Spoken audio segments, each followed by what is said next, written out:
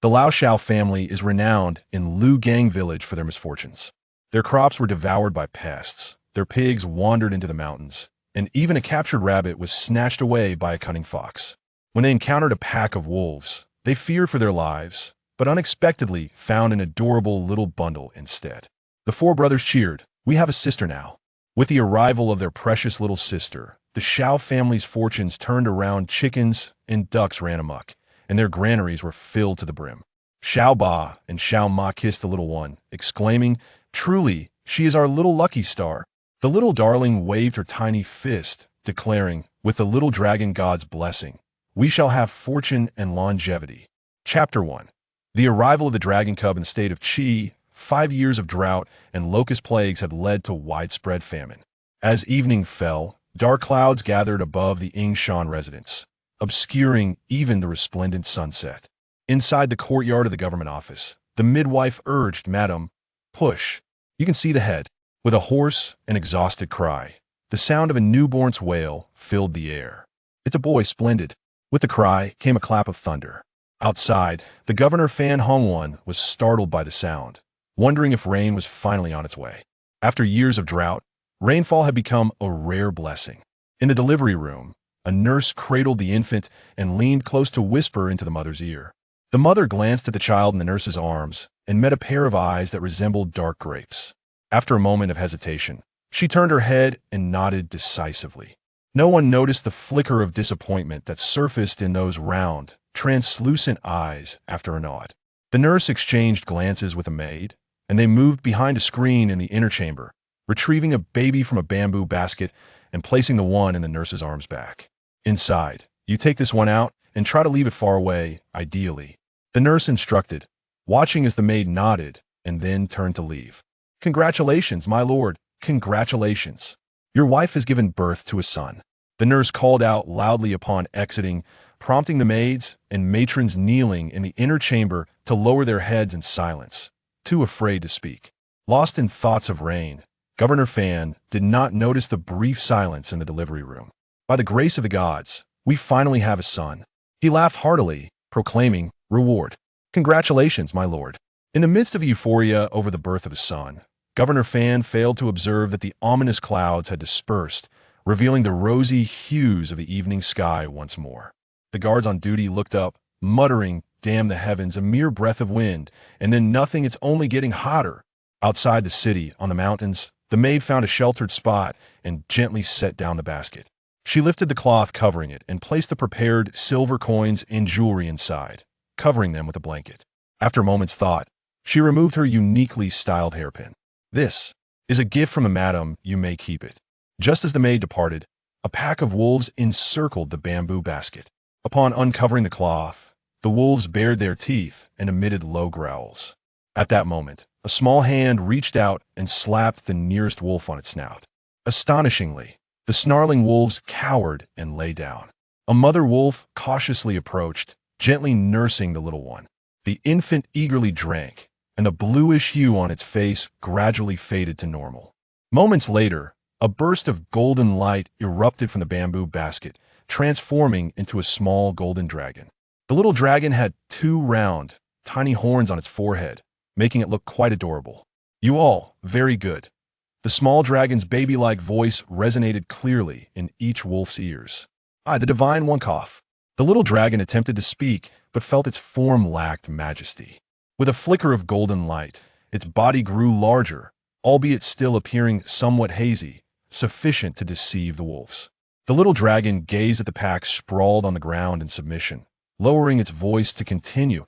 "I command you to protect this child until a suitable family for adoption is found." The palpable divine pressure nearly made the front wolves vomit blood, rendering them immobile as they could only whimper in submission. The little dragon flicked its tail, sending a beam of golden light onto the foremost white wolf, instantly bestowing upon it intelligence. The little infant, unwilling to be outdone, clenched her tiny fist and waved at a snow-white wolf king approached, first bowing in respect before taking the bamboo basket and departing the forest. The cart creaked slowly through the dark night as a heavily pregnant woman clutched her bundle, frequently glancing towards the pitch-black forest. "Dear husband, I am a bit scared." Pulling the cart was Xiao Yongfu, who paused at her words. He wiped his brow and smiled as he approached his wife. Lin Shi, you are already the mother of four. Why are you still timid like a young girl? Fear not. I am here. Lin Shi shot him a glance. What nonsense are you speaking? Xiao Yongfu grinned and replied, Hee, if I were serious, how could this baby come to be? Speaking of the baby, Lin Shi sighed, as her pregnancy had become increasingly uncomfortable in the later stages. Once she even fainted, and just days ago, the midwife discovered the baby was in an unfavorable position. In their village, there was only one veterinarian for a doctor. They had to take the cart to the city. The Xiao family was notorious for their misfortunes. Every crop was infested with pests, and even a captured rabbit could be taken by a fox this time. The money to see the doctor came from borrowing from the village head. On their way to the doctor that morning, the cart broke down, and by the time it was their turn to see the doctor, he had gone to lunch. Upon leaving the city, they discovered their provisions had been lost. Thankfully, they had borrowed only a little money for the doctor, or they would have felt even more pained. Noticing Lin Shi's sigh, Xiao Yongfu offered her a sip of water and reassured her, do not worry, there is always a way. We are honest folk and have never wronged anyone. Heaven will not forsake us. Just as Lin Shi was about to respond, a rustling sound approached from afar, startling her. Xiao Yongfu stood protectively in front of her, gazing towards the source of the noise. Hiss! He inhaled sharply. Dear husband, wolves! Lin Shi clung to her husband's arm in fear, trembling as she beheld pairs of green eyes in the darkness. Xiao Yongfu's heart sank. There were at least 20 or 30 wolves. With Lin Shi about to give birth, they could neither run nor escape quickly. They were likely to meet their end today. Dear husband, what ill fortune has befallen us? Are we to be devoured by wolves today? Before he could ponder further, the pack halted. In the moonlight, he discerned that the lead wolf appeared to be carrying a bamboo basket in its mouth. The Wolf King scoffed internally, dismissing the couple as mere skeletons. Biting into them would likely be akin to gnawing on bones. Suddenly, a baby's cry emanated from the basket, causing their hearts to race. The wolf cautiously approached, placing the basket on the ground just a step away from Xiao Yongfu, letting out a soft whine. Dear husband, I just heard a child's voice. Quickly, open the basket. Lin Shi, upon hearing that sound, cast aside her fear, her thoughts consumed by the child in the wolf's mouth. Okay. Xiao Yongfu realized that the wolf did not intend to harm them. He carefully approached and lifted the cloth covering the basket. My dear, look, there truly is a child, he exclaimed as he lifted the infant from the basket and placed her into Lin Shi's arms. Lin Shi cradled the child, cooing softly, enchanted by the lovely little face. The pair of dark grape-like eyes gazed back at her with curiosity, and she exclaimed, so beautiful. The little bundle blinked, seemingly delighted by the compliment, while the white wolf, understanding her thoughts, felt a mix of helplessness and joy, lowering its tail and remaining silent. After a considerable time, Lin Shi finally remembered to lift the blanket and take a glance, immediately exclaiming in delight, it's a girl, her father, it's a girl. Chapter 2. A sister has arrived. The Xiao family had 4 sons, and the doctor had claimed that the child in Lin Shi's womb was a boy. The family had longed for a daughter to the point of madness. Upon hearing that it was a girl, Xiao Yongfu was filled with joy, but he had not forgotten that they were faced with over 20 wolves. Particularly, the wolf at the front, not gray but entirely snow-white, appeared to possess an ethereal and misty quality under the moonlight. What puzzled him was the gaze of this wolf, which seemed to brim with affection and joy as it looked at the child. Surely, he must have been frightened and was seeing things. Such a wonderful child. How could she be abandoned in this desolate wilderness? It is truly a sin. Lin Shi lamented, her heart aching for the tiny being. The child was wrapped in exquisite silk, a clear indication of her noble lineage. How could anyone abandon such a precious life? Xiao Yongfu noticed that the wolves were all observing the child in Lin Shi's arms, and he gradually relaxed, turning to gaze at the little one. The more he looked, the more he was enchanted. It was evident that the child had just been born, and her eyes seemed to communicate with him, sparkling with laughter. My dear, if this child has been brought to us by wolves, then it must be fate. The little bundle thought to herself, I too believe we are destined to be together, including the one in your wife's womb. After nearly 2 decades of marriage, Lin Shi immediately understood her husband's intentions. Clutching the child tightly with joy, she declared, then it is settled, this child will be our daughter. Indeed, Xiao Yongfu, finally have a daughter. Ha ha ha. My dear, what is wrong? He had barely laughed twice when he noticed Lin Shi's countenance had shifted. Lin Shi's face turned pale, trembling as she said, I think I'm about to give birth. Upon hearing that Lin Shi was in labor, Xiao Yongfu panicked. They were in a remote area with no village nearby, and the city gates had already closed. Lin Shi's labor position was not yet fully corrected, and they should have stayed in the city for the night. Xiao Yongfu hastily picked up the basket from the ground and tossed it onto the cart. Without a moment's hesitation, he urged the cart forward. No matter how hard he tried to run, it was only 2 legs, and after a long day, his strength was already depleted. On the cart, Lin Shi began to experience contractions, crying out in distress. Even so, she held the little one tightly in her arms, fearful of any jolting. The little bundle sensed Lin Shi's anxiety and pain, looking pityingly at the pallor that gradually enveloped her face. A tiny arm waved about. The little one thought discontentedly, my mother's about to give birth, and you all just stand there? A bunch of good for nothings. The pack of wolves seemed to respond. We really haven't had anything to eat tonight. At that moment, the dragon god was paramount, and 2 wolves rushed over from a distance, pushing past Xiao Yongfu with an air of grievance, casting him a meaningful glance. Xiao Yongfu was indeed captivated by the wolf's gaze and understood its message. He nodded absently, sighed, and sat down on the cart. Once the 2 wolves saw him settled, they bit onto the shoulder straps and began to charge forward, swapping with other wolves when tired. The journey that typically took 2 hours was traversed in less than half an hour by the frenzied pace of the wolf pack.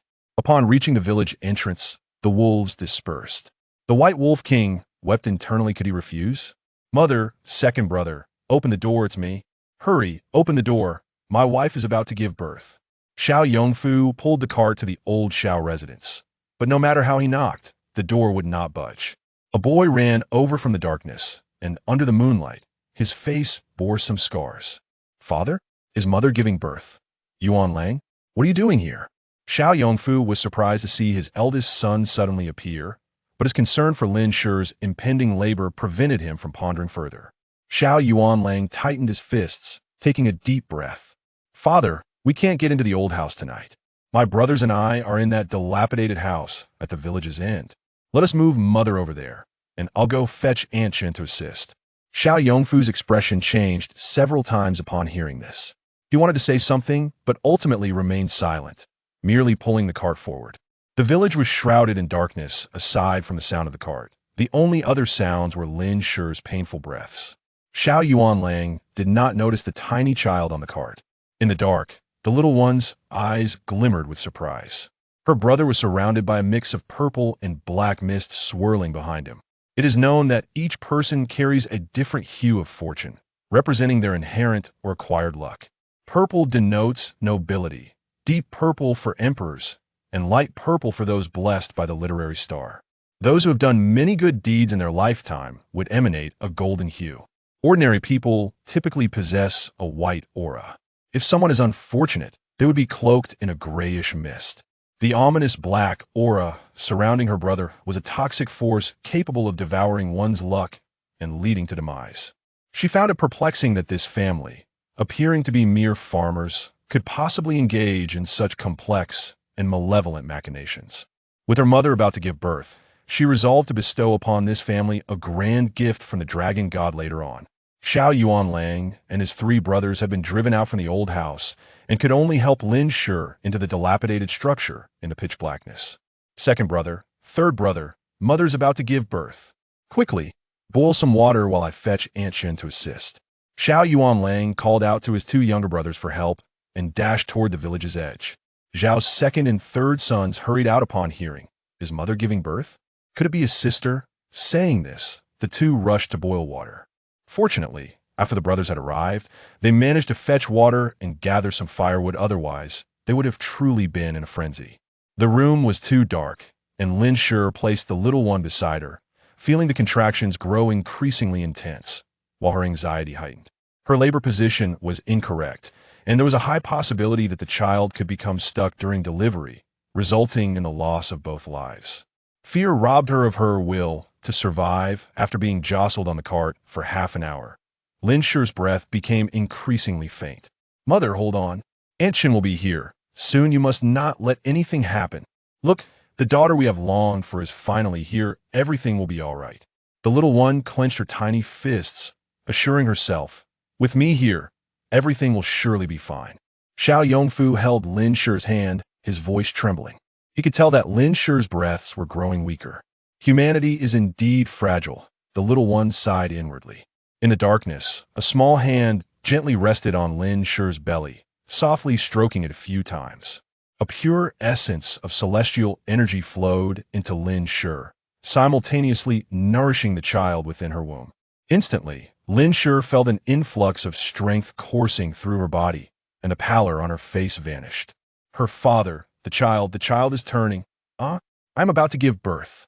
As soon as she finished speaking, Lin Shi felt all her strength converge toward a singular outlet. Wah wah wah wah. The child's cries, sent forth by the celestial energy, were indeed resounding. Xiao Yongfu had not expected that in the blink of an eye, Lin Shi, with her feeble strength, would successfully deliver the child. Upon hearing the cries, the two brothers who were boiling water hurried to the door, calling out loudly, "Father, did mother give birth? Is it a sister?" Xiao Yongfu wiped his face, responding, "Your mother has given birth to a brother." Before he could finish, the brothers' deflated voices drifted in. "A brother? Ugh, what's the point of a brother? And not interested, we want his sister." Xiao Yongfu's voice rang out again. "There's still one sister." "What? We have a sister? Wonderful, we have a sister." The brothers leaped up in J-O-Y.I-S, the sister pretty? The brothers, having altered their earlier disdain upon hearing of a brother, were now ecstatic and incoherent. In the dimness of the room, the little one revealed a sweet smile. "I have a mother, a family, and brothers. Hooray!" Chapter 3. The countenance of the dragon god Xiao Yongfu was utterly disturbed by the incessant bickering of the two youngsters, hastening to boil water and attend to his sister. "All right," exclaimed Xiao Zhonglong, "from now on, I shall pick fruits for my sister." Xiao Chunlang chimed in. "I will take her to the river to catch fish." By the time Aunt Chun and Xiao Yuanlang arrived, Xiao Yongfu had already tidied up both the children and Lin Shi. "Haha, Sister Chun has arrived. Please come in. It's a bit dark. Take your time." Aunt Chun quietly sighed, reflecting, Xiao Yongfu is remarkably unfazed, despite being cast out by the Xiao family. He still manages to smile. Earlier, when the eldest of the Xiao family had come to borrow an oil lamp, she had recalled the commotion at the Xiao family estate that afternoon. Has she already given birth? "I brought an oil lamp," Aunt Chin announced as Xiao Yuanlang lit it. Lin Shi cradled one child while another lay beside her. Indeed, she had given birth to a pair of twins, a dragon and a phoenix. Upon hearing that a sister had been born, Xiao Yuanlang's eyes sparkled with joy. "Mother, I have a sister now." Lin Shi nodded. "Yes, this is your sister. Would you like to hold her?" "My hands are dirty." "Look," she is smiling. Xiao Yuanlang waved his hands dismissively, leaning closer to see the little bundle smile and blow a bubble, nearly bursting with joy. Upon drawing nearer, Lin Shi noticed the cuts on her son's face, but refrained from mentioning it in front of Aunt Chun. Aunt Chun approached to examine Lin Shi closely, offering a compliment. "You've given birth to 2 children, and your complexion still shows a hint of rosy health. You truly are blessed." The little one in Lin Shi's embrace secretly rolled her eyes, thinking, "Who do you think is protecting me? I could have 10 more without a hitch." Aunt Chun mused to herself, "Youth truly holds its advantages." Yet she could not fathom why, despite their family's dire poverty, Lin Shi still yearned for a daughter. With a beaming smile, Lin Shi inquired, "What shall we name the 2 children, their father?" Xiao Yongfu pondered for a moment, then slapped his thigh, declaring, "Our daughter shall be named Nuanyang, Xiao Nuanyang." The moment I laid eyes on her, my heart felt warm and cozy. "The little one will follow her brother and be called Lu Lang." Lin Shi chuckled, addressing the baby girl in her arms. "Nuanyang, my little treasure. Your father dotes on you. What a lovely name." Xiao Nuanyang puffed her tiny lips and blew a bubble, then beamed with warmth, delighting Lin Shi. "Father, I believe our little treasure is a good fortune." Just now, when her tiny hand touched my belly, little Lu turned inside, and I felt invigorated. Otherwise, the little bundle proudly lifted her chin. "I am the dragon god, blessed with fortune." Lin Shi did not voice her unspoken thoughts, but Xiao Yongfu understood. Had little Lu not turned, it would have been a tragic outcome for both mother and child. Xiao Yongfu blithely said Nuanyang, stating earnestly, "Our daughter is destined for good fortune, but let us refrain from uttering such words, lest we invite misfortune upon child. A child protected by a wolf pack is undoubtedly extraordinary." Yet, Xiao Yongfu hesitated to voice these thoughts aloud. Although they had only met for a few hours, he genuinely cherished this child and wished not to complicate matters with other considerations. Lin Shi instantly grasped his meaning and nodded with reddened eyes. She leaned down to kiss her daughter, pondering who could be so heartless. Xiao Yuanyang curled the corners of her tiny mouth into a serene smile, lulled by Lin Shi's gentle rocking, gradually closing her eyes. During these years of famine, Xiao Yongfu could be considered fortunate yet also unfortunate. The fortune lay in the presence of both parents, while the misfortune stemmed from his father's illness, forcing him to remain bedridden. Even more unfortunate was the fact that his mother, old Madame Yao, favored her second son.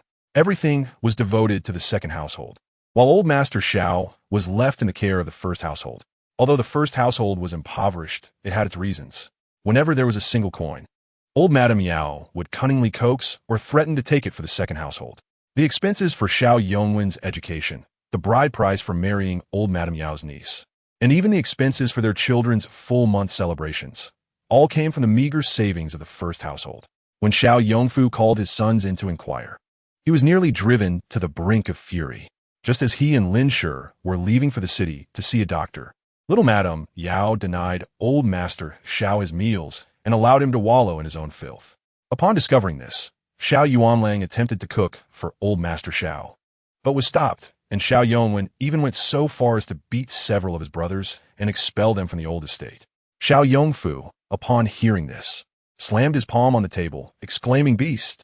He actually condones that little Madame Yao. The little one, awakened from a pleasant dream, felt angered. "Dear father, please calm down." She wanted to cry out, but also wished to continue listening. After a moment's contemplation, she remained still. As Xiao Yongfu stood up, filled with righteous indignation, he stormed out, declaring, "I will confront that beast and demand an explanation of filial piety." Xiao Yuanlang seized his father's arm, imploring, "Father, please sit down. This afternoon, they said that my brothers and I are only fit to dig in the dirt for our meals, unworthy of sharing the same roof as them. Are we to forage in the dirt to feed pigs and dogs?" Xiao Yongfu was momentarily taken aback by his eldest son's words. He had been somewhat foolishly filial, having been brainwashed by old Madame Yao. Yet, seeing the bruises on his son's youthful face, combined with the repressed but indignant expression, he began to ponder whether he had erred in his actions over the years. In the dim light, Xiao Yuanyang slightly fluttered her eyelashes, squinting to catch a glimpse of her mother. Seizing the opportunity when she was not paying attention, she stealthily turned over, realizing that being a baby was quite arduous. She could hardly move without feeling stifled.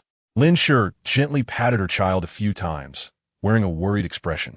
"Father, the priority now is that my milk supply is insufficient. I fear that both children may not be adequately nourished. We need to procure some nourishing broth." With that, she blew out the lamp. Once everyone had drifted into slumber, the little one opened her eyes. In the sweltering heat and cramped quarters, everyone was drenched in sweat. Yet, there was no roof above, allowing for a clear view of the myriad stars in the sky. Under such circumstances, she could not yet summon rain, otherwise, the family would suffer even more. As golden light flickered, a palm-sized golden dragon emerged from Xiao Yuanyang's body. The tiny dragon's tail swept through the air, bringing a refreshing breeze that settled the slumbering individuals. The little golden dragon emitted a ray of golden light from its rounded, adorable horns, waiting for a response that never came. What a simple task to descend and undergo tribulations, yet I never anticipated such an adventure. The little golden dragon scolded cutely. Visibly annoyed, the little golden dragon rolled in midair, appearing quite charming. "You thought that upon closing the book, I would be trapped." The golden dragon placed its tiny claws on its hips. Not receiving a reaction, it suddenly transformed into an egg. "I'm still a baby. You shall regret treating a dragon cub this way." Finally, it imitated the voice of the heavenly emperor, lowering its tone and adopting an authoritative demeanor to declare, "I am the illustrious dragon god, a legitimate deity." After all the commotion, it was merely a matter of face. After all, the dragon god must uphold its dignity. Chapter 4. The Xiao family's old residence with fury bubbling inside, the little golden dragon could only circle the dilapidated house. Since she had arrived at the Xiao family, it was her duty to protect her kin. In the original narrative, the Xiao Yongfu family faced dire hardships. Without encountering the little dragon god, nor receiving the assistance of celestial energy, Lin Shi tragically perished during childbirth, leaving behind a lifeless body along with her child. Whether Xiao Yongfu's filial piety was genuine or foolish, in the end, he could not safeguard old Master Xiao. While hunting in the mountains, he suffered a grievous injury, ultimately meeting a fate of being devoured by wild beasts, while old Master Xiao starved to death at the hands of the second household. Without parents, Xiao Yuanlang, Xiao Zhonglong, Xiao Chunlang, and Xiao Jilong naturally faced a tragic end. The fourth son was taken by the second household for sustenance, while the second and third sons were brutally beaten to death while attempting to rescue their younger brother. The eldest, Yuanlang, ultimately left Liugang Village, only to encounter the original form of Xiao Nuanyang, who had been raised by a wolf pack. A group of refugees sought to kill the original form for a meal, and Yuanlang, recalling his tragically deceased brother, charged to save her, only to meet his own demise. In the book, the tale of the Xiao family is both tragic and straightforward. As for the other details, she remained unaware. Due to the constraints imposed by the one who brought her in, it was necessary to meet the person in order to comprehend the story and conclusion of the character within the narrative. What the predicament? After some contemplation, I clenched my tiny fists and waved my hand to release a shimmering glow that permeated the bodies of the Xiao family members. In an instant, they beheld a radiant spectrum of colors in their dreams. Meanwhile, the dark aura surrounding Xiao Yuanlang diminished significantly. My family shall be blessed abundantly. I am determined to ensure you all live well. After making this vow, I swiftly succumbed to slumber. Children must sleep well to grow quickly. Even the dragon god is no exception. It was not until all was silent that a hazy, indistinct figure appeared within the dilapidated house. The cool breeze intensified inside, and Xiao Yongfu sighed contentedly in his sleep. The figure observed the little dragon god sprawled out in slumber and smiled wryly, affectionately yet helplessly remarking, "This little one truly knows how to cause a ruckus, exhausting the little bit of spiritual energy he has, leaving his celestial body weakened." Golden celestial energy silently flowed into the little golden dragon's ethereal form, solidifying its translucent essence. I hope you can comprehend the depth of my intentions. The luminous figure said before vanishing from the crumbling abode. When Xiao Nuanyang awoke, she found herself cradled in Lin's arms, being fed. Unfortunately, she had only consumed half a meal before Lin's milk ran dry. The little bundle let out a bubble, and upon hearing her mother's words, declared, "Then let us split the family." In the firewood room of the Xiao family's old residence, a bed was propped against the northern wall, where the emaciated Grandpa Xiao lay, his murky eyes glaring at the young Yao family member. Xiao Yongfu was grabbing his brother Xiao Yongwen by the collar, pointing at the broken bowl on the floor and scolding, "You beast, he is your father, yet you allow Yao to feed him dog food. Are you not afraid of divine retribution? Eldest brother, they want my life." Grandpa Xiao exclaimed, slapping the bed, raising a cloud of dust. "As soon as you left, they moved me to the firewood room." Xiao Yongwen struggled against his brother's grip, displeased, and scolded, "Let go, how uncouth." Young Yao stood with her hands on her hips, her slanted eyes filled with disdain. "How many are starving outside? Having dog food is already a good life." Grandpa Xiao was nearly choked with anger at young Yao's words. Gasping for breath, while Xiao Chunlang hurriedly patted Grandpa Xiao's chest, "Grandpa, don't be upset. My mother gave birth to a beautiful sister yesterday. I will bring her to you, and you will surely like her." Grandpa Xiao took a deep breath and patted Xiao Qinlong's face with his rough, dark hand.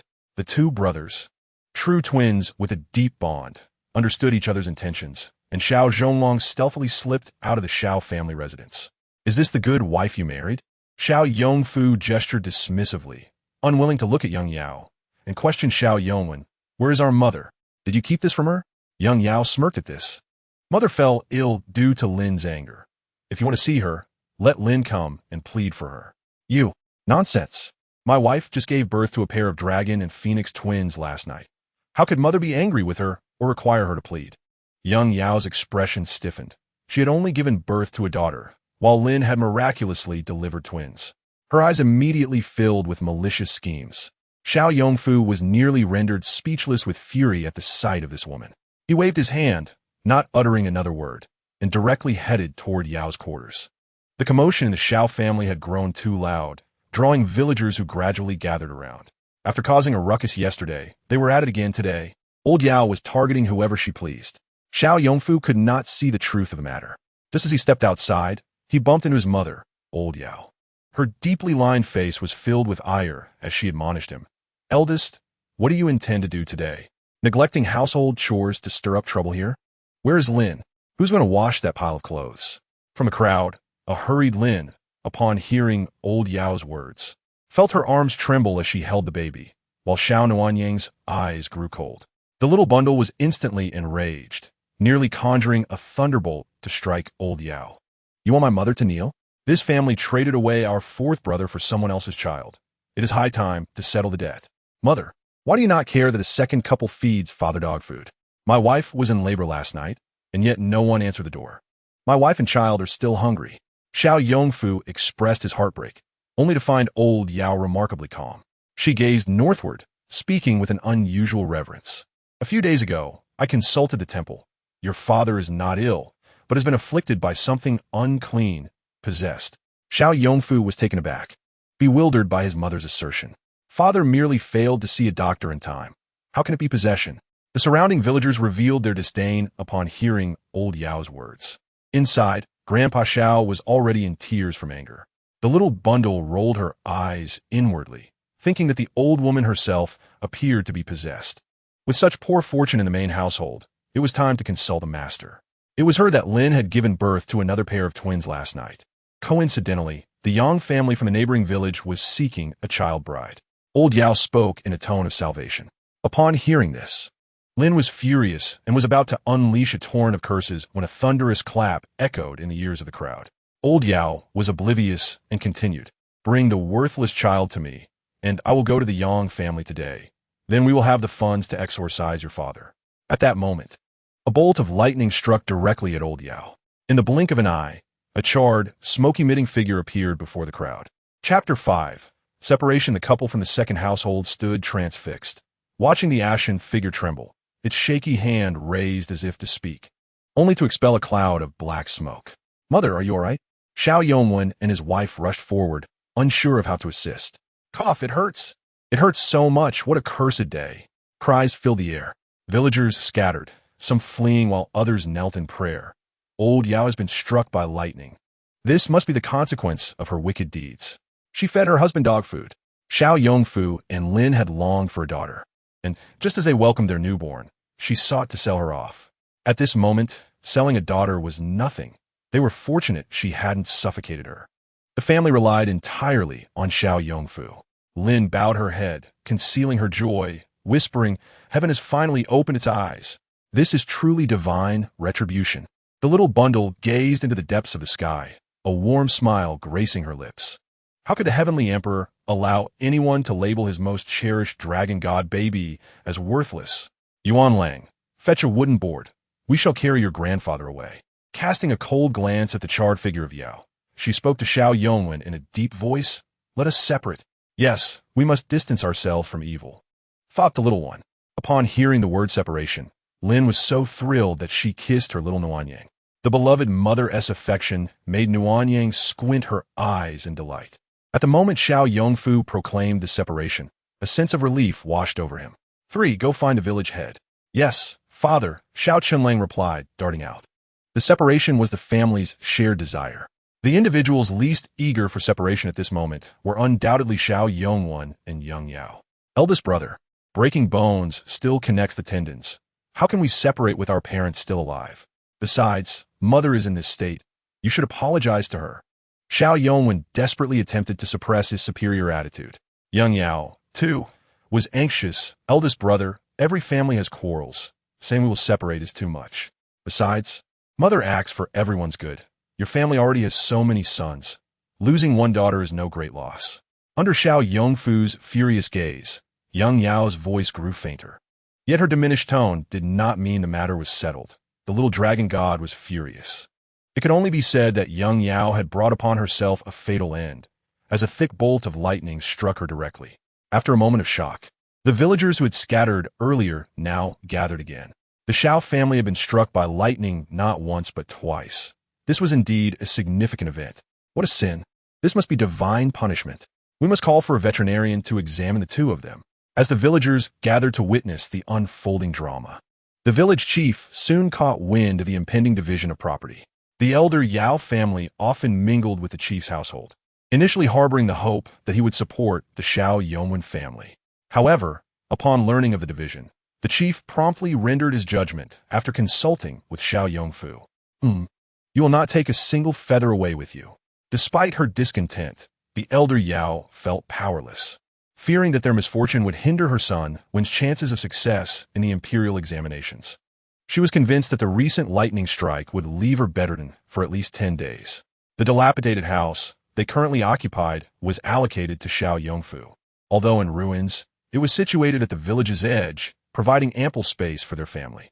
With a bit of renovation and the construction of a few additional rooms, it could serve them well. Land was available in the village, but due to the division, 2 mu of land and a small pond were carved out from the Xiao family's territory. Your family is large.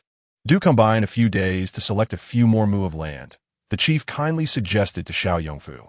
Uncle, I am truly grateful for your assistance this time. Xiao Yongfu began to bow, but the chief waved his hand to stop him. Just as he was about to leave, he added, I heard your family welcomed twins this time? Upon hearing news of his children, Xiao Yongfu's face brightened with a smile. Indeed, we have a daughter this time. Uncle, do visit us and meet my little girl. Xiao Lu chimed in, so I was just a lucky find, right? The chief, however, replied earnestly, certainly, certainly. In addition, the elder Yao had gifted them an old hen that would never lay eggs, rendering the division rather joyous indeed. It turned out that just last night, his ancestors had appeared in a dream, instructing him to treat Xiao Yongfu's family well, for their mutual prosperity depended on it. Reflecting on his early days as village chief, he had once aspired to achieve something significant. Stroking his beard, he resolved that if favoritism were to be shown, it would be directed towards those deserving. Meanwhile, upon hearing her son cry, Lin Shi hastened her steps. Surely he was hungry. She lamented that her milk was insufficient. With that, she lifted her garment and began to nurse her son. Xiao Yuanlang supported Lin Shi as she lay down with Xiao Lulang in her arms. Father, the chickens they gave us have never laid eggs. Perhaps we should slaughter one to supplement mother? Xiao Yongfu found his eldest son's suggestion reasonable. Then go ahead and kill the hen, clean it up, and I will cook later. All right. Xiao Yuanlang, ever diligent, grabbed a knife and headed to the backyard in search of the old hen. The little one blew a bubble, contemplating whether it would live or die. The hen retorted, Are you being polite? Whatever happened to kindness and love? As Xiao Yuanlang reached the backyard, the hen suddenly transformed from lethargy to vitality, strutting with its tail held high. Though reluctant, he resolutely reached out to catch it. Sorry, he exclaimed. Wait, is that a transformation? The hen, with its comb flushed and neck elongated, began laying egg after egg. Brother, hurry and call father. Xiao Zhonglong, often relegated to a mere errand boy, turned and dashed off. Father, come quickly. Big brother has transformed. Before he could finish, Xiao Yuanlang, who followed closely behind, smacked him. What nonsense are you spouting? Father, come and see. That hen just laid over 20 eggs. It must have transformed. Over 20? I would be grateful if it laid just 2. Xiao Yongfu followed his sons to the backyard and was astounded to find a pile of over 20 eggs on the ground. He picked up one of the still soft and warm eggs, exclaiming, Goodness, the wind was so strong just now, it nearly took my tongue away. The hen strutted proudly past Xiao Yongfu, who then entered the house to check on his daughter before continuing.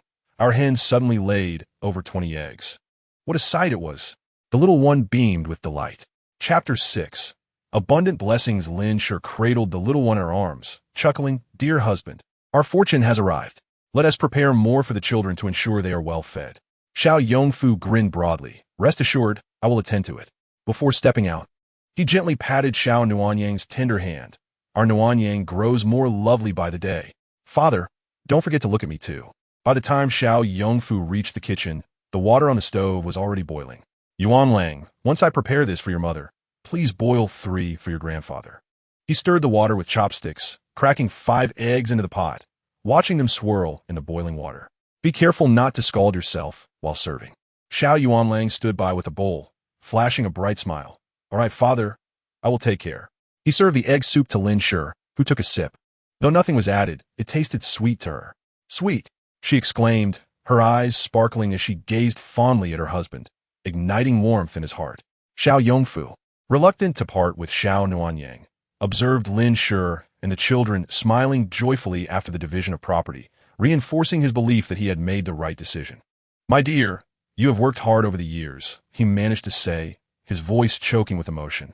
Lin Shi, however, could not weep, replying, my husband, let bygones be bygones.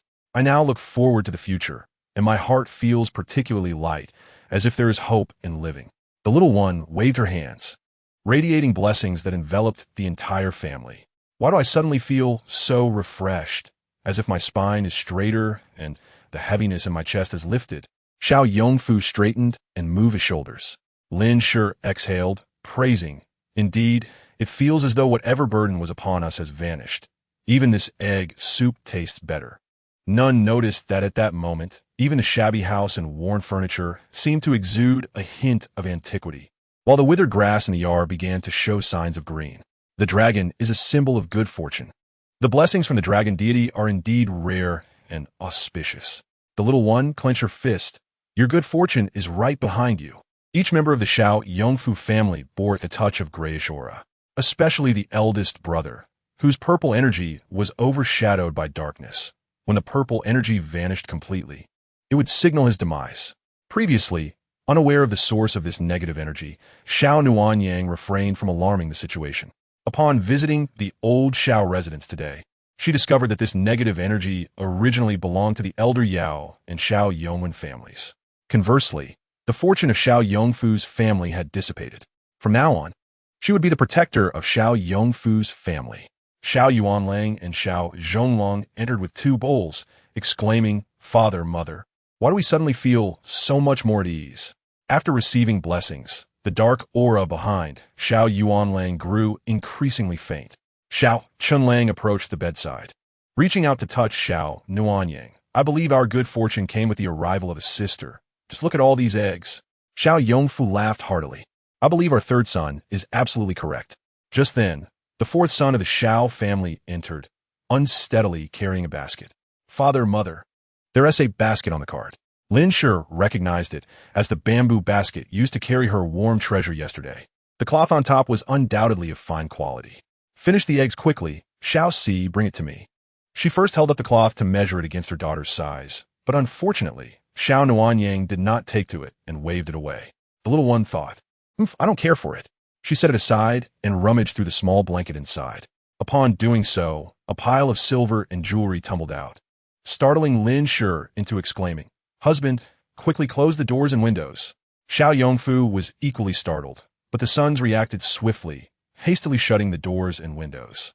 Xiao Nuanyang rolled her eyes at the sky above, thinking, what good will closing the doors and windows do when the roof remains wide open? Lin Shi quietly counted the silver. 6 pieces of 3 taels, 2 pieces of 5 taels, 1 piece of 10 taels, a silver hairpin, a pair of earrings, and a silver ring. Altogether, the total amounted to nearly 50 taels of silver. The sons, forgetting their meals, gathered around the bed to watch Lin Shi count the silver. His father gestured with his hand, indicating that 50 taels was indeed a substantial sum. For any ordinary family, that amount was nothing short of a fortune. After all, the annual income for a typical household was merely 2 taels of silver. In this year of great calamity, farmers faced a total loss, and it was not even possible to speak of 2 taels, let alone 2-1. Xiao Yongfu cradled his daughter in his arms, playfully teasing her as he watched her tender, soft lips produce a bubble, her laughter unrestrained. The primary goal was to procure fine fabric for their deer bow to make clothes. Xiao Nuanyang reached out her tiny, delicate hand to grasp the finger that was teasing her, her bright eyes filled with joy. How wonderful! Our family as fortunes will gradually improve. Lin Shi wiped away her tears. The brothers, Xiao Yuanlang and his siblings, all wore expressions of delight.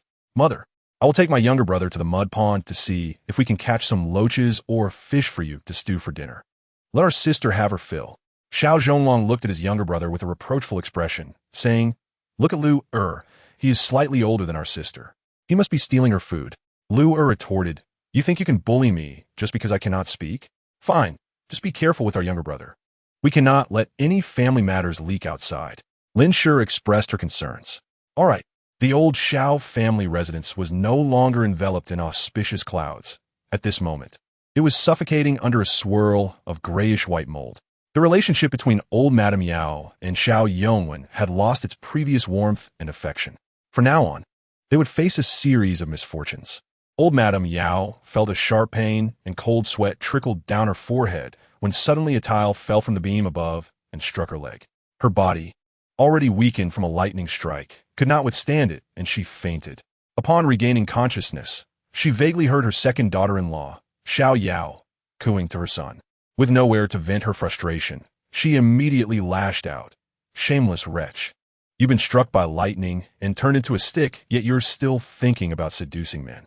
If you interfere with one of Er's studies, I will tear you apart." Xiao Yao, unable to move from the pain, wept uncontrollably. She wished to evoke pity from her husband. But when Xiao Yongwen saw her face smeared with tears and snot, he felt nauseated. "Wen, you're the only one who can move in the house. Hurry and cook for your mother." Old Madame Yao's face twisted in anger. Xiao Yongwen raised his chin proudly and said, "Mother, the spring examination is approaching. What if cooking interferes with my studies?" Old Madame Yao realized her son was right, and amidst their astonished gazes, she forced herself to rise and drag Xiao Yao off the bed. "Little hussy, get up and cook. If one goes hungry, just wait and see how I deal with you." Xiao Yao had never endured such treatment, and being of a fiery temperament, she immediately began to wrestle with old Madame Yao. Xiao Yongwen could not separate the two and, in frustration, ran away. Chapter 7. Good fortune arrives defeated. Xiao Yao clung to her tattered form, weeping while cooking in the kitchen when Xiao Yuanlang and his brother arrived at the newly allocated pond. Though termed a pond, it actually contained little clear water, mostly mud, given the limited rainfall throughout the year. Rolling up his trousers, Xiao Yuanlang descended into the muck with a bucket.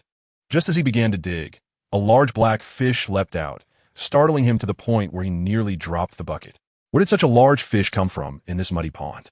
Was it possible that the fish did not live in water, but, like loaches, burrowed in the mud? Their family had always returned empty-handed from fishing or hunting. Xiao Yuanlang could hardly believe his luck. He suddenly thought of his sister's lively eyes, helping their parents care for their younger siblings. He understood what ordinary children were like. Now that they had successfully divided their family and received a windfall of gold and silver, with a large fish seemingly presenting itself to them, Xiao Yuanlang felt certain that his sister was a harbinger of good fortune. If a rabbit were to dash in front of them and meet its end, he would not be surprised. "Brother, look!" Xiao Yuanlang exclaimed. However, Xiao Zhonglong was too preoccupied with the loaches beneath his feet to notice the fish. "Brother, why are there so many loaches? Quickly bring the bucket. Be careful not to let my fish escape," Xiao Yuanlang cautioned, eyeing the hefty fish in the bucket with concern for his brother's grip. Xiao Zhonglong nearly dropped the bucket, exclaiming, "Good heavens, this loach is heavy. Let us catch fewer." The brothers exerted considerable effort to remove half of the wriggling loaches from the bucket. The Xiao family was not greedy.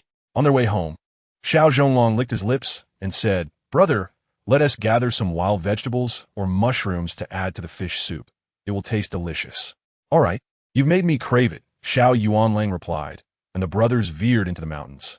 The mountains behind Liugang Village were not merely small hills, but rather a vast range, soaring into the clouds, known as Yuling.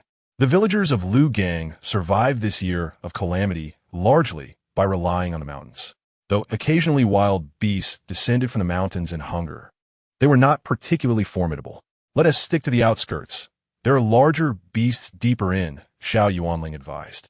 Xiao Zhonglong, having few opportunities to enter the mountains, heeded his brother's words and quickly agreed. "Brother, look, mushrooms." Xiao Zhonglong pointed excitedly at clusters of yellow umbrellas beneath a tree. He inhaled deeply. These mushrooms smell delightful. "They aren't tea poisonous, are they?" Xiao Yuanlang squatted down for a closer look, declaring, "These mushrooms are safe. I saw them at the Liugang house last time." To his surprise, there were so many. "Gather plenty.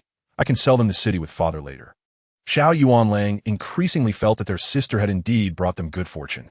All right, Xiao Zhonglong hurriedly picked more, but as he rounded the tree, he suddenly exclaimed, "Ah, brother." Xiao Yuanlang assumed his brother had fallen, but was taken aback when he arrived to see a gray rabbit bouncing toward them, leaping straight into Xiao Zhonglong's basket, which already contained 2 gray rabbits. "Brother, another one." Xiao Zhonglong had heard the village elders speak of the tale of the diligent farmer, yet he had never heard of rabbits jumping into anyone's basket. "Another one." Xiao Zhonglong trembled with excitement, unable to discern whether he felt fear or exhilaration. As the rabbit jumped into the basket, Xiao Yuanlang swiftly pulled Xiao Zhonglong away, covering the basket and bucket with large leaves along the way. They felt as if they were in a dream, yet the weight on their backs and in their hands was all too real. The brothers exchanged glances and burst into laughter. In the Xiao household, "Mother, look, we caught fish and rabbits. We can make warm clothes for our sister." Lin Shi nearly exclaimed upon seeing what they had brought. "What is this?" "Mother, we were so lucky. A big fish jumped in a brother's bucket, and then a rabbit jumped into my basket," Xiao Yuanlang recounted. Lin Shi felt a rush of anxiety. The children found it amusing, but she cast a worried glance at her husband. "What is this?" Xiao Yongfu chuckled heartily. "Do not panic. We neither stole nor robbed. The fish is from our own pond, and the rabbit jumped in of its own accord. This is a blessing from heaven." The little one expressed her anticipation for the evening's fish soup. The mushrooms looked exceptionally fresh. Xiao Nuanyang turned in her father's embrace. Dozing off once more, children need their rest.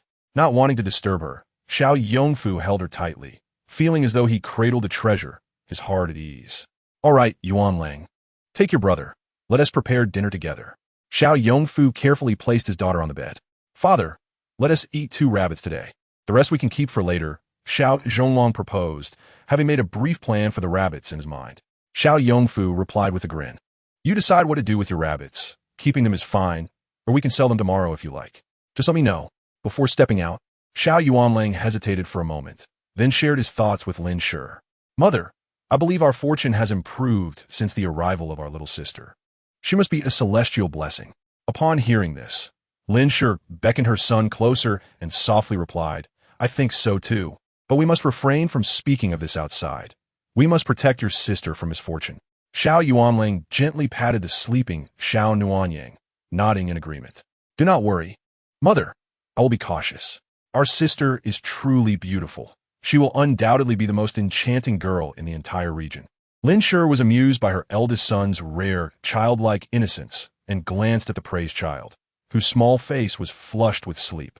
It had been less than half a day since they had separated from the old family, yet Lin Shi felt as if she had weathered countless storms. Reflecting on the oppressive days spent in the Xiao family ancestral home felt like a distant dream. Their lives would undoubtedly improve. Chapter 8. A Fortunate Lifetime to Eat. Xiao Laozu was brought over by Xiao Yongfu and his son Xiao Yuanlang. "Eldest, I'm an old man nearing death. Why do you keep moving me around?" Although Xiao Laozu was carried out by Xiao Yongfu, he felt like a stagnant pond.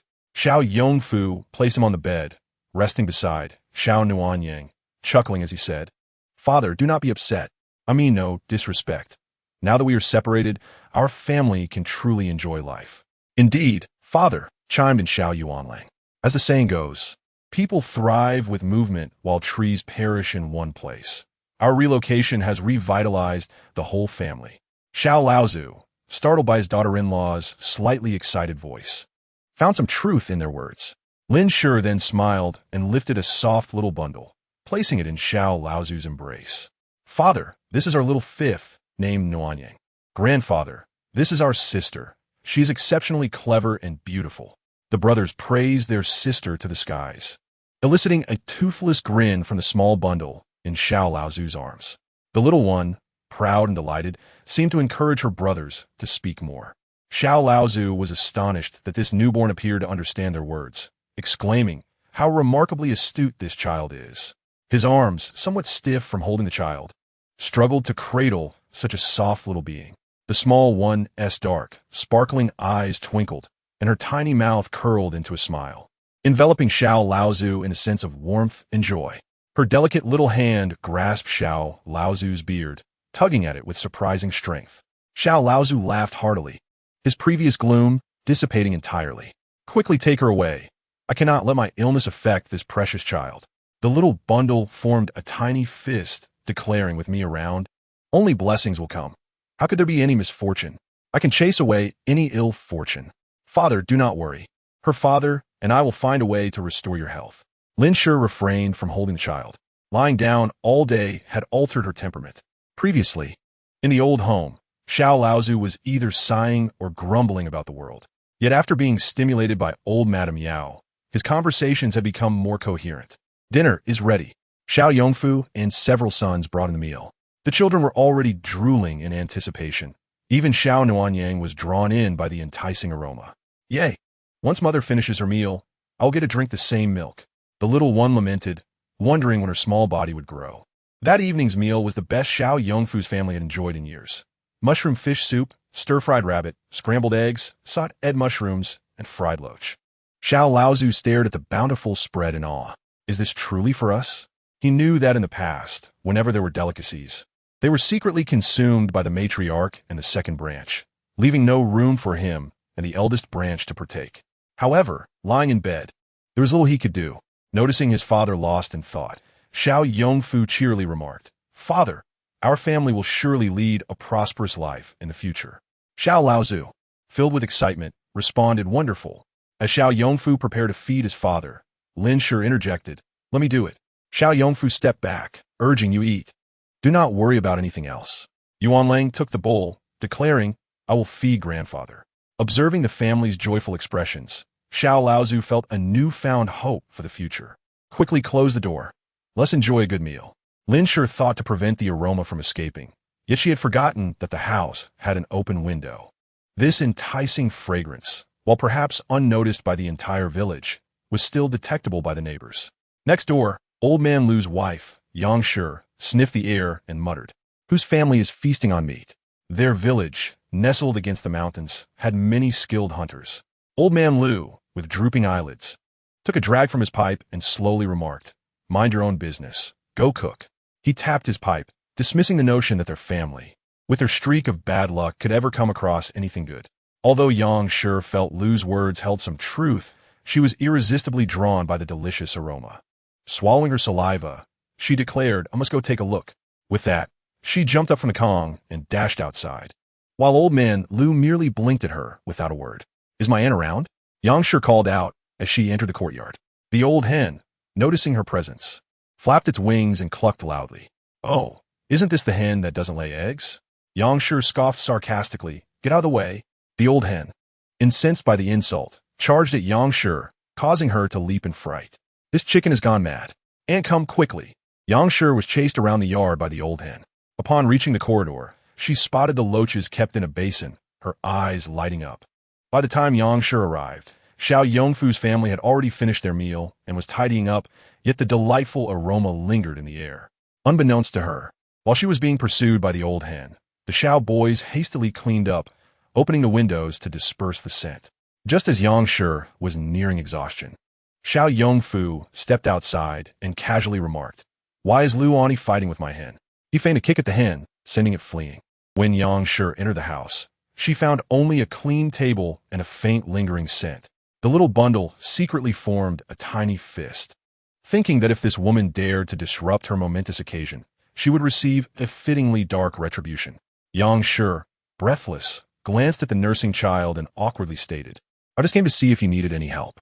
With that, she began searching the room, but unfortunately, apart from the bed and a table, there was no other furniture, let alone any food. Lin Shi smiled gently, concealing her sarcasm. Their home lacked everything except people. The room where Lin Shi slept was connected to the kitchen by a door that had been dismantled by Xiao Yongfu. Upon entering, Yang Shi could easily see the kitchen state, with Xiao Yongfu's sons washing dishes and tidying up, bustling with energy. She felt some resentment. In this village, which woman did not work shortly after giving birth? Only Xiao Yongfu treated Lin Shi like a treasure, allowing her to rest fully after each childbirth. Even in the old Xiao residence, despite old Madame Yao's scorn, Xiao Yongfu had never forced Lin Shi to work during her confinement. Seizing the moment, Yang Shi remarked, You seem to have plenty of milk. I see you caught some loaches? Before Lin Shi could respond, Xiao Yongfu entered, stating, Since the children are not eating enough, We caught some loaches from our muddy pond. They are all for Yuanlong's mother's milk. Yang Shi chuckled awkwardly, understanding that one could not steal food from the little ones. But upon hearing about the muddy pond, she began to hatch her own schemes. Chapter 9. Xiao Laozu stands up having enjoyed a hearty meal. Xiao Yongfu's family retired early, preparing to head to the city the next day. Meanwhile, Yang Shi, fixated on the loaches in the Xiao family's muddy pond and unable to bear the heat, decided to forego sleep and ventured out with a basket. Upon arrival, under the soft glow of the moonlight, Yang Shi gazed skeptically at the muddy pond before her, unable to believe that it harbored any loaches. Yet, recalling the enticing aroma from the dish she had seen and the one that had come from the Xiao household, she could not help but swallow hard. Lu Laohan had 2 sons. The elder worked as a laborer at Wu Jiren's house in the neighboring village, while the younger was an apprentice in the city. Compared to others in the village, the Lu family managed to get by. However, Yang Shi had a penchant for taking advantage, which had led to numerous quarrels with the villagers over such matters. Rolling up her pant legs, she rubbed some soil from the edge of the field between her hands before descending into the muddy pond with her basket. Inside the dilapidated Xiao home, the small creature stirred its eyelashes. The loaches were intended for Lin Shi to nourish her, and stealing them would equate to stealing her sustenance. This night would surely be a torment for Yang Shi. As she ventured further into the pond, she soon found her feet seemingly ensnared, unable to extricate themselves. Moreover, it felt as though unseen hands were pulling her down from below, straining with all her might to free herself. She ultimately exerted too much force and plunged headlong into the muck. After a harrowing struggle, nearly suffocated by the mud, Yang Shi managed to rise. Curse Xiao Yongfu. You must have deceived me. How could there possibly be loaches here? Perhaps ghosts would be more plausible. Help! Yang Shi cried out, but in the dead of night, far from the village, who would hear her pleas for rescue? Trapped in the muddy pond throughout the night, Yang Shi was discovered the next morning in a state of madness. Meanwhile, the Xiao family, having enjoyed a restful night as sleep, remained oblivious to her bizarre ordeal. In the dark of night, within the Xiao household, a small golden dragon flitted angrily to the rooftop. How audacious, daring to steal from this divine being's provisions. May you be frightened to death. The small golden dragon screeched, circling a few times before flying into the kitchen, where it exchanged the scant amount of rice for divine rice and mixed in some holy water. Alas, the household supplies were woefully inadequate. Afterward, it soared to the room of Xiao Laozi, contemplating bestowing a blessing upon this kind-hearted elder. With a flick of its tail, a beam of golden light cascaded over Xiao Laozi, enveloping his legs. In his slumber, the old man let out a contented hum, and his dark, sunken face began to regain a healthy glow. The following day, Xiao Chunlang rushed to the chicken coop. The 20-plus eggs he had encountered previously had left a profound impression, and he was eager to see if the old hen would lay again. Upon arrival, he found the hen proudly strutting out of the nest. Reaching out, he discovered another clutch of warm, soft eggs, hastily gathering them into his basket, oblivious to the hen's disdainful gaze at his naivety. Mother, look, another 20-plus eggs. This hen is remarkable. Lin Shi, having enjoyed a hearty meal the previous day, awoke with an abundance of milk and was currently nursing Xiao Nuanyang, preparing to feed Xiao Lu as well. Keep your voice down. Your father and brother will be heading to the city soon. Take the eggs over and have them boil 10 for the journey. After breakfast, invigorated, Xiao Yongfu and Xiao Yuanlang, pushing a cart, ventured out, under the envious eyes of several little ones. Xiao Yuanlang's basket contained eggs and provisions, while Xiao Zhonglong decided against selling the rabbits, opting to keep them for more meals. This decision was spurred by Xiao Laozi's cheerful talk about the many ways to prepare rabbit, which had whetted Xiao Zhonglong's appetite. Xiao Yongfu held some silver in his pocket, causing Lin Shi to worry. With a cloth wrapped around her forehead, she entertained her children, her gaze somewhat distant. I wonder if your father and brother are safe on the road. Did I give your father too much silver? Xiao Lu was already drowsy, while the small creature blinked and reached out her delicate hand to grasp Lin Shi's finger. Mother, do not worry. I am here, in the mountains. The resting white wolf suddenly opened its eyes as if receiving a command, rising swiftly and leading its pack toward a specific destination. Mother, it's quite noisy outside. I'll go take a look, Xiao Chunlang declared, but Xiao Zhonglong cautioned, it sounds ominous. Do not go. The twins had a disagreement and dashed off, leaving no trace. Lin Shi shook her head with a smile. Rising, She carried the awake Xiao Nuanyang to the west room where Xiao Laozi resided. Father, was Jilang well behaved? Did he cause you any trouble? Having many children at home allowed for a variety of arrangements. Today, Xiao Zhilong was tasked with delivering a message to Xiao Laozi and helping with some items. Upon entering the room, Lin Shi was taken aback to see Xiao Laozi looking vibrant. Perhaps this was a fleeting moment of revival. Though he could not move, he had not been gravely ill. How could this be? Was he upset by something? The more she pondered, the less assured she felt. The small creature, not understanding why Lin Shi appeared startled by Xiao Laozi's improved condition, asked cautiously, Father, do you feel unwell? Xiao Laozi, feeling well and in good spirits, laughed heartily. I am well. I feel as if I could rise and take a stroll. The small creature blinked and blew a bubble, thinking to say, Grandfather, you truly can walk now. To her astonishment, Xiao Laozi indeed propped himself up. As he attempted to rise, he was cautious not to move too suddenly, causing Lin Shi to tighten her embrace around Xiao Nuanyang in alarm. Xiao Laozi thought to himself, what have I done? I have frightened myself. Only Xiao Nuanyang giggled heartily. Father, you can sit up by yourself now. How do you feel? Are you dizzy? Is there anywhere that hurts? Lin Shi bombarded him with questions, but Xiao Laozi showed no response, making her legs tremble in anxiety. My hands are numb, he finally replied. Lin Shi gently assisted the trembling Xiao Laozi to recline once more. Just then, the twin sons burst in like cannonballs, exclaiming loudly, Mother, something has happened to the neighbor. Now, nothing could frighten Lin Shi any further. She calmly inquired, Yang Shi, what happened to her? They say she was caught stealing and ended up stuck in the mud all night. They claim it was our muddy pond. Lin Shi's composed expression cracked slightly.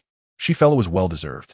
The small creature inwardly reveled in the misfortune, thinking it was indeed deserved. Worrying for their safety, the two made their way peacefully to Yingshanfu City.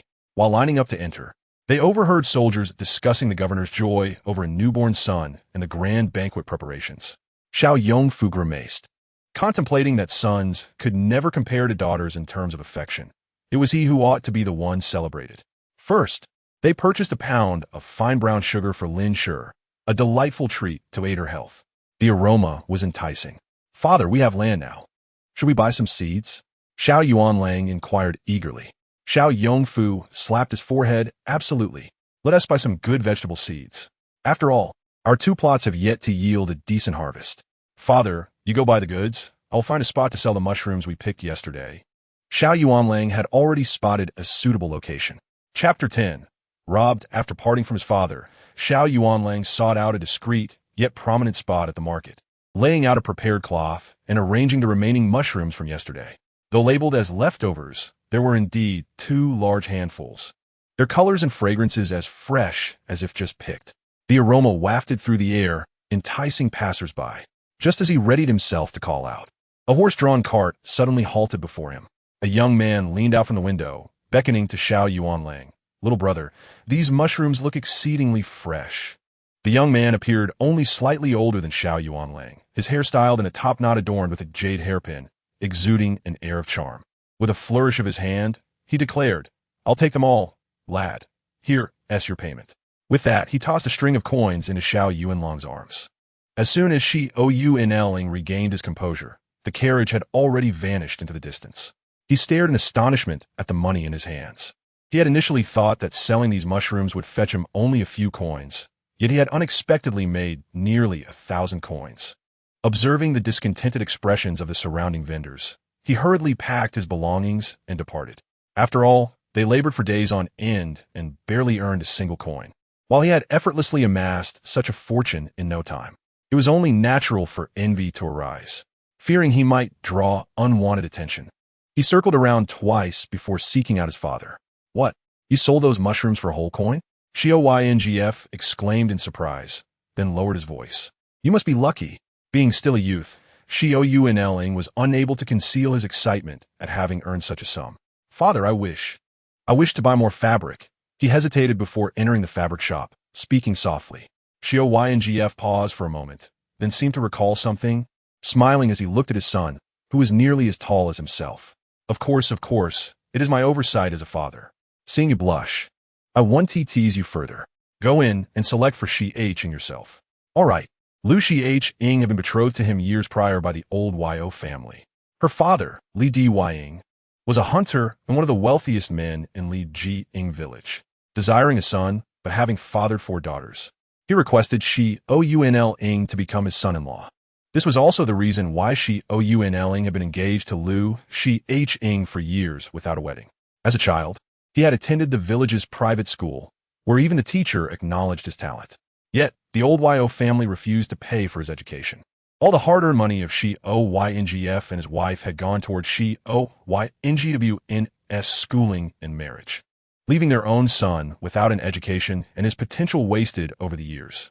Both parents had fashioned coarse cloth for the men in the family, while Lin and the 2 newborns were given cotton fabric. "Father, look at this color. My sister would undoubtedly look lovely in it." Xiao pointed to a piece of crimson cotton cloth, envisioning his sister's snow-white face. Xiao nodded in approval. "Indeed, that color would suit your sister well. Clerk, give me 2 pieces, 1 large and 1 small. Father, let this one be for mother." The vivid red reminded Xiao of the bright red halls, prompting him to decline rapidly. Xiao smiled gently. "Your mother would never wear such a garish color. That snow blue fabric beside it would complement her complexion much better." Understanding his son's sentiments, he reassured him. "You need not worry. While this color is bright, it is not a true red." After loading their purchases onto the cart, the 2 exited the city, only to find themselves under scrutiny. The cart was piled high with goods, along with the coin he had earned. In times of calamity, they were indeed tempting targets for many. Not long had they walked when a group surrounded them. "Hand over your money and belongings." The leader, his face wrapped in cloth, could not conceal the greed in his eyes. Xiao grasped his son's arm, signaling him to remain calm. There were at least 7 or 8 of these men, several armed. The father and son were no match for them, especially since they dared to rob outside the city. "All our goods are in the cart, and we have no money left. If you take our belongings, please let us go," Xiao pleaded, bending slightly. Yet his grip on Xiao remained firm. Unexpectedly, the leader sneered. "No money, you say? What do you have in that bulging pouch of yours? Is it something for a young lady?" Laughter erupted among his companions at the leader's jest. And just as he was about to retaliate, he noticed a change in the leader's expression. He soon realized they were encircled by a pack of wolves. "Boss, how can there be so many wolves? What do we do?" a thin, dark fellow whispered. The leader shot a glance at Xiao and his son. "Calm down. These wolves are merely hungry. If we push these 2 out, they will have their meal and spare us." Xiao, holding back his son who was ready to resist, looked at the white wolves and sighed. "Fate." The leader cleared his throat and spoke with a false cordiality. "Dear wolves, these 2 can be your meal. We are of no worth. Feast upon them." With that, he shoved Xiao and his son towards the periphery, believing the wolves would only consume the 2 of them. However, as soon as they were thrust into the midst of the wolves, he intended to retreat, but was astonished to find the wolves had disregarded the father and son and instead encircled their group. With a howl, the white wolf commanded, and all the wolves leaped forward. "Father, let us flee." Xiao's legs felt like jelly at the sight of the gruesome scene. Yet Xiao pushed the cart closer and said, "Do not panic. Let us wait until they finish." Xiao fought against his fear and nausea, forcing himself to witness the grand spectacle of the wolves feasting with abandon. Before long, he realized the wolves showed little interest in them and gradually adapted to the shocking scene. Soon, the wolves had their fill and turned their gaze upon Xiao and his son. The white wolf emitted a low growl, and Xiao, noticing the blood smeared around its mouth, felt a tremor of fear. Yet he quickly understood the wolf's intention. "Get in the cart." Xiao was momentarily perplexed by what getting in the cart meant, but with so many wolf eyes upon him, he complied. Just as before, 2 gray wolves clamped onto the harness, pulling the cart towards Liugang Village at a swift pace. Protected by the wolf pack, they encountered no further robbers on their journey.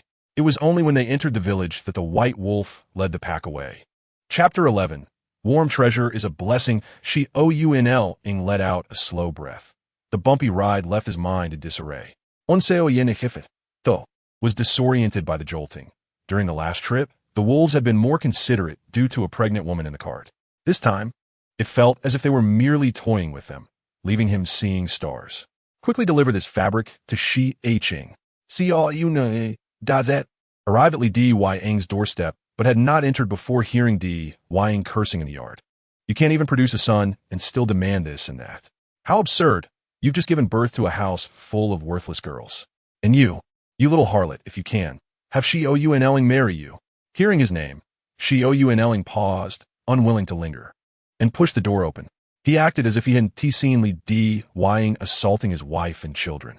He had merely gone to the city and bought some fabric for Xiao. Handing the oil paper to Lu Xiao, he prepared to leave. However, just then, Wang, who had just been beaten, fixed her hair and questioned, "Why haven't I seen your mother these past few days? How long have you been engaged? When will your family marry my Xiao?" Xiao was taken aback by the unexpected inquiry. "My mother just gave birth to a sibling and is in confinement." Upon hearing that Lin had given birth to another son and was properly recuperating, while she was being beaten for bearing only daughters, Wang's eyes filled with jealousy, and her gaunt face twisted slightly. Li Ying scoffed, "Did your mother have twins?" Though Xiao had no desire to engage in conversation, the thought of his sister brought a hint of a smile to his face. "Yes, my mother gave us a sister, and she is quite adorable." As he spoke of his sister, his affectionate expression stirred discomfort within Lu Xiao. Xiao felt no connection between the two matters.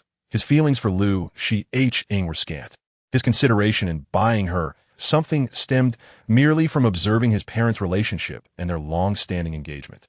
He retracted his smile and coldly remarked, "My sister is undoubtedly the best. I do not wish to hear any more disparaging remarks about her. If you wish to discuss marriage, take it up with my father." No one noticed that Xiao Yuanlong's words caused Lu Xiaohong's eyes to darken with venom. Upon hearing the commotion, Xiao Yuanlong's brothers rushed out to tease him, saying, "Brother is off to deliver something to sister-in-law. Why didn't sister-in-law come along?"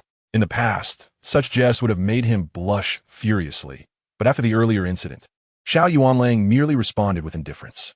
Upon seeing their elder brother's demeanor, the younger siblings exchanged glances and retreated to inspect the items purchased that day. Entering the house, Lin Shi was lovingly measuring fabric against Xiao Nuanyang.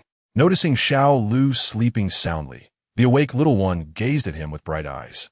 Carefully, he lifted the child, declaring, "Our little Nuabao's eyes are truly enchanting." Cradled in the arms of her beloved elder brother, the little one joyfully waved her tiny hands. Lin Shi, intending to join in the teasing, suddenly realized her eldest son's expression was amiss. She put away the fabric and asked, "Has Lu Dayong given you a hard time again?" Hearing this, the little one also noticed her brother's somber mood. She had already learned who this family was. If they were not good people, she would certainly seek a better match for her brother. In a surge of emotion, she playfully struck her brother's face with her tiny fist, which Xiao Yuanlang caught and kissed tenderly, eliciting a cheerful smile from her. Yet, as he recalled the chaotic situation with their family and Lu Dayong's disparaging remarks about his sister, his heart grew heavy. Nevertheless, he replied, "No. Where's my father? I just discussed with your father about getting someone to renovate the house, and we plan to hold a full-month celebration for Nuabao and Xiao Lu," Lin Shi replied. Xiao Yuanlang merely nodded in acknowledgement. Lin Shi continued, "Once the celebration is arranged, your father and I intend to send you to Xianyang Academy for your studies." Upon hearing this, Xiao Yuanlang initially nodded, then paused in disbelief, looking at Lin Shi with astonishment. "Mother?" Lin Shi chuckled. "Now you react. Over the years, your father and I have wronged you, delaying your studies for so long. You should visit the scholar when you have time and see if you can borrow a few books to prepare. Our family situation is improving, and it will continue to get better. You are meant to be a star of learning, and I will ensure you achieve great success and rise to prominence." The little one giggled, drooling in delight. "What a disruption to the majesty of the dragon god," exclaimed the little one, wow, with his sister's antics lightening his heart. Xiao Yuanlang cooed, "Mother, what do you mean by delaying me? Spending more time with you all brings me immense joy." He added, "I have already spoken with the mason and carpenter. They will begin work simultaneously." Xiao Yongfu entered, beaming, and grabbed a jug from the table to quench his thirst. Lin Shi, concerned, remarked, "You must be exhausted." "Not at all, just too much chatter." Xiao Yongfu wiped his mouth, grinning. However, he did not mention that he had nearly gotten into a quarrel while passing by Lu Dayong's house. Lu Dayong, still furious, saw his son returning and, Spotting Xiao Yongfu approaching, he scoffed. What? Has your son regretted it and sent you to apologize? Blocking Xiao Yongfu's path with narrowed eyes, he continued, Xiao Yongfu, my son went to the city and remembered to buy fabric for Xiaohong. What matters more, the happiness of our children or your antics? Think carefully. With that, Xiao Yongfu dismissed him and continued on his way. Once they were far enough, he heard Lu Daong shout, Xiao Yongfu, let me tell you, your son must bring 50 taels to marry into my family, or the engagement is off. Xiao Yongfu stumbled, nearly falling, and sighed internally. It seemed his son harbored feelings for that girl, but he returned home to find Lin Shi still in confinement. He and Xiao Yuanlang exchanged glances, both feigning as if nothing had transpired. That evening, witnessing Lin Shi assist the elderly Xiao patriarch to stand unsteadily, Xiao Yongfu was left speechless. Father, what are you doing? He stammered. The elderly patriarch seemed somewhat pleased, as if the heavens had blessed him. It is truly the dragon god's blessing, thought the little one, wishing she could speak. All night, Xiao Yongfu felt as if he were floating on clouds, believing their family's fortunes were about to soar. He picked up Xiao Nuanyang and exclaimed, Nua Bao, are you a lucky star? Since your arrival, good fortune has been abundant. Xiao Zhonglong chimed in, Father, sister must be our little lucky star. Xiao Chunlang added, Sister is a little fairy. Xiao Jilong proclaimed, Fortune treasure, fortune treasure. Xiao Yuanlang joined in the merriment, exclaiming, Our Nua Bao is indeed a lucky star. Xiao Nuanyang beamed, revealing her toothless grin, melting the hearts of her 4 elder brothers. The next day, the mason and carpenter came to inspect the house and take measurements. Lin Shi invited a few close relatives to help with the cooking. Who would refuse such a generous offer, providing 2 meals a day? Xiao Yongfu prepared to head to the fields and, before leaving, embraced Xiao Nuanyang, planting a kiss on her tender face. Nua Bao, Father is going to plow the fields. I will plant some delicious vegetables for you. The little one clapped her hands and pouted, blowing a bubble, utterly adorable. Our Nua Bao is so well-behaved, cheering Father on. She thought, her long eyelashes fluttering. Xiao Yongfu led his sons to the fields, pointing to their 2 acres. Yuanlang, take your brothers and plow this section. All right, Father. What shall we plant? Vegetables. Although the village head had been fair that day, old Madame Yao insisted on giving him these 2 plots, which are the worst in the Xiao family. Indeed, one could argue they were the worst in the entire village. Years of sun exposure had left the soil cracked, with even weeds struggling to grow. Yet, Xiao Yongfu held onto a firm belief. They had finally separated their household, and he was determined to provide a good life for his family. Even on such poor land, he would find a way to cultivate vegetables. As Xiao Yongfu swung his hoe, he discovered that the soil was not as hard as it appeared. The ground was surprisingly soft and turned over quickly. To his astonishment, these 2 plots were quite fertile. Being a farmer, he could tell at a glance that the dark soil was rich. On the way back, his brothers chattered excitedly. I thought we would be exhausted today, but it turned out to be so easy to plow. Father, I believe I can plow again. Xiao Yongfu, accustomed to spoiling his daughter, replied, Then go ahead and plow again. Laughter erupted among the brothers. However, just as they arrived home, they encountered Wang Shi approaching with her daughters. As soon as Wang Shi spotted him, she called out cheerfully, In-laws. Remembering yesterday's events, Xiao Yongfu's expression darkened, and he turned to enter the courtyard. Wang Shi glared fiercely at her daughter, Lu Xiaohong. Lu Xiaohong had just spotted Xiao Yuanlang and hadn't had the chance to greet him before he and his father entered the courtyard, ignoring her completely. With her eyes welling with unshed tears, she reassured herself that her brother must not have seen her. As Wang Shi entered the courtyard, she was met with chaos. Aside from the kitchen and the room where Lin Shi and the others slept, everything else had been demolished. Hearing gossip at the village entrance about the family's plans to build, she had come to investigate. Upon seeing the scene, Wang Shi immediately formed a plan. Her sons were gathered around, joking, Sister must be missing her brother. Look at her smiling. Oh, what a lively gathering. Wang Shi's voice preceded her, but no one paid her any mind. Only Lin Shi, unaware of the previous day's events, exclaimed, Aunt Lu, come in and see how messy the house is. Following her mother inside, Lu Xiaohong edged closer to Xiao Yuanlang, drawing the amused gazes of his brothers. Wang Shi entered the room and surveyed her surroundings. It was devoid of any furnishings. Xiao Laodai was settled in the corner, peacefully asleep with his eyes closed. Lin Shi lay on the bed, her complexion rosy and her spirit high, radiating the fullness that often follows childbirth. Unconsciously, Wang Shi wiped her own gaunt, sallow face, and as she gazed at the gathering of her son and the men around her, a flicker of resentment passed through her eyes. Xiao and Nuanyang, cradled in her father's arms, caught a glimpse of Wang Shi's expression, which immediately tainted her perception of this family.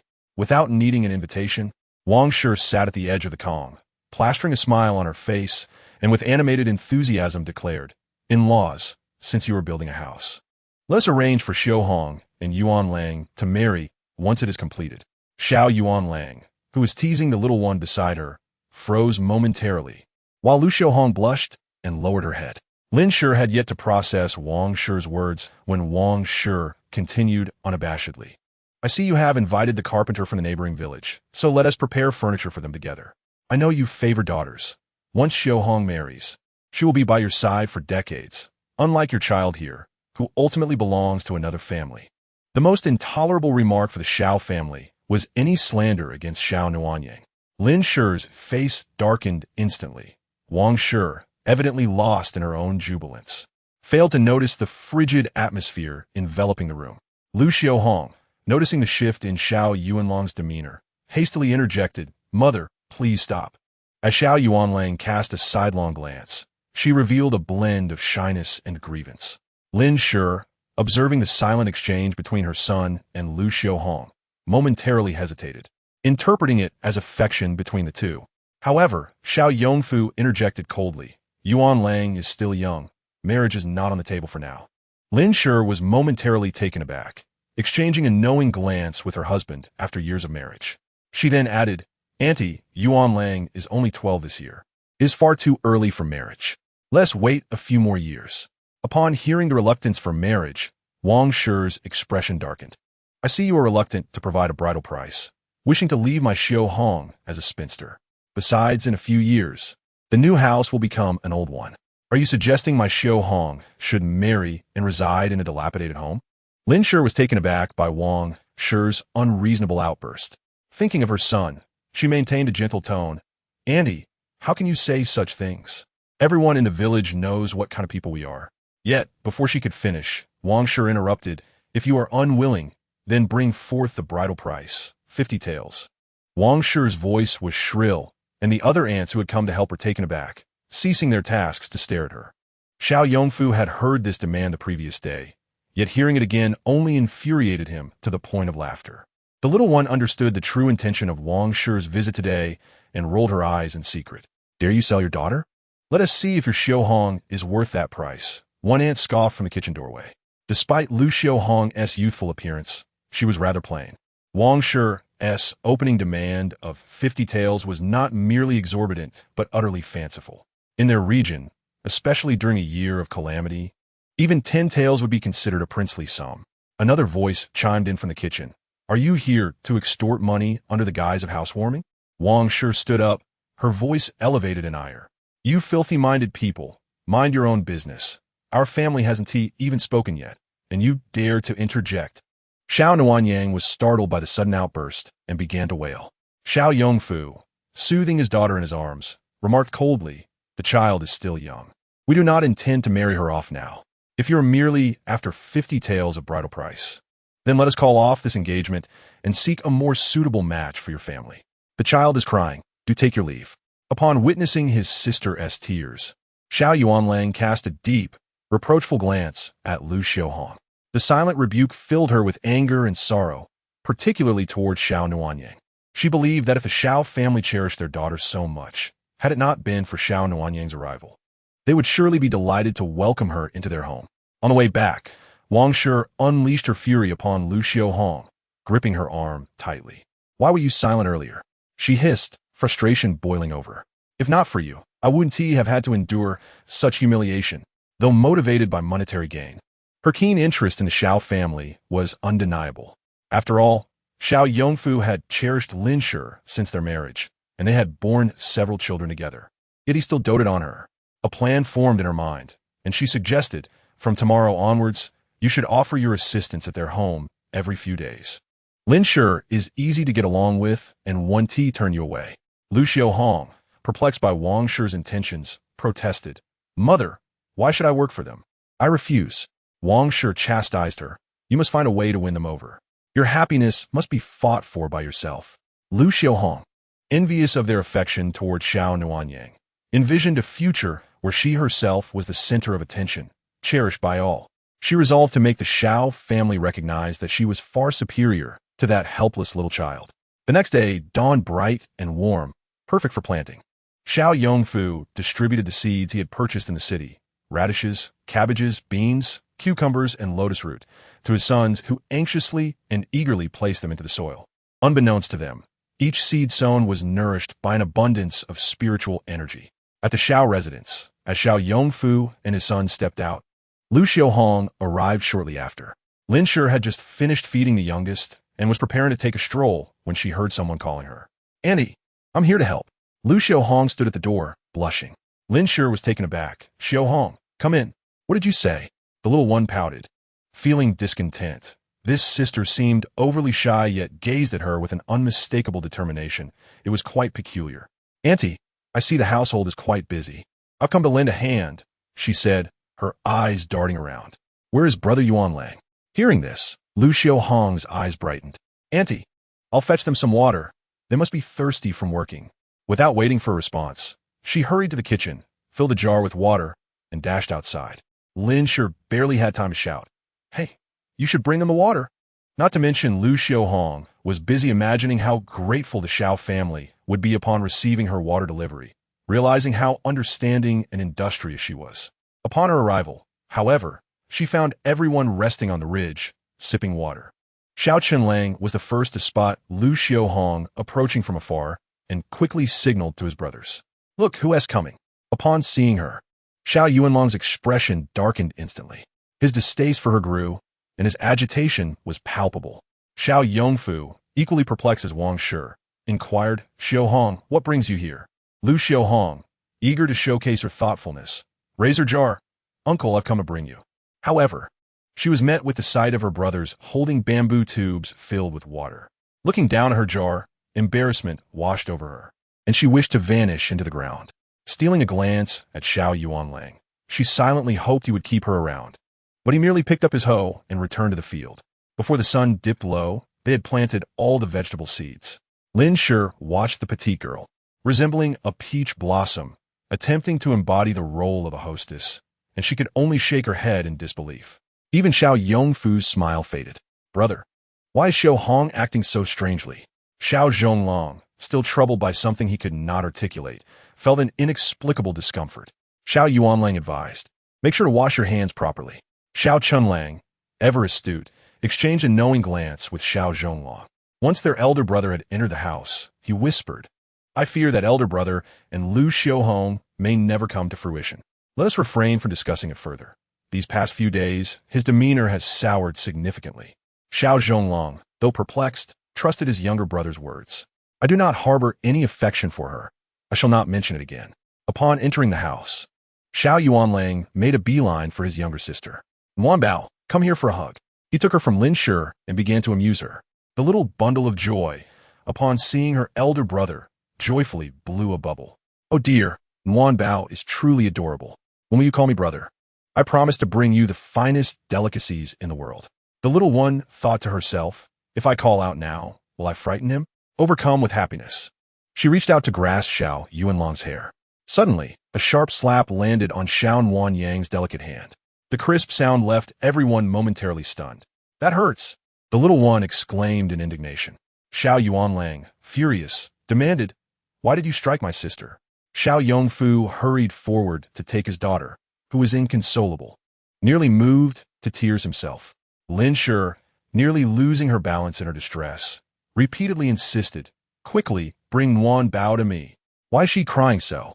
Hearing the commotion, Xiao Zhonglong and Xiao Chunlang rushed in, asking loudly, what has happened to our sister? Seeing Lu Xiaohong silent, Xiao Yuanlang shouted again. Lu Xiaohong, taken aback by the intensity of the reaction, stammered, I merely gave her a gentle tap when I saw her tugging at your hair. Xiao Yuanlang's eyes blazed with fury. What does it matter if my sister plays with my hair? She can do as she pleases. Who are you to discipline her? Lu Xiaohong's expression darkened upon hearing this. Xiao Yongfu reprimanded Yuanlang. Mind your words. Lu Xiaohong, having grown up witnessing her father's harsh treatment towards her mother and sisters, felt that a light tap was inconsequential. Yet, now she found herself on the verge of being expelled for such a trivial act, leaving her feeling wronged and weeping as she departed. Chapter 14. The arrival of the Wolf King. The family watched in despair as Nguyen Bao cried uncontrollably, their hearts breaking. Linsher was also in tears, fearing for the future of the engagement. Xiao Yongfu nodded, recognizing that he had never felt as enraged as he did now, even when bullied by his mother and brother. Realizing her mother was upset, the little one began to understand that she had overreacted. She attempted to stifle her sobs, not realizing that this only intensified the concern of those around her. Her brothers, their eyes red, gently held her hand and offered comfort. Xiao Zhonglong reassured her, "Do not cry, Nguyen Bao. Brother will blow away the pain." It was unthinkable for his sister to endure such indignity. He found it intolerable. Xiao Qianlong's mind raced with thoughts of how to deal with Lu Xiaohong's sisters. Although only 4 years old, Xiao Jilong adored his sister. Upon seeing the red mark on her hand, he wept freely, yet managed to fetch a cloth to wipe her face. Xiao Leoi, mindful of the guests in the courtyard, refrained from rising and could only shout, "Oh, my dear child, why are you crying so? Bring Nguyen Bao to me, so I can see her."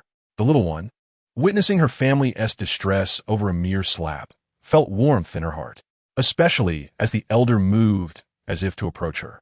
She too reached out for a hug. Just a few days old, the little darling was still sniffling but extended her hand towards Xiao Leoi, yearning for a cuddle. Xiao Yuanlang, consumed with jealousy, felt his eyes redden. Nguyen Bao does not wish for my embrace anymore. Xiao Yongfu pondered, this daughter is so naive. How could she be so careless? The little one, filled with righteous indignation, declared to herself that such a wicked person must never be allowed to wed her elder brother. She shook her tiny fist, vowing to punish the wrongdoer. As Lu Xiaohong sobbed her way home, she accidentally stumbled over a stone, her left foot stepping on her right, and with a cry, she tumbled into a ditch. "Mother, come quickly," she called out, but unbeknownst to her, her father was preoccupied, scolding Wang Shi inside, and no one could hear her cries. When she was finally discovered, several hours had passed, and night had fallen. Taken to the village veterinarian, it was revealed she had sustained a fracture and would need to rest for an extended period to recover. That night, a luminous figure appeared in the dilapidated abode of the Xiao family. With the house under construction, all 9 family members were sleeping in one room. Each night, the little one would wait until everyone was asleep and would use a special formation to shield them from the heat, ensuring a comfortable slumber for all. Looking up at the still unrepaired roof, he lamented, "Alas, how pitiful these mortals are." He then waved, gently lifting the little one into the air and bringing her before him. After inspecting her little hand that Lu Xiaohong had struck, he noted with relief that the injury was not severe, with the redness having faded. After infusing her with some celestial energy, he departed the room. "Come forth," commanded the authoritative voice of the radiant figure, as a snow-white wolf emerged from the shadows. This was the White Wolf King, who had rescued Xiao Yongfu on 2 occasions. "Ah, little one, you have awakened the wisdom within. Splendid." The figure spoke as it infused a golden light into the White Wolf King's body. Though this light would not grant immediate immortality, it would significantly enhance its abilities, allowing it to protect the little one and communicate with her. Having completed these tasks, the luminous figure gradually faded, leaving behind the exhortation to protect her well. The White Wolf King bowed in deference. "Ah, since you wish to remain by the side of the little dragon god, you must first prove your loyalty." With this thought, the White Wolf King leapt over the earthen wall of the Xiao household and ran towards the mountains. Recently, as the Xiao family was engaged in construction, many people had come and gone, and even the old hen had been relocated to the kitchen. Each day, Xiao Chunlang was preoccupied with the thought of the eggs. Rising early, he hurried to the hen house, fearing the helpers would discover the prolific egg-laying. "Chunlang, how many eggs have you collected?" Xiao Leoi teased, observing how carefully he placed the eggs into a basket, covering them with cloth to hide them under the bed. "Grandfather, with 9 of us in the family, excluding Nguyen Bao and Xiao Lu, each person can have 2 eggs a day, and I must also provide 1 each for my master and aunt. So tell me, how many can I possibly save?" His heart weighed heavy, knowing it was all to protect their hen. Just then, Xiao Zhonglong called from outside, "Brother, are you ready? Let us go to the fields." Recently, Not only was their hen laying eggs vigorously, but the vegetables in the fields were also growing robustly. Before long, the seeds they had sown were sprouting, and the radishes were almost ready to be harvested. Luckily, their land was somewhat isolated, so no one had yet noticed how remarkably well the crops were thriving. After bidding farewell to the elder, he tiptoed outside. The two younger siblings had yet to awaken. As he reached the entrance, he suddenly halted, feeling a surge of fear at the sight of the imposing figure that had appeared in his home. This imposing figure was none other than the White Wolf King. On the day the White Wolf King had come with its token of loyalty to the Xiao family, it had spat out a plump, round ginseng root. It then raised its paw and pointed towards the house, conveying its intentions to Xiao Yongfu. Initially, they had thought their encounter was a fleeting moment, never to meet again, yet the White Wolf King had taken up residence in their home, choosing to guard Wanbao. The wolf, towering taller than a human when it stood, understood everything that was said. Communication was no longer an issue. Every day, as carpenters worked in the yard to build and craft furniture, the White Wolf King remained indoors during the day to avoid frightening anyone. When Wanbao awoke, it played with her. When she slept, it kept her company, and at night, it stood guard in the courtyard. Though apprehensive, Xiao and Ling nonetheless addressed the White Wolf King, urging, "Let us venture to the fields. I entrust the household to your care." Naturally, the White Wolf refrained from responding with a simple acknowledgement, instead wishing to cast an eye of exasperation his way. Unfortunately, by the time he had uttered his words, the two brothers, Xiao and Xiao had already dashed off, leaving no one to witness the wolf's incredulous glare. Xiao sprinted ahead, reaching the vegetable patch before abruptly halting, nearly causing Xiao to collide with him. "Eldest brother, what are you doing standing there?" Xiao inquired, following the direction of his brother's pointed finger, his eyes nearly bulging in disbelief. "What is this? Is that cabbage?" The cabbages before them were longer than his arms, and although the radishes remained unseen, their greens were as elongated as a wild chicken's tail.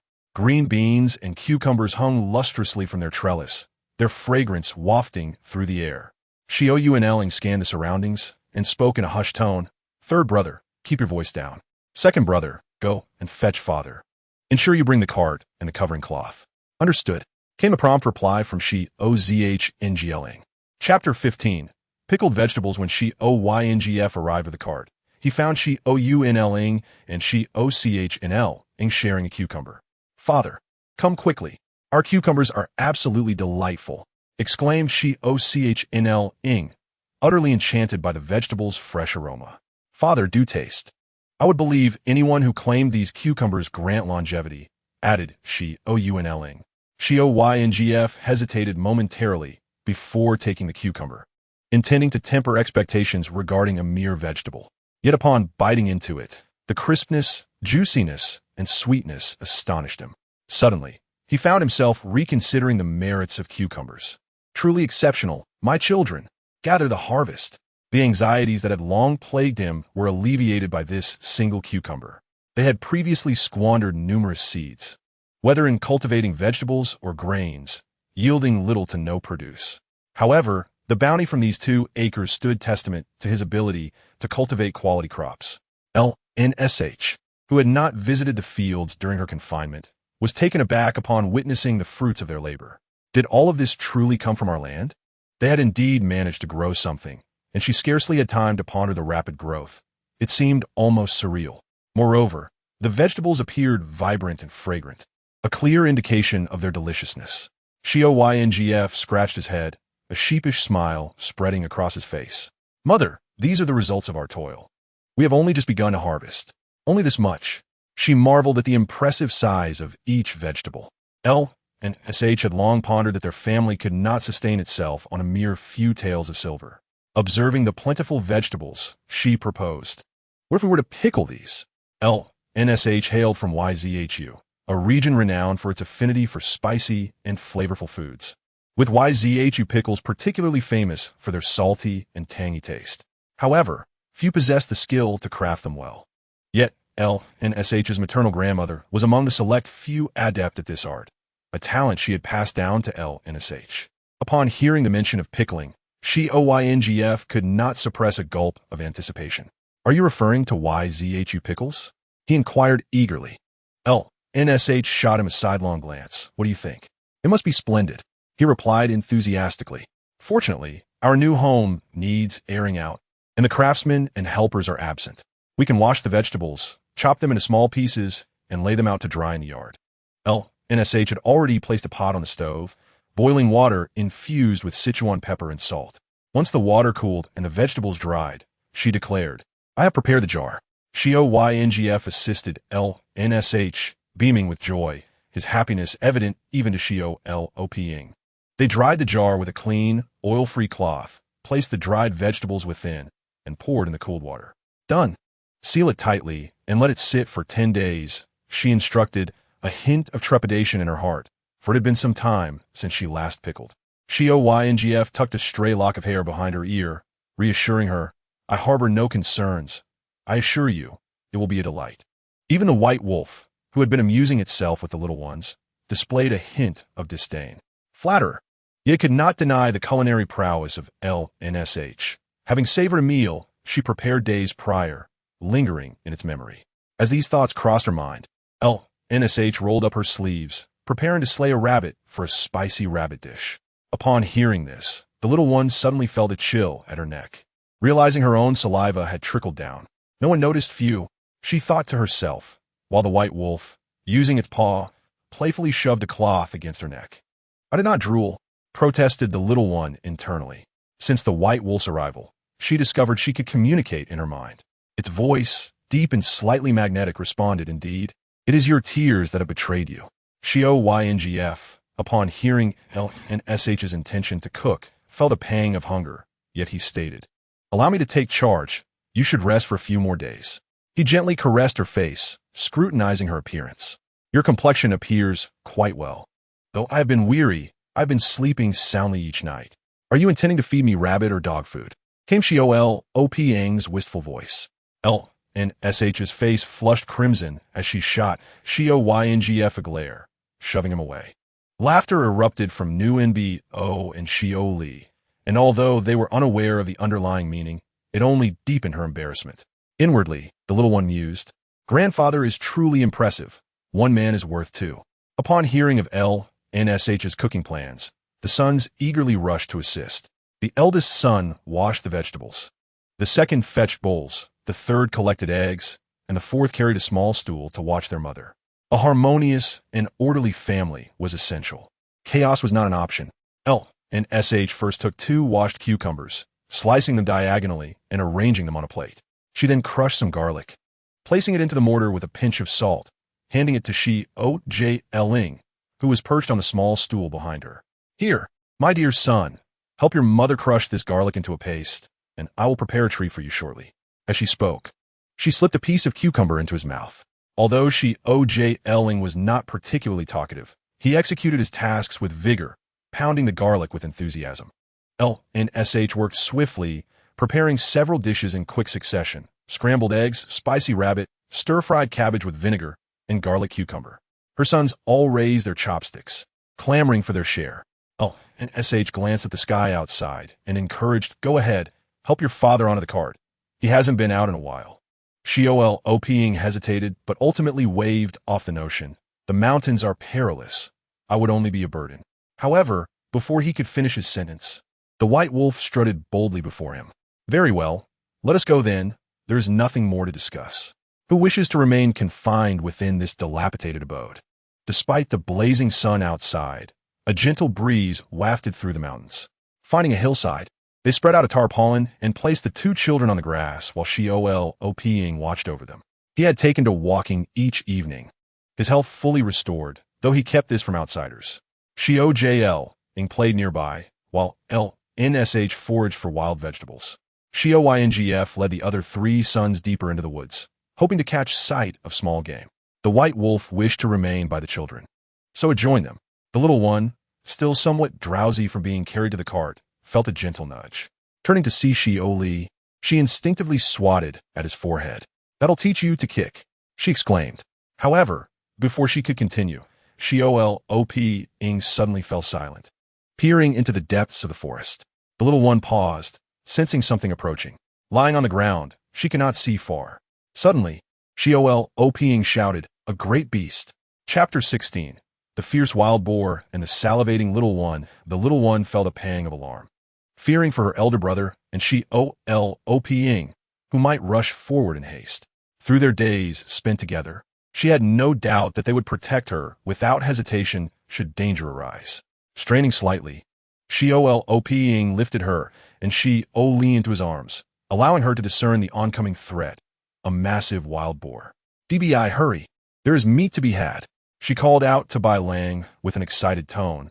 In the eyes of the little dumpling, this enormous wild boar was not a threat, but rather a source of sustenance. Upon being summoned, Bai Lang let out a howl and swiftly darted away. Xiao Yongfu paused for a moment, realizing the gravity of the situation. "We must hurry. Your sister is in danger," he exclaimed, chasing after the creature. "Sister? Danger? Quickly!" At that moment, Xiao Zhilong, Grandpa Xiao, and the wild boar formed a triangle. Although Xiao Zhilong was somewhat confused, he understood that the beast before him was perilous. He glanced at the wild boar and then at the sister cradled in Grandpa Xiao's arms, a flicker of determination igniting in his eyes. Suddenly, he hurled the fruit he had just picked at the wild boar, not knowing whether it was the size of the boar or his own precision. But the fruit landed squarely on the boar's eyelid. The offended wild boar let out a furious roar, stepping back before charging towards Xiao Zhilong. He turned to flee, shouting, "Grandpa, quickly take sister and run." But at just 4 years of age, he was no match for the wild boar. Hearing the earlier shout from Grandpa Xiao and then her fourth son's desperate cry, Lin Shi hurried over. By the time she arrived, her heart shattered at the sight before her. The boar's tusk was poised to pierce Xiao Zhilong's small body.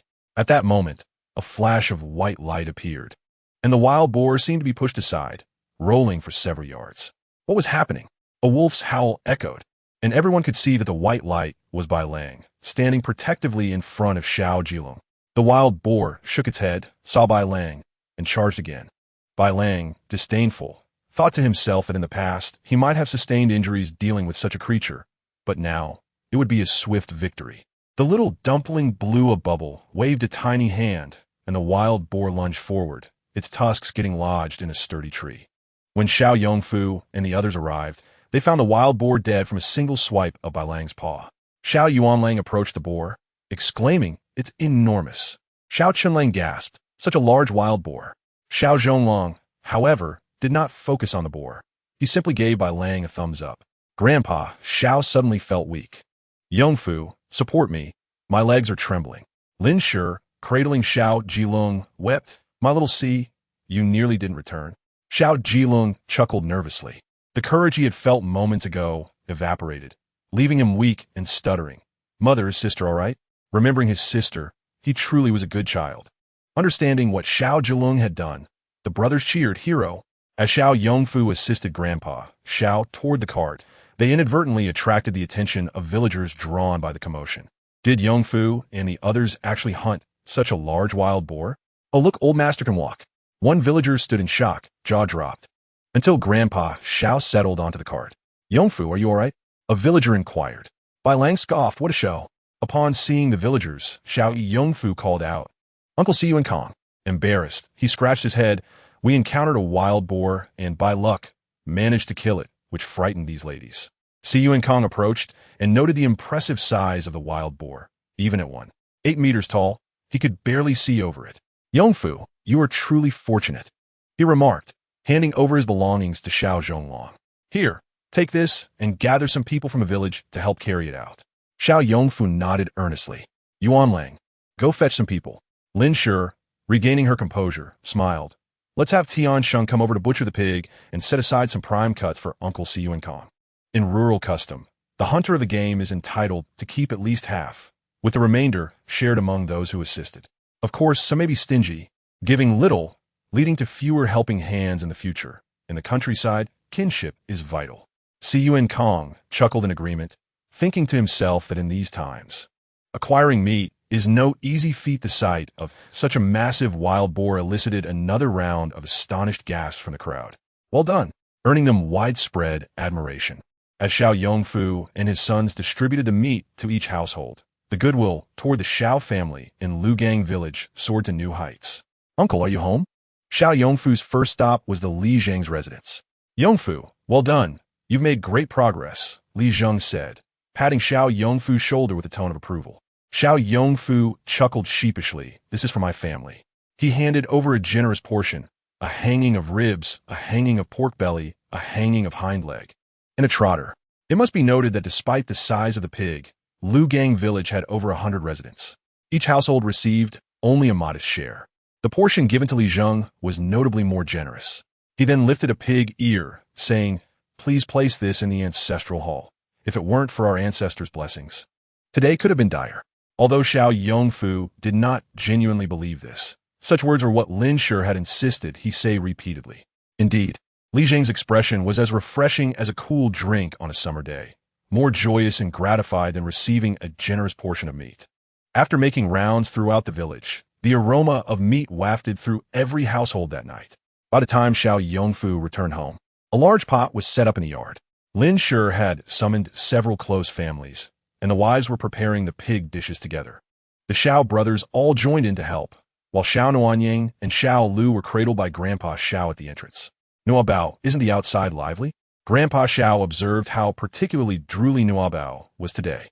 "The aunts and your mother are making pig dishes. The whole village will enjoy a feast." As he spoke, Grandpa Xiao mischievously added, "Oh dear, only our Nuabao won't be able to partake." The little dumpling, indignant, widened her sparkling eyes and tugged at the old man's beard. "Ha ha, Nuabao is angry." Lin Shi cut half of the pig's hindquarter and called Bai Lang over to eat. Bai Lang turned his head in disdain. As a noble wolf king and the personal guardian of the little dragon god, how could he settle for such scraps? He demanded pig dishes. No rebuttals were accepted. "Umph. If I can't eat, neither shall you." The little dumpling fumed inwardly. Bai Lang flicked his tail, stating, "If mother offers it to me, it is a gift from the elders. I cannot refuse. You should study hard." Wah, the little dumpling thought, "Now I can't even watch." Chapter 17.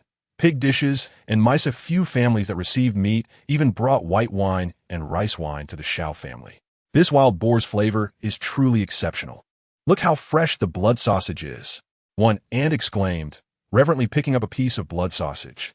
Li Zheng was also invited to partake in the pig dishes. After taking a sip of wine, he reminded Yongfu, "Do not forget the matter we discussed last time."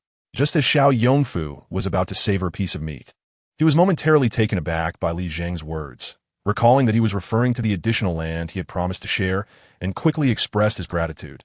"Uncle, I will come by tomorrow." He raised his wine cup to clink with Li Zheng's.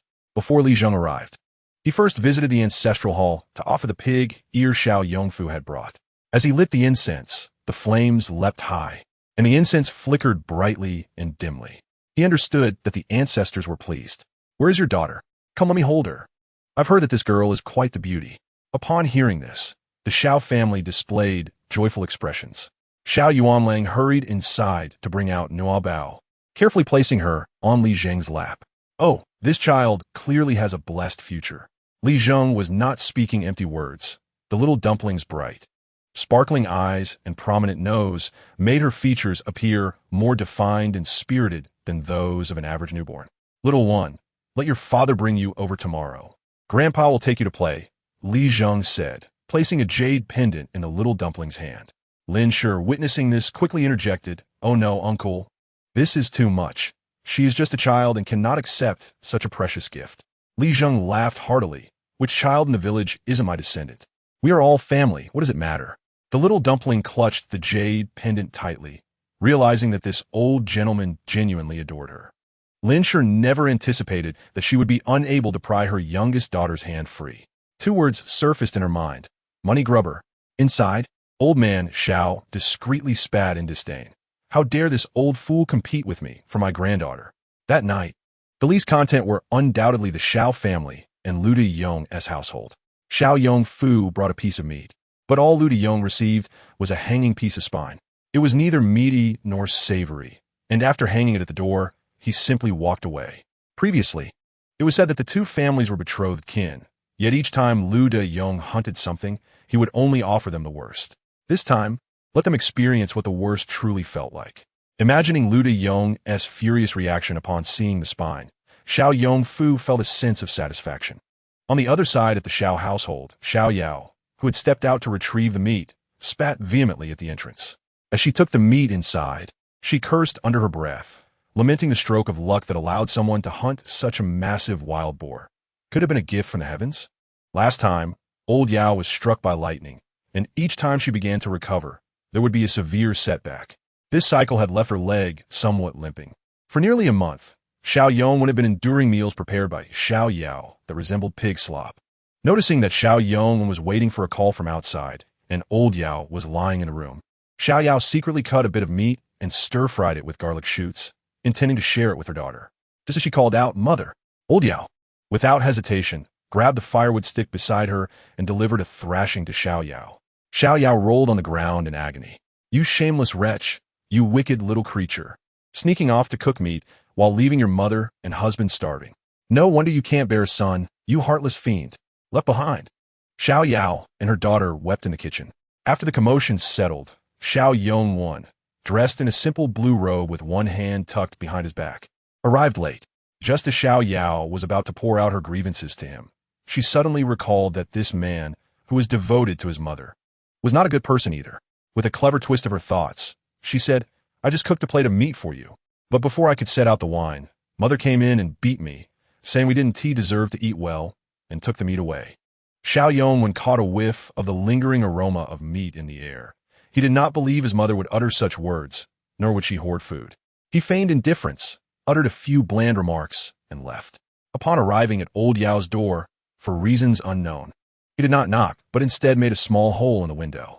Through the hole, he could see old Yao sitting with her back to the door, munching on something. After pondering, Xiao Yong knocked. "Mother, how are you feeling today?"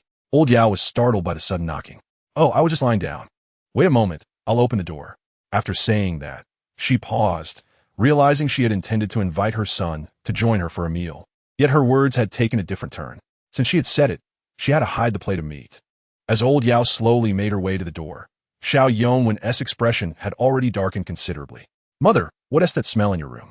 He did not step inside. Old Yao wiped her mouth and replied, "A rat died in there a couple of days ago. I just threw it out." Xiao Yong glanced at the grease at the corner of her mouth. "Mother, please rest well." Old Yao felt a mix of confusion and secret delight. The next morning, she felt something furry crawling all over her. Upon opening her eyes, she was horrified to find her room teeming with black rats. On the floor, the table, the bed, and even her blankets and clothes. Xiao Yao went to the riverbank to wash clothes. Xiao Yong was in his study when he heard old Yao's scream, causing the book he held to drop onto the table. He initially intended to go check, but then recalled the fragrant scent that filled the house yesterday and old Yao's deceitful words. He merely lifted his rear halfway before sitting back down.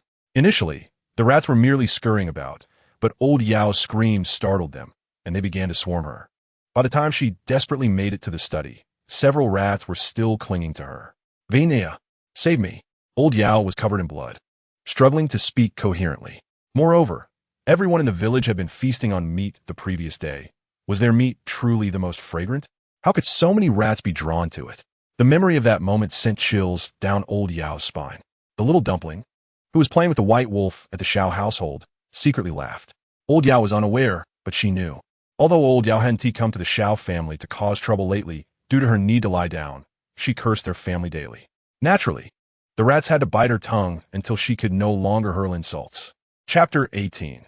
The full moon feast. Xiao Yong Fu took the little dumpling to the village head's home, believing they were merely dividing land. He was surprised to find himself taken to the ancestral hall. "You must be Wan Yong? Come, Grandpa will take you to play." The village head took the little dumpling into his arms and walked into the ancestral hall. Xiao Yong Fu couldn't help but wonder when the ancestral hall became a place for little girls to play. "Uncle, isn't this inappropriate?" Of course, Xiao Yong Fu himself thought nothing of it, but many eyes were watching. If Nguyen Bao were to offend the ancestors, there would be no place to seek justice. The village head replied, "What? Are my words insignificant?" In the village head's words carried more weight than those of the county magistrate. The offering table in the ancestral hall displayed 4 rows of ancestral tablets, with flickering incense before them. Upon entering, the little dumpling noticed several ancestors emerging, trembling in the corner. "He wouldn't make that one bow, would he? I certainly don't want to be struck by lightning. Do you think such a small person can bow?" Indeed, it was that one. The candles flickered, almost extinguishing. The village head assumed it was merely the wind and nonchalantly remarked, All right, let us offer incense and bow. Just then, a short old man with a cane slowly rose from the ground. The earth god had arrived. The earth god sensed the surge of spiritual energy from Liugang Village's ancestral hall and came to investigate. Upon seeing the little dumpling, he promptly bowed in respect. The little dumpling blew a bubble and, with a waft of ethereal wind, helped the earth god rise. The village head placed the little dumpling on a mat, preparing to assist her in bowing to the ancestors, thereby allowing her to pay her respects. Little did he know, the ancestors were emerging one by one from their tablets, all crowding into the corner. If this little one's head actually bowed, Liugang Village would likely be left without ancestors. The ancestors, who usually found the village head as filiality commendable, were now screaming in unison. This descendant is unacceptable. Suddenly, the sky outside the ancestral hall darkened, and the candles inside flickered, causing the tablets to tremble. Witnessing this, Xiao Yongfu sprang to his feet, clutching Nuan Bao tightly.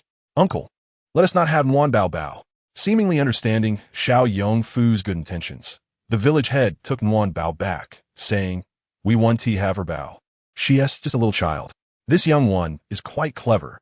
All right, let us not frighten her father." Both Xiao Yongfu and the village head were unaware that the deities they wished to meet and the ancestors they sought to honor had just made their presence known. He had been summoned to bow to the ancestors as a way for the village head to convey his regard for the Xiao family. That night, the ancestors visited the village head in a dream.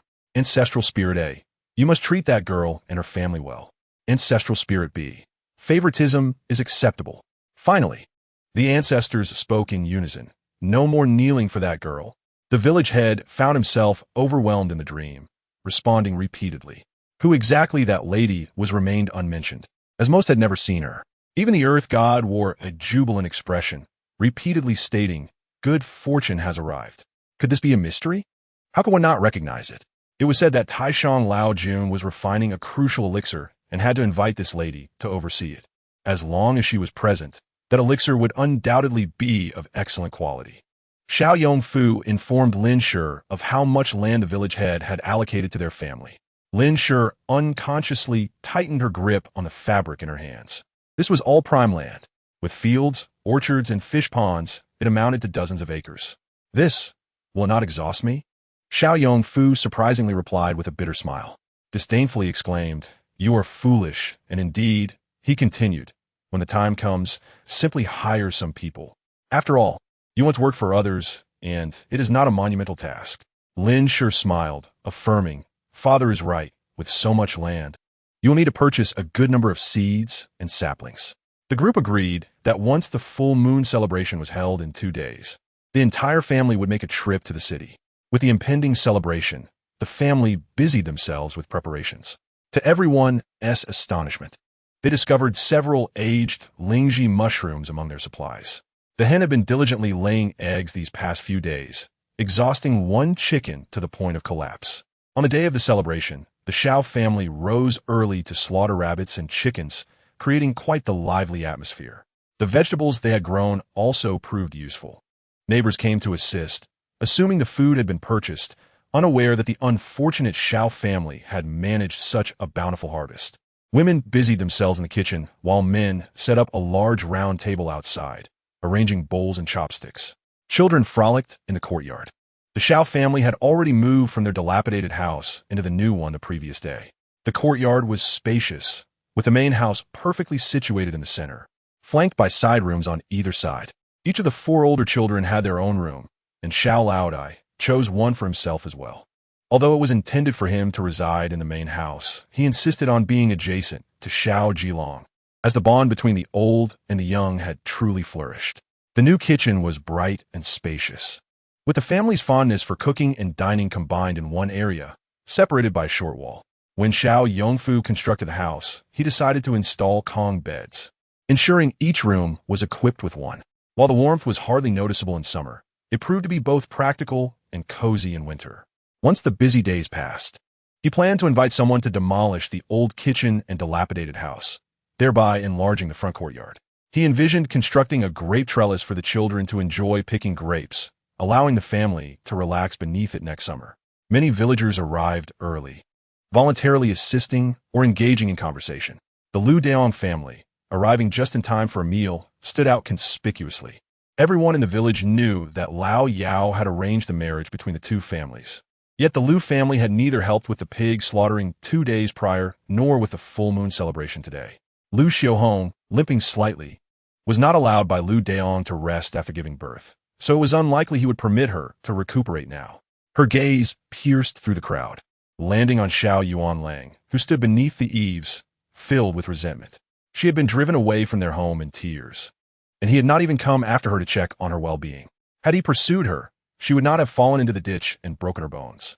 All of this was due to that infant. The little one was blissfully unaware, sleeping peacefully at home. Even if she had known, it would have mattered little to her. Upon entering, Liugang greeted each table with a smile. "Are you all eating? Enjoy. Please don't be shy." His rounds made it seem as though he were the host of the full moon celebration. Xiao Yongfu, busy with preparations, glanced up from serving a dish to see Liugang pretending to be the host, engaging in idle chit-chat. In public, it would be improper not to greet him. So he approached and said, "Daong, you've arrived. Please sit down and eat." Liugang, with an air of disdain, waved his hand dismissively. "You go assist. I'll take care of the guests." It was clear he sought to bask in the glow of their family's festivities. At that moment, everyone around could only feel a sense of shame at his lack of decorum. Xiao Yongfu smiled gently and replied, "Daong, this is my own children's full moon feast. There is no need for you to entertain the guests. When you have a son, we shall come to congratulate you." Everyone knew that Liugang yearned for a son, and this reminder struck a chord, causing his complexion to shift from pale to flushed. He turned to Wang Shi, berating her, "Get out of the way, you useless thing." Wang Shi's face turned a shade of deep crimson as she cast a glance at Lin Shi, who was proudly holding her child. A rush of old grievances flooding her mind. "Quickly find a place to sit and eat. Look, you're late and may need a squeeze in." Liudang's expression darkened. He had intended to leave, but such a splendid banquet was hard to abandon. Thus, he begrudgingly found a spot to sit, sulking as he drank. Wang Shi kept a watchful eye on Lin Shi and followed her inside once she saw her holding the child. Xiao, having noticed her mother's unusual demeanor, settled her younger sisters before trailing behind. The courtyard was alive with excitement, and none noticed the absence of 2 individuals. Upon entering the main house, Wang Shi found it filled with newly crafted furniture, with 2 children resting on the con. They had likely been exhausted from being held and were now asleep. The piece of red cloth previously mentioned had been fashioned by Lin Shi into a lovely little outfit for the baby, who wore it proudly. Xiao Lu was donned in a deep blue garment, easily distinguishing between the son and daughter. Wang Shi gazed at the plump Xiao Lu Lang, seemingly entranced, muttering, "It's all your fault. You have brought me humiliation before so many people. I shall make Lin Shi experience the absence of a son." As she spoke, her hands gradually tightened around the sleeping Xiao Lu Lang's neck. Just then, a voice rang out from behind her. "Mother, what are you doing?" Chapter 19. The Poisonous Woman, Get Out. Wang Shi snapped, "At my age, I can no longer bear a son. Each of you desires a son. I will ensure none of you have one." Her eyes reddened, and her gaunt face bore a fierce expression. She was not surprised by Wang Shi's madness, for she had witnessed such behavior countless times, as if her suffering stemmed solely from her daughters. This was someone else's home. If discovered, they would not even be able to exit through the front door. Xiao was not yet deranged. She wished to distance herself from that family and had affection for Xiao Yuanlang, thus would never harm his brother. Wang Shi, in her frenzy, tightened her grip on Xiao Lu Lang's neck, roaring like a madwoman, "I don't care. I don't care." The little one, sucking on her fingers, smirked inwardly, knowing they had brought this upon themselves. She had already cast a protective spell over Xiao Lu. Wang Shi paid her no mind, oblivious to the fact that she was still awake. Even if she had noticed, who would care about a baby just past a month old? The little one gathered her strength, thinking, "Then I shall commence my performance." With a loud wail, Wang Shi and Xiao were momentarily rendered speechless.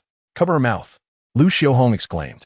Momentarily stunned, she noticed the fabric of her attire matched that of Xiao Nuanyang, and a flicker of disgust crossed her eyes. She reached out, but then, as if possessed, picked up a nearby soft pillow and pressed it against the baby's face. They believed they were being discreet, yet the cries were amplified by magic. Hearing the cries, Lin Shi, Xiao Yongfu, and the village head rushed in, immediately witnessing a chilling scene. Xiao Yongfu bellowed, "What are you doing?" He seized Wang Shi and slapped her to the ground. Lin Shi dashed towards Lu Xiaohong, cradling the little one in her arms to check for injuries. Lu Xiaohong, terrified, dropped the soft pillow she had been holding. The little one had utilized her magic to leave marks on both their faces and necks. Xiao Yongfu, cradling his younger son, gritted his teeth and questioned them. "How have my children, warm treasure and Xiao Lu, who cannot even speak, offended you?" Wang Shi suddenly snapped out of her madness. Trembling on the ground like a leaf, she fully understood her actions but could not fathom why she had done them. The little one had sensed Wang Shi's malevolence from their first encounter and knew this woman would attempt to suffocate another child, only to escape scot-free due to lack of evidence. If she were to thwart her brother's engagement with the Lu family, some maneuvering was certainly required. Hence, she had briefly clouded Wang Shi's judgment, allowing her to act against Xiao Lu. What kind of enmity could compel someone to target such a young child? Li Zhengqi's hands trembled as he leaned on an elderly man beside him. Such a woman should be drowned. The old man angrily scolded. Li Zhengqi agreed, only to turn and discover that the person he was supporting was none other than Xiao Laodai. Wasn't this man supposed to be unable to stand? Wang Shi, hearing the murmurs around her, felt her vision darken. Lin Shi, holding the little bundle, wept uncontrollably alongside her daughter. Villagers flooded into the room, and after much squeezing, several brothers from the Xiao family finally managed to enter. He took the little bundle from Lin Shi's arms, his heart aching to the brink of tears. Lu Xiaohong, noticing the doubtful gaze of Xiao Yuanlang, quickly turned away, clutching her clothing and muttering, "It wasn't me, I did nothing." The Xiao brothers, seeing their sister's tear-streaked face, clenched their fists, ready to confront Lu Xiaohong. Xiao Qinlang attempted to kick her, but was stopped by his elder brother, demanding, "Last time you hurt my sister. What have you done to her?" Lu Xiaohong, feeling the weight of the many angry eyes upon her, protested loudly, "What is wrong with me? Isn't she fine? Such a young age, and already pretending to be pitiful." As she spoke, she felt justified, pointing at the little bundle and declaring to Xiao Yuanlang, "Brother Yuanlang, she is acting pitiful. You should protect me."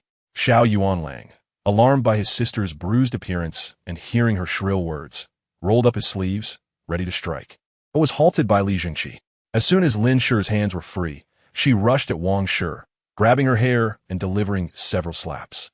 "You barren wretch, jealous of other sons, and you let your daughter suffocate my precious child.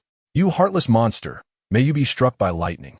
Lin Shi, typically frail in appearance, displayed a ferocious maternal instinct that no man could restrain. Lu Daong, who had been drinking outside, was suddenly jolted awake. "Daong, hurry and see. Your wife and Xiaohong are trying to kill the child and have been caught." Lu Daong, confused, shook his head and followed inside, only to find Lin Shi atop Wang Shi, beating her, hair torn and face scratched. His eldest daughter cowered, crying inconsolably, disliking Wang Shi and her daughters. He still could not bear to watch them being bullied, for it would tarnish his own pride. "What is happening? Has our family perished?" he exclaimed, preparing to kick Lin Shi. Xiao Yongfu awaited Lu Daong's arrival. He thrust Xiao Lu into his second son's arms and swung his fist, landing a blow that sent Lu Daong staggering. "What are you doing? Your wife is trying to choke my son, and your daughter is suffocating my precious child? I have questions for you." Lu Daong, half conscious from the punch, was instantly sober upon hearing those words. He quickly glanced at Wang Shi. But how could she deny her actions in front of so many? She merely shrank back, avoiding his gaze.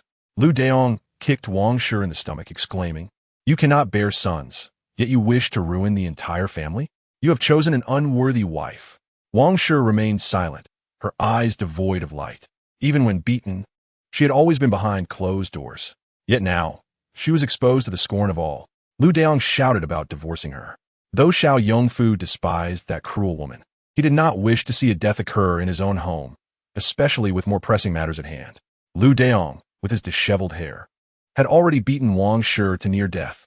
What more could Xiao Yongfu want? "What business do our families have now? Do you mean for me to kill her? Your child is still safe." Wang Shi trembled in dread at his words. Xiao Yongfu found it comical how Lu Daong could still provoke laughter. "Let the engagement between Yuanlang and your daughter be annulled." Upon hearing this, Lu Xiaohong's eyes brimmed with tears, and she cried out, "I refuse. Isn't she fine? Brother Yuanlang, Brother Yuanlang." Lu Daong waved his arm. "That is impossible. At most, I will not have him as a son-in-law. No sooner had he spoken than murmurs and accusations arose from the villagers. How shameless! Your wife commits such acts and still seeks to marry. After reflecting on the situation multiple times, Li Zhengqi had already reached a decision. The engagement between the Xiao and Liu families is hereby annulled, and the Liu family is to be expelled from Liugang Village immediately. Such a menace should vanish from the sight of the precious child without delay. Liu Daong had previously witnessed family disputes, usually resulting in mutual blame, which is why he felt so emboldened. Moreover, he had contributed to the village before. Yet, he did not expect Li Zhengqi's single command, "Get out." "Li Zhengqi, do you intend to drive us away?" Liu Daong gritted his teeth and asked. Although Li Zhengqi was an old man, in the village his word was law, more authoritative than that of an emperor. "Should I keep you, allowing the entire village to live in fear? This is not just my Liugang village. Indeed, if this family remains, will Wang Shi not suffocate any son she finds displeasing? Will Liu Xiaohong not smother any pretty girl she sees? They must not stay. Get out, heartless and venomous woman. Leave at once." Liu Daong was taken aback by the crowd's reaction and, disregarding Wang Shi and Liu Xiaohong, stumbled out, supporting the trembling Wang Shi. Liu Xiaohong also left under the disdainful gazes of the onlookers. Xiao Yuanlang finally breathed a sigh of relief. Following such an uproar, there was no mood left to continue the celebration. Fortunately, everyone had eaten and drunk enough. Any leftovers were packed to take away. The Xiao family sat in the main room, exchanging glances. "I just noticed that the marks on my sister are already gone. We arrived just in time," Xiao Yuanlang said, sitting next to the little bundle, watching her sleep without blinking. "Li Zhengqi told me, before leaving, that he would find someone to watch them leave." Xiao Yongfu reassured Lin Shi, holding her hand continuously. Xiao Laodai leaned back in his chair, taking a puff of his pipe, unconsciously blowing out a smoke ring. Recalling Li Zhengqi's earlier words, "Xiao Laodai, these two children must be here to repay kindness. Look how worried you are," standing up in haste. Was he trying to make amends? When did this fellow become so considerate? No good deed goes unpunished. He must be after my granddaughter. After knocking his pipe, Xiao Laodai lifted his gaze. "Aren't you all going to the city? You should rest early. Must you take the precious child along? The journey is not easy. If he took the child away, he would not see her for an entire day." Even a moment without laying eyes on the child left Xiao Laodai feeling uneasy. Lin Shi, seeing the reluctant expression on Xiao Laodai's face, could no longer help but smile. "Father, the weather is nice now. It's fine to take the child out. And besides, if I'm not there, she won't have anything to eat. Yes, this is still a nursing infant." Xiao Laodai smacked his forehead, waving his hand as he left. Leave early tomorrow. Yingshan Fu, within the city. The streets were bustling with people, the air filled with an array of vendors' calls. "Brother, look, that Tong Halu." Various snacks made Xiao Chenlong's head spin. Xiao Zhonglong was usually quiet, yet his face displayed plenty of astonishment as he grasped his brother's arm, whispering, "Brother, be sure not to wander off. Look at all these people. It would be a hassle if you got lost." "I won't. Don't lose yourself." The brothers joked and playfully jostled along the way. Xiao Yongfu cradled Xiao Lu, while Lin Shi held the precious child, all wearing expressions of joy. Having thought they were merely registering their eldest son, only to stumble upon a bustling market in the city. Among them, only Xiao Yuanlang's face remained taut. Both husband and wife found themselves in a state of helplessness. Yet Xiao Yuanlang had already missed one opportunity for education. How could he possibly not feel anxious this time? Before setting out, the little one had calculated that there would be some minor obstacles, but fortune would favor their examination. Indeed, it was a propitious time for travel. Upon arrival, "Did you see?" Xiao Yongfu, beaming with joy, pointed ahead, mentioning that it was a century-old establishment passed down through several generations. The lively husband contrasted sharply with the serious son, and Lin Shi could only shake her head in resignation. Bu Shitong, the name hardly sounded like a pharmacy. It resembled a place of worship. It was rare for Xiao Zhonglong to mumble such thoughts. The little one had overheard her parents discussing that her elder brother needed money for his studies, referred to as shuxiao, in addition to the fees for the academy. She had specifically exchanged the ordinary ginseng brought by the white wolf for the century-old variety. Even the lingji she had secretly soaked in spirit water, hoping that someone with discerning taste would offer a favorable price.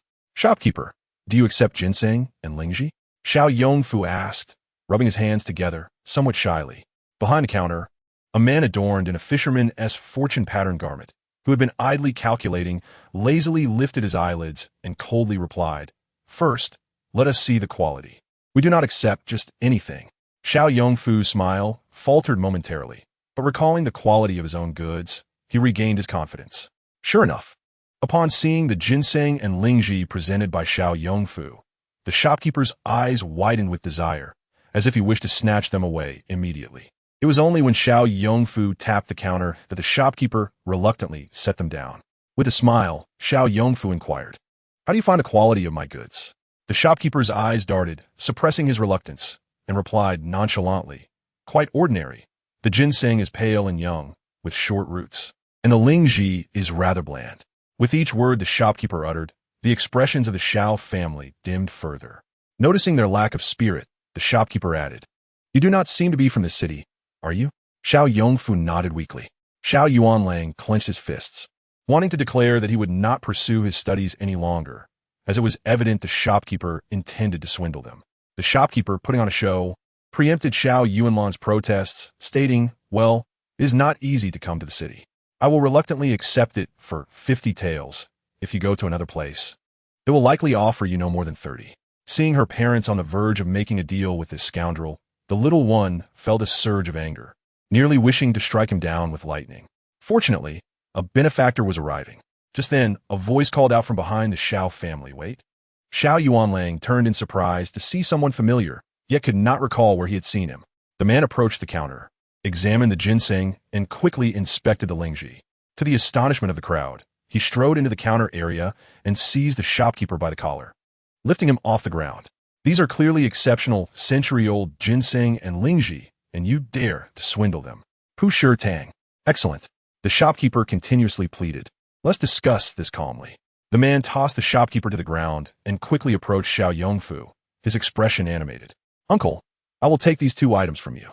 He leaned closer, whispering a sum that Xiao Yuanlang, standing beside them, could not quite catch, but he saw his father's face freeze in disbelief as if struck by lightning. The shopkeeper, seeing the two seemed to have reached an agreement, seethed with rage, knowing he could have made a significant profit but was thwarted. The man then pulled out 100 taels from his pocket, handing them to Xiao Yongfu, casting a glance at the shopkeeper, and murmured, "This is a deposit. We can discuss the rest outside." Understanding that this was for their benefit, Xiao Yongfu called for Lin Shi and the children to prepare to leave. "Stop. Do you think Pu Shi Tang is a place you can come and go as you please? Surround them," the shopkeeper commanded, clapping his hands, summoning 7 or 8 burly men from the back. The Xiao family was paralyzed with fear, huddling together in confusion. "What do you intend to do?" The man who had bought the ginseng crossed his arms, sneering. Xiao Yongfu thought, daring to rob in broad daylight, in a century-old store. Chapter 21. Enrollment at the academy. The man scoffed, articulating each word, "A century-old establishment. Indeed. Well noted." The shopkeeper exclaimed, "Let us negotiate." The man pulled out a token from his pocket, tossing it to a nearby boy. "Child, go summon help for me." Xiao Yuanlang suddenly pointed at the man, exclaiming, You're the one who bought the mushrooms." The man laughed heartily. "Little brother, you just remembered." Xiao Yuanlang straightened his clothes, approached the man earnestly, and presented several hundred won with both hands. "This older brother, while the mushrooms were fresh, you truly did not need to pay so much. This is the excess." Xiao Yongfu and his wife looked on with pride. That was their son, indeed commendable. The little one smiled brightly, confirming that her brother was extraordinary. The man appeared surprised, having expected only gratitude, not a repayment. Most would consider the transaction complete with a few words of thanks, but this one was sincere. He waved his hand. "Your mushrooms were delicious. I was willing to buy. You were willing to sell. There was no need for this."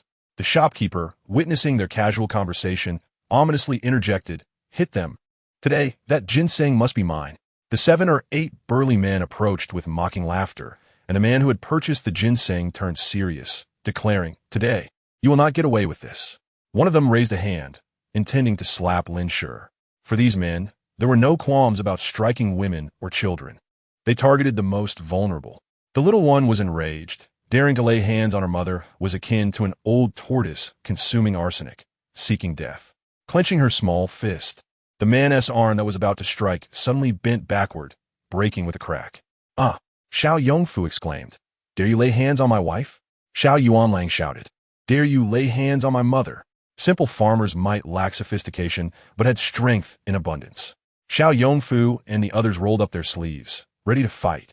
Suddenly, a group of soldiers burst in, brandishing their weapons against the shopkeeper's neck. "General," a commander clad in armor, saluted the man. After speaking, he led the Xiao family away, and upon reaching the alley, he pulled out several silver notes to hand to Xiao Yongfu. Startled, Xiao Yongfu instinctively withdrew his hands, saying, "Sir, this cannot be accepted." The man rolled his eyes. "My surname is Jiang Yimo. These ginseng and lingji are of utmost importance to me, since they are life-saving items. Are they not worth something?" Lin Shi, holding the warm treasure, glanced at Jiang Yimo with confusion, asking, "Are our ginseng truly that remarkable? How much would they fetch in the capital?" Jiang Yimo was initially taken aback, but then smiled knowingly. "Just this ginseng alone is worth at least 2,000 taels. And with these few pieces of lingji, it could fetch 5,000 taels." The Xiao family gasped. 5,000 taels. How much grain would that represent? Jiang Yimo feigned a look of helplessness. "Well then, let us go by the capital's prices." Before he could finish, Xiao Yongfu hastily snatched the silver notes from his hand without even looking closely, eagerly saying, "Let us go by the local prices, the local prices." My goodness, 5,000 taels felt hot in his hands. Jiang Yimo found this family intriguing, especially the child that Lin Shi held, who seemed to genuinely comprehend their conversation, her bright eyes sparkling with curiosity. "All right, is this yours?" Jiang Yimo pulled a book from his pocket, asking, "May I inquire where you are headed?" Xiao Yuanlang gratefully accepted the book, realizing it was crucial to him. "Thank you ever so much. We are going to the academy to enroll my elder brother." Xiao Yongfu expressed his gratitude, explaining that the academy required each enrolling student to submit a thesis or personal work. This book contained Xiao Yuanlang's own essay and some poetry. Jiang Yimo stroked his chin, removed a jade pendant from his neck, and handed it to Xiao Yuanlang, saying, "Take this to the academy and find the dean. Once he reviews your work, I believe all will be well." "Who is this?" Once again, the officials and the head of the academy appeared, and Xiao Chunlang could not help but click his tongue at the sight of so much money being spent on ginseng. Lin Shi glanced at her eldest son, unable to discern his thoughts, and could only exchange a helpless look with Xiao Yongfu. "Brother, let us hurry and register," urged Xiao Zhonglong, ever cautious, fearing that time might slip away. Xiao Yuanlang carefully tucked the jade pendant into his bosom and neatly arranged the book before nodding in agreement. "Let us go." His previous desire for education stemmed from a genuine love for learning. However, having felt the fortune that his sister brought, he now believed it was imperative to become a good brother capable of protecting her. Otherwise, those who possess abilities yet lack support are often in peril. These sentiments he had shared with no one, trusting that his family would stand by him. At the academy's entrance, a table was set up, adorned with a sign that read registration. Xiao Yuanlang approached respectfully, saying, "Greetings, I am here to register." "The miscellaneous duties registration is at the back," retorted a man clad in a pale blue long gown embroidered with the 3 friends of winter, casting a disdainful glance at Xiao Yuanlang. Such treatment had been anticipated by Xiao Yuanlang. He thanked the man and turned to the individuals behind the table, stating, "I am here to register. This is my composition." Standing behind Lin Shi, Xiao Chunlang tugged at Xiao Zhonglong's sleeve, suggesting, "Brother, why not show them your jade pendant? It would save us from this humiliation." Xiao Zhonglong shot a disapproving glance at his seemingly clever yet foolish younger brother, responding, "No matter how fine another's possessions may be, they remain theirs. If one wishes to earn respect, one must first stand tall on their own." Xiao Yuanlang's composed demeanor surprised both of them. Despite his worn-out clothing, with sleeves evidently too short and patches in various places, he stood like a resilient pine tree, unyielding to the cold or the whispers of others, completely oblivious to how tattered his attire appeared. Behind him were his family, 2 young boys whose shoes were also ragged, exposing their toes. The only bright spot was the infant in the woman's arms, clad in a vibrant red cotton outfit, whose rosy cheeks and sparkling eyes evoked a sense of fondness in him towards the family. The man politely clasped his fists and inquired, "May I have a look?" He wished to discern whether the composition was as genuine and straightforward as its author. Rising, he introduced, "This is the eldest grandson of the academy head, Yin Shu, young Master Yin." "Xiao Yuanlang," exclaimed Xiao Yuanlang, offering the book in his hand. Initially flipping through it carelessly, the man soon found himself increasingly astonished, standing upright and snapping the book shut with a resounding clap, then seizing Xiao Yuanlang's hand and rushing toward the academy. "Hey, what are you doing? I haven't even registered yet," Xiao Yuanlang exclaimed, pulling away in confusion. Yin Shu addressed the admissions officer. "Please write down this young brother's name." He then turned to Xiao Yongfu and the others, urging, "Uncle, come along." In a quaint and understated study, they encountered the academy head, Yin Qing. With silver hair and a smooth visage, his beard cascading to his chest, he sat behind a writing desk, clutching a wolf hair brush as though engrossed in a composition. Upon seeing Yin Shu bring a few individuals, a hint of surprise graced his otherwise imposing countenance. The little one noticed that his surprise bore no trace of disdain or contempt for their threadbare garments. Quietly impressed, the little one observed a radiant aura surrounding the man, a glow only someone of great merit could possess. Simply establishing an academy was insufficient to manifest such a grand aura of virtue. After Yin Shu quietly explained and presented Xiao Yuanlang's manuscript, the academy head expressed satisfaction with the content, nodding appreciatively. However, he seemed to have mistaken identities. Approaching Xiao Yongfu and exclaiming, "I never expected this brother could compose such fine work while tending to agriculture. I am in admiration." Both Xiao Yongfu and Yin Shu were taken aback, while Xiao Yuanlang stifled a laugh behind his clenched fist. Lin Shi, busy adjusting the infant's clothing, also stifled a chuckle. Xiao Zhonglong and Xiao Qinlang, unable to comprehend the flowery language, exchanged puzzled glances, wondering why the head praised their father when it was clearly their brother who was registering. Only the little one burst out laughing, clapping her hands to ease the moment's tension.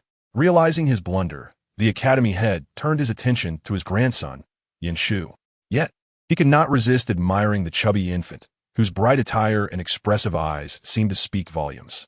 Yin Shu quickly bowed, saying, "Grandfather, the manuscript in your hand was composed by this young brother Yuanlang. The gentleman you just praised is his father." The academy head slapped his forehead, laughing heartily. "I made a mistake." Xiao Yuanlang bowed respectfully, replying, "I am willing."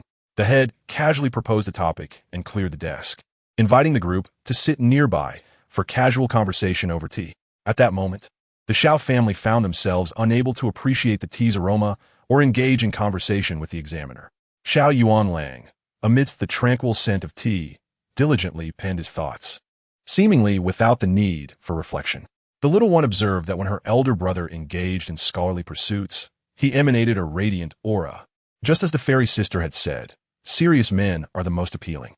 In less than half an hour, Xiao Yuanlang set down his brush and addressed the academy head. "I hope I have lived up to expectations." The head acknowledged with a nonchalant hum, proceeding to examine the manuscript with utmost seriousness. At home, one could ponder, revise, and rewrite, but this on-the-spot evaluation tested one's comprehensive abilities, attention, knowledge retention, and psychological resilience. A lack of concentration could easily lead to distractions from others. More importantly, mental fortitude was crucial. If one became flustered, even known information could slip away into oblivion. Clearly, Xiao Yuanlang's focus and psychological composure passed muster, as evidenced by the academy head's quivering beard. "Excellent, excellent, excellent." The Xiao family felt a sense of relief with each excellent uttered. "This piece is infused with spirit and breadth, and your choice of words is quite sophisticated. I did not expect such profound thoughts on a simple topic. Splendid," he praised, then shot a reproachful glance at Yin Shu. "Make sure to study this thoroughly." Yin Shu's cheerful demeanor quickly wilted at the reprimand, feeling betrayed. "Later, I will have Yin Shu take you to register. The tuition will be waived, and you shall share a dormitory with him," the academy head added, pausing momentarily. "I have the intention of accepting you as my disciple. Would you be willing?" Xiao Yuanlang hesitated, taken aback, while the little one joyfully clapped her hands, bubbling with excitement. She had always known her brother was exceptional. Despite the years that had been lost, his education under the village's scholar and his self-study, combined with the celestial talent of the Wenchong star, would surely be recognized by those with discernment. The academy head, stroking his beard, glanced at the little one, smiling. "How do you know this? Such a little one, yet so perceptive." The family looked fondly at the little one, who had brought laughter to the elderly head. Good. Yin Shu. Right to the capital. I have taken on a disciple. With this vital matter settled, the Xiao couple took their children into town for shopping. They first purchased several long gowns for Xiao Yuanlang. Although the academy provided bedding and uniforms for classes, he could no longer don those tattered garments. As he was now the head's prized disciple, any embarrassment would reflect poorly on the academy head himself. Indeed, one is judged by their attire. And when Xiao Yuanlang donned the new clothes, he looked splendid. The words of the peasant were refreshingly straightforward. While paying, Xiao Yongfu was surprised to discover that Jiang Yimo had given him a banknote for 2,000 taels. With money in hand, they felt more confident in their spending. When the little one spotted a horse-drawn carriage passing by in the street, she suddenly exclaimed with joy. The others were puzzled, thinking she was unwell. Only Xiao Yuanlang, sensing her thoughts, smiled and said, "Sister desires a carriage, doesn't she?" Little Tuanzi blew a bubble and reached out to grasp her elder brother's clothing, exclaiming, "Who can comprehend my intentions when you are not home?" Observing the disbelief of Xiao Yongfu and Lin Shi, little Tuanzi could only let out a series of cries upon seeing the horse-drawn carriage. The family pulled the cart from Liugang Village to Fucheng, a journey that took 2 hours, while their return was accomplished in less than half that time. The sun had not yet dipped behind the mountains, and wisps of smoke curled from chimneys in the village. A large yellow dog on the road was startled by the swift carriage, letting out a yelp before crouching down. Xiao Laodai, puzzled by the sight of a grand horse-drawn carriage at their doorstep, was taken aback as a snow-white wolf leaped down from the vehicle. "This wolf resembles the one from my family," he exclaimed in astonishment. Just as Lin Shi was being assisted down by Xiao Yongfu, she overheard her father's words, and, with a mix of laughter and exasperation, replied, "Father, this is clearly our wolf." The arrival of the carriage not only astonished Xiao Laodai, but also drew the attention of other neighbors. Lin Shi explained, "Today we went to the academy to register. My son Yuanlang has become the direct disciple of the headmaster, who gifted us this carriage." Indeed, being chosen as a disciple by the headmaster was a stroke of luck for the Xiao family. Although Xiao Yongwen had passed the scholar examination, the headmaster did not even know who he was. Had he allowed Xiao Yuanlang to attend school, he would likely have already achieved the status of a jinshi. It was likely jealousy that had prevented him from pursuing the examination. Amidst the envious murmurs of the crowd, Xiao Yongfu guided the cart into their yard, only to shut the door behind him to unload the cargo. Chapter 23. Kimchi and pork stew with vermicelli the following day. Lin Shi rose early and, after nursing her 2 children, turned her attention to her kimchi. "Husband, please bring over the kimchi jar. It's time for it to be enjoyed." Xiao Yongfu, with a cheerful demeanor, carried over a large jar, but Lin Shi hesitated. What if it does not taste good? A flicker of uncertainty crossed her eyes, and her arms drooped weakly. Xiao Yongfu embraced her gently, whispering tenderly, "When you prepare this dish, it is never lacking in flavor. Should it truly fail to please, we shall simply make it again." Lin Shi sighed. "You do not understand. I wish to perfect this dish to sell it." Xiao Yongfu was well aware of her intentions. He opened the lid, releasing a wave of delectable aroma. "Just from this scent, my mouth waters. To claim it lacks flavor would be utterly unbelievable," he declared, handing her a pair of clean chopsticks. Yet, Lin Shi lacked the confidence to take the first bite. Instead, she picked up a green bean and fed it to Xiao Yongfu. As he chewed, tears streamed down his face. "Dear wife, you must taste this. It is simply divine. Fit for a deity." Lin Shi was taken aback by his exaggerated praise, struggling to believe that an ordinary kimchi could evoke such emotion. Little Tuanzi, in a frenzy of anticipation, internally shouted, "Let me taste it. I want to eat." After Lin Shi sampled a cucumber piece and closed her eyes in delight, she murmured, "This is undoubtedly the finest kimchi I have ever created." Xiao Laodai, drawn by the enticing aroma, approached with a mock seriousness. "Are you two indulging in solitary feasting?" Xiao Yongfu, amused by his father's jest, urged, "Father, come and taste this. It is winter plums kimchi, simply extraordinary." Although Xiao Laodai had tasted Lin Shi's kimchi before and found it pleasant, he was astonished by the current version. He sampled a piece of the cabbage and his eyes widened. "Delicious, truly delicious." Lin Shi, feeling a bit bashful, inquired, "Father, what do you think if we were to sell it?" Xiao Laodai took another bite, nodding slowly. "If you choose to sell kimchi, I shall stay home to look after the children." Little Tuanzi, having heard the constant praise of the dish, was on the verge of tears, longing for her turn to eat. Just how delicious could it be? Lin Shi, filled with joy, expressed her gratitude. "Thank you, Father." "For what?" "A harmonious family is the greatest blessing," he replied, eyeing the modest jar with curiosity. "Are you truly going to sell just this little amount? It will surely be snatched away." "Ah well." Xiao Laodai stroked his newly grown beard. "I shall accompany Yongfu. It has been ages since I ventured out." Xiao Laodai's spirits had been lifting of late, and he was eager to step outside. Xiao Yongfu discussed their plans for the city, while Lin Shi busied herself with preparing hot water, soaking vermicelli in the pot. She then retrieved a piece of pork belly purchased the day before and sliced it into thin pieces. As the hot oil sizzled with ginger slices, the pork belly was added to the pan. After a delightful crackle, the kimchi was tossed in for further sauté. Finally, water was added, along with the soaked vermicelli. While Lin Shi was cooking, Xiao Yongfu took the boys to the field to gather the remaining vegetables. "Father, why are so many people gathered by our field?" Xiao Chunlang spotted a group of villagers from distance. Xiao Yongfu, pulling the cart, remained silent, a sense of foreboding creeping in. "Oh no, surely, the villagers have discovered the vegetables we planted." As expected, upon seeing Xiao Yongfu, the villagers regarded him with gleaming eyes, as if he were a treasure. "Yongfu, are these vegetables from your land? They look splendid. You must share your secrets with us." Surrounded by the villagers, Xiao Yongfu felt overwhelmed by the cacophony of voices. Particularly, he was flabbergasted when seasoned farmers sought his advice. In the past, he had often been scorned, with some even calling him a jinx, warning others to keep away from his land for fear of poor harvests. Yet now, they sought his counsel. How the tides had turned. Xiao Yongfu understood their sentiments. For farmers, agriculture was of paramount importance. However, he had done nothing beyond the ordinary tasks of tilling, sowing, and watering. "Please, everyone, I'm not as knowledgeable about farming as you all are." As soon as the words left his mouth, he noticed some villagers' expressions change, prompting him to add, "I can only discuss and share thoughts with you. I'm certainly not qualified to instruct." Only then did the villagers' expressions soften.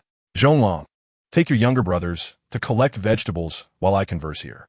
"Understood, Father." The three boys scurried around the field, gathering the vibrant and tender vegetables. "How fragrant! I can smell it from afar. Mother, what delicious dish have you prepared?" Before even entering the house, the sound of Xiao Yongfu's voice reached Lin Shi. "Hurry in and eat. It has been ready for a while." Upon entering, Xiao Yongfu found Xiao Laodai unable to resist and already indulging. A large bowl of steaming vegetables filled the center of the table, releasing an enticing aroma, while each person had 2 fried eggs and a bowl of rice before them. Washing his hands quickly, he eagerly grabbed his chopsticks and sampled the pork belly, exclaiming in satisfaction, "Have we finally achieved a proper breakfast? This is marvelous." In the present customs of Qi, 2 meals were customary each day. Breakfast consisted of solid food, as it was essential for labor, while a lighter meal was served in the afternoon, and dinner was often omitted. Thus, breakfast was prepared more lavishly, often referred to humorously by farmers as over-early, a term derived from the New Year celebrations. During their time at the old homestead, even a bountiful breakfast had not been theirs to enjoy. After their separation, they had finally gained the freedom to savor their meals. "Mother, what dish is this? It is incredibly delicious," exclaimed Xiao Chunlang, relishing the kimchi pork stew, his mouth glistening with grease. Seeing her family savoring the meal brought Lin Shi immense joy, and she smiled contentedly. "This is Yazoo kimchi. Do indulge yourselves." As she spoke, she added more to each person's bowl. Little Tuanzi, eagerly watching them finish, was nearly in tears, yearning for her turn to eat. Cradled in Lin Shi's arms, she began to seek her nourishment. "Let me taste it." Lin Shi, wiping the drool from her little one, replied, "I have prepared everything. Yuan Lang receives 1 jar, and the headmaster 3. Once you finish, be sure to depart promptly." Chapter 24. Not your pig or dog. Don't degrade it. Xiao Yongfu arrived at the academy, where the gatekeeper cordially welcomed him and directed him to find Xiao Yuanlang. Within the academy, the landscape was adorned with artificial hills and peculiar stones, while fish swam in the tranquil waters, accompanied by the melodious recitations of students. As he walked, Xiao Yongfu felt an elevation of his spirit. He silently mused that this indeed was a splendid place, and his son Yuanlang truly belonged here. "Father, your mother's pickled vegetables are ready." I will quickly bring them to you and the dean, Xiao Yongfu said with a simple smile, recalling the vegetables grown in their own garden, which paired beautifully with porridge and stewed meat. Dean Yin was not one to indulge in gluttony, yet he had once tasted the pickled vegetables from Yazhou and found them quite delightful. Thus, he graciously accepted this humble gift, especially since it came from a family of his cherished disciple. Dean Yin, I trouble you with Yuanlang. If he misbehaves, please feel free to discipline him. Xiao Yongfu chuckled after a few polite exchanges before departing, his mind still lingering on the jar of pickles. Come, join me. Just so happens that your teacher's wife has made porridge, which will pair perfectly with these pickles, Dean Yin said, his eyes brimming with fondness for Xiao Yuanlang. Yes, master. I shall humbly obey your command. I too am yearning for that taste, Yuanlang replied. In a flower hall, Dean Yin first savored a spoonful of porridge before leisurely tasting the pickles. Upon tasting, he paused, closing his eyes for a moment, then instructed softly, have the unopened jar of lubilajiaji sent to him. His voice was low, and Xiao Yuanlang did not catch the entirety of his words. It was not his concern. So he diligently and reverently continued enjoying the pickles made by his mother. A flash of brilliance crossed Dean Yan's eyes. Did he find the medicine? Yes. It is said to be of the finest quality, the attendant replied. Then hurry and deliver it to him. By the time Dean Yin had arranged everything, half the plate of pickles had already been consumed by Xiao Yuanlang, the remaining portion forming a semicircle on the plate. Dean Yin found it amusing to witness the occasional childlike innocence of this mature and composed student. Meanwhile, Xiao Yongfu, after inquiring around, located a shop that crafted jars. He bought 30 jars in one go, managing to fit them into the cart, allowing his father to sit outside comfortably. As for the white wolf that accompanied him, he had forgotten all about it. Excuse me, are you buying these jars to make Yazhou pickles? The shopkeeper inquired with a Yazhou accent after assisting with the jars. Xiao Yongfu chuckled warmly. Indeed, you must be from Yazhou. Next time I come to town, I will bring a jar for you to taste. Seeing Xiao Yongfu's honest demeanor, the shopkeeper, moved by the long absence of that flavor, decided to charge him 500 when less. Unaware of the bargain he had secured, Xiao Yongfu left cheerfully. Before leaving the city, he bought some soy sauce beef and a jug of old wine for his father. The journey home was uneventful, save for the occasional mournful howl of the white wolf. Upon arriving home, before he could catch his breath, a rapid knocking at the door startled him. Who is it? Xiao Yongfu muttered, I haven't even had a sip of water. Upon opening the door, he was greeted by the weathered face of old Madame Yao, her lips bearing some cuts. Today she had finally managed to venture out for a brief moment, eager to gather news of the latest happenings. To her dismay, she discovered that Xiao Yuanlang had gone to the academy and had been accepted as a closed-door disciple by the dean. The 2 plots of land allocated to the main house during the division had yielded exceptional vegetables, and now the entire village sang their praises, even seeking Xiao Yongfu for guidance. Old Madame Yao was furious and, leaning on her cane, made her way over. She had not seen this dilapidated house before. Previously, there had been no roof, let alone high walls and new buildings. Xiao Yongfu's expression turned cold. Mother, why are you here? Without a word, old Madame Yao scanned the courtyard with icy disdain. The cart was already in the backyard, and she did not see it in the front, which might have made her feel even worse. At the base of the wall, some green scallions grew, looking quite charming. Hanging from the eaves were cured meats. And in a large water jar by the door, fish splashed about. Especially striking was the new house with its blue tiles and white walls, making old Madame Yao's heart ache with envy. Why was she not the one living there? Feeling parched, Xiao Yongfu thought of closing the door if she remained silent. But old Madame Yao walked right in, raising her cane to strike at him. Quick-eyed, Xiao Yongfu dodged, narrowly avoiding being struck, while old Madame Yao nearly fell. Just then, Lin Shi, hearing the sudden silence outside, stepped out to investigate. Husband, who has come? Upon hearing Lin Shi's gentle voice and seeing her radiant complexion, old Madame Yao immediately found a target for her wrath. Pointing at Lin Shi, she shouted, You shameless harlot! You seduced my son to divide the family. What prospects does your son have? You should have sent him to the academy, she retorted, then turned to Xiao Yongfu. You should have sent your brother to study. He is our family's future. You heartless wretch. Today, I shall tear your face apart. Lin Shi was no longer the punching bag of the old residents. She quickly countered. You rely on your son, so send him to the academy. Do you expect us to serve you like pigs and dogs for generations? Who is the heartless one? Ask anyone in the village. It's you, Yongfu. Your wife is being insulted like this, and you do nothing? Are you just standing there urinating? The furious voice of old man, Xiao, boomed from inside the house. This is my home, not a place for your rampage. If there are issues, consult Xiao Yongwen. Old Madame Yao was initially startled by old man Zhao's thunderous voice, then infuriated by Xiao Yongfu's retort. This is outrageous. How can this be? Come see. Seeing Xiao Yongfu's hostile demeanor, she immediately collapsed onto the ground, throwing a tantrum. A son who neglects his mother and even raises his hand against me. Xiao Yongfu had long since grown weary of her antics. Besides, in recent days, old man Xiao had frequently advised him not to allow the entire family to be demeaned at old Madame Yao's hands. During the division, it was agreed that he would take care of his father, while Xiao Yongwen would manage her affairs. They would henceforth be two separate families. As the two stood in a deadlock, a sudden cry erupted from outside the wall. Ah! Help! Save me! Chapter 25. Deluded fantasies. The small child discovered Xiao Yongwen, who was hiding by the wall, eavesdropping, and commanded the white wolf to capture him.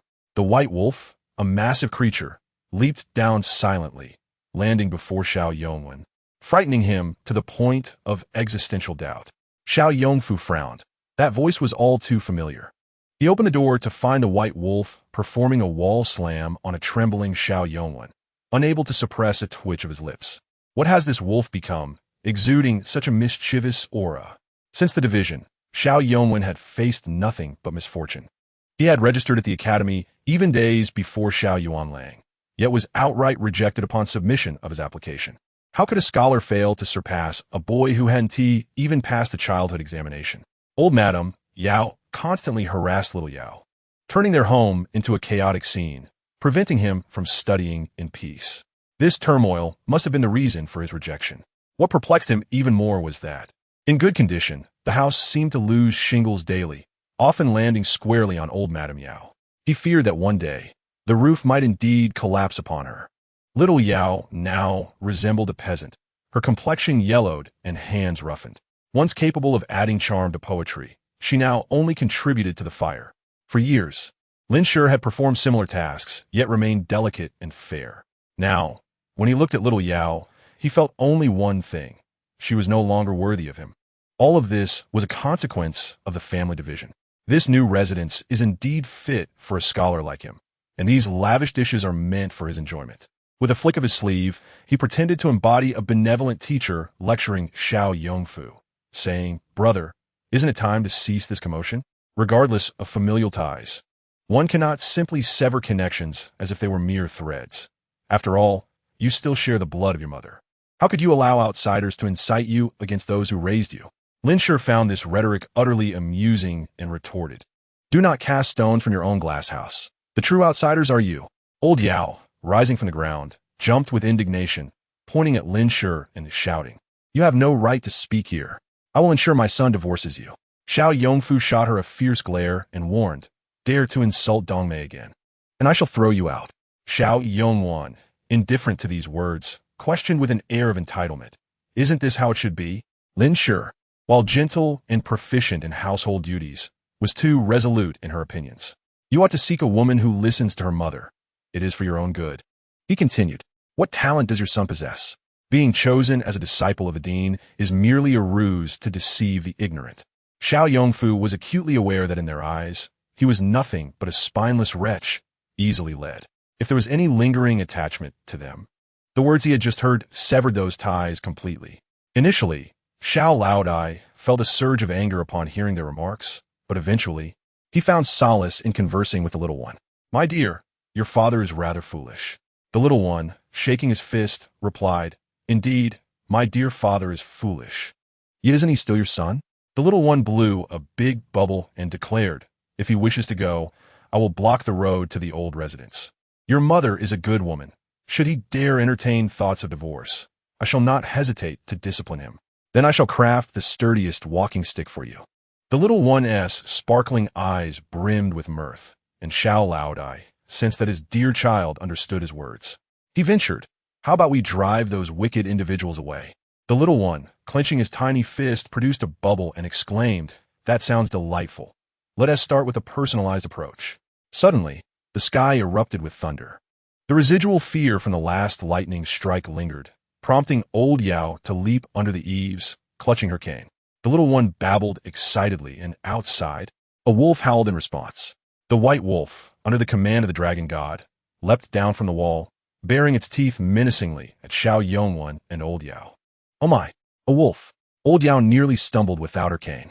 Listen, if you disregard me and your brother, I shall report you to the magistrate. Xiao Yongwen retreated 3 steps, finding himself at the door.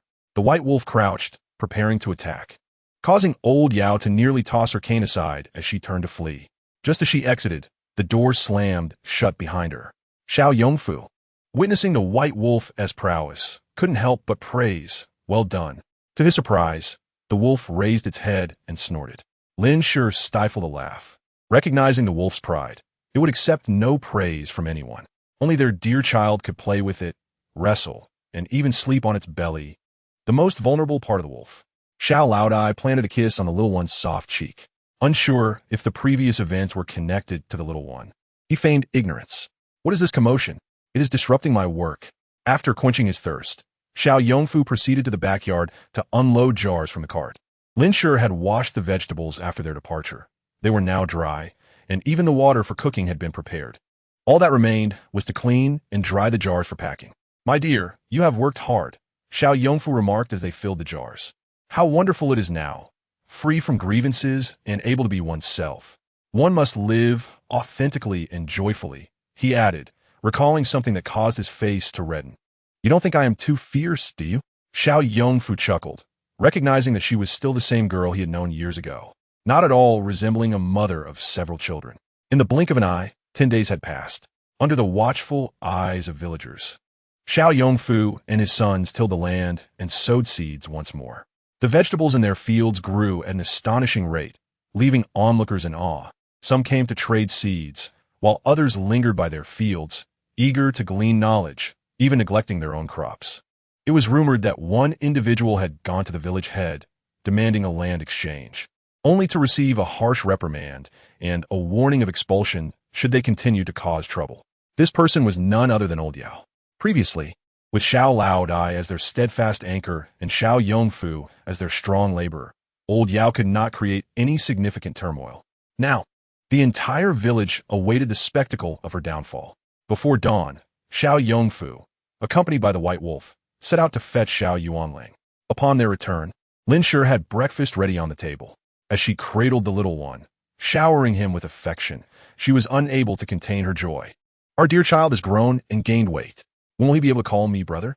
Even during meals, the little one was reluctant to part with him. No woman is indifferent to compliments. Lin Shi, flattered by her eldest son's praise, instinctively touched her face, which still bore the marks of their arduous travels. Yet, upon closer observation, both Lin Shi and Xiao Yongfu recognized the change. Their family, once gaunt and weary, now appeared vibrant and healthy, with radiant skin and glossy hair. The 3 boys had developed chubby cheeks. The little one, nestled in Xiao Yuanlang's arms, felt a swell of pride, knowing that she had nurtured her family with her special water and rice, ensuring they thrived. The white wolf, too, received a bowl of the magical water each night. For some reason, Xiao Laodai recalled the thunder and instinctively glanced at the little one, noticing the gleam of pride in her eyes. Rubbing his eyes, he doubted his perception or perhaps feared he was growing senile. After the meal, they turned to their most crucial task, preparing pickled vegetables. The previous harvest had yielded only enough for a few jars. Despite the family's enthusiasm, Lin Shi remained uncertain about quickly selling them, knowing that tastes varied widely. Only the little one was brimming with confidence, proclaiming, "These are made from celestial seeds and soaked in divine water. If they are not good, I shall make old Xiao perform a handstand while eating dung." Lin Shi felt a flutter of anxiety as she took a bite and, with a stoic expression, set down her chopsticks. Observing her demeanor, the others rushed to taste the dish. "It feels as though a surge of celestial energy has lifted me," Xiao Yongfu chuckled, glancing at Lin Shi, who was clearly teasing them. "Let us bottle these up. Today, we shall take them to market." To his astonishment, Xiao Chunlang interjected, "We're just going to sell them outright. Where will we sell them? For how much? Such fine produce should not be sold cheaply. That would be a disgrace." Xiao Yongfu rubbed his hands uncertainly. "Son, these are our own crops. We only incurred costs for the jars. If we price them too high, we will be deceiving our neighbors. Lin Shi also concurred, remarking that if the price were set too high and the goods failed to sell, it would be unfortunate. Xiao Chunlang rolled his eyes, exclaiming, "Mother, you underestimate the deliciousness of these dishes and your own culinary skills." The Xiao couple united in agreement, but Xiao Yuanlang, upon his brother's reminder, realized the situation as well. A new consensus was established. "Father, mother, I believe my brother makes a valid point." As the eldest son and a scholar, Xiao Yuanlang's words carried significant weight in the hearts of Xiao Yongfu and Lin Shi. If they were concerned about high prices deterring buyers, they could offer a sample for tasting. Indeed, as soon as he finished speaking, Lin Shi's eyes lit up. What a splendid idea. As for the price, currently, a dough of coarse rice is 31, and japonica rice is 61. So let us initially set the price at 25 won per jar. Xiao Chunlang thought his brother's price was reasonable, but after exchanging glances, Xiao Yongfu and Lin Shi understood each other's thoughts. In previous years, when there was no major disaster, a dough of coarse rice only cost 5 won, and even japonica rice was merely 15 won. Now, with prices so high, many could scarcely afford to eat, though their family was faring well. They must allow others a chance to survive. Let's set it at 15 won. It is decided, declared Xiao Yongfu, and neither Xiao Yuanlang nor his brother offered further objections. Today coincidentally marked the market day of the 9th, and the family packed 2 jars of pickles, some small containers, and provisions, loading them onto their cart and heading to the city. Xiao Yongfu found a good spot to set up their stall and fill the jar, saying to Lin Shi, "I will deliver a jar to the owner who bought the last one, as I promised." Lin Shi quickly replied, "Make sure to pack it well. Rest assured it will be well packed. Yuanlang, assist your mother." Yuanlang had not even had a chance to shout out the prices during his last market experience before they had to pack up. This time, he instructed Lin Shi to hold the warm treasure while he took charge of the selling. As he began to attract customers, many were drawn in by the enticing aroma of the pickles being offered for tasting, eagerly inquiring about the price. "Annie, what is this? It smells so good," Xiao Yuanlang said with a bashful smile. "Annie, this is Yizhou pickles, homemade by my mother, and they taste marvelous." He flashed a smile that made the older lady blush. "Our pickles are available for tasting, and if you find a flavor unsatisfactory, you need not purchase." One skeptical aunt picked up some chopsticks, sampled a bit, and, after chewing in silence, inquired, "How much for a jar?" 15 won. "I'll take 2 jars." Nearby, another person asked her, "How does it taste? Why are you silent after eating?" The first aunt shot him a glare if I hadn't liked it. Would I have bought it? With that, she clutched the jars and turned to leave. The man muttered, "I was just worried she was a plant." Xiao Yuanlang understood the adage that kindness breeds wealth. Smiling benignly, he said, "Sir, just taste a bit. It won't cost you anything." A plump ant, irritated by the man's hesitation, pushed him aside and declared, "Move aside, stop dawdling. I'll take a jar." After tasting a mouthful, she hastily exclaimed, "2 jars, please." "Certainly. Here you go. Chunlang, collect the money." Xiao Chunlang extended his hands, his fair little face breaking into a sweet smile. "Thank you, sister." The plump ant suddenly burst into laughter, even giving Xiao Chunlang's cheek a pinch. What a candid child. Chapter 27. Punishment. "You eat excrement." Xiao Yongfu, panting, handed a jar of pickles to the Yizhou vendor, who promptly bowed in gratitude. Upon opening the jar, a wave of fragrance washed over him, bringing tears to his eyes. "This is the taste of my hometown." The vendor attempted to kneel before Xiao Yongfu, who firmly grasped him, saying, "Brother, please, this is homemade. If you enjoy it, I can bring you more in the future." "Thank you, kind sir. Your sister-in-law's skills are exceptional. These pickles are truly authentic." After a lengthy exchange of pleasantries, they regarded each other as brothers, sharing a couple of pickles before parting ways. The vendor was astounded. Is this all that's left? Lin Shi found his bewildered expression amusing, and as more people came to support them, some who had tasted the pickles simply bought 3 or 4 jars. Suddenly a sharp, piercing voice rang out. "Everyone at the market today is talking about Yizhou pickles, but I must say my late grandmother made them best. It's a pity she only taught that wretched person." Upon hearing the voice, Lin Shi's expression darkened. She quickly glanced at Xiao Yongfu, intending to retreat to the cart, but the woman approached them. A lady who bore a resemblance to Lin Shi came closer, her eyes widening as she exclaimed, "I wondered who it was. Turns out it's Lin Dongmei." The little one immediately recognized this woman as her mother-esque sister, realizing that this was why her mother had been left unsupported by relatives. Lin Shi looked at her with a revulsion akin to swallowing a fly. Lin Ernie, you'd best not show your face before me. If you have business, I will burn paper for you. The little one felt compelled to applaud her mother's bravery. Lin Ernie, with a venomous gaze, remarked, Lin Dongmei, you look so delicate now. Did you perhaps kick that Xiao fellow aside to serve someone else? The little one clenched her fists, thinking it might be too ostentatious to give her a thunderous rebuke. You foul-mouthed woman, did you eat excrement? You're reeking. Lin Shi, cradling the child in one arm while placing her hand on her hip, shouted. The little one's eyes sparkled. This was the perfect retort. Wait and see, dear mother.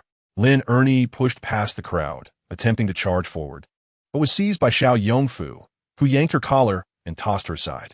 Mind your tongue. Xiao Yongfu seethed, as no one would be pleased to be accused of infidelity. Xiao Yuanlang, who had been fuming moments before, quickly smiled. We are selling you Zhou pickles. We only have 2 jars left. Would you like to sample first?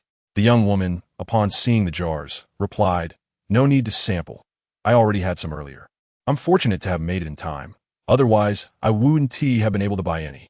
Xiao Yuanlang also smiled. Indeed, what a coincidence. We were about to pack up. Lin Ernie, seeing the young woman pull out money to hand to Xiao Yuanlang, felt her jealousy boil over, her eyes reddening. She shouted, Stop! Those Zhou pickles belong to the Lin family. The young woman nearly dropped her money in fright, glancing at Xiao Yuanlang in confusion. The young woman hurriedly nodded, clutching the jar and fleeing. Lin Ernie tried to chase after her, but a nearby girl held her back, whispering, Mother, what are you doing? Everyone is watching. She secretly glanced at Xiao Yuanlang, her face flushing. Lin Ernie, oblivious to her daughter's expression, angrily shook off her hand, pointing at Lin Shi, Lin Dongmei. I tell you, the recipe for those Zhou pickles should be shared among the family. When that old hag was on her deathbed, she only taught you. You ought to have shared it with us siblings. Lin Shi, noticing the crowd growing larger, decided to speak out. With reddened eyes, she declared, Let everyone judge. When my grandmother was gravely ill and unable to rise, our family prepared to let her starve, but I remained by her side, dutifully caring for her. Only before her passing did she reveal the recipe for pickles to me, making me swear not to divulge it to any member of the Lin family. Now, or in the future, we may be impoverished, but we are honest and trustworthy. Having sworn an oath, I will uphold it. What do you all think? Is this reasonable? Despite the national calamity, basic humanity and ethics still prevailed. The crowd began to murmur and point at Lin Ernie. This was still their grandmother, and yet she was treated thus. Who among them did not have elderly relatives? Initially, there was a desire to starve the maternal grandfather, but now, upon seeing money, the temptation is undeniable, revealing a rather unsavory character. Lin Ernie, subjected to such scornful remarks, felt her face flush with embarrassment as she repeatedly denied the accusations, insisting that she had no concern for that old woman. Lin Shi let out a cold laugh and challenged her to swear to the heavens that she truly cared for the old matriarch. Without hesitation, Lin Ernie raised her hand and swore, declaring that she indeed had concern for that old woman. Should she speak falsely, let thunder strike her. The thunderous sound startled those around her. In a panic, Lin Ernie quickly amended her vow, stating that if she were to lie, she would eat excrement. To her surprise, a flock of birds overhead suddenly descended, and with uncanny accuracy, they targeted her, showering her with droppings, some even landing in her mouth. The onlookers recoiled in disgust. Today, everyone learned a valuable lesson. Oaths should not be taken lightly, especially when they involve falsehoods. Just then, a clear and authoritative voice resonated. A promise made should not lead to regret. This lady was recognized as a person of integrity, one whose word was trustworthy, suggesting that the goods she sold would be of high quality. My goodness, it was the esteemed Director Yin from Xianyang Academy.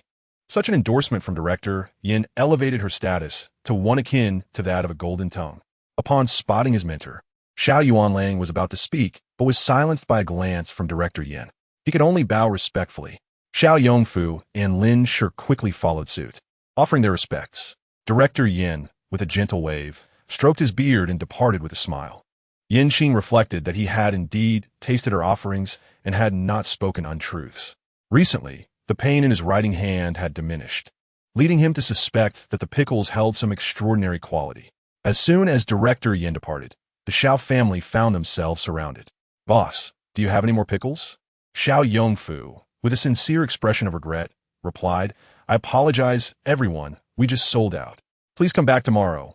We will have 2 jars available. First come, first served." Lin Ernie, still reeling from her ordeal, had been forgotten. Xiao Chunlang chimed in, "Father, I want to eat the boiled meat that mother makes." Xiao Yongfu retorted, "This little brat shows no regard for his father's feelings." On the way home, Xiao Yuanlang was still calculating their earnings when Xiao Chunlang eagerly interjected. "1 jar can hold 40 cans, so 2 jars mean 80 cans. That means we earned 1,200 won today." This did not even account for the tips he earned with his sweet tongue. Lin Shi and Xiao Yuanlang were left speechless. The little one clapped her hands, exclaiming, "Third brother is amazing. He will earn great wealth in the future." Lin Shi gently caressed the heads of Xiao Zhonglong and Xiao Chunlang, saying, "Your father and I have discussed it. In a few days, we will send you to study with the scholar." All her children were gifted, but previously, they lacked the opportunity. Now, she was determined to ensure they received an education. After all other pursuits are of lesser value compared to learning. The brothers' eyes sparkled with joy as they exclaimed, "Mother, really? We can study too?" They had thought that only their elder brother would have the chance. But now they too had the opportunity, causing them to leap with excitement. Outside, Xiao Yongfu admonished, "You little rascals, if you keep jumping around, the cart will fall apart." Remembering the thunder and the bird droppings, Xiao Yuanlang instinctively held his sister tighter. With Director Yan's endorsement, it felt as though their pickles were stamped with a government seal of approval. The Xiao family pickles became a renowned brand in Yingshanfu, attracting visitors from afar, and even selling for 100 gold per jar. The Xiao couple, unwilling to indulge in price inflation, maintained their prices while still profiting from high-volume sales, establishing their own shop in the capital city. A year later, a sweet voice called out, melting Lin Shi's heart as she prepared to cook. Nguyen Bao is awake. Lin Shi approached to check for sweat on her daughter's forehead. The little one was just over a year old, still struggling with her speech and walking, often causing laughter and tears among the family. Nguyen Bao is hungry. As she spoke, her little tummy grumbled in agreement. Lin Shi chuckled, dressing her daughter while saying, "I will make breakfast now. Nguyen Bao, please wake your brother." "Okay, I will make him laugh awake." "Ha ha ha, that is to wake him up. You've made mother laugh awake." After dressing her, Lin Shi placed her on the bed to crawl while she hurried to the kitchen. Xiao Lu, beside her, was also waking up. The little one, frustrated by his inability to articulate his thoughts, was shaking his brother vigorously. Xiao Lu had just begun to walk, but he still struggled to speak. When anxious, he would babble incoherently or burst into tears. His cries could be heard throughout the village, and the only one who could soothe him was the little one. Even the white wolf could not intimidate him. After all, one who cannot speak cannot silence another who is equally voiceless. But the little one could, and with a gentle kick, Xiao Lu would stop crying and crawl over to play with her. It was a classic case of bloodline dominance. Awoken from a deep sleep, Xiao Lu was on the verge of tears, but upon opening his eyes, he saw a tiny hand raised before him, prompting him to stifle a yawn. "Sister," the little one taught him to say only that single word.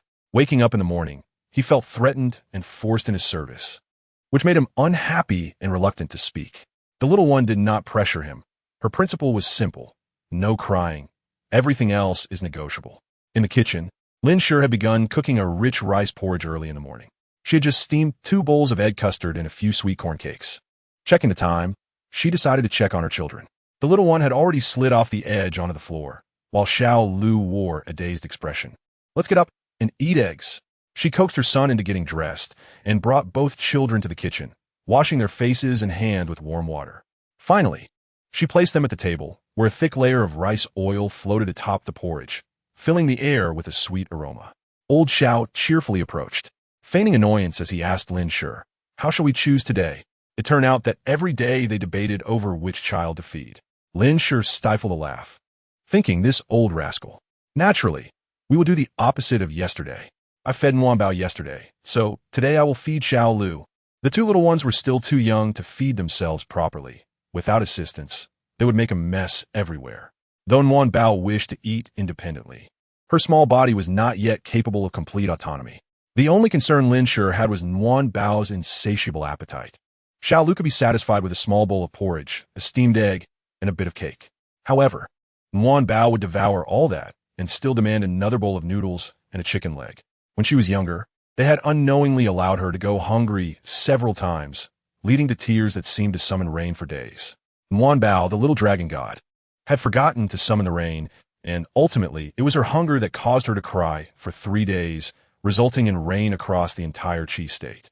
It was also because of that time, when Nguyen Bao cried for 3 days, that Lin Shi, fearful of her overindulging, allowed her to eat until she declared herself full. In that moment, when her voice echoed Nguyen Bao's wishes, she ceased to cry. Simultaneously, the rain outside came to a halt. Xiao Yuanlang could hardly believe it. His sister could control the rain? The little one began to reflect on her own shortcomings, realizing that as a dragon god, she should not have forgotten to summon the rain. Ultimately, she concluded that it was because she was still a baby. The little golden dragon was nurtured by nature, favored by the heavens, and cherished by the celestial beings. She was able to sense the prayers of ordinary people, and the heavenly way likely deemed her too young, hence forwarding requests for rain to the dragon god.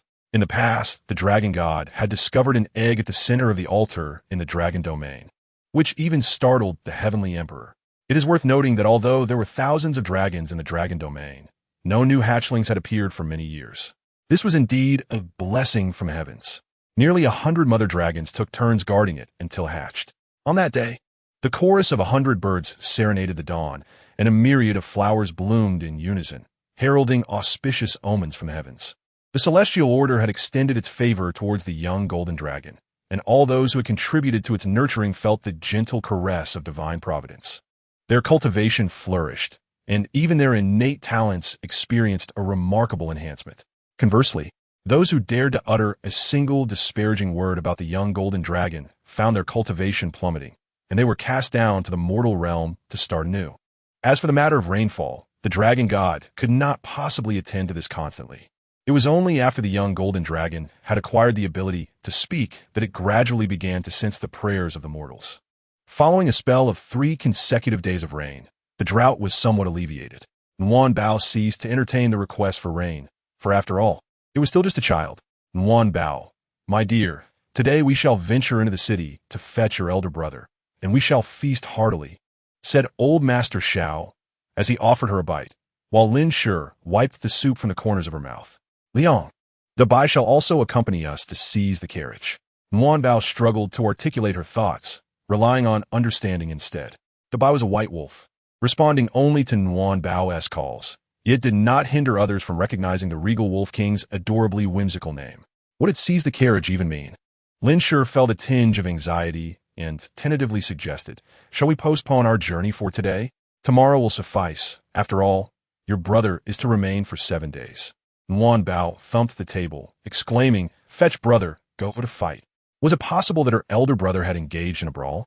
Chapter 29. The unfortunate one arrives to the joyful melody of Nguyen Bao's song. The Xiao family's carriage arrived at the entrance of Xianyang Academy.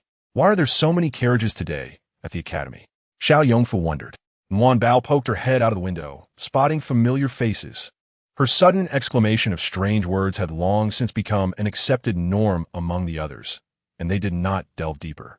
It was only when they noticed the person emerging alongside Xiao Yuanlang that they grasped the meaning behind Nguyen Bao's words. Yuanlang, over here, called Xiao Yongfu. Isn't that Jiang Yimo? Their family remembered him vividly. Lin Shi lifted the curtain, and Nguyen Bao was already bouncing with excitement. Gidge. Xiao Yuanlang seemed to exchange a few words with the other individual, and they both turned their gazes toward this direction, approaching together. Nguyen Bao stretched out her hands toward Xiao Yuanlang. Hug, hug. Our little Nguyen Bao had grown heavier, her cheeks flushed and adorable. Is the wind too strong? Xiao Yuanlang remarked, planting a kiss on her rosy little face. The little bundle of joy was so overjoyed that she almost leapt from his arms. Not windy, warm. Not heavy, eat, not much.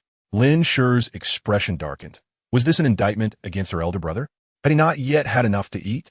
At that moment, the little bundle suddenly noticed another child beside Jiang Yimo. Gidge, who is this unfortunate one? She inquired with curiosity. This child truly seemed to bear an unfortunate fate. Adorned in purple and gold, yet nearly engulfed by an unknown black mist. Upon hearing his sister's innocent words, Xiao Yuanlang quickly turned to Jiang Yimo and said, Brother Jiang, my child has just learned to speak. However, Jiang Yimo showed no signs of anger, instead gazing at the little bundle with curiosity. "You're Nguyen Bao, aren't you? How do you know he is unfortunate?" The little one nodded vigorously. "I am Nguyen Bao." She pointed at the little boy. "He is unfortunate." Black mist, the unspoken pain, which no one could comprehend, accompanied her words, choking on water, tripping while walking. Jiang Yimo looked down at the foul-tempered child beside him and suddenly burst into hearty laughter. Indeed, he is most unfortunate. He is a born misfortune." Lin sure felt a pang of sympathy for the child. Yet, could there truly be such a person who was inherently unlucky? Despite exuding an air of nobility, he appeared frail and seemingly unhappy. The little bundle gazed compassionately at the black mist trailing behind the child, shaking her head resolutely. "No, that's not it." Jiang Yimo, intrigued, asked, "What do you mean, not it? Not born unlucky. He was made unfortunate by others." What began as a jest took on a more serious tone after Jiang Yimo heard her final words, and his expression darkened. He glanced around, relieved to find no one else present. He was well aware that this child was not simply unlucky by nature, yet the circumstances bore an uncanny resemblance. Just as Jiang Yimo exhaled in relief, the child suddenly erupted in rage, stepping forward and pointing an accusatory finger at the little bundle. "What do you know? Don't you dare." Before he could finish his sentence, he seemed to trip over something invisible, crashing to the ground in an undignified manner. Lin sure fell silent. If this was how things would continue, it would indeed be quite miserable. Xiao Yongfu covered his eyes. This child is truly unfortunate. The little bundle quickly covered her mouth with her chubby hands, fearful that her words might further worsen the misfortune of this unfortunate child. Jiang Yimo rushed forward and hoisted the child up. "Are you all right?" Although he had grown accustomed to these sudden occurrences over the past few days, they remained quite jarring to behold. The little bundle struggled free from Xiao Yuanlang's embrace, producing her pink handkerchief. "Wipe, you bled a little." Xiao Yuanlang cleared his ears, realizing that not being able to speak was indeed a serious disadvantage. Noticing the child's lack of response, she took it upon herself to gently wipe the blood from beneath his nose. The little bundle, focused on her task, remained oblivious to the shift in the child's demeanor. Once she finished, she revealed her 6 pearly white teeth. "Nguyen Bao, I gidge, what is that?" The little bundle paused, unable to articulate the name, her big eyes twinkling as she sweetly smiled. "Yen gidge." Although Xiao Yuanlang was concerned about his sister growing up to be taken advantage of by others, he did not think too much of it, considering she was only a year old. It was always beneficial for children to make friends and play together, and he had noticed Jiang Yimo's unusual demeanor towards this child yesterday. Lin Shi stepped forward and proposed, "Yuanlang, shall we invite young Master Jiang and this young master to our home to play?" At this moment, Lin Shi thought of the importance of children making more friends.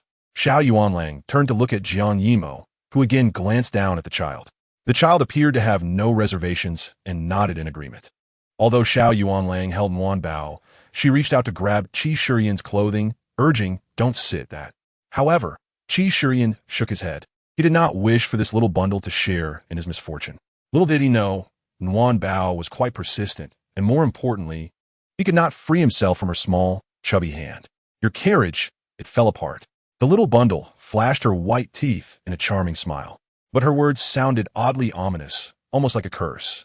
Lin Shi was about to apologize when she noticed that the carriage Qi Shiyan was about to board suddenly collapsed, wheels flying in all directions. "Shiyan, are you all right?" Jiang Yimo was no longer the carefree individual he had been. His demeanor turned sharp, surveying the area intently. Had it not been for Nguyen Bao's intervention, Qi Shiyan would have been caught in the collapse just as he stepped aboard. "What close call?" A guard approached Jiang Yimo, whispering, "General, there are no suspicious individuals around. Huazi just checked, and it doesn't appear to be caused by external forces." Jiang Yimo was far from convinced, attributing it to the machinations of others. The little bundle tilted her head curiously, her cute smile remaining. Unfortunate collapse. Xiao Yuanlang wished to admonish, "Sister, please be quiet." Yet, as Nguyen Bao had said, they were indeed about to board a carriage. Holding the reins, Xiao Yongfu felt inexplicably tense. What if their carriage fell apart as well? Such worries proved unnecessary, for the journey proceeded smoothly. Both Jiang Yimo and Qi Shiyan began to suspect they were ensnared in a dream. The little bundle stifled giggles, fearing that if she were not holding on to this unfortunate child, he might just fly out the window with the slightest bump. perhaps due to the smoothness of the journey. Upon arriving at the Xiao family's gate, he released the little bundle's hand, deciding to disembark and savor the fruits of this seamless ride. Then came a loud crash, as Xiao misstepped and tumbled from the carriage. Jiang Yimo's worries began to dissipate as he dismounted. Chapter 30. A pig approaches our cabbage. A new child had arrived at home, and the brothers were filled with curiosity. However, upon noticing the newcomer stumble and be struck by bird droppings, their curiosity swiftly evaporated, and they retreated at once. Not only did they flee, but they also took the warm treasure in their arms to hide. Such misfortune befalling their family was indeed remarkable, especially before Linsher had given birth to the warm treasure. The warm treasure, not wishing to be held by her several brothers, insisted on being placed down to seek out the pot. The Xiao brothers felt a pang of sadness as they were abandoned by their sister, a pig approaching our cabbage. Xiao had always carried an air that made others avoid him, yet his mother never seemed to mind his unfortunate fate. Thus, it came as no surprise when the Xiao brothers ran away, though seeing the little dumpling also being carried off left him feeling somewhat disheartened. He sat on the steps at the front door, listening to the conversations within, feeling the weight of solitude, when suddenly a small hand grasped his. Turning around, he saw the little dumpling squatting behind him, smiling and revealing a few tiny teeth. "Pot, are you thinking about what to eat for lunch?" Xiaoyan's momentary disappointment was instantly soothed. "I'm not hungry. Are you? Should I have them bring you some snacks?" He knew children always had a penchant for treats. Indeed, as soon as the little dumpling heard the word snack, her eyes brightened and she nodded eagerly. He promptly instructed a guard to fetch some snacks. The little dumpling sat down carefully, inching forward until her short legs could swing contentedly. The guard returned with several boxes of snacks and set a table before the two of them. Upon seeing the exquisitely crafted boxes adorned with beautiful designs, the little dumpling was convinced that the treats inside must be delightful. As soon as the box was opened, a sweet aroma wafted out. The little dumpling clapped her hands in delight and gave the guard a thumbs up, exclaiming, "Wonderful." The guard's stern demeanor cracked slightly. This little one was quite charming. He stole a glance at the young master, who appeared calm, and he breathed a silent sigh of relief. The snack box was divided into small compartments, and seeing the different treats, the little dumpling was at a loss, her hand reaching here and there, unable to decide. Xiaoyan found her indecision amusing and directly picked one out, placing it in her small hand. "No rush, they're all yours." The little dumpling exclaimed, "Wow, great. Warm treasure doesn't T want to choose. She wants them all." The guard, overhearing this, nearly burst into laughter. This little one was simply delightful. The little dumpling and Xiaoyan enjoyed their snacks while chatting about flying to the farthest skies. Inside, Jiang Yimo spoke to the Xiao couple and Yuan Lang about Xiaoyan. Yin is the child of an old friend of mine. Unfortunately, his mother was poisoned while he was still in the womb. This poison is quite potent and has affected him as well. Linsher felt a pang of sympathy at the thought of such a young child suffering from such a severe affliction. "The ginseng and lingji you sold me last time were meant to save them both." Xiao Yongfu sighed with relief, observing the child, who did not appear to be poisoned. "Has the poison been cured?" Jiang Yimo wiped away a tear, not wanting to disclose that the villains had seen her health improve and had administered another type of poison. She simply did not have the time to remedy Yan's condition. Linsher took out a handkerchief to dab her tears, empathizing with the universal parental heartache. She must have loved this child dearly to endure. The little dumpling, munching on her snacks, glanced at Xiaoyan and asked, "Little pot, are you sick?" Xiaoyan was taken aback, unaware that while enjoying her treats, she was also eavesdropping. "I'm fine," he responded, assuming his pale complexion had prompted her question. The little dumpling released his hand, thinking to herself that he was indeed poisoned, and it was a mix of several toxins. His current well-being was likely due to the poisons counteracting each other, but if one were to be cured, it would surely lead to his demise unless they could all be resolved simultaneously. The conversation continued within, to prevent Yin from being further harmed by those villains. "I took him away from home. Now, everyone knows he has been poisoned and has little time left." Jiang Yimo lowered her head, unable to voice certain thoughts. Xiao Yongfu understood her meaning, but realized that should the perpetrators learn he was still alive, those who sheltered him would undoubtedly face repercussions. Just then, the little dumpling, her mouth full of snacks, climbed up and declared, "Mother, I want little pot to come with me." Linsher was taken aback by the sudden appearance of the warm treasure. Just as she was about to speak, she caught sight of the crumbs around the child's mouth and couldn't help but chuckle. "What have you eaten now, you little glutton?" She wiped her clean and scooped her into her arms. "This child is a poor thing," she remarked, "and besides, the warm treasure has said it's fine." Xiao Yongfu thought, "Your daughter just wants to play with him. That hardly means everything is fine." However, he only dared to voice such thoughts internally.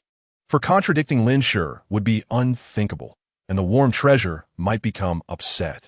The family dynamics were thus clearly established. Jiang Yimo quickly stood up, preparing to kneel before them, but was swiftly caught by Xiao Yuanlang, who exclaimed, "Sister Jiang, please don't."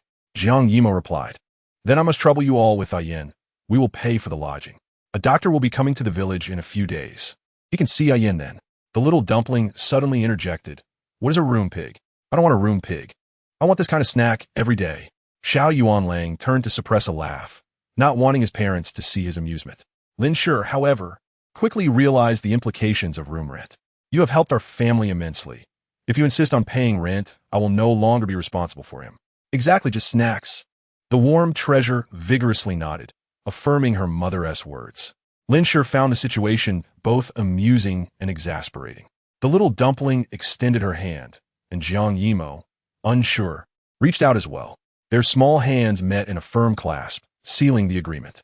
With the burden on her heart lifted, Jiang Yimo felt considerably lighter as she departed.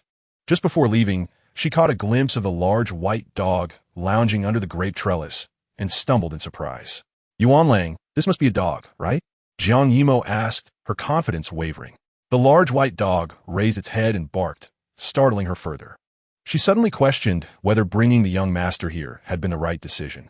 Xiao Yuanlang flashed a bright smile. "Sister Jiang, this is our warm treasure's little friend. Big White." Although he did not explicitly state it, his expression conveyed, "It is exactly as you think."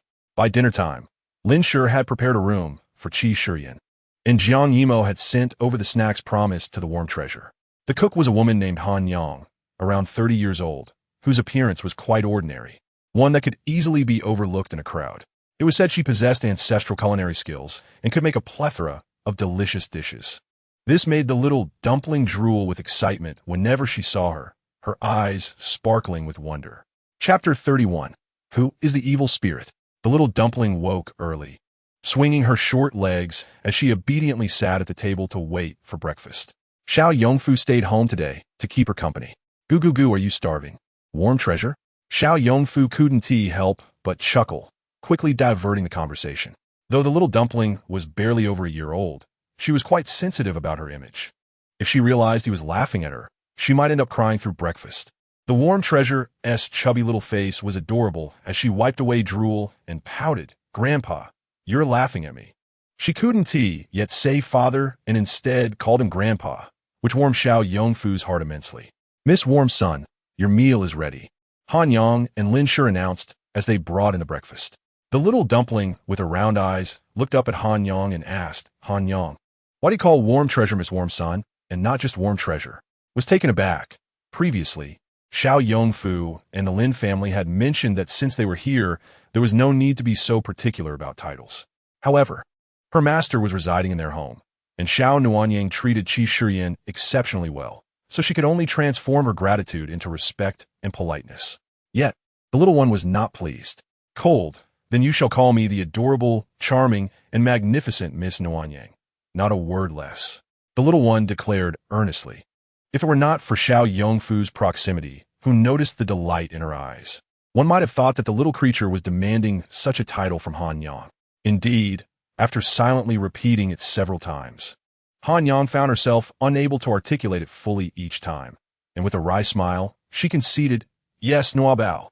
Even Qi Shiyan, who usually bore a stern expression, could not help but chuckle. What a clever little sprite. Upon hearing this, the little one clapped her hands joyfully, exclaiming, "Nuabao is having a feast." The culinary creations of Han Yang never failed to astonish the little one. Golden mala cake, hawthorn-flavored cake, red date and osmanthus congee, white-cut chicken, cold jellyfish head, stir-fried chicken mushrooms, pickles, a fried egg for each person, and a separate bowl of chicken wontons, and 2 chicken legs just for Nuabao.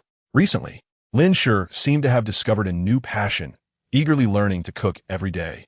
Lin Shi's dishes were indeed quite delectable. Although she had not seen much of the world and her variety was limited, the flavors were exceptional. Even Han Yang praised her efforts. It should also be mentioned that when Han Yang learned that the renowned Yuzhou pickles from the capital were crafted by Lin Shi, she immediately knelt before her. When Lin Shi thought Han Yang sought to learn the method of making pickles, she instead expressed, "Well, my master was on the brink of death and could consume nothing. It was only your Yuzhou pickles that allowed her to eat a bit of porridge. Thank you for that." Lin Shi was unaware of the profound connection they shared, which made her care for Qi Shiyan even more attentively. As their family grew larger, mealtime became increasingly lively. Initially, Xiao Chunlang had urged a few brothers to isolate Qi Shiyan, but upon learning of his tragic background, he became one of Qi Shiyan's staunchest supporters. "Brother Yin, shall we go pick thorn gourds on a mountain later?" Xiao Chunlang placed a piece of ma cake in Nuabao's bowl and added a piece of jellyfish head.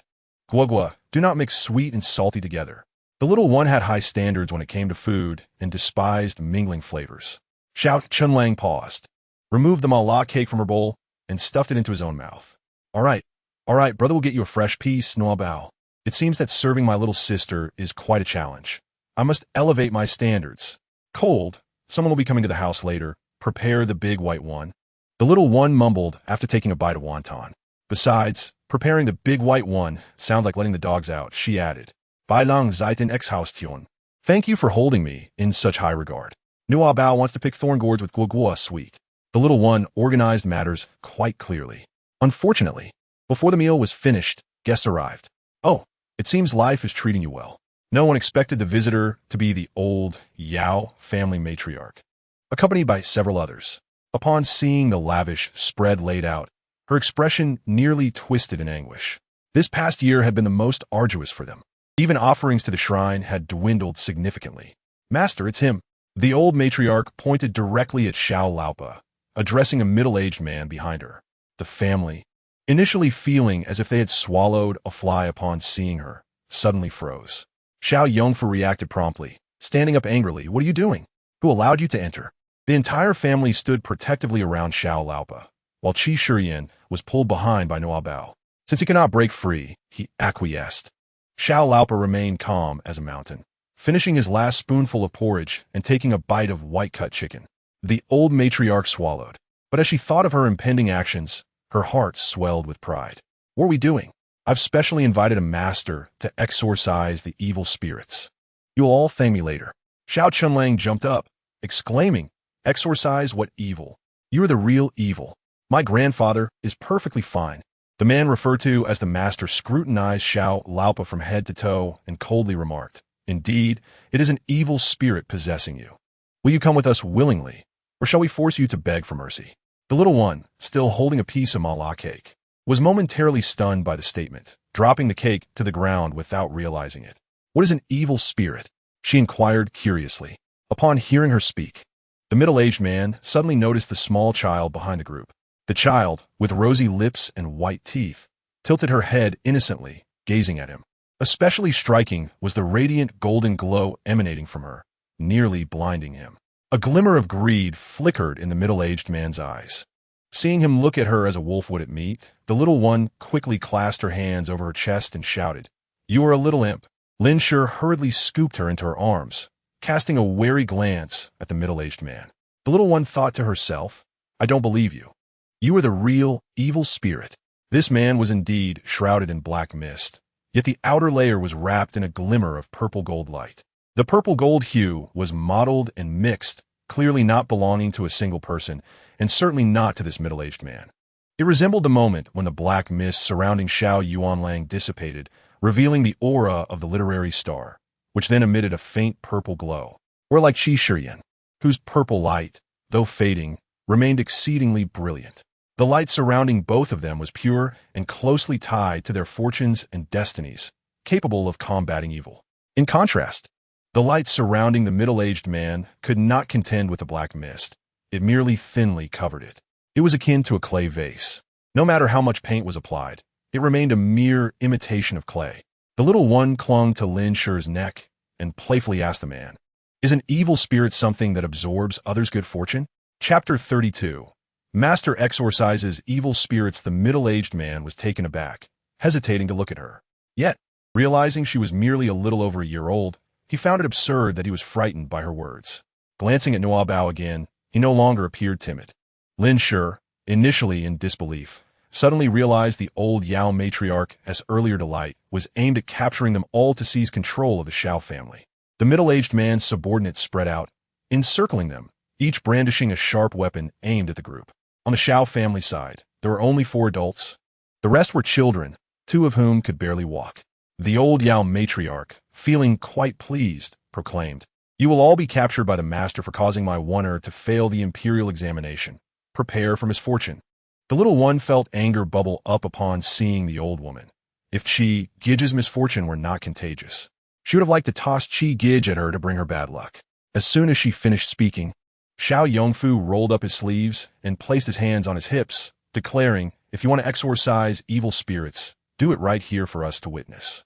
Xiao Laopa showed no signs of wanting to be publicly executed, remaining as steady as a mountain while dismissively uttering, "Do not tell me you are a fraud." Before the middle-aged man could react, the old Yao matriarch began to pound her chest in agitation, as if being called a fraud angered her more than anything else. "You lot with your petty minds, open your eyes wide and watch closely. Master, seize him." The middle-aged man's face darkened like a pot bottom. How could such a foolish woman exist? "Are you planning to gift us as presents? Are you the little imps?" Noa Bao inquired, her curiosity piqued with rapid-fire questions. "Set up the altar, exorcise the evil." "Master." His disciple was puzzled, but seeing his master's refusal to engage, he had no choice but to set up the altar in the courtyard. The little one scoffed at the idea of setting up an altar to perform rituals. Not to mention that there hadn't been any evil spirits in the area for miles. Even if the opponent secretly concocted one, she could unleash the might of the dragon god to frighten them away. Little did this master know, Xiao Chunlang had stealthily slipped away to find Liugang. Today marks the public execution of this master. The dining table of the Xiao family has been transformed into an altar, with an incense burner placed at the center, a bowl of water before it, and a pair of chopsticks by its side. The middle-aged man has donned a white robe adorned with seemingly cryptic patterns and has taken out 3 incense sticks in preparation for lighting them. Curiously, despite multiple attempts with a fire starter, the incense refuses to ignite. Xiao YNGF, supporting the elder Xiao, wears a look of bewilderment. Is this method of exorcism not rather hasty? Nguan Bao is quietly pulling her elder brother, Xiao Zhngl Ing and Qshyn aside, their actions a mystery. While she resolutely glares at the elder Yo, her mind consumed with thoughts of Yo's intentions to dominate their family. The middle-aged man's frantic demeanor goes unnoticed as heads begin to emerge from the Xiao family's wall, all eager to witness his exorcism. His disciple shares a puzzled expression.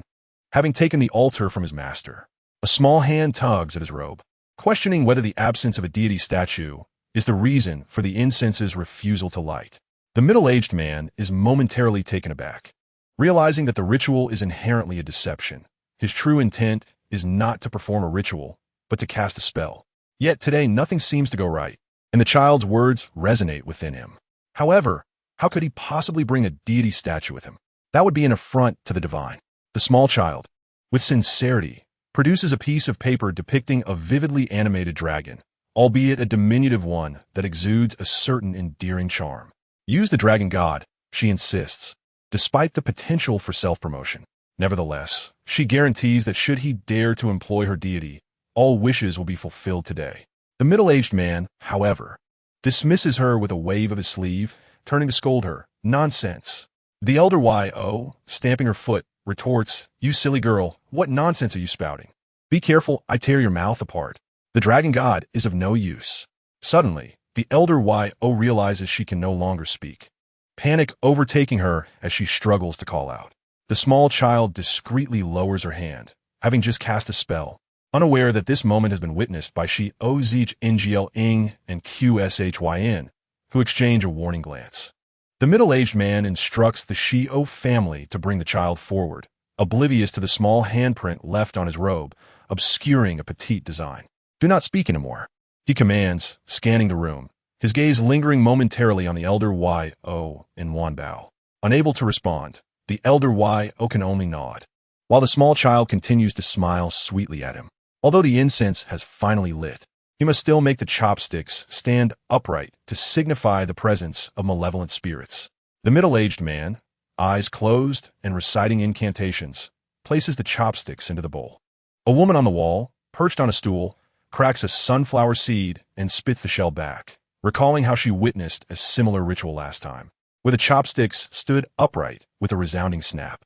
The onlookers, eager not to miss this moment, fix their gaze intently on the scene, only to find that as soon as the middle-aged man's hands leave the chopsticks, they tumble out of the bowl. Gasps of astonishment ripple through the crowd. "Oh no, what a disgrace!" At this moment, the small child confidently declares to those around her, "See, it's definitely because he didn't use the dragon god statue." The middle-aged man's face pales, bewildered by this family's misfortune. How could a perfectly executed ritual fail so spectacularly today? The child's mocking comments only fuel his rage, nearly causing him to spit blood. "Where have your malevolent spirits gone? I want to see them." The small child wriggles free from her brother's grasp and approaches the man, casting blame in his direction. The middle-aged man contemplates fleeing this wretched Liugang Village at once. He retrieves the fallen chopsticks from the ground, raising his voice in frustration. "Whose chopsticks have pointed ends? How can they stand upright?" The small child, her little legs barely reaching the table, turns to her brother for assistance. Xiao chuckles and lifts her up. She decides not to reveal to the balding middle-aged man that she had secretly swapped the chopsticks. The small child mimics the man, attempting to make her own skewer stand on the table. "Is it like this?" she asks. The middle-aged man is taken aback. The child beams adorably, her eyes crescent-shaped. "I just wedged them in the table cracks." Just as Bao finishes her statement, applause erupts from the wall. Bao is amazing. Bao is mighty. A small figure with a cheeky grin adds, "So Bao is the true master." Bao clasps her hands together in gratitude. When the middle-aged man sees the skewers actually wedged in the table's crevices, Xiao perceives a moment of vulnerability in him. Holding Bao, he observes closely. She is not merely inserting them into the cracks, but has effectively forced the table to yield to her strength. Bao's strength remains a mystery, one no one dares to uncover.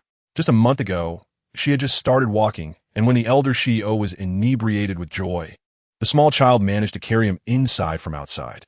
Lin's family had been utterly astonished, as the small child appeared to float the elder Xiao into the house. Fearing Bao might be harmed, they had even given her legs a gentle massage for several days afterward. Thus, inserting a skewer is truly no great feat. When the middle-aged man raises his gaze to the small child once more, the madness in his eyes threatens to spill over. Today, he must seize this little girl's fortune at all costs. From his sleeve, he extracts a yellow talisman, silently chanting an incantation while forming a hand gesture. The small child whispers to her brother, "Step back, retreat, it's too close," and Bao looks tired. Of course, Xiao complies with his sister's request, knowing she would never lead him astray. Suddenly, a strange power emanates from the man, primarily centered on his white robe, coursing along the intricate patterns towards the yellow talisman in his hand. Abruptly, that force halts. The middle-aged man's frenzied expression also comes to a standstill. He is, after all, an ordinary man devoid of any power or magic. Even for igniting a talisman, he relies on the enchanted robe bestowed by the temple. The ability to perceive the fortunes of others stems from the temple elder, granting him divine sight. In this moment, he finds himself utterly powerless. The elder Xiao, who has remained silent, strokes his beard, sighing, "Master, did you not just say I was afflicted by malevolent spirits, and that you would exorcise them? Why do you now do nothing?" The temple's master, it seems, is a fraud. Last time, he tricked my wife out of several baskets of eggs. The middle-aged man, still holding the talisman, continues to chant spells and perform hand gestures, yet there is no response. His disciple, oblivious to the unfolding events, queries, "Master, what has happened?" Cold sweat drenches the middle-aged man's clothing. If it were not for the white fabric concealing it, he would appear even more disheveled. He realizes he is surrounded by villagers. How absurd it is that he was once the arrogant one, now reduced to a cornered animal. When you brought us here, you spoke of malevolent spirits. Where are they? Clearly, it is you, old woman, seeking revenge, daring even to deceive the master." The disciple, displaying a measure of intelligence, seizes the opportunity to drag the silent elder Xiao forward, for it was she who claimed this family was afflicted. The middle-aged man's face reflects a flicker of appreciation as he observes his disciple's actions. "You, for your selfish interests, you have deceived the divine." The middle-aged man's expression is filled with sorrow, as though he genuinely laments the elder Xiao's actions. The elder Xiao shakes her head vigorously, insisting, "No, it wasn't me, I couldn't speak." The middle-aged man flicked his sleeves, politely clasping his fists in greeting to Liugang. "I apologize for being misled by this woman today." After speaking, he pretended to bow to Old Master Xiao, as if he were genuinely remorseful. Old Master Xiao smiled in return and reciprocated the gesture. The atmosphere momentarily turned warm and cordial. However, Lin Shi remained fixated on old Madame Yao, her fury simmering beneath the surface. The mere thought that their hard-earned family stability over the past year could have been shattered by old Madame Yao filled her with rage. Yet she understood the necessity of concealing Nuan Bao's presence, forcing herself to endure. The several disciples had tidied the altar and stood respectfully behind the middle-aged man. As Old Master Xiao and Liugang beamed while seeing him off, bidding him to visit often. Once they turned away, he wiped the sweat from his brow. His expression twisted with malice. Today's incident should not be mentioned to anyone. The disciples echoed, "Yes, Master." As soon as the door closed, both Liugang and Old Master Xiao's smiles vanished, reflecting their shared sense of danger. To the women, the shrine held a sacred and solemn significance. Yet to the sturdy men of the Zhu family, it was nothing if it failed to yield crops. Nuan Bao wriggled free from her second brother's grip and ran to the backyard to find a bai. "Go, take care of that one with the talisman." The white wolf had been confined to the backyard by the little dumpling, his presence restricted for this very purpose. That person had perceived their family as exceptionally fortunate, and he would certainly seek to harm children in the future. Thus, it was imperative to act now. The little dumpling recognized that she did not require the external aid of the future outlined in their stories, not even glancing at Qi Shiyan's fate. However, today, the figure enveloped in dark mist radiated a golden-purple glow, sparking her curiosity. Upon closer inspection, she realized this individual would soon partake in a sacrificial feast.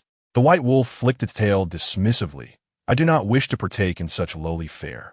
Then let your second uncle and his maternal grandmother deal with him." Nuan Bao, in a fit of anger, nearly rolled on the ground. Only then did the white wolf lazily rise and leap over the wall.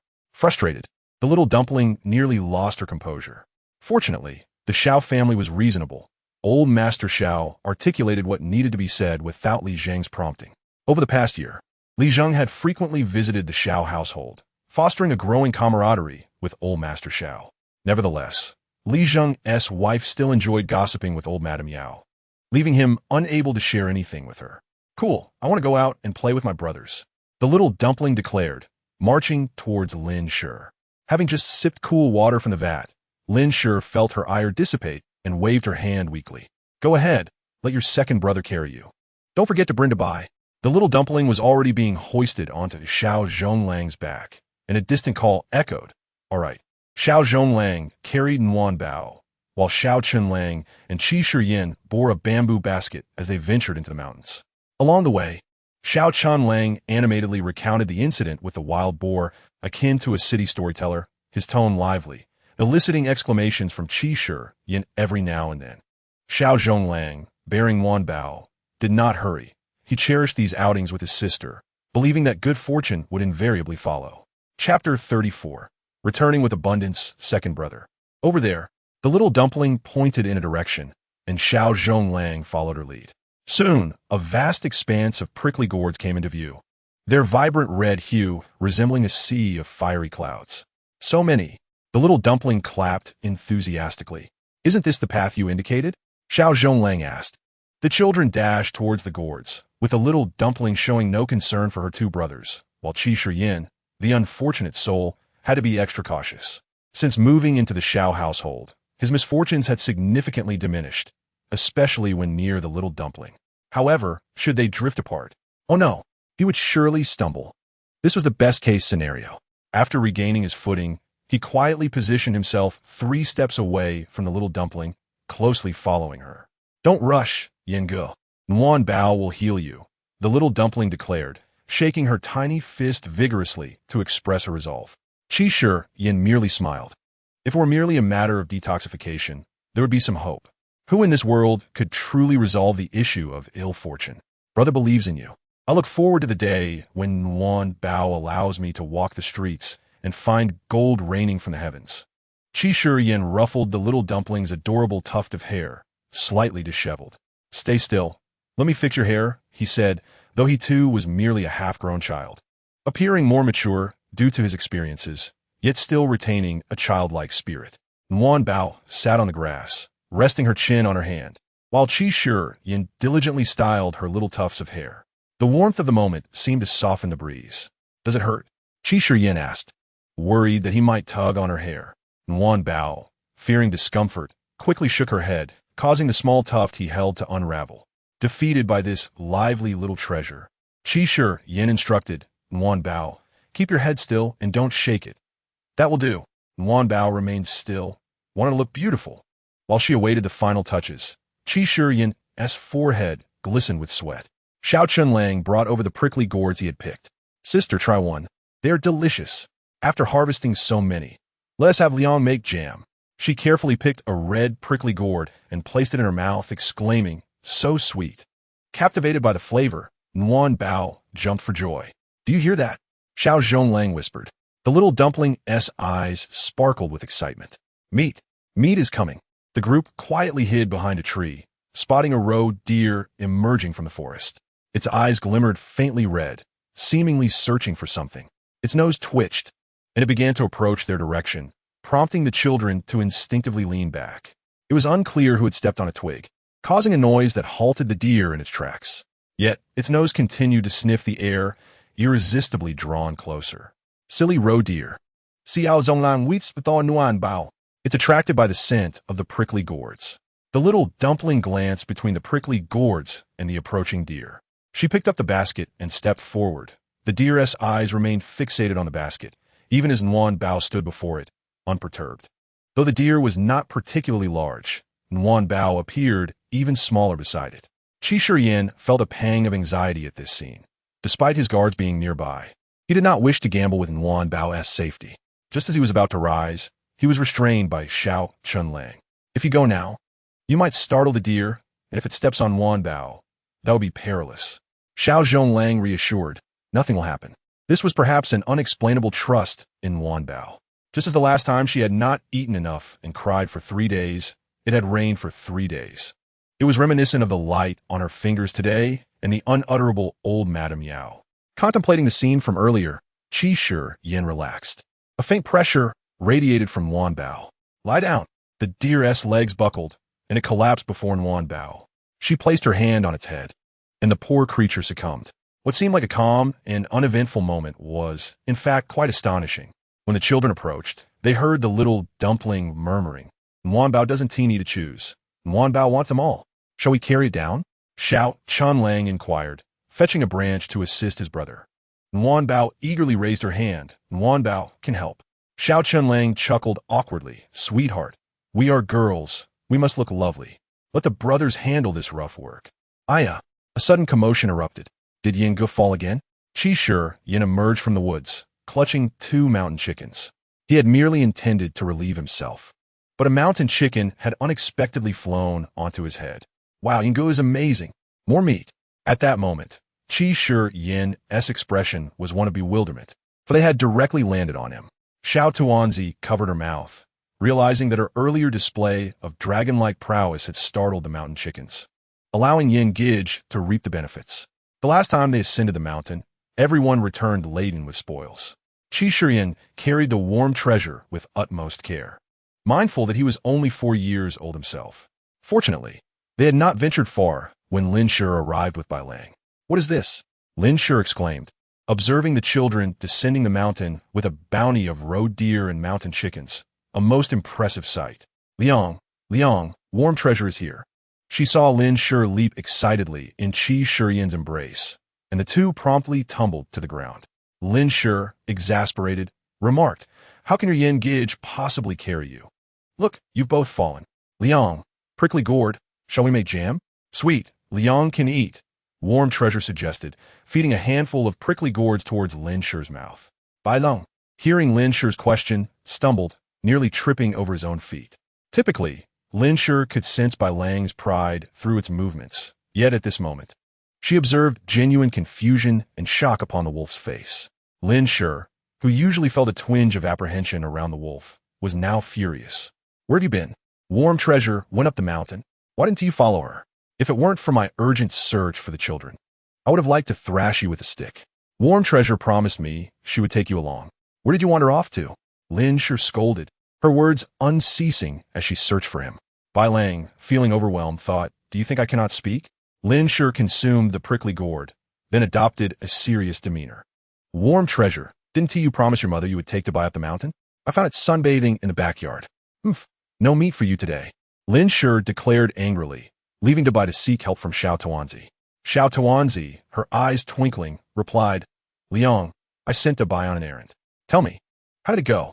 Bai Lang communicated her message. "It was intercepted and several of my wolves were injured, but that person was also severely wounded. For the first time, assigned a task by Xiao Jinlong, he had failed to complete it, feeling a deep sense of shame." Tuanzi was furious, sensing that this individual would be a calamity for the Xiao family in the future. "You shall not eat meat today." Chapter 35. The Reasonable Warm Treasure on the Descent. Xiao Tuanzi was tightly embraced by Lin Shi, her lively spirit wriggling as if she were infested with ants. "Liang, Warm Treasure wants to get down." Lin Shi would not relent, feigning sorrow. "Warm Treasure doesn't want her mother? Mother is so sad. Liang, are you crying?" Warm Treasure struggled to pry Lin Shi's hand from her eyes, attempting to open them. Xiao Chunlang nearly dropped the roe deer in laughter. "Warm Treasure, you are about to poke out your mother's eye. Oh dear, please put her down. She is too much of a handful. How can one bear to look?" Lin Shi covered her nearly blinded eye, finally placing the little girl on the ground. Xiao Tuanzi continued to gaze at her curiously, prompting secret smiles from her brothers and Qi Shiyan. "Dabai, come here." Warm Treasure summoned Bai Lang, commanding him to lie down. Seated upon Bai Lang's back, Xiao Tuanzi felt majestic. "Go over there, what is that? Hurry." By the time they reached home, Bai Lang was utterly exhausted. Suspecting that Xiao Jinlong had orchestrated this on purpose, yet lacking any proof, the Xiao family had captured another roe deer. As they made their way, many villagers gazed longingly at the roe deer carried by the Xiao brothers. Meat. Yet even if they had thoughts of their own, the wolf ridden by Warm Treasure was no mere dog, but a true wolf. Lin Shi noticed the villagers' eager glances, but a single roe deer was hardly sufficient to share among the entire village, especially considering their household was now quite numerous. Upon arriving home, Li Zheng was engaged in a chess match with old man Xiao, both of them fervently engrossed in the game. One might think he was merely there for a feast. "Then let us take a mountain chicken." In truth, the items Xiao Tuanzi presented to Li Zheng were primarily for offering. Fortunately, they were all seasoned fighters. Taking down a roe deer was truly trivial. Finding her home lacking excitement, Xiao Tuanzi informed Lin Shi and then rode Bai Lang to the fields to find Xiao Yongfu. "Dabai, how is this year's harvest?" Xiao Tuanzi asked confidently, imitating the speech of the seasoned farmers. Bai Lang rolled his eyes internally. "The harvest has yet to come in.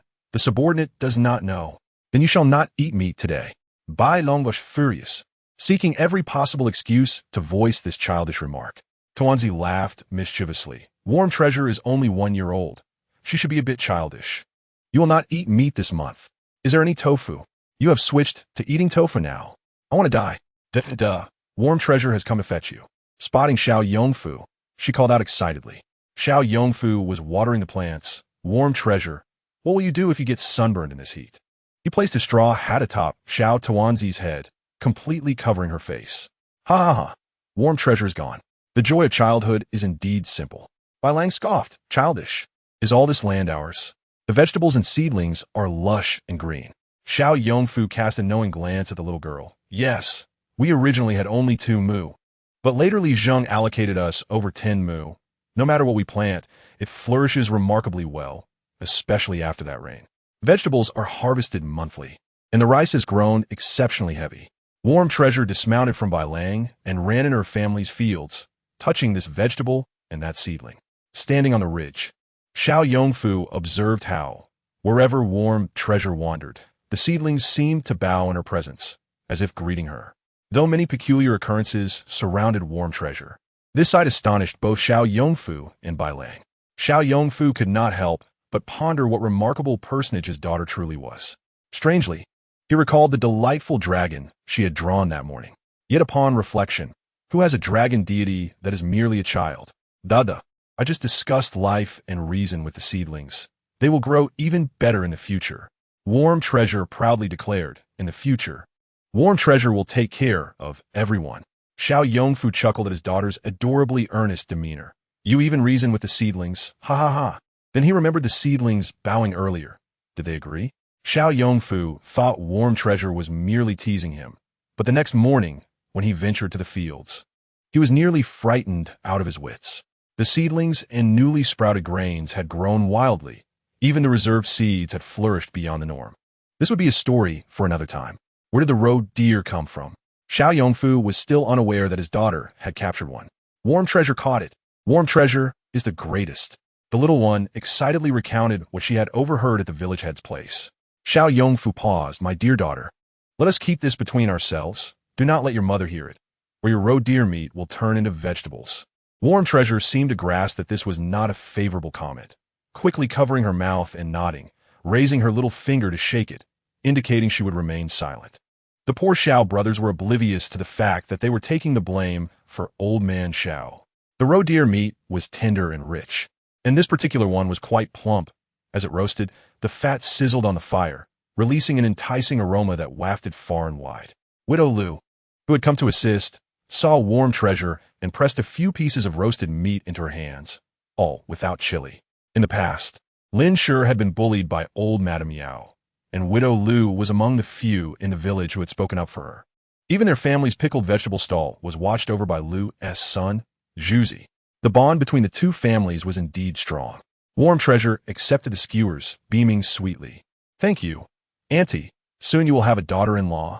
Widow Lu was amused by Warm Treasure's auspicious words, nearly bending over in laughter. This child, her tongue is truly sweet. Be careful, it's hot. Eat slowly. Lin Shi had prepared a large pot of rich fish soup and steaming white rice. With the family situation improving, even the hen was under less pressure, needing to lay only a dozen eggs each day. How fragrant, how fragrant! Warm Treasure's little belly swelled from eating. Yet her expression reflected disappointment, for her stomach was too small to accommodate so much, making her feel as though she had missed out. Children's innocent words brought laughter to the room. After finishing his meal, Qi Shiyan took his bowl to feed Nwanbao some fish soup. Shiyan, the person who will treat you is coming soon, Nwanbao whispered mysteriously in Qi Shiyan's ear. Chapter 36. The relentless operation of Nwanbao. For everyone in the Xiao family, it was a day filled with mental and physical exhaustion. After dinner, Han Yang prepared several large buckets of water for everyone to soak their feet and unwind. The children, once they reached the bed, fell asleep instantly, including Nwanbao and Xiao Lu, who usually demanded bedtime stories but were now snoozing softly. Lin Shi grabbed a pillow to elevate her head and glanced at Xiao Yongfu, asking if he had eaten enough. Xiao Yongfu stretched one leg out, rubbing his belly, feeling a bit bloated. He relied on our daughter today. Remembering how his daughter reasoned with him Miao, Xiao Yongfu whispered the story to Lin Shi. Our girl is no ordinary child. Lin Shi felt a twinge of anger. Even if she was extraordinary, she was still just a child. I only want her to grow up well and live happily. Whoever has designs on our family, on Wanbao, will face my wrath. Lin Shi did not mention to Xiao Yongfu that she intended to create trouble for old Yao. She aimed to nip old Yao's thoughts in the bud. Both were exhausted after a long day and soon fell asleep after exchanging a few words. In the deep of night, when even the village dogs were dozing, a golden light emerged from Wanbao's body. Seemingly still in a daze, she flew somewhat unsteadily, yet followed a distinct path. First, she flew to the kitchen, filling the water vat with spiritual water and the rice jar with spiritual rice before heading to Qi Shiyan's room. Although Qi Shiyan had several guards, if the little dragon deity didn't want them to see, they would simply have to sleep obediently. The little golden dragon extended one of his hands outside, and with a gentle touch, a wound appeared on his finger, but without any blood. Instead, a greenish blood flowed from the cut, carrying a foul odor. The little golden dragon then conjured a flame to incinerate the toxic blood. She detoxified Qi Shiyan every 3 days, allowing herself to recuperate for another 3. Such is the profound love of humanity. Exhausted, she felt a severe depletion of energy. All the edible provisions at home had been given to the neighbors by Lin Shi. If she were to sneak a bite, the village would be on the lookout for a thief by morning. "I am so hungry." The little golden dragon meandered from the village's edge to the ancestral hall. Upon entering, the two guardian deities nearly bowed in reverence. As she stepped into the main hall, the aroma of braised meat wafted through the air, and her eyes fixated on a chicken, saliva dripping. "Is anyone here?" Of course, at such a late hour, no one would be present, but this was someone else's offering. It would be inappropriate to partake without asking. After all, they were neighbors. Most ancestors had manifested, and the arrival of the deity was a pressure beyond their tolerance. "We welcome the divine." The little golden dragon, who cherished her reputation, straightened up and declared, "Please, do not stand on ceremony." Yet her gaze remained glued to the braised chicken, impossible to ignore. "O divine one, we have an offering of a braised chicken. May we share this feast with you?" An ancestor who recognized the little dragon's intent extended an invitation. She wanted to refuse, but found it quite difficult. "In that case, I shall not be polite. Tomorrow, I shall have the village head bring you more." With that, the little golden dragon began to feast. The ancestors took turns handing her chicken legs, offering her tea, and even wiping her mouth. They were all clever beings. How could they not attend to a little child? At this moment, the little dragon felt quite satisfied. Mother once told me to eat sparingly at night, lest I invoke misfortune. Thus, she only ate until she was 7/10 full. "Please visit us often. Your presence brings us great honor." The little golden dragon clasped her tiny claws in thanks, bidding farewell, promising to return frequently. The next day, as dawn broke, the Xiao family's door was knocked upon loudly. "Who is it? Who's in such a hurry this early?" Xiao Yongfu, still groggy, stumbled to the door. Opening it, he found an unfamiliar old man standing there, with some bundles at his feet. "Who are you looking for?" "I am Fang Yinshu, a humble practitioner of herbal medicine." The still sleepy Xiao Yongfu was momentarily taken aback by the formal diction, exchanging bewildered glances with the old man. It was not until Lin Shi hurried over and whispered in his ear, Shirin, that he realized this was the doctor mentioned by Jiang Yimo. "Dr. Fang, I apologize for my rudeness. I was just waking up. Allow me to take you to the village head." Xiao Yongfu slapped his forehead in embarrassment. "Not at all. Not at all." Dr. Fang appeared unconcerned. The village head was delighted to welcome a doctor to the village, immediately expressing his hospitality. The old man curiously inquired, "What is your specialty?" "I can treat common ailments such as headaches and injuries, and I also have experience with women and children. Villagers may offer a reasonable remuneration." Fang Yinshu's seemingly simple words brought a secret delight to the village head. They had found a treasure. Most doctors tend to have a specialty, but this one seemed to be a general practitioner. Moreover, his calm demeanor suggested he had seen much of the world. The village head immediately connected him to the extraordinary child who had recently come to the Xiao family. For some reason, he felt a link between the two. He arranged for accommodations for Dr. Fang near Xiao Yongfu's home. After returning, Han Yang and the guards helped prepare a room for Dr. Fang. Inside, Fang Yinshu took Qi Shiyan's pulse. "Your Highness, have you seen any other doctors recently?" After a while, Fang Yinshu looked at Qi Shiyan with concern, a hint of excitement in his eyes. Qi Shiyan shook his head, stating that he had not, but he certainly felt much better of late. Previously, he would suffer from painful episodes in the dead of night, but recently he had been able to sleep soundly until dawn. "Is there anything unusual?" Fang Yinshu maintained a calm facade, though he was astonished internally. There was indeed no abnormality, but it seemed the poison within his highness had considerably diminished. Qi Shiyan inhaled sharply. Diminished? The little dragon, playing in the courtyard with mud, thought to herself, how could it not have diminished? I've been working so hard to expel the toxins. I'm utterly exhausted. She must be the foremost do-gooder, working anonymously, since he could not deduce the cause.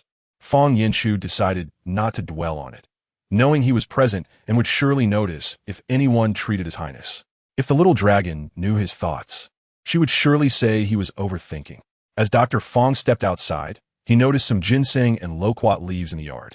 The ginseng had been carefully cleaned, and the fuzz and impurities from the loquat leaves had been meticulously removed. Could the person who processed these herbs be the one who detoxified his highness? Fang Yinshu only saw a half-grown child playing with a girl just over a year old. He approached and asked, "Young master, may I inquire where the person who processed these herbs is?" Chapter 37. Please don't cry. Save my brother's medicine. Xiao Zhonglong shook the mud from his hands. Knowing this man was the new doctor in the village, he did not understand why the other was looking for the person who handled the herbs. Those herbs were prepared by my second brother. Do you want to buy them? The little dragon squeezed the mud in his hands, making squelching sounds.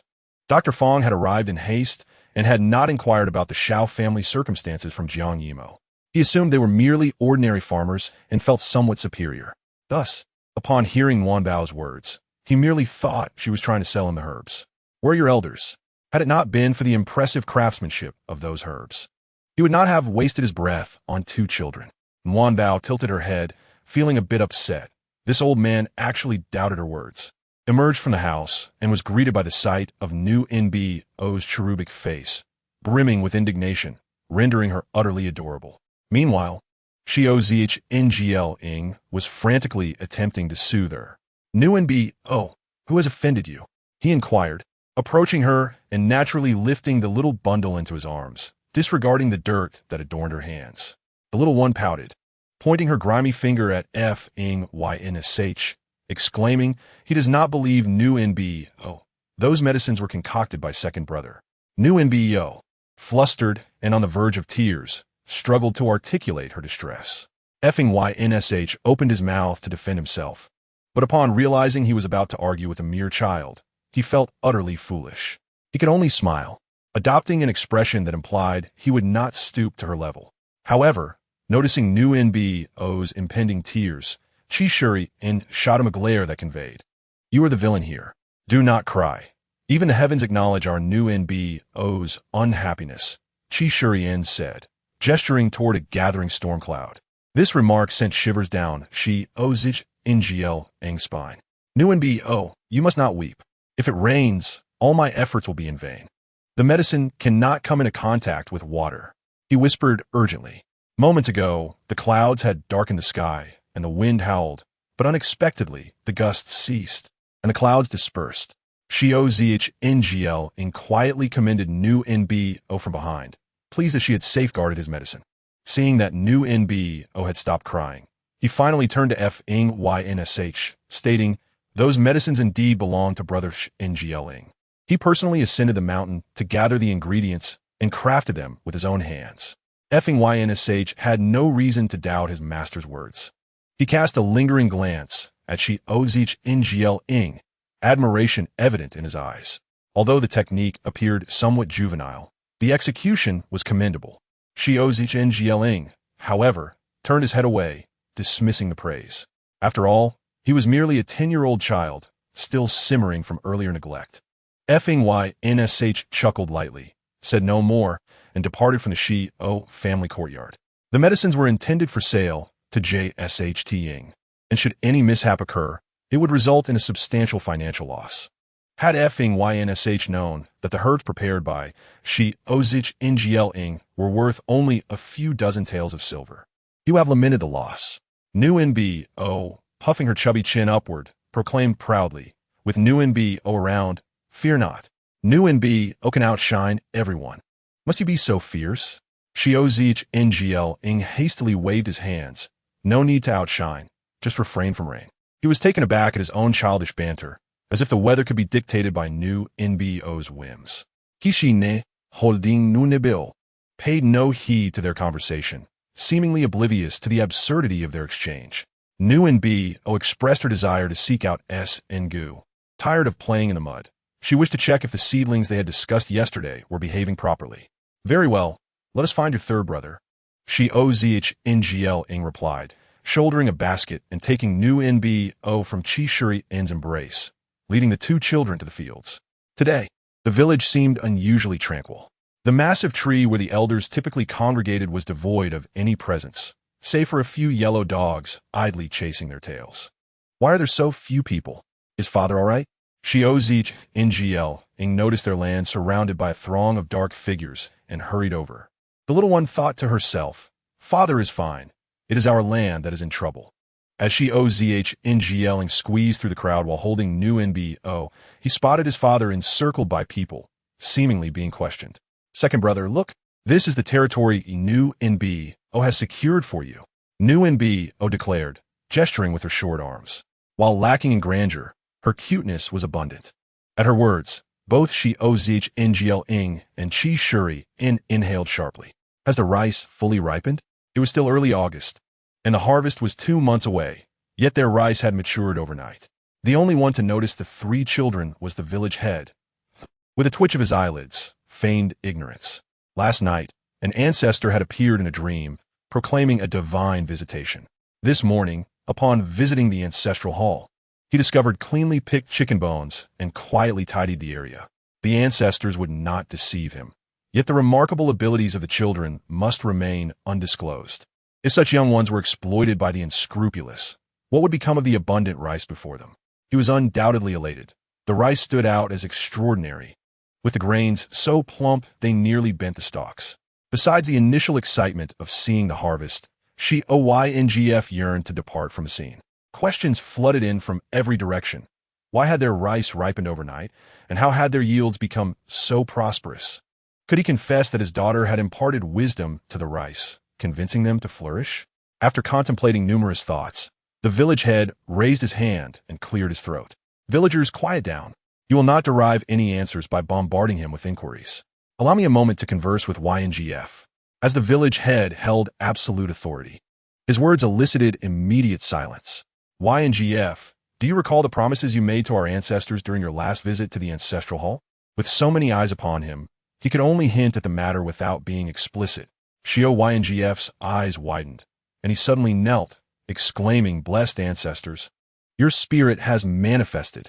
He proceeded to perform a grand display of ancestral favoritism, recalling how he had beseeched the ancestors for a bountiful harvest, promising to allocate half for the village's seed reserve. His words ignited a fervor among the villagers. Such exceptional rice would yield a bountiful harvest for seed. Newfound pouted, feeling that the benefits were being bestowed upon others, although it was she who had secured such fortune. Before she could finish, Chi Shuri uncovered her mouth, casting a wary glance around, anxious that she might speak recklessly. Chapter 38. A worthy offspring is one who can feed. If he were to tend to these several acres of land alone, it would take him an eternity. Yet, with dozens of hands working together, the harvest was completed in a single morning. The sun blazed down, and the men, drenched in sweat, were nonetheless buoyed by high spirits. The rice was transported to the threshing area for processing. By evening, this fervent endeavor was nearing its conclusion. The village head summoned the heads of each household aside, acknowledging the exceptional yield from Xiao crop and expressing his intention to share a portion for seeds. The men of the families exchanged glances of delight. But the village head continued, "Yet, let us not forget the present circumstances. This is a year of great calamity. Many refugees have perished on the roads, and numerous groups have banded together to pillage and even resort to banditry. If outsiders were to discover that we possess a substantial grain reserve, we may not only lose our harvest, but our very lives as well." Having pondered this since his arrival at the field, he had decided to suggest that Xiao distribute to all. If it belonged to everyone, they would have a reason to protect it together. The men stood before him like errant children, nodding obediently. The village head held a position of significant esteem within both the village and the clan. The men collectively affirmed, "Uncle, we understand. We had not considered the broader implications. My point is that the foremost priority is to maintain secrecy. We must not allow anyone to learn of our early harvest, nor the source of our bounty. Though we have fared better than other villages, we are all aware that times are becoming increasingly dire. Perhaps this is heaven's opportunity for Liugang Village. If anyone leaks this information and attracts refugees, it would spell disaster. Should that occur, as long as I draw breath, I shall expel the transgressor from Liugang Village and erase them from our clan genealogy." The village head's final words resonated with gravity, imparting the seriousness of the matter to all present. At the Xiao household, LNSH served steaming hot food to Xiao, observing as he devoured it voraciously before inquiring, "What do you estimate our yield to be this time?" Xiao Yongfu did not lift his head, presumably believing that the weight of 1,000 pounds had not escaped him. Lin Shi was momentarily stunned, then slowly exhaled, acknowledging that his actions were not misguided. She hoped they could share some provisions with others, wishing for a bountiful harvest in the coming year. Having endured rain themselves, they aspired to extend a sheltering umbrella to others. Although merely a year had passed, their circumstances had transformed dramatically. When they first separated from the family, they lacked even the essentials for a nursing mother. Now, they resided within a grand courtyard, their eldest son studying at Xianyang Academy. In February of this year, Xiao Yuanlang successfully passed the child scholar examination. It was rumored that the dean intended for him to attempt the academy examination next month. Should he succeed, he would earn the title of Xiao, and even if he did not, he could still experience the examination environment and accumulate valuable experience. Xiao Yongwen was already a Xiao, having failed last year's provincial examination. If Xiao Yuanlang were to pass, they would share the same scholarly status. After soaking your feet, hurry to bed. I will rise early to prepare breakfast for you, said Xiao Yongfu, wiping the grease from his mouth and stretching. Why did you not bring me my meal today? I'm only now feeling hungry. Tomorrow, I will oversee the drying of the grain without needing to keep a watchful eye. The villagers, aware that they had a stake in the matter, approached their tasks with great enthusiasm. Lin Shi shot him a look. Who told you not to send our son to inform me? Oh, dear daughter, you must not do that. Father's clothes are becoming tattered. As he spoke, he lifted the warm treasure from behind and cradled it in his arms. The little girl giggled, while the youngest son, Xiao Lu, anxiously called for his father. Xiao Yongfu had no choice but to bring his son closer, admonishing, "You little rascal, do not compete with your sister for attention." "Father," the warm treasure suddenly called out with a clear voice. In his excitement, Xiao Yongfu nearly dropped his son into the footbath. "Oh dear Dongmei, come quickly." Lin Shi, initially concerned, entered to hear the warm treasure calling out again. "Father, you are wonderful," call out again. "Father, you are impressive," call out again. With a playful slap, the little one struck Xiao Yongfu's face, the crisp sound causing Lin Shi to struggle to rise from the calm. "Ha ha ha ha, you were so verbose, calling so many times that our warm treasure grew weary of it. We have annoyed her." Annoyed, the warm treasure pouted. Xiao Yongfu, beaming with joy, could only repeat, "The warm treasure has called out for father." The next morning, the threshing ground was bustling with people, all focused on the grain spread out on the ground. When the warm treasure woke up, Xiao Zhonglong, Xiao Chunlang, and Xiao Jilong had already gone to school, while Qi Shiyan had gone to Dr. Fong's. Xiao Lu woke up early and was taken to the threshing ground by their father, leaving only her at home. She leisurely got out of bed, allowing Lin Shi to wash her face and apply fragrant balm before sitting her down at the dining table. After being served a bowl of chicken and wontons, half an ear of corn, 2 pieces of pastries, 3 chicken legs, and 2 eggs, Lin Shi finally ceased her feeding once she confirmed the little one was full. Warm treasure, with such an appetite, your mother could eat 2.5 meals. Lin Shi wiped her mouth and pinched her little face. The little girl proudly patted her round belly, declaring, "Because the warm treasure is still a little one, I must grow. A dragon offspring should eat a lot. Being able to eat makes one a good child." Lin Shi could not help but chuckle, bemused by where the little one had learned such wisdom, all of which was quite apartment. Warm treasure, are you awake? A little head peeked in at the door, curiously scanning the room and breaking into a smile upon spotting the little one at the table. "Here, just right." She looked at Lin Shi, blinking her adorable eyes. "Liang, may I go play with brother, Jin Sheng?" Seeing that it was the grandson of the village head, Lin Shi did not object, advising her to play in the courtyard but not to wander too far. "Liang, that sounds delightful." The little one reached for a pastry and, upon exiting, offered it to Lu Jin Sheng, saying, "Here, this is for you." Lu Jin Sheng checked his hands to ensure they were clean before accepting it. The pastry was red and shaped like a flower. He took a bite and found it filled with sweet bean paste.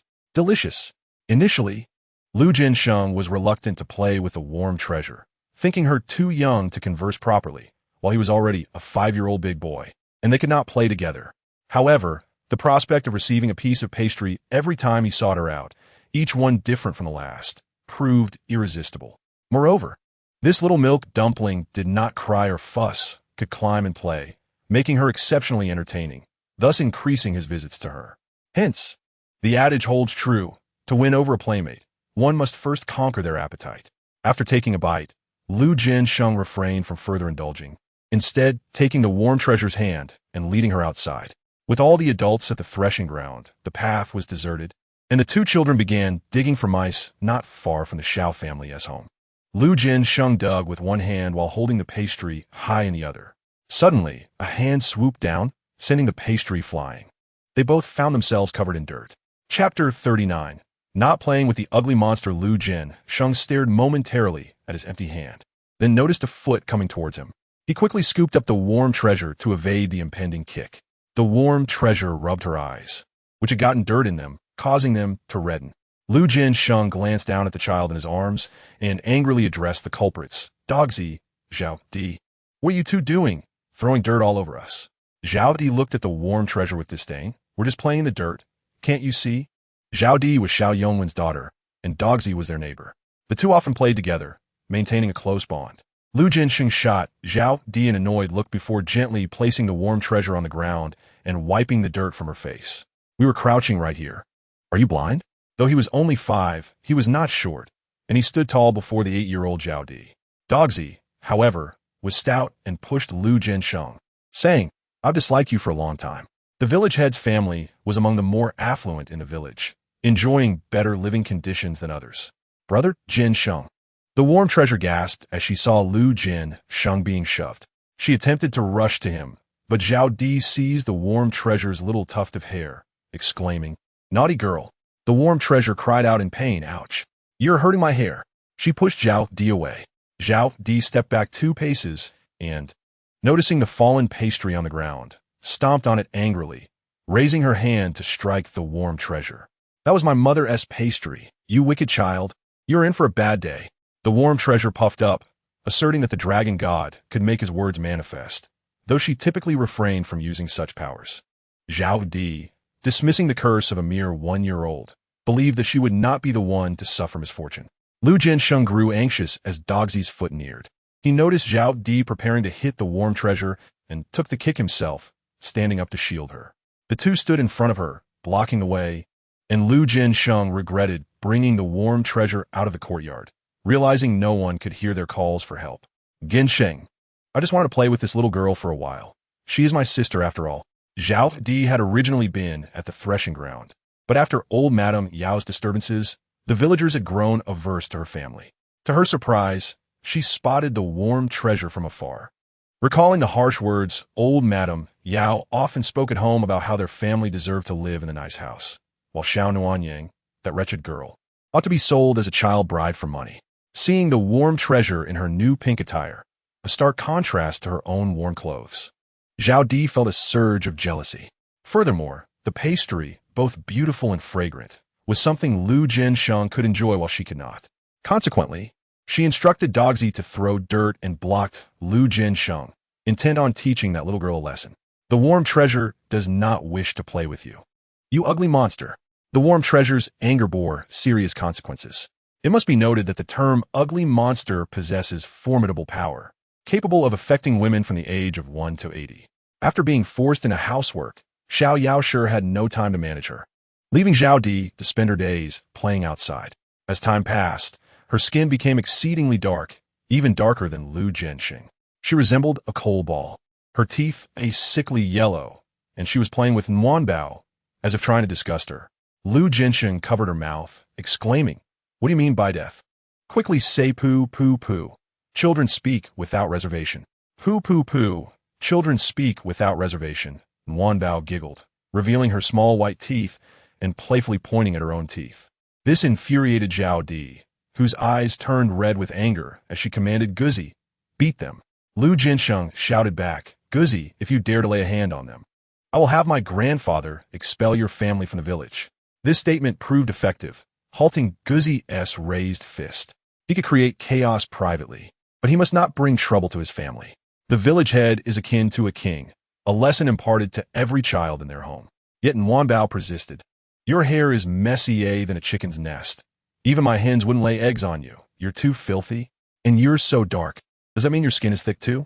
I am certainly not your ugly sister. I am far too beautiful. After saying this, she whispered to Lu Jinsheng, Run.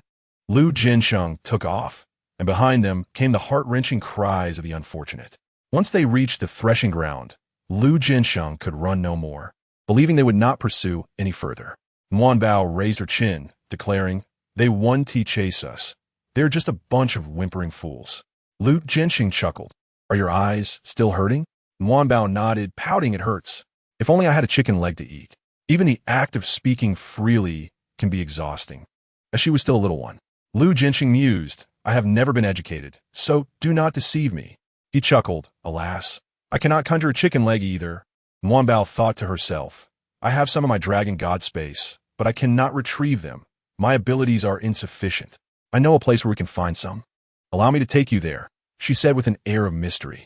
However, when they reached the entrance of the ancestral hall, Lu Jinsheng suddenly lost interest in going inside. The previous night, Nuanbao had seen the village head bring in a roasted chicken. Ever since Nuanbao transformed into a little golden dragon and dined in the ancestral hall, the ancestors had refrained from consuming the offerings. Yet the village head still placed marinated chicken there. The aroma was truly enticing, since the little golden dragon did not show up last night. Surely they could partake in the chicken this time, as the ancestors were probably drawn to its delicious scent. If the food was enjoyed by the deities or ancestors, it would lose its flavor. There is food here, come. I do not wish to go. I truly do not want to. Please spare me. Nuanbao's strength was undeniable, and she was promptly pulled inside. The ancestors were still debating, what if we just take a small sip? The door to the main hall of the ancestral hall was suddenly pushed open. The little dumpling disregarded the spirits gathered around the roasted chicken and rushed straight for it. In the despairing gazes of Lu Jinsheng and the ancestors, she exclaimed, wow, this is delicious.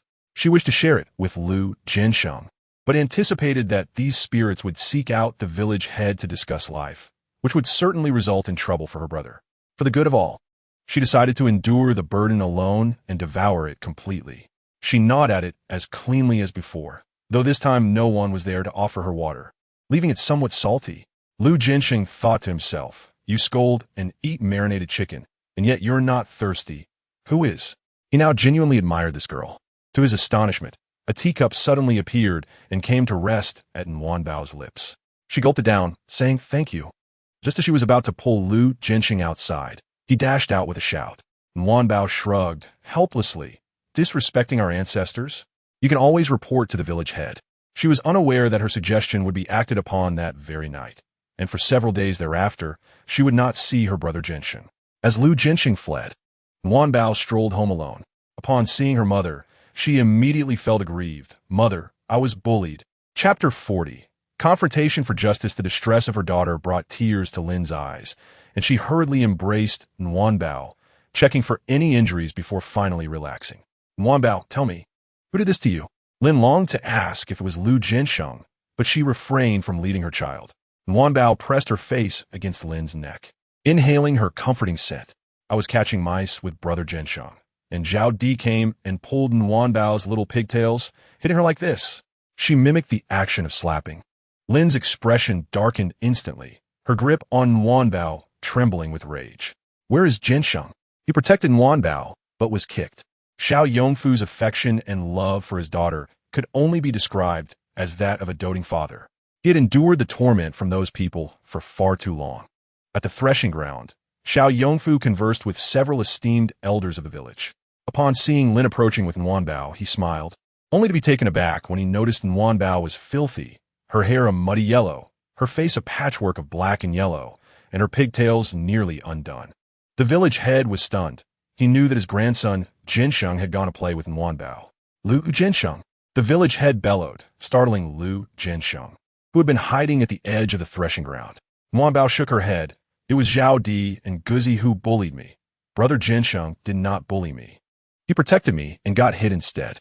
The village head was unconcerned about his grandson being hit, but hearing that he had protected Nuanbao brought him great satisfaction and relief. Xiao Yongfu, unable to embrace his daughter and now learning that she had been bullied by Xiao Yongwen's daughter, felt a fire of anger rising within him. She hit you? She pulled Nuanbao's little pigtails. Nuanbao replied, demonstrating the action.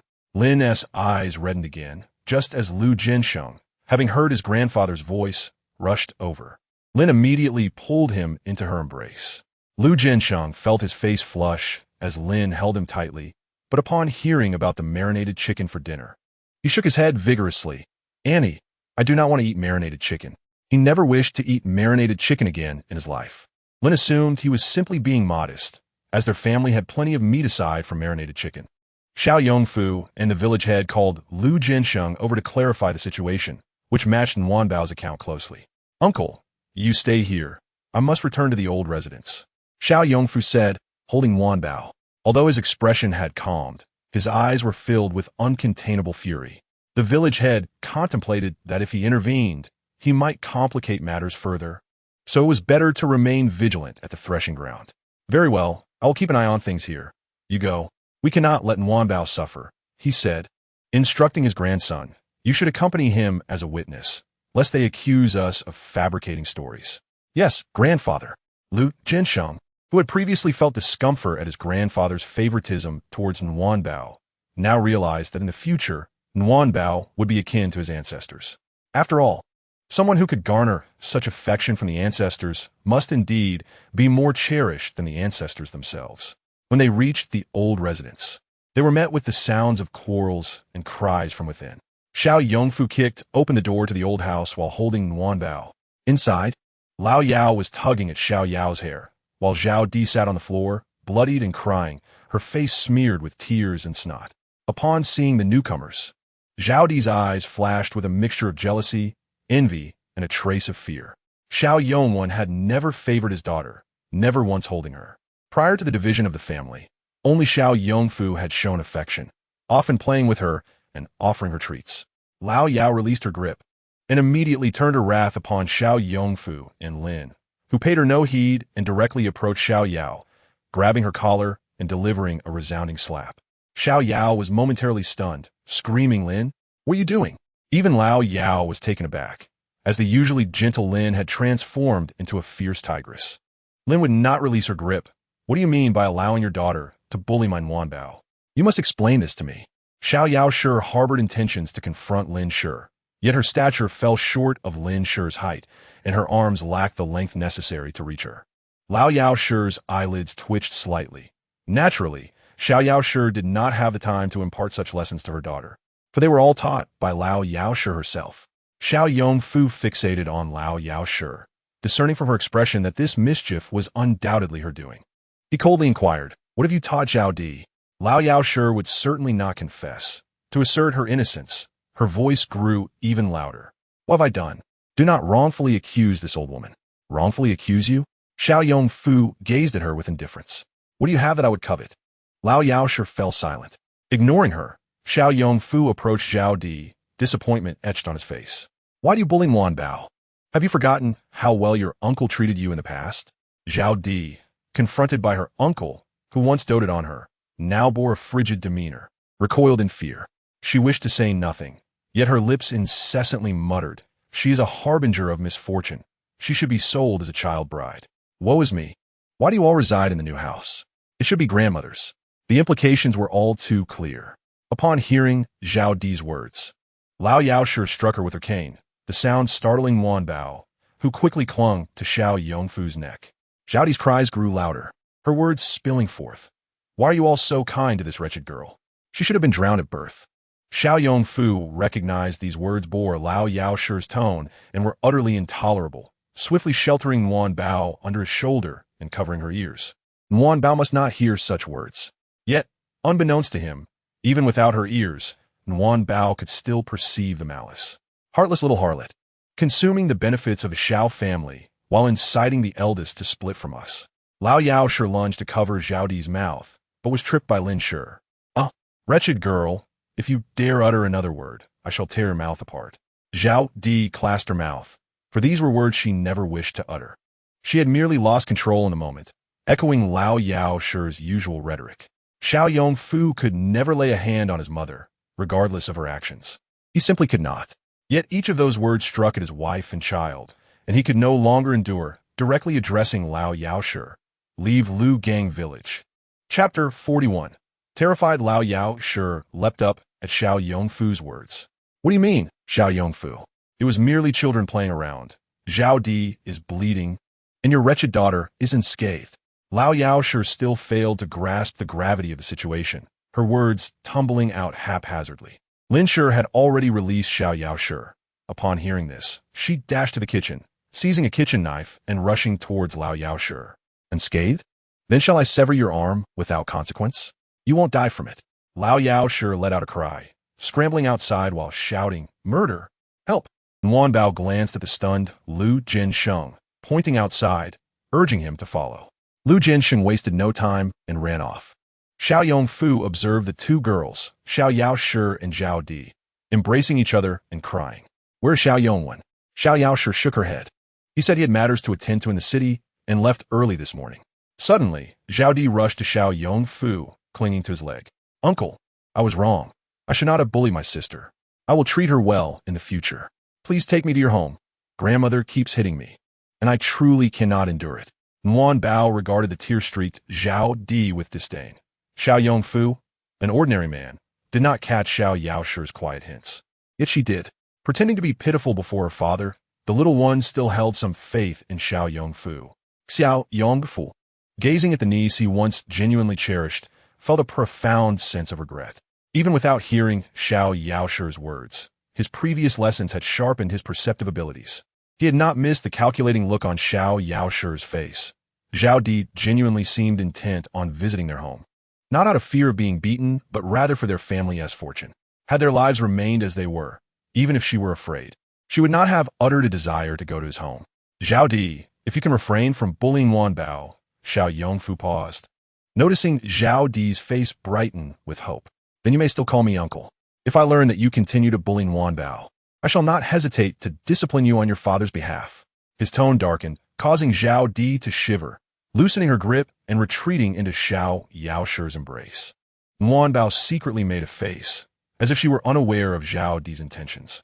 Ugly creature, may your misfortune continue. Xiao Yongfu cast a lingering glance at the pair of mother and daughter, his eyes filled with warning. Lao Yaoshi's cries for help grew closer. He turned to leave, confident that the two women would refrain from any further antics for the time being. All matters remained inexorably linked to his mother, Lao Yaoshi. Unable to strike or expel her, he found her as bothersome as a fly.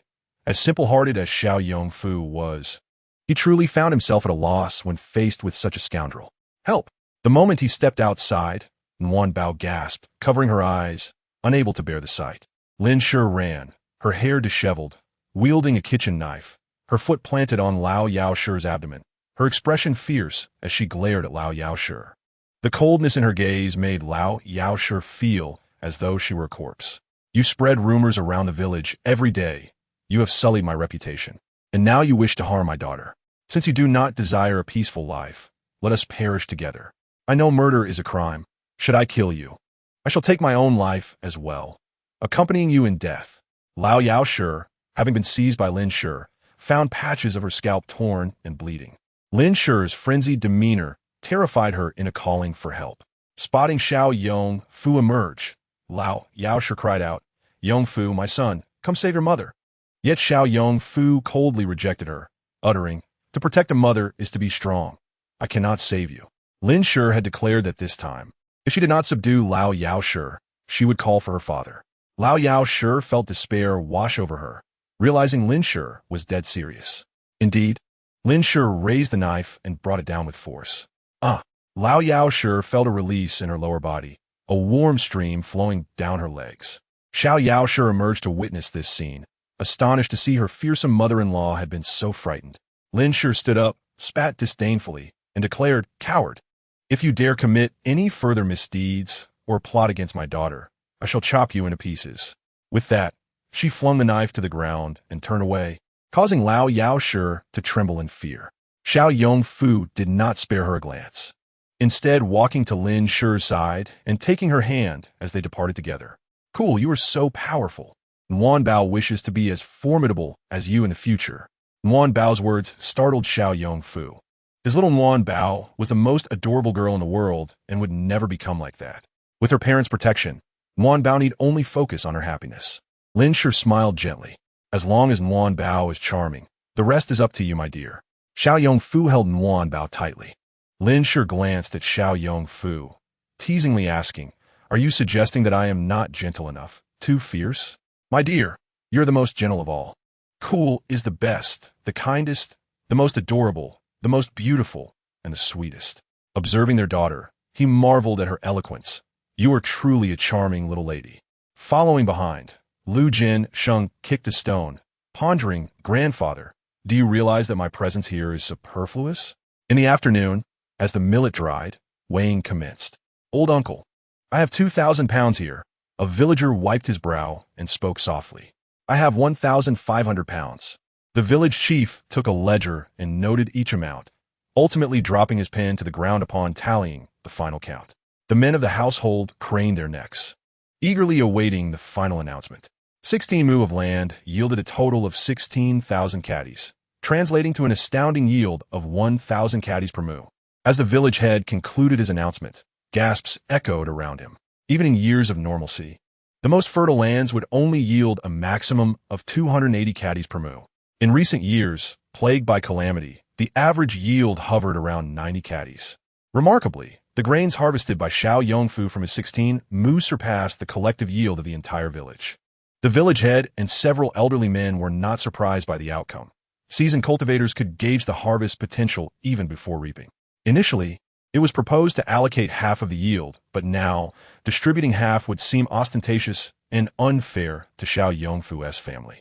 Well, Yongfu had mentioned giving everyone half, but I propose we reserve 10,000 caddies for them and share the remaining 6,000. The village head articulated his thoughts, sounding as though he were negotiating. Yet no one dared to oppose him. "We defer to your judgment." Indeed, they were well aware that they were receiving a remarkable windfall. 6,000 caddies shared among over 100 households meant each family would receive nearly 50 caddies, sufficient for seed preservation. Come next year, they would be poised for a bountiful harvest. As for Xiao Yongfu's family, the village head had enlisted the help of a few trustworthy individuals to assist. Thankfully, when they built their houses, they had excavated a cellar. Otherwise, there would have been no place to store the grains. Lin Shi felt a great sense of relief. This bounty would sustain her family for an extended period. Just as she was about to doze off, the little one suddenly opened her eyes and exclaimed, "Father, carry me to find the village head." Chapter 42. A calamity approaches. The village head had already retired for the night when a knock at the door roused him. Upon seeing Xiao Yongfu cradling the warm treasure and followed by his family's white wolf, the village head hurriedly ushered them inside. "What brings you here so urgently?" "The child looks quite drowsy," he remarked, a hint of reproach in his tone, assuming Xiao Yongfu had insisted on visiting. Xiao Yongfu hesitated, and the warm treasure rubbed her nearly closed eyes, saying, "Village head, warm treasure has come to talk to you." The village head felt a chill run down his spine. He knew that the warm treasure would not seek him out for no reason. After taking the warm treasure into his arms, he instructed his wife to prepare some melon for Yongfu. The village head's wife, Zhang Shi, had a good relationship with the elderly Yao Shi, and today, due to the grain distribution, she granted Xiao Yongfu a modicum of courtesy. Unfazed by how others treated their daughters, Xiao Yongfu knew that in his household, the warm treasure's word was law. Since the two elders were not inclined to divulge their secrets, he left with Zhang Shi. The warm treasure, aware of her speech still being unrefined, got straight to the point. "Protect the grain. Much blood will be shed. There will be killings." The village head immediately grasped the gravity of her words. The warm treasure was foretelling a calamity. Will the grain attract refugees? His complexion turned ashen as he recalled his earlier instruction for everyone to remain silent. The warm treasure nodded. "There are knives. Where there are knives, there will be bloodshed." His knuckles whitened as he gripped the edge of the table. "When will this happen?" The warm treasure looked at her chubby little hands, calculating, then raised her head, her pale face serious. "In 10 days. After sitting in one position too long, her little feet grew numb, and as she moved, she tumbled from the chair. The warm treasure, with a sudden exertion, she flipped over, landing on her backside. In that brief moment, the village head could hardly react as he witnessed the warm treasure sprawled on the ground.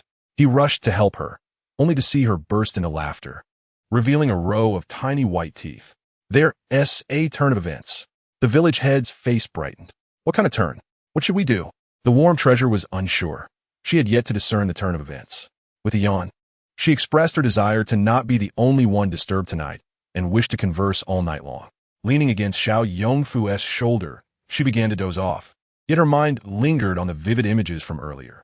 Flames engulfed the sky, the threshing ground littered with bodies, and blood pooled on the ground. The torches cast a crimson hue across the landscape, merging heaven and earth into one color. How had they learned of the grain in Liugang Village? And what was the nature of that turning point? Contemplating these thoughts, the little one gradually fell asleep. The next day, Lu Jinsheng had gathered several children from the village. Awaiting outside Xiao's courtyard, unaware of the circumstances, she hurried to inform Lin Shi. Upon inquiry, Lin Shi learned they were waiting for the warm treasure to rise so they could take her to play. "Come in, and I shall fetch you some food," Lin Shi said, her heart swelling with pride at the sight of her daughter surrounded by friends. Warm Treasure's brothers had often quarreled with the village children, frequently losing in their scuffles. Yet, here was her Warm Treasure, with so many eager to play with her. Her brothers would surely envy this. Lin Shi remained oblivious to the strange sense of competition she felt regarding her son's welfare. Lu Jinsheng, having savored Lin Shi's smoked meat last night, recalled the delightful tidbit he had sampled, his mouth watering in anticipation. He promptly called out, "Listen to your aunt. However, you must be quiet as you enter so as not to disturb the Warm Treasure." Lin Shi's joy deepened as she prepared a table laden with fruit and snacks beneath the grape arbor. Han Yang was already warming food for the Warm Treasure, who was being playfully nudged by the white wolf. "Big White, I have never tasted wolf meat." The Warm Treasure's childish voice emerged from beneath the covers. Just as Lin Shi was about to enter and rouse her daughter, a wolf came flying through the air, startling her into retreat. The white wolf landed in the courtyard, rolling to the front gate, shaking its fur as it stood. Thankfully, the ground was covered with green bricks, so there was little dirt. The children who had been eating were taken aback. They had no concept of wolves versus dogs, perceiving it merely as an oversized canine. Yet its size deterred them from approaching. The white wolf, feeling humiliated by the children's gaze, bared its teeth, contemplating whether to devour them all. "Warm Treasure. How did it fly out?" "I had no idea wolves could fly," Lin Shi babbled, while her hands busily pulled the little one from under the covers, dressing her and combing her hair. "The little one, eyes still shut, yawn, it's cold. Big White bullied me by kicking my bottom. I threw it out." "Big White can't fly," Warm Treasure insisted earnestly. Lin Shi was taken aback by her daughter's explanation. Yet she was not keen on knowing how such a small child could manage to throw such a large wolf. "Jinsheng has brought several children to the courtyard to wait for you. You should eat quickly, then join them to play." Although the Warm Treasure had been bullied yesterday, she would not let that deter her from joining her friends. Upon hearing of the many companions awaiting her, her little eyes sprang open. Cold, time for food. Then to play. "All right." As Lin Shi carried her to the kitchen, the children called out for the Warm Treasure, causing her to beam with delight. Lin Shi, concerned that she might grow hungry while playing, produced a small cloth pouch filled with treats. The pouch was adorned with a tiny golden dragon embroidered with golden thread, resembling the one the Warm Treasure had drawn on paper that day. Overjoyed, the Warm Treasure hugged Lin Shi tightly, planting a kiss on her cheek. "Mother, you are so wonderful. You even drew Warm Treasure on it. I love it so much." After exclaiming, she beckoned her group of friends and bounced out joyfully, leaving Lin Shi bewildered in the wind. What had she just heard? The little one was blissfully unaware of the significant impact she had just made.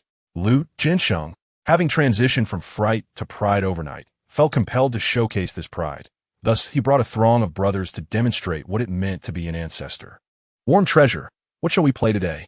The Warm Treasure, with a pinch of her small hand, pointed towards the ridge, the turning point. "Let us go find it." Chapter 43. The Great Worm and the Turning Point, the most boisterous beings, aside from women, are children. The verdant ridge was lush and tranquil, yet the peace was shattered by a raucous group of children. "New and Bo, your dog is truly enormous," a child named RM exclaimed in admiration, his gaze fixated on DBI throughout their journey. Little did he know that had New NB not been seated upon DBI, he might have been torn asunder by the enraged white wolf. Li Ji rolled his eyes in disdain, remarking, "What does that look? That is a wolf." "A wolf? My goodness. RMN, did you not claim that your father took you to the deep mountains to see wolves? Those who stir trouble do not discriminate by age or gender." A single glance from the white wolf left RM trembling in fear, unable to utter a word. Ing stated, "You are exceptionally fortunate. I do not believe it. If you find something good during this outing, I shall take you along in the future. Otherwise, I shall leave you here." The speaker was the very troublemaker, a child of a family closely associated with the elderly YO family. Though his face appeared quite ordinary, his crooked teeth were rather unsightly. Li Ing did not expect Chun Zi to be so unpleasant with his words. At 8 years old, He was the eldest among them, the same age as Zhod.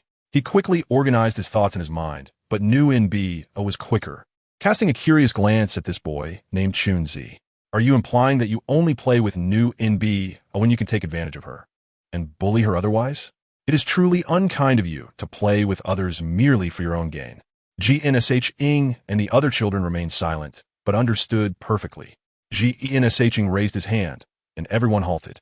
Even those older than him generally adhered to his lead.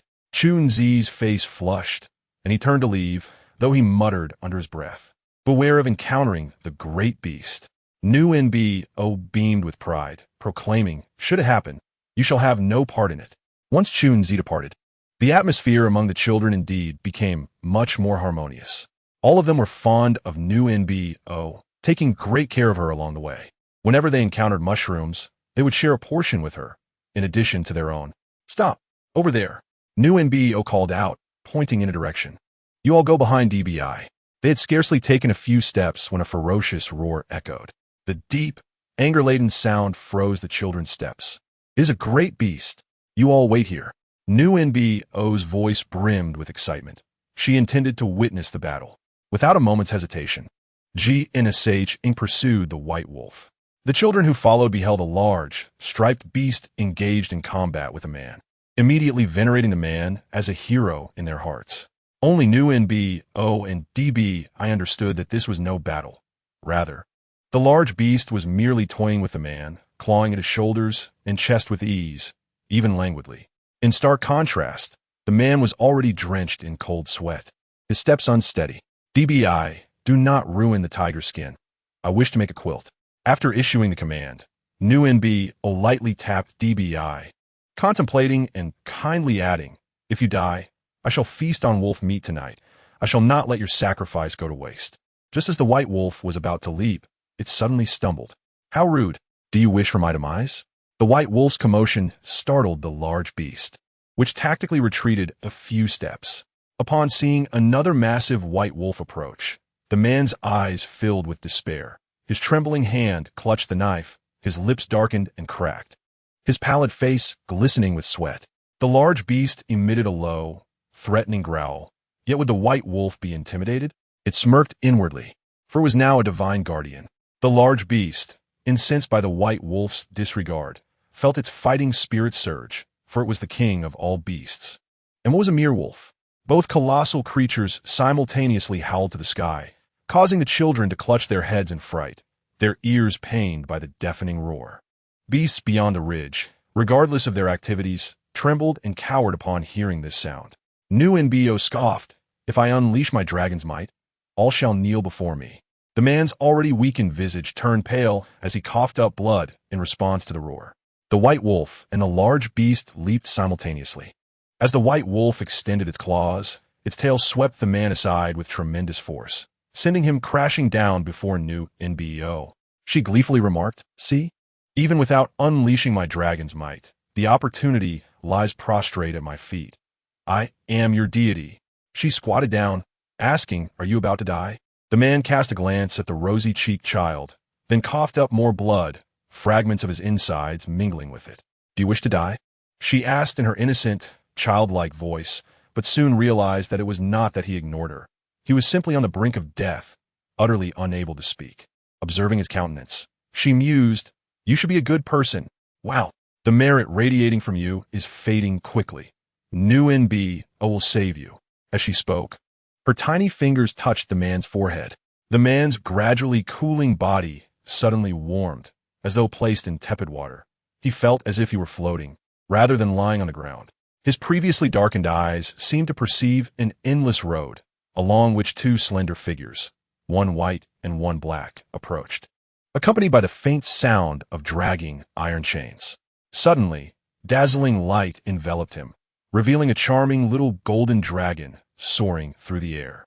As he gradually regained consciousness, he found himself facing a small child, just over a year old, devoutly munching on a morsel of food. "He has awakened. Newinbo, he has awakened."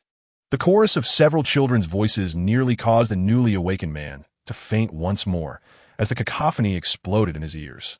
Newinbo gazed at him, her mouth still busy with food, for she had been quite fatigued and needed to replenish her energy. The man found her tiny ponytail swaying adorably as she ate. Upon noticing the little golden dragon embroidered on her cloth pouch, he experienced a fleeting sense of familiarity. "Who are you?" He could not help but inquire. "Nunibeo," she replied, swallowing a morsel and sipping from the bamboo tube that Liugang offered. "Who saved me? Where are your elders?" The chilling sensation that had enveloped him dissipated, and the pain within his organs vanished. He was certain someone had saved him. "It was Nunibeo who saved you. Why you seek the adults?" Liugang spoke in a still childlike tone, yet his intellect was sharp. Nunibeo nodded, extending her small finger to indicate herself. "Nunibeo saved you. The poison is gone. Why are you so unfortunate?" Initially skeptical that a mere child could rescue him, the man found himself believing her words about the poison and misfortune. Nunibeo tilted her head curiously, asking, "Who has bullied you? Why are you so unfortunate?" Her innocent words struck deep. Chapter 44. It is a deity. The man rose to arrange his attire and appearance, preparing to bow in gratitude when he suddenly caught sight of the white wolf standing before the large beast's corpse, his legs trembling. Nonetheless, he positioned himself protectively in front of Nunibeo. "DBI, clean your mouth." Nunbeo's voice was soft and childlike. Yet the white wolf whimpered and retreated, exhibiting clear fear.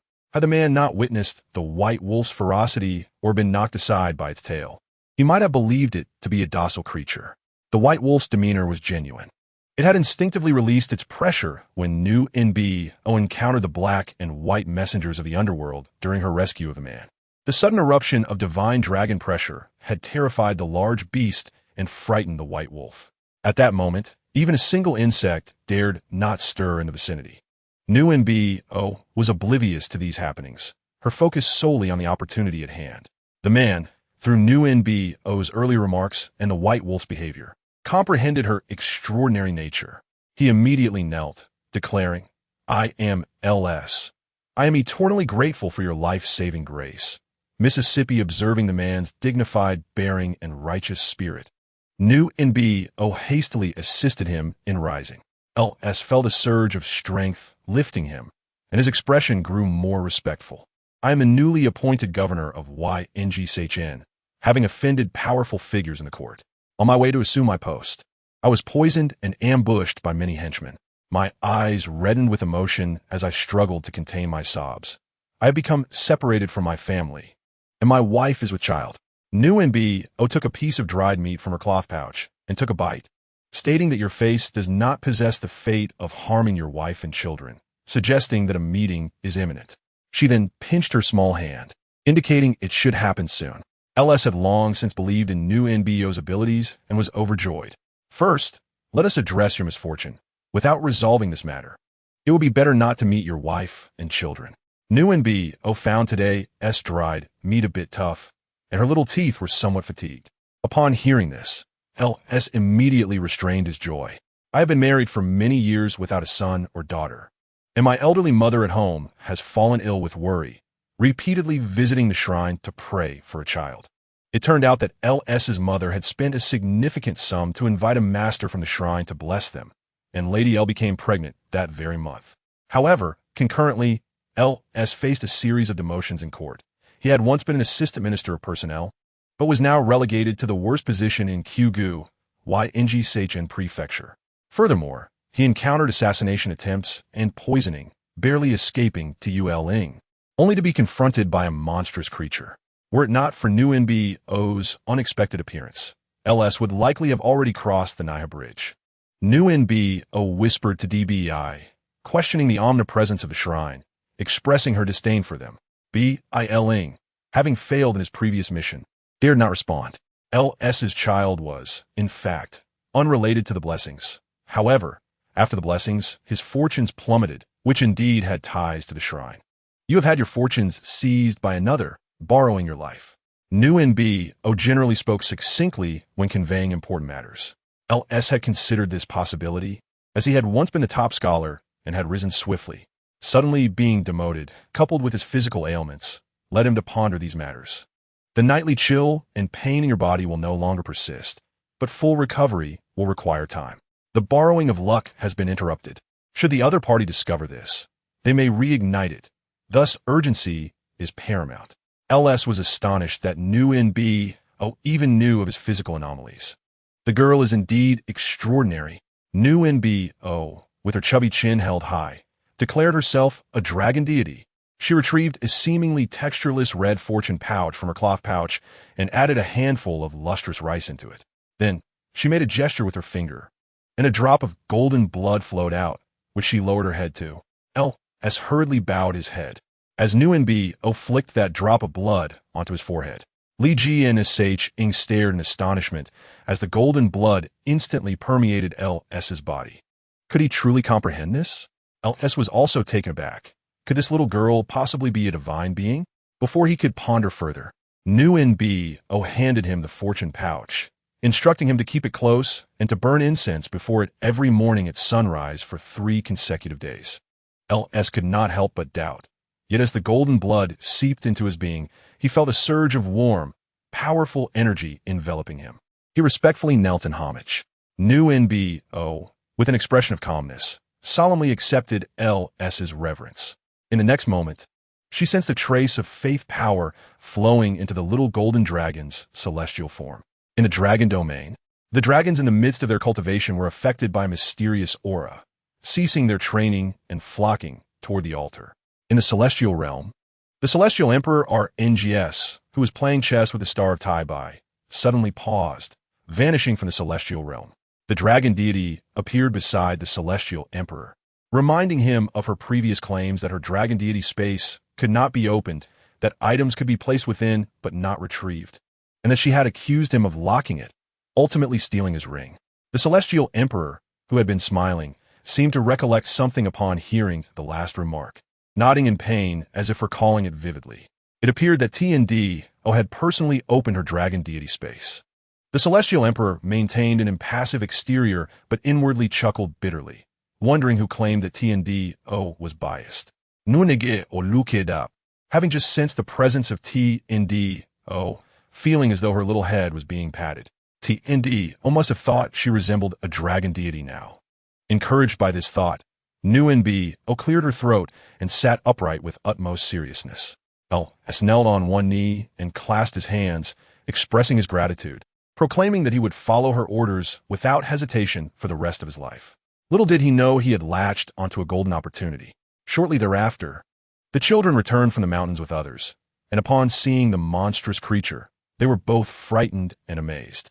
Good heavens, this is a gigantic monster. Thank the heavens. These children are unharmed. Only Li Jiansheng was internally shouting, "Do you even understand? This monster is nothing." Terrified, Li Jiansheng nodded vigorously. Newinb, from now on, we will follow you. Yes, you must call us whenever you go out. We will ensure your safety. Nonsense. It is Newinb who will protect you. You were just crying for your mother a moment ago.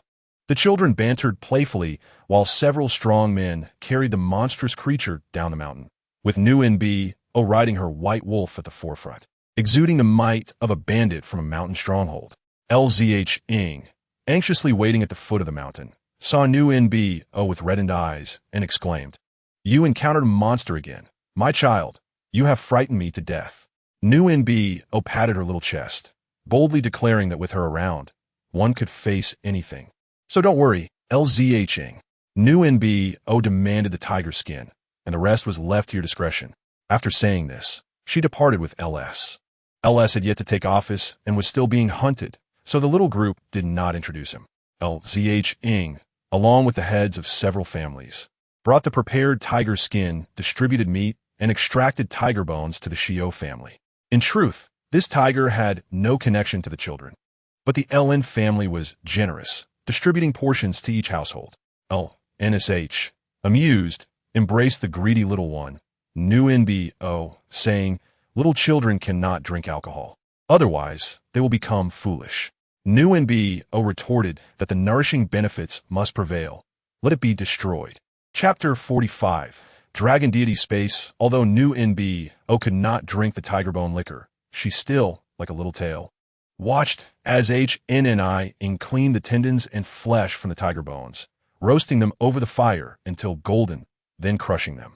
Together with processed herbs, such as ginseng and deer antler, they were placed in a jar, covered with liquor and sealed for half a month.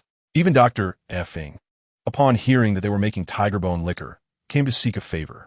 Unfortunately, Newfound could not partake. She would merely observe. As no one could drink it, Newfound nodded vigorously, stating that she enjoyed both chilled and warm dishes. As she spoke, drool flowed from her mouth, and Qshyn was unable to wipe it away in time. Xiao had not played with his sister for days, holding Newfound tightly, nearly sparking a fight with Xiao over this. By the time they finished their tussle, Newfound had already been taken away by Qshyn. The Xiao brothers felt that at this moment, Qshyn should be thrown out. Newfound opened her mouth, and the food that Qshyn fed her immediately won her favor. What is this? Newfound's eyes sparkled with delight. This is a gift from Xiang. It is a type of milk tofu from the northern region. He knew Newfound would love this flavor and had already asked North and Ing to place it in a room. The siblings had not played together for several days, and L and Sh had not called for them. Only when they were tired from playing did they all wash up and go to sleep. Upon returning to their room, the three Xiao brothers and Qshyn were quite vexed. Xiao slammed his hand on the table, stating that he had asked Li Ji and Seiching, and it was indeed Hod and Guz who bullied Newfound. She Ozich Ngling. While undressing, remarked that it was fortunate Ji and Seiching was around. Otherwise, Newfound would not need any time to deal with them. Qshyn flipped through a book. The ability for Newfound to handle them is her own talent.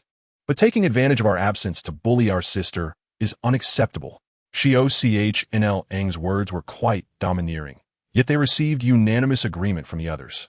Newfound remained unaware that not only had she caused misfortune for those individuals, but her brothers also went out daily to give Guz a beating, ensuring he would never dare to play with Zhod again. When Newfound saw the milk tofu wrapped in oil paper on the table, she expressed her gratitude, saying that this Yng is truly a person who values gratitude. That old-fashioned remark made Iling chuckle internally for quite some time. Once everyone had gone to sleep, Newfound used her consciousness to enter her dragon deity space. Wow, I have finally entered. This is Newfound's dragon deity space. T&D is truly wonderful. Because she was using her consciousness, her physical body appeared as merely a shadow, racing around in the dragon deity space. Examining this and touching that. Everything here belongs to Newfound. Oh, ha ha ha. She had placed all the items she once acquired from the Xinjia and Longyu within. From celestial herbs and spiritual medicines to garments and ornaments, from exquisite delicacies to magical artifacts. While it may not be an exhaustive collection, it was certainly abundant. Oh, this is the attire of Xinu, and oh dear, this is the fur of the howling heavenly dog. The little one pinched her nose. Although the fur radiated spiritual energy, it was still just a tuft of dog hair. She had merely wanted to see if the lustrous fur of the howling heavenly dog would emit smoke or oil when ignited, only to find herself pursued for 3 days. Suddenly, a chorus of bird calls piqued her curiosity. How could there be birds in the dragon god's space? Following the sound, she discovered a vast flock of magpies. It then dawned on her that she had taken the Xiao Bridge on July 7th, and Jinu and Yolang had yet to meet. The magpies, spotting the little one, flocked toward her, chattering incessantly. Stop scolding me. Oh dear, my head is about to explode. I cannot comprehend your reproaches. I do not speak your avian tongue. She clutched her head and ran, but the frenzied magpies were too swift for her. The magpies chirped in pursuit, their grievances spanning centuries. What do you mean they are about to separate? That is merely long-distance love. This situation could be rationalized. Truly, refrain from insults. With a wave, she shooed away the flock of magpies, her eyes resembling spirals. Go squawk in Xinjia. Sighing in relief, she climbed a peach tree and plucked a peach to savor. Ah, this is delectable, reminiscent of the Queen Mother's penthouse. One dragon had entirely forgotten his resolve against pilfering peaches. Yet when the Queen Mother discovered her orchard transformed into pits, had it not been for the Emperor of Heaven's intervention, she might well have launched an assault on Longyu. Ultimately, the dragon god had to compensate her with numerous treasures to quell her wrath, albeit slightly. Suddenly, she heard footsteps. Was there someone else in the dragon god's space? A colossal beast appeared, its fangs ivory white, enshrouded in swirling black mist, its visage a fusion of bull and tiger. The little one stifled a scream. Just when she thought she would be chased and scolded again, the creature bent its forepaws and knelt, addressing her. I am Wu Huai, here to pay my respects to the dragon god. Wu Huai shook his head. No need for concern. I shall continue my cultivation. There is plenty here, and we have already organized a portion for you. The little one was bewildered. Who are we? Apart from Wu Huai, who else is here? Just as she was about to inquire further, an urgent matter outside caught her attention, and she vanished from the dragon goddess space. It turned out someone was knocking at the door in the dead of night. Hello, I'm looking for someone.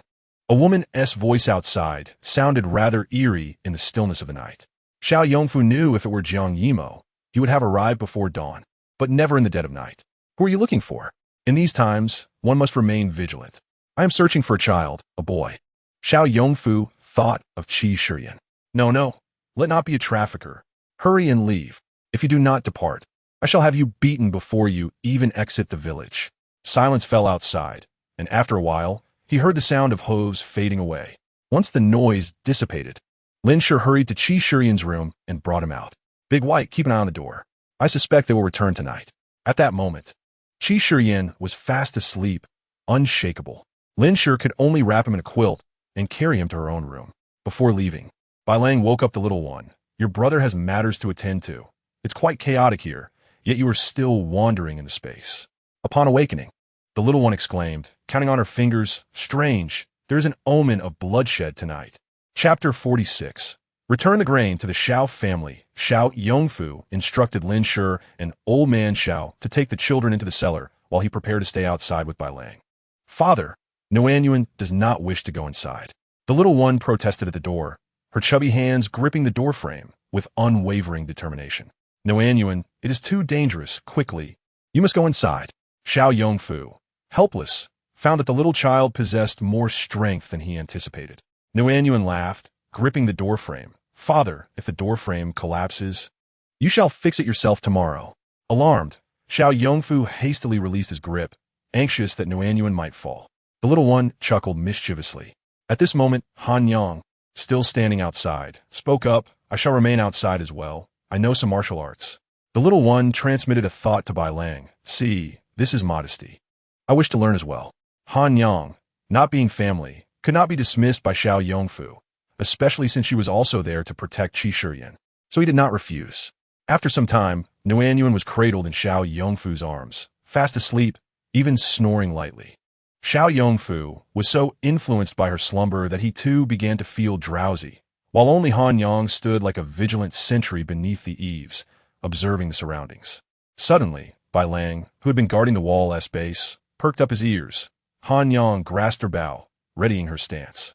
A killer leaped onto the wall from outside, but the courtyard was too dark to discern anything clearly. The little one's snoring seemed particularly loud at that moment, leading the intruder to believe the entire family was asleep, prompting him to leap down from the wall. However, after taking only a few steps, an inexplicable chill coursed through him. He abruptly turned his head to find a towering white wolf, its gaping maw dripping saliva, staring hungrily at him. Had the wolf known his thoughts, it would have certainly cursed him for overestimating himself. The wolf's fierce gaze fixed on him, and just as the killer began to call out, he heard the sound of an arrow slicing through the air and piercing flesh. Pain! The last sight he beheld in his life was a massive paw descending upon him. This gruesome scene remained unseen by Xiao Yongfu within the house.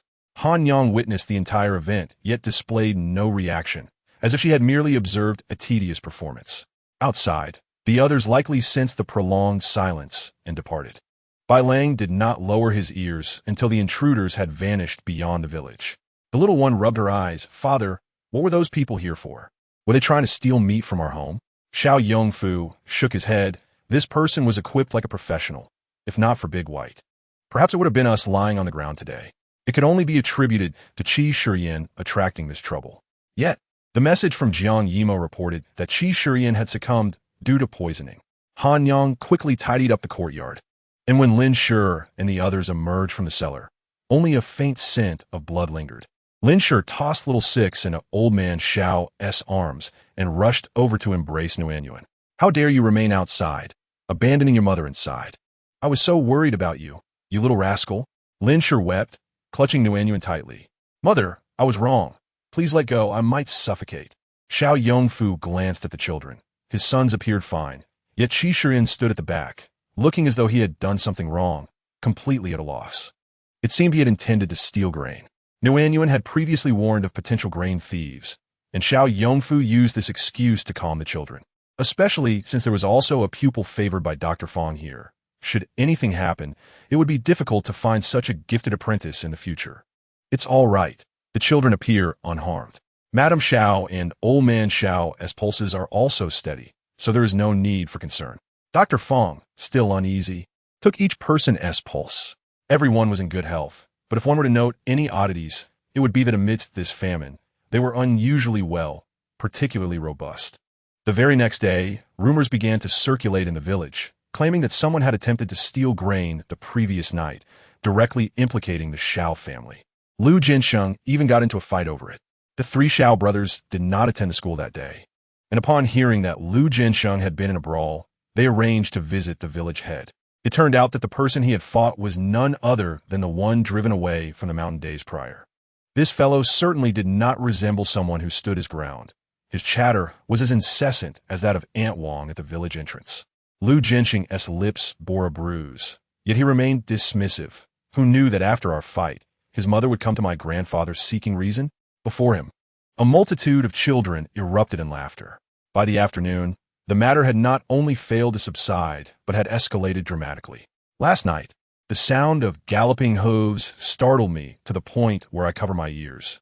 I seem to have heard those men speaking of murder. Surely, it cannot be that dire. Simply providing them with grain should suffice. Is the old Xiao family intent on bringing about our demise?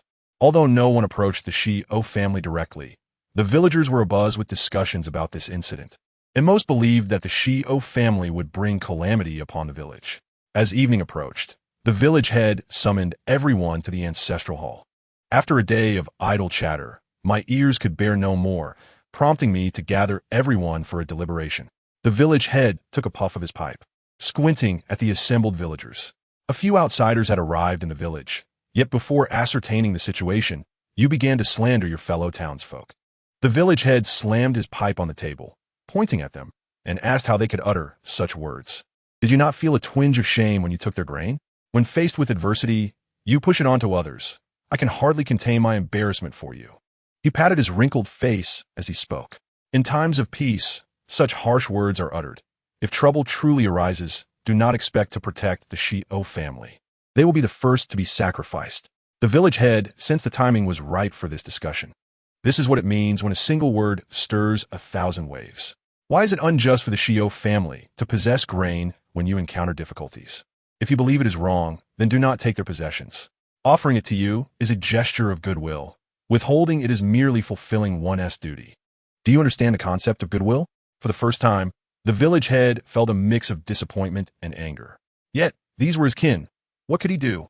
He could only strive to guide them, helping them comprehend the essence of unity and mutual support. If you perceive these grains as the root of the problem, then return what belongs to them. Chapter 47. The Burden of Worry Uncle. We will no longer tarnish YNGF's name. Indeed, there is still a melon at home. I shall take it to YNGF shortly, as I am certain that his daughter, NNB, will enjoy it. However, the village head was not easily swayed. He clapped his hands, and silence fell. When we have taken from others, we must acknowledge their kindness. He gestured to the villagers, remarking on their behavior, likening them to women with long hair and short wits. Have you not considered what YNGF's family was like a year ago, and what they are now? He could only hint at this, for speaking too openly would yield neither meaning nor weight. Truths must be realized by oneself to hold value. As the saying goes, one should not seek bamboo shoots this year, but rather bamboo next year. One cannot completely sever their own path. The villagers suddenly seemed to grasp this notion. Indeed, when Xiao YNGF first split from the family, he had but a barren hen, and it was said that LNSH could scarcely have a sip of soup after giving birth. Yet now, their lives are truly flourishing, while they struggle merely to survive. The village head took a puff of smoke, observing the villagers' enlightened expressions, and felt a sense of relief. He couldn't help but mutter a curse. These people are utterly clueless. This meeting, aside from the Xiao family, saw attendance from the old residents. Although Dr. F. Inc. did not voice any concerns, he was inwardly anxious. People had entered but not exited. The other party had suffered losses, yet the target remained here. The days ahead could indeed be perilous. DNGMI, I must share something with you. Xiao YNGF hesitated as he led LNSH into the main room. LNSH, thinking he was in a hurry, couldn't he fathom the urgency as dusk approached. Her face flushed deeply as she asked, "What is it? Speak quickly." Xiao YNGF closed the door and leaned in to whisper, "I met Xiao YNGWN and FCHing yesterday, and he was with a woman." LNSH looked up in astonishment. "Is that what you wanted to tell me?" Xiao YNGF nodded earnestly. "Yes, that's it." LNSH felt as though he had shown her something utterly inappropriate after disrobing. Her anger flared. "What does Xiao YNGWN's affair have to do with me? I have no desire to know anything about him." Xiao YNGF, clutching his sore face, was utterly bewildered. In recent days, the busiest person was the village head.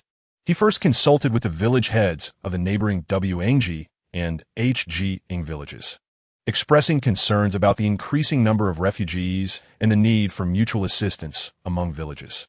After all, Liugang Village had a small population, with fewer than 1,000 residents. Next, he attempted to organize a patrol among the villagers, but they all declined, citing the demands of farm work. This was a complete failure. One day, he was sitting with old Xiao beneath the grape trellis, venting his frustrations, when a knock sounded at the door. The children of the Xiao family had not attended school for several days, and upon hearing the knock, Xiao hurried to the door. "Who is it?" In the past, they would have opened the door without hesitation during the day. The safety of Liugang Village was beyond question. However, after the recent incident, Xiao YNGF had repeatedly instructed the children not to open the door indiscriminately.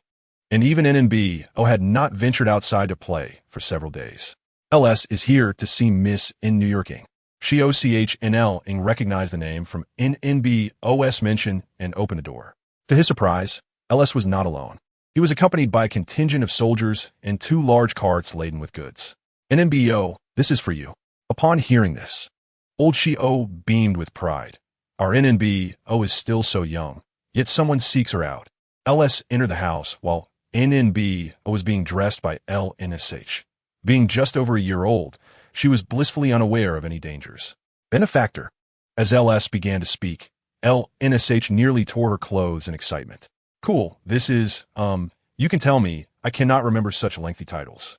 LS smiled and clasped his hands. "I am LS, the newly appointed governor of YNG Prefecture." LNSH nearly fell to her knees. The highest official she had ever encountered was the village head. The little one had just awakened from her nap, her stomach growling.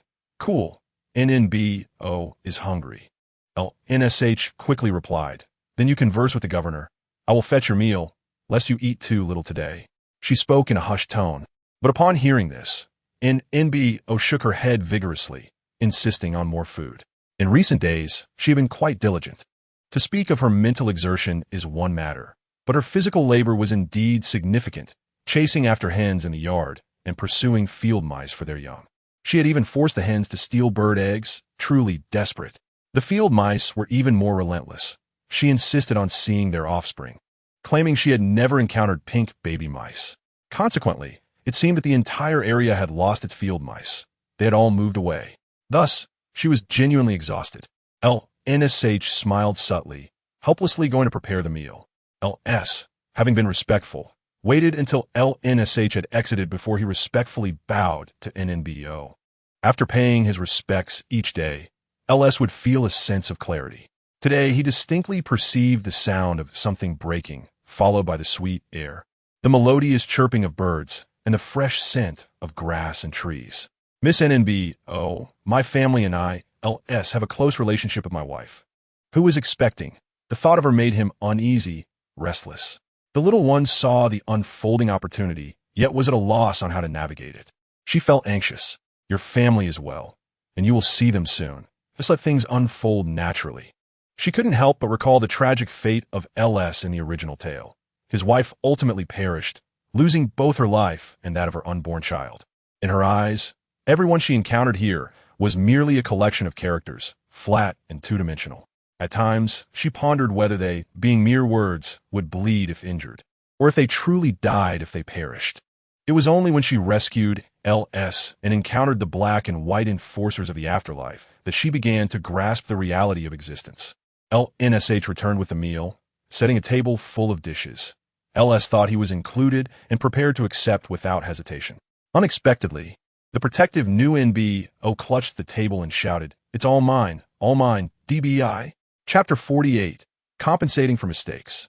The white wolf sauntered out from the other side of the Kong, leisurely lifting his eyelids to glance at new NBO. Upon seeing the food on the table, he stumbled slightly, unsure whether he was serving a dragon or a pig. Lin Sure had lost her turn to feed, having been usurped by LS. And she laughed as she exited. It was embarrassing to have a guest when there was a child who could eat. New NBO pointed at a dish, and LS picked it up accordingly, leaving only the sound of the dumpling eating in the room. In a few days, refugees would come to seize goods. New NBO remarked, pointing at the egg custard. LS's hand shook slightly as he scooped the custard, pondering where the refugees originated. He had traveled from the capital, encountering many refugees, yet they had not formed any formidable power. Gripping the bowl tightly, he feared dropping it. Being new here, he was unfamiliar with the surroundings and thought to ask someone knowledgeable. LZHing, New NBO called out, and the LZHing hurriedly ran in, panting. "My child, you nearly scared me to death. What's wrong?" He wiped the sweat from his brow, having sweated profusely while drinking tea. The Xiao family had exceptional tea. "Sir, where is ZNFNGZHI? SHD Shen?" The sudden question left El Xing taken aback. After a moment's thought, he replied uncertainly, "Itzahuraguriso, Ibidieve." New NBO was astonished. "Not DU?" LZHing was equally surprised. Could even a deity be illiterate? Realizing she was only 1 year old, he quickly changed the subject, explaining that the location was just beyond 2 mountains behind them, roughly an hour away. New NBO clapped her hands. "That's it. The refugees came from there. Let's go and confront them." She tilted her little head adorably at the two, blinking her big eyes, waiting for compliments. LZHing gave New NBO a thumbs up, impressed by her cleverness. He detailed the terrain and surrounding conditions to LS. If the refugees indeed came in 6 days, they could not afford to sit idly by. New NBO's assertion was correct. Confronting them was the wisest course of action. While LS presented a gentle demeanor before New NBO, one might wonder why he had been demoted in the capital. Indeed, we should act swiftly. Yet, to act swiftly, would they need to enclose them? New NBO curiously nibbled on a sweet cake, pondering how one could capture people without enclosing them. She successfully persuaded herself. LS felt a pang of despair, grappling with the troubling notion of a deity being illiterate. "I will contact the commander to dispatch personnel. You take the villagers and accompany us. Shall we set the date for 3 days hence?" LS's last question was directed at New NBO. She looked up and declared, "Great fortune." With New NBO balancing between reliability and unreliability, they smoothly finalized their plan of action. Curiously, LS inquired, "Where's your elder brother?" "At the academy." The disciple of Director YN.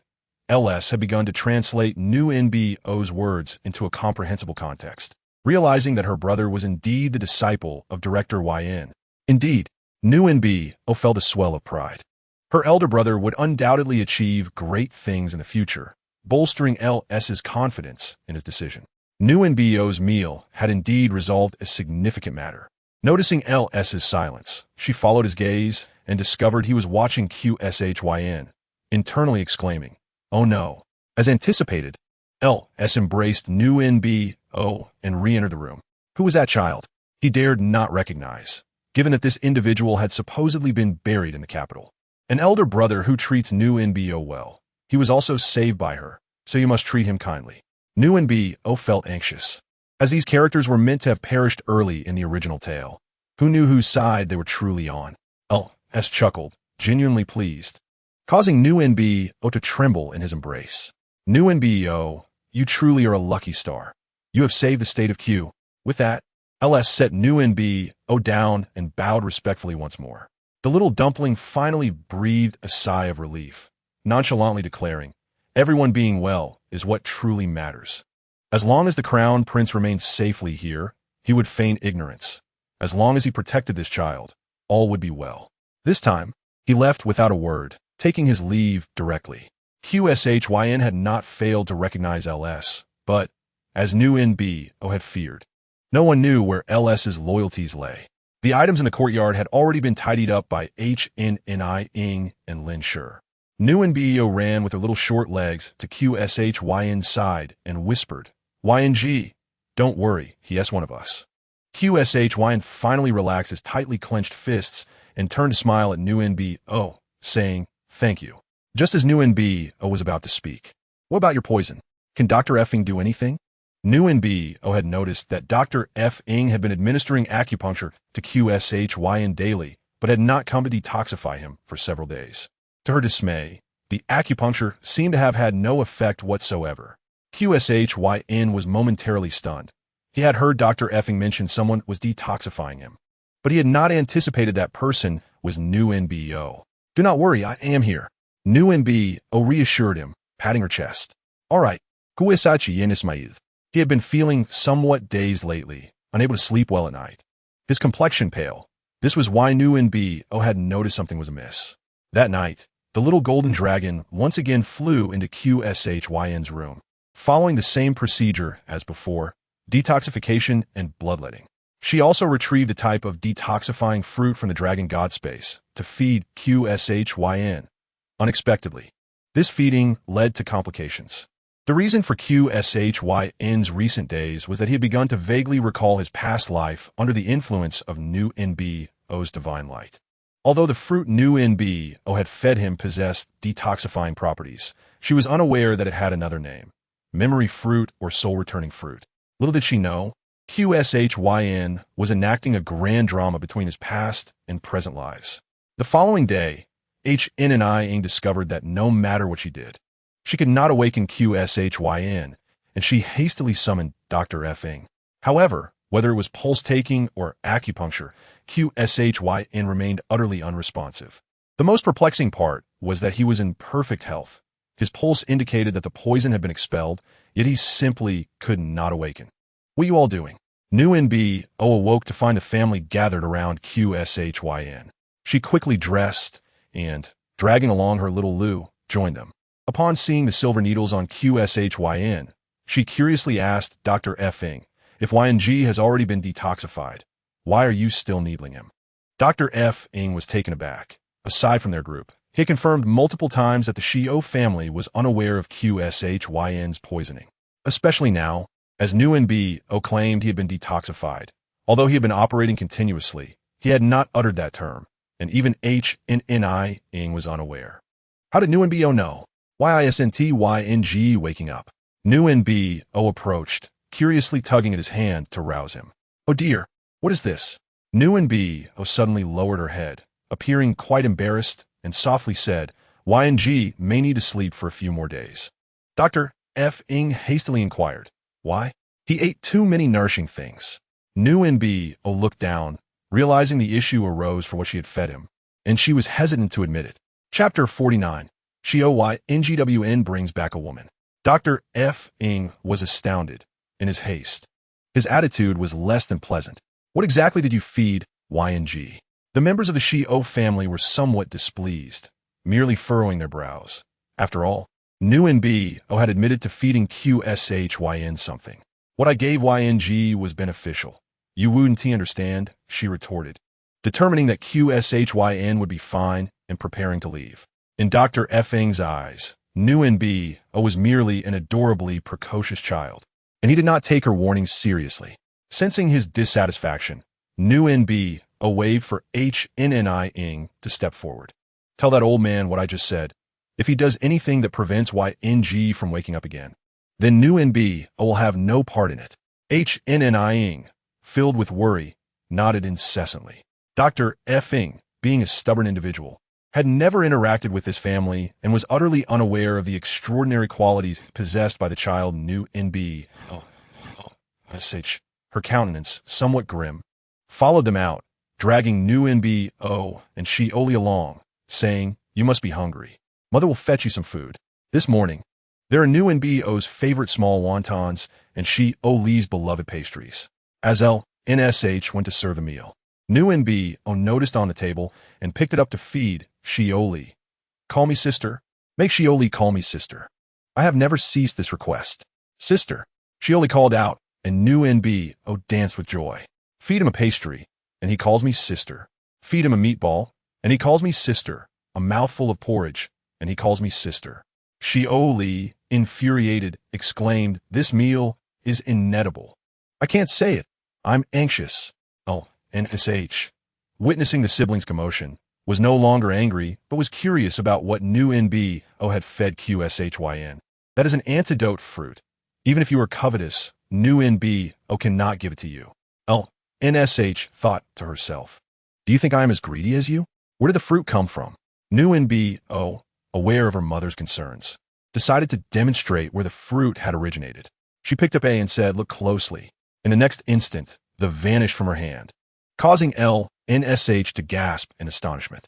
Before she could utter a word, the reappeared in newfound's hand. Just like that, newfound stated nonchalantly. However, NSH seized her hand and whispered urgently in her ear, you must never let anyone know you can do this. Through their clasped hands, newfound sensed NSH's racing heartbeat and gazed at her seriously. This mother had shown her exceptional affection and concern since the moment she met her, caring for her even more than she did for her biological child. Xiao, newfound embraced NSH's neck, resting her head on her shoulder, and promised, do not worry, mother. Newfound will certainly protect herself, safeguard you, and care for our entire family. NSH, watching her suddenly insightful daughter, felt her eyes moisten slightly. You primarily need to learn to protect yourself. All right, sister, eat. She only fed newfound a piece of pastry.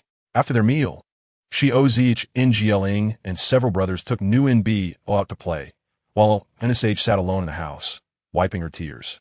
She had inquired about newfound's birth while selling pickles in the city and learned that on the day of her birth, other children were born as well. Yet, the only child born into a wealthy family was at the governor's residence, where was said a son was born, cherished immensely by the governor. Although she did not know who had abandoned newfound, it was clear that she was forsaken simply for being a girl. Had it not been for newfound's unusual qualities, she would not have survived to this day. Each time NSH reflected upon this, her heart swelled with resentment. Meanwhile, newfound was witnessing a grand spectacle while playing outside. Quickly, carry newfound to your old residence. Liugang lips were still black and purple, causing him pain whenever he spoke. Upon seeing the group disappearing from sight, she sighed, bent down, and lifted newfound, who was eagerly awaiting him. Second brother, you look like an old man, newfound giggled. Xiao tickled her, asking, how does second brother not resemble an old man? Catch up to them. The little girl was playfully teasing her brother. Just as newfound was about to speak again, cries emerged from the old residence. She had not noticed any signs of impending death during her previous visit. Who was lamenting? Xiao placed newfound on his shoulders for a better view. Dressed in white with a stalk of straw in her hair. The mourners were present, but second brother, move closer. I can't see her face. Thought that witnessing such commotion was perhaps a bit too conspicuous. Regardless of his thoughts, he still had a dote on his sister. He quickly changed positions until newfound could see the face of the young woman. Wow, second brother, I see her. I see her. Newfound's innocent voice amused the onlookers. Xiao wished to bury his face in his hands. Xiao, you shameless man. I bear your children at home, toiling endlessly, while you indulge in pleasure outside. Xiao cried out, rushing to strike the young woman. Xiao intercepted her, stating, both of Teeing and I's parents are deceased. I merely assisted her. What nonsense are you spouting? With a cold laugh, Xiao retorted, people are dying in droves these days. Why do you choose to help her specifically? As the crowd grew larger, you need to step aside quickly. You may enter, but this woman cannot. What is this nonsense about selling oneself to bury a parent? Xiao scrutinized the woman, observing her alluring demeanor and delicate frame, questioning what her true profession was. Behind them, Teeing clutched his hand, trembling slightly, while Xiao bawled loudly. Xiao could hardly bear to look any longer. The harsh tone of voice sent a shiver down Xiao's spine. Upon seeing Nuo, her eyes brightened. Second brother, let us go quickly. Regardless, the door was closed, and they had no idea what was happening inside. Second aunt was right. Given the many deaths occurring outside, why did he choose to help this person? Inunebe os presentia. He dare not speak of any ulterior motives. Unexpectedly, Xiao immediately countered, in times of national crisis. Even a child should contribute in whatever small way possible, let alone engage in acts of kindness. The usually reticent Xiao suddenly spoke up, prompting everyone to lower their heads to search for him. Xiao adored his sister, but would never indulge his brother, understanding that every penny was hard-earned. He pondered whether it was wise to purchase a coffin for a person of unknown status. Although it might seem unfilial, many were buried simply wrapped in straw mats. He had heard that such individuals often came from impoverished backgrounds and questioned the necessity of a coffin. Liu Jinsheng, a thoughtful individual, chimed in. Xiao could not resist participating in the discussion, stating, I am willing to offer assistance, including helping with the arrangements, changing clothes, and cleaning. But I must contribute financially. I believe it is unreasonable otherwise. What? The group stared in astonishment. I mean, judging by her appearance, her family members are not deceased. Nuo shook her head vigorously, wearing an expression that seemed to plead for praise. Sister, are you suggesting her family is still alive? Xiao wore an expression of mock injury, causing Nuo to burst into laughter. Nuo noded emphatically. Fearful that her fourth brother might not see, Xiao and the others exchanged glances, their thoughts diverging. Before Xiao could speak, Nuo continued, doesn't know. What could this woman possibly desire from him? His family doesn't have much money, does it? Liu Jinsheng was still processing the information. About a dozen taels, I believe. They are all hidden away. Nuo leaned in closer, and Xiao could hardly contain his laughter. Could Nuo truly express her unusual concern for the old residents? Liu Jinsheng mistakenly assumed she was omniscient. The two shared an unspoken understanding and did not pursue the topic further. Dr. Fing had been keeping watch over QSHYN all day, and indeed, as Nuo had said, everything was normal. As night fell and silence enveloped the surroundings, a figure scaled the walls of the old residence and deftly leaped down, disappearing into the night. Nuo turned over in her sleep, sprawled out comfortably, while the white wolf, displaying remarkable humanity, nudged Xiao deeper inside. The next day, as smoke spiraled upwards from the chimneys, Nuo awoke early to accompany Xiao as he drove the cart to fetch her elder brother, Xiao. Along the way, they encountered few refugees and no corpses by the roadside. However, the fields on either side, with rice and wild grass growing together, exuded a sense of desolation from deep within.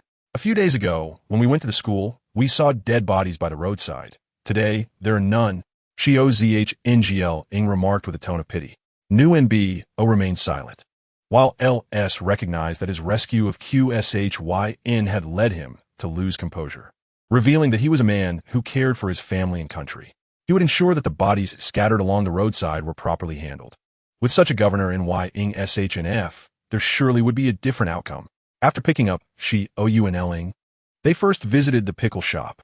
Nuo, with a piece of candy in her mouth, reciprocated kindness by pulling out a piece of jerky from her embroidered bag featuring a small golden dragon. Brothers HZ, this is made by Annie. She stuffed the jerky into his hands and then produced a triangular talisman, saying, Annie said to wear this well and not to take it off. Zhuzi smiled as he fastened the talisman around his neck, telling my mother that all was well on his end and that he had learned many new characters, urging her to take good care of herself and eat well. Each day after closing, he would deliver his earnings to the academy for Xiao Yuanlang, who would then invite him in to teach him character recognition. Zhuzi had already mastered the Qianzuan. Zhuzi Gu planned to take the imperial examination for a Tongxing next year. Nuo clapped her hands, but to her surprise, Zhuzi quickly declined. On their way home, Xiao Zhonglong inquired of his elder brother whether Zhuzi stood a chance at the examination. Xiao Yuanlang was joyfully embracing his long-lost sister. He was merely recognizing characters and had not engaged in systematic study. And the child's lack of confidence made the examination mindset crucial. Nuo lay on her brother's lap, requesting him to rub her belly. As she felt comfortable and began to giggle, the carriage suddenly jolted to a halt, nearly tossing Nuanuo out. Thankfully, Xiao Yuanlang reacted swiftly and caught her. However, his sister was unafraid, mimicking a sound and swiftly leaping out. The siblings leaned out to observe, and indeed, an elderly lady lay in the middle of the road, followed closely by a pregnant woman. "Mother, are you all right?" The woman appeared pale and sorrowful. Xiao Yongfu initially thought he had encountered a scam and pondered how much silver would suffice to dismiss the matter. However, Nuanuo tugged at his sleeve and whispered, "Father, help her, or the baby will be lost." The Xiao family, known for their kindness, felt a twinge of urgency upon hearing of the child's plight. This thought caused them to hesitate. Nuanuo, unaware of her father's typically straightforward nature being clouded by indecision, urged Xiao Yuanlang to carry her down. "Auntie, do you feel unwell?" Nuanuo asked with wide, innocent eyes. Zhang Shi, unable to rouse her mother-in-law, was worried when unexpectedly a delicate little girl emerged from the carriage and directed her inquiry at her instead. After enduring a tough journey and the incessant complaints and curses from her mother-in-law, she had managed to hold on. Now, however, she found herself taken aback by the concern of this small child. Wiping her tears, she wanted to touch the little one but paused, saying, "Child, I am fine. You all should get back in the carriage." She didn't want her mother-in-law to entangle herself with others upon waking. Not realizing that her mother-in-law had not fainted at all, but had instead determined to extort the Xiao family upon sighting their carriage from afar. Nuanuo noticed the woman's cracked and bleeding lips and took out a bamboo tube from her cloth pouch, offering, "Annie, drink some water." The water inside was mixed with spiritual essence, and after drinking, Zhang Shi suddenly felt a surge of energy, even the persistent heaviness in her abdomen alleviating somewhat. Seeing her drink, Nuanuo produced a piece of jerky, saying, "Annie, eat this." This jerky, unlike what she had given Juzi earlier, had been soaked in spiritual water and emitted a sweet aroma. The pretentious Lu Shi couldn't help but swallow upon catching a whiff. And Nuanuo was well aware that she was truly faint. Yet, no one paid her any mind. Not even the dutiful daughter-in-law who didn't suggest saving the jerky for her. Realizing that remaining prone would yield her nothing, Lu Shi quickly pretended to awaken, exclaiming, "Oh, it hurts so much." Just as Zhang Shi finished her last bite, Lu Shi observed her for a long moment, with only the lingering scent of the food remaining. "You ran into me. If you don't compensate, I'll die right here." Lu Shi immediately launched into her performance. "We were far from you. Just look." Xiao Yuanlang would not allow himself to be extorted and promptly retorted. Nuanuo added, "You fell too early. See, you were too far away." Hearing this, Lu Shi actually propped herself up to take a look and confirmed that it indeed was too soon. Then, she reacted, pointing at Nuanuo and scolding, "You little brat. What nonsense are you spouting?" Zhang Shi had noticed that since this family had descended from the carriage, they neither stared at her nor attempted to take advantage, but rather stood at a distance, with only this little girl approaching to inquire.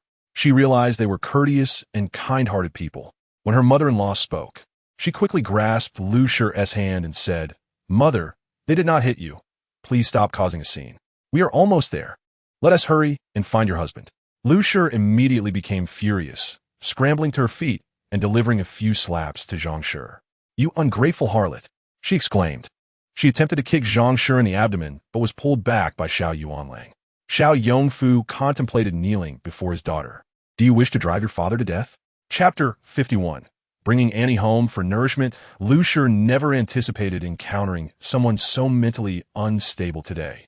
She stood in front of Zhang Shi, eyeing the little girl speaking, "What do you want?" Nuanuo smiled sweetly, her innocence shining through. "I want to take Annie to my home." Although Lu Shi had been tormenting her daughter-in-law throughout the journey, she knew that losing her would leave her unable to explain herself to her son. "She is my daughter-in-law. What reason is there to take her to your home? Who are you to snatch people in the street? Step aside." Lu Shi was somewhat irritated and attempted to shove the little girl aside. But Nuanuo stood her ground like a stout tree stump and kicked at her, perhaps too familiar with Lu Shi's tactics. Zhang Shi dashed forward to shield Nuanuo before anyone could react. Lu Shi's foot struck Zhang Shi's lower back. Nuanuo was startled by the sudden turn of events, and when she looked at Zhang Shi, she saw her face pale, clutching her abdomen and groaning. Though Lu Shi was also taken aback, she remained obstinate. "What are you pretending for?" Stop being dramatic. You've been moaning the whole way.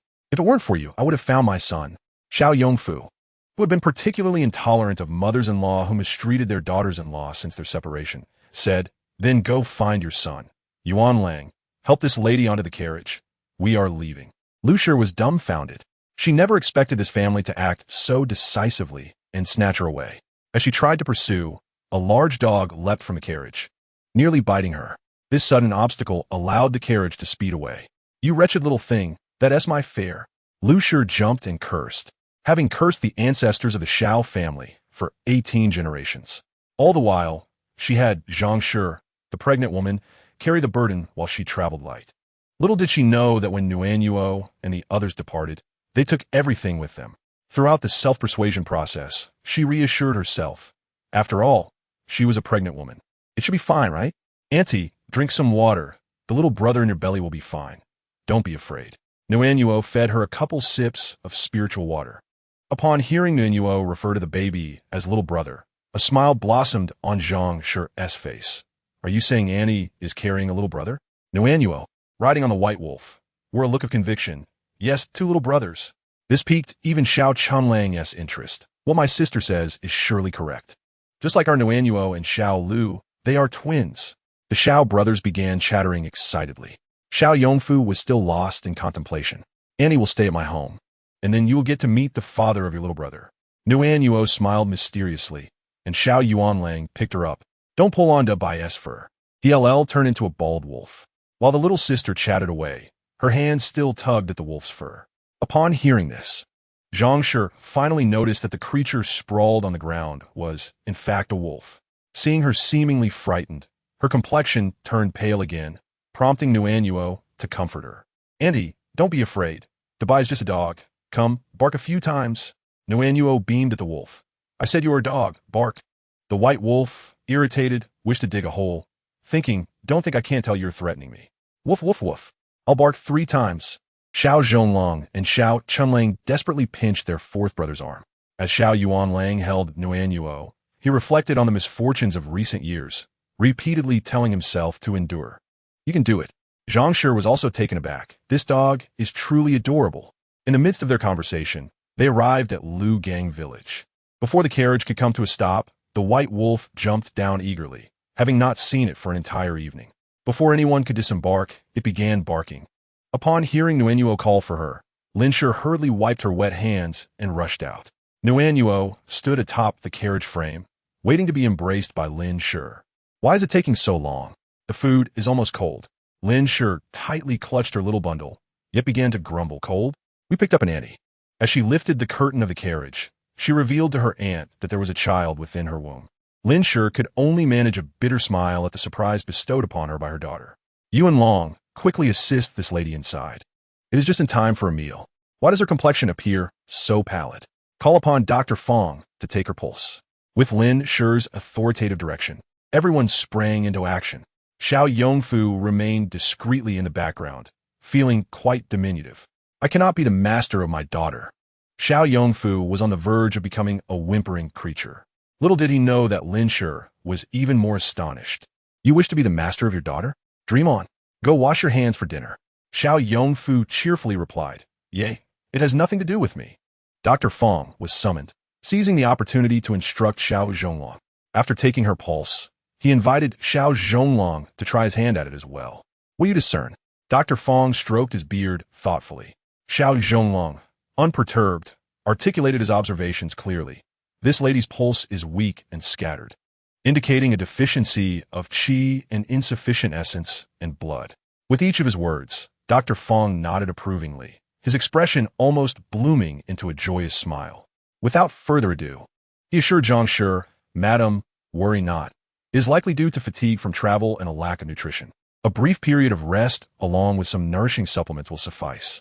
Zhang Shi, cradling her belly, expressed her gratitude profusely, feeling a sense of relief that if it weren't for the warm water given by the new NBO on the carriage, she might have been in dire straits.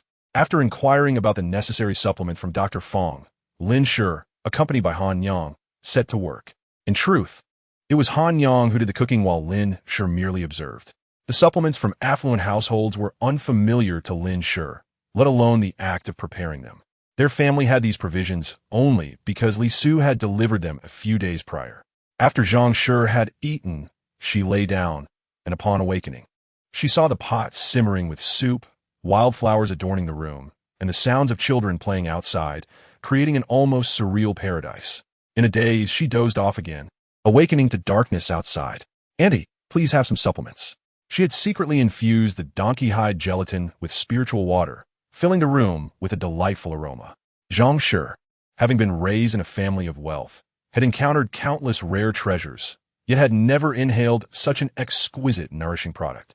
"This is unacceptable," she thought, feeling trapped and uncertain if she would find her husband again. How could she accept such kindness?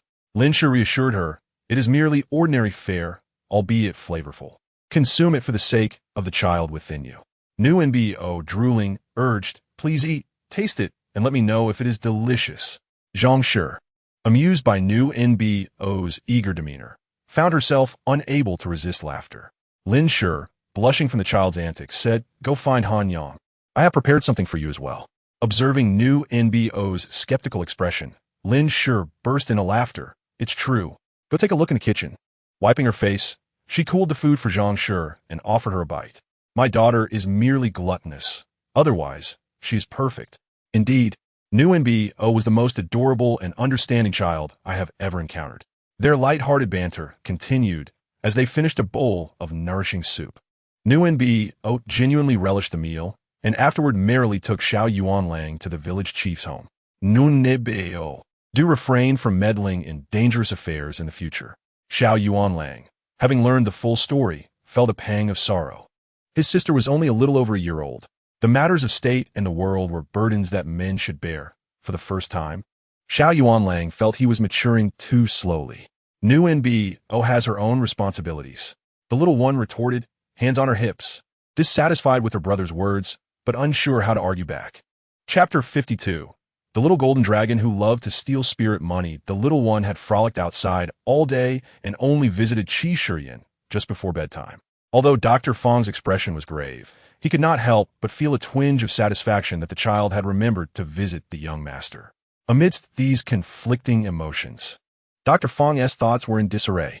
Unaware of the doctor's turmoil, the little one grasped Qi Shiyan's hand and smiled. "Brother Yin will wake up tomorrow." Confirming that Qi Shiyan was fine, she skipped away in high spirits, leaving Dr. Fang fuming alone.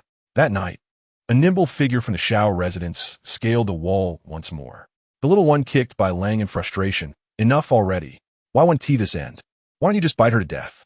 Bai Lang contemplated kneeling. "You too are a deity. How could you be so cruel to a wolf?" Now serving as a divine attendant, Bai Lang knew that taking lives recklessly would lead to complications. The sleeping Xiao Lu was nearly jolted awake by his sister's antics. Bai Lang quickly patted Xiao Lu with his tail, ensuring the unfortunate child remained slumbering. Xiao Yao was utterly incompetent. Her household was nearly in disarray. Yet she could still sneak out at night to scout. How foolish. Nbo grumbled as she transformed into a golden dragon and soared into the night. That woman was intent on peeking into every household, yet her greatest desire was to enter Xiao Yongfu's home. Last night had been such, and believing she was unfamiliar with the route, she had taken a stroll during the day. Little did she know, upon nightfall, it was as if she had encountered the legendary ghost wall. As she pondered this, a chill ran down her spine, goosebumps creeping up her neck. She thought she was safe, but unbeknownst to her, above her head, the old ghost who had been robbed by Nbo, a forebear from the ancestral hall, along with the earth deity and the little golden dragon, were engaged in a game of cards. Play your cards, don't cheat. Hey, no take-backs. I haven't made up my mind yet. Let me think. The night was filled with merriment, and one might say that the woman was fortunate, for above her were either gods or immortals. The four sentinels only dispersed when the rooster crowed and dawn broke. The earth deity clutched his cane tightly and swiftly vanished into the ground. I wonder if the village chief's child has awakened. Should I enter a dream to have him burn some money for me? As Wu Huai was cultivating, a multitude of spirit money suddenly fell around him, and after opening his eyes, he remained bewildered for quite some time in the wind. Is the little dragon god displeased with me? Is it sending me on my way? Even the money is prepared in advance. Lin Shi noticed that new NBO appeared lethargic today, often lost in thought and dozing off intermittently. Nuan did he not sleep well last night? Lin Shi scrutinized Bai and Xiao Lu, contemplating whether these two were disturbing her daughter-esque slumber. Just as NBO was about to doze off, she was roused by her mother-esque call. She climbed into Lin Shi's embrace, seeking a comfortable position, mumbling, "I was guarding the door against thieves." Hearing this, Lin Shi's heart ached. "Isn't by guarding the door? You are still so small. If you do not sleep well at night, you 1T grow taller." Upon hearing "not grow taller," the little one instantly became alert. "Not grow taller? I will remain as short as a tree stump." Lin Shi, noticing her concern, encouraged her, "Yes, do you want to be as short as a tree stump?" The little one shook her head vigorously. "That would be dreadful. It's all that woman's fault. Tonight, I must catch her and give her a good beating." As the sun began to set, Qi Shiyin was also due to awaken. The little one sprang to her feet. "Brother, Yin should wake up now. I shall go rouse him." Dr. Fong, already growing impatient, thought to himself that if the young master did not awaken soon, he would have to resort to acupuncture. Just then, the little bundle of joy hopped in, grasping Qi Shiyin's hand and shaking it gently while saying, "Brother Yin, it's time to wake up for dinner." Just as Dr. Fong was preparing to scoff at her, Qi Shiyin slowly opened his eyes. In that moment, he was unsure of where he was or what time it was. "Brother Yin, you have slept for 3 days. Please wake up." Nunebe okirpid bisidehim. Her voice sweet and innocent. Nunebe. Qi Shiyin, having slumbered for 3 days, spoke in a hoarse voice, causing the little one to giggle. "Yes, it is new NBO. Brother Yin has just awakened. Can you lie down for a moment longer?" New NBO replied, "I shall go fetch Han Liang to prepare some food for you." Upon seeing the little child leave, Qi Shiyin respectfully bowed. "Your Highness." Qi Shiyin glanced at Dr. Fong and said calmly, "Dr. Fong, rise." At this moment, Qi Shiyin felt a bit dazed. The memories of 2 lifetimes left him in confusion. Upon awakening, he sensed that his body seemed different from before. Has my poison been resolved? Though it was a question, it carried an air of certainty. Dr. Fong met his gaze and mustered the courage to speak. "Your Highness, please take care of yourself and avoid consuming anything recklessly." Unexpectedly, before Dr. Fong could finish his sentence, he was interrupted by Qi Shiyin raising his hand. "From now on, you must not be disrespectful to Nguan Bao. Treat her as you would treat me."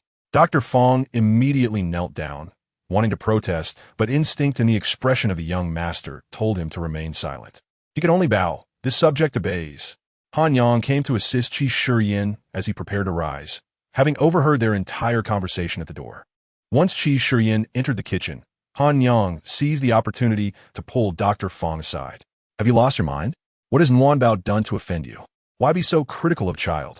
At that moment, Dr. Fong dared not retort, merely offering a bitter smile. Han Yang was determined to enlighten him. "You have no idea of her extraordinary nature. It is said that just a year ago, this family was separated from their ancestral home, so destitute that they barely had food to eat."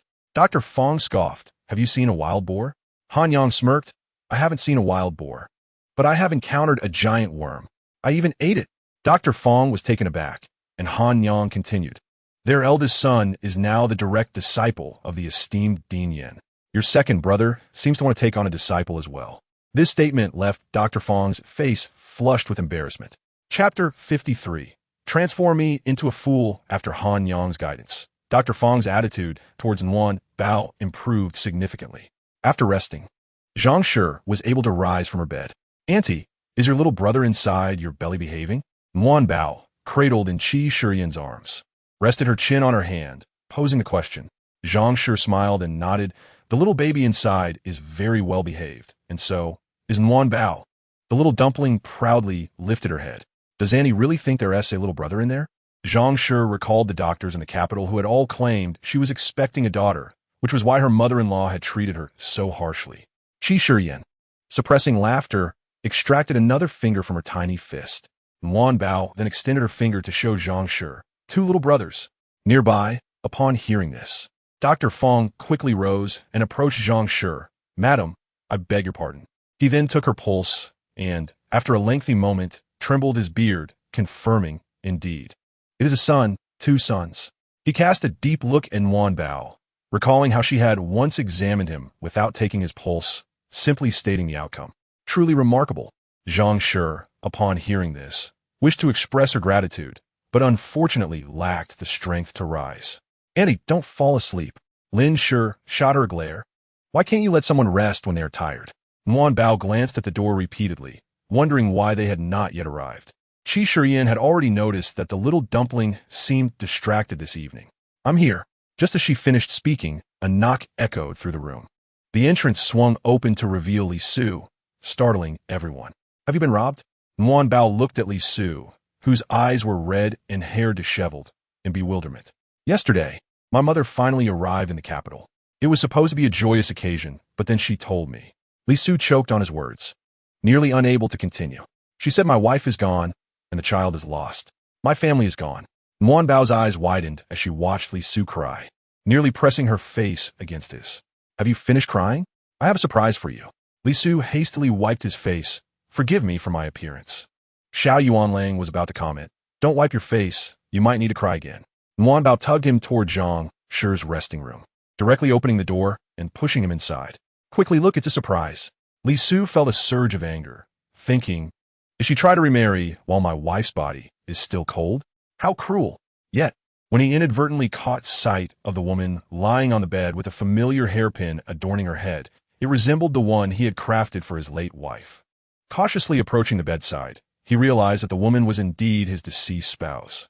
Nguyen Bao, puzzled, exclaimed, I don't know her name. She didn't tell me. Why are you so slow? Wake her up. Zhang Shi seemed to be roused by the commotion in the room, drowsily turning her head, and in her hazy vision, she saw someone resembling her husband. Husband? Yu Meng. The tender scene of the two embracing and weeping was lost on Nguyen Bao, who was swiftly pulled outside by her elder brother. Once outside, Nguyen Bao sought to boast to Bai Lang, did you see? I am a god doing good deeds. Bai Lang thought to himself, spare me. This is merely a case of a blind cat stumbling upon a dead rat. Sensing Bai Lang est disinterest. She turned to Lin Shi. Mother, isn't this a reunion with an old acquaintance? Lin Shi pondered and reluctantly agreed. Well, it could be seen as such. That means it's like rain after a long drought. Don't pinch Nguyen Bao's cheeks. Lin Shi handed Nguyen Bao over to Xiao Yuanlang. I beg you. Teach her to read. Xiao Yuanlang embraced the little dumpling that had been tossed to him and gently guided her. Nguyen Bao. Do you want to grow up to be a well-educated young lady? Nguyen Bao nodded fervently. Studying is a bit tough, but I can practice.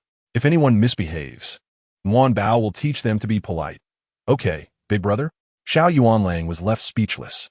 Qi Shiyan suddenly realized that no memories from 2 lifetimes could compare to the confusion of this moment. Bai Lang blocked his eyes with his tail, wondering, is this fellow my object of loyalty? The father-son duo, engrossed in their game of chess, momentarily forgot whose turn it was to play. Xiao Yongfu suddenly recalled what Dean Yin had said, a woman without talent is a virtue. At least in the realm of debate, my daughter excels. If all else fails, she can certainly win a fight. After a while, Li Su emerged with red-rimmed eyes, yet he was no longer the despondent figure who had entered. I wish to express my gratitude to you all. He had just learned from Zhang Shi about their journey and understood that Nguyen Bao had saved both her and her child. He was aware that his mother disapproved of Zhang Shi, yet in the capital, with Zhang Shi's family watching over her, even without children, the Liu family dared not mistreat her. However, he never anticipated that after leaving the capital, while Zhang Shi was already pregnant, his mother could still subject his wife and child to various abuses, nearly costing them their lives. He and Zhang Shi had shared many years of love, even without children. Li Su had withstood the pressure and remained faithful to Zhang Shi alone. His mother, Liu Shi, was determined to tear his family apart, a reality Li Su could never accept. Nguyen Bao, once Yu Meng gives birth, I will prepare a large red envelope for you and gift you 2 baskets of red eggs, all right? Nguyen Bao not only saved his life, but also that of his entire family. Some words need not be spoken directly. Henceforth, Li Su's life would belong to Nguyen Bao. All right, I have never had red eggs before. Li Zheng had already sent Lu Jinsheng to summon them. The villagers were prepared. Their plan was to depart at the hour of the rat, with the Xiao family represented by Xiao Yongfu and Xiao Yuanlang. Before setting off, Nguyen Bao secretly approached Lin Shi. Mother, I want to go too. She lowered her head, appearing as though she had done something wrong, which made Lin Shi's heart ache. Nguyen Bao, do you know what they're going to do? Nguyen Bao nodded, I know. I set the time for them. It's a lucky time. Lin Shi felt sorrowful, Tell me, why do you want to go? Is it just for fun, to watch the spectacle? Nguyen Bao shook her head. I feel it's necessary to go. She could not articulate it, but a voice within her insisted that she must attend. Lin Shi was not unaware of her daughter's capabilities. Even if she opposed it, Nguyen Bao might sneak away while she slept. But what business could such a small child have that was so imperative? Lin Shi pondered, still believing they were too weak. Without money or power, they would only be bullied in this world. Nguyen Bao possessed such abilities. If they continued to remain weak, one day they would be unable to protect this child. Poverty might limit her imagination, but she understood that human malice knows no bounds. Then you shall go, but do take care and watch over your father and elder brother. Lin Shi gently lifted Nguyen Bao, planting a tender kiss on her forehead, silently bestowing upon her the profound blessings of a mother. Chapter 54. Demons Among Us. As the hour of Z arrived, Li Su retained 50 men from the 200-strong contingent he had summoned to guard the village, ensuring readiness for any unforeseen circumstances. The remaining soldiers, along with nearly half of Liugang Village's inhabitants, set forth towards Sherman Mountain. 2 seasoned hunters familiar with the terrain guided them along a shortcut, reducing the travel time to half of what it would typically require. The stronghold atop Sherman Mountain, once a den of bandits, had remained vacant since the eradication of the outlaws, only to be later occupied by refugees. If they had chosen to coexist peacefully, avoiding conflicts with neighboring villages, all might have been well. Alas, human greed knows no bounds. From a distance, one could see archers stationed atop the lookout tower above the stronghold's gate, their demeanor languid, a result of prolonged tranquility. Upon nearing this vicinity, the once lively Nguyen Bao fell into a contemplative silence. The soldiers praised her maturity, recognizing that bringing a child of merely over a year into a night raid seemed rather irresponsible. She rode upon the back of the white wolf, maintaining a tranquil demeanor. Yet all remained prepared for the possibility of her sudden outcry. To their surprise, she remained eerily quiet, enveloped in an unsettling stillness. None could fathom the profound turmoil within Nguyen Bao, or rather, the little dragon god, as her vast consciousness had long since locked onto this place, mastering every breath within. Moments ago, a child had been born, small and soft as a kitten. The onlookers displayed no joy at the birth. Instead, they regarded it with the insatiable hunger of a feast, greedily swallowing their saliva. The newborn, having only managed a few cries, swiftly became a delectable dish for consumption. The mother bore sunken cheeks, her eyes glazed over, exhibiting a semblance of innocence. As she watched her child being taken away, her gaze flickered between despair and numbness.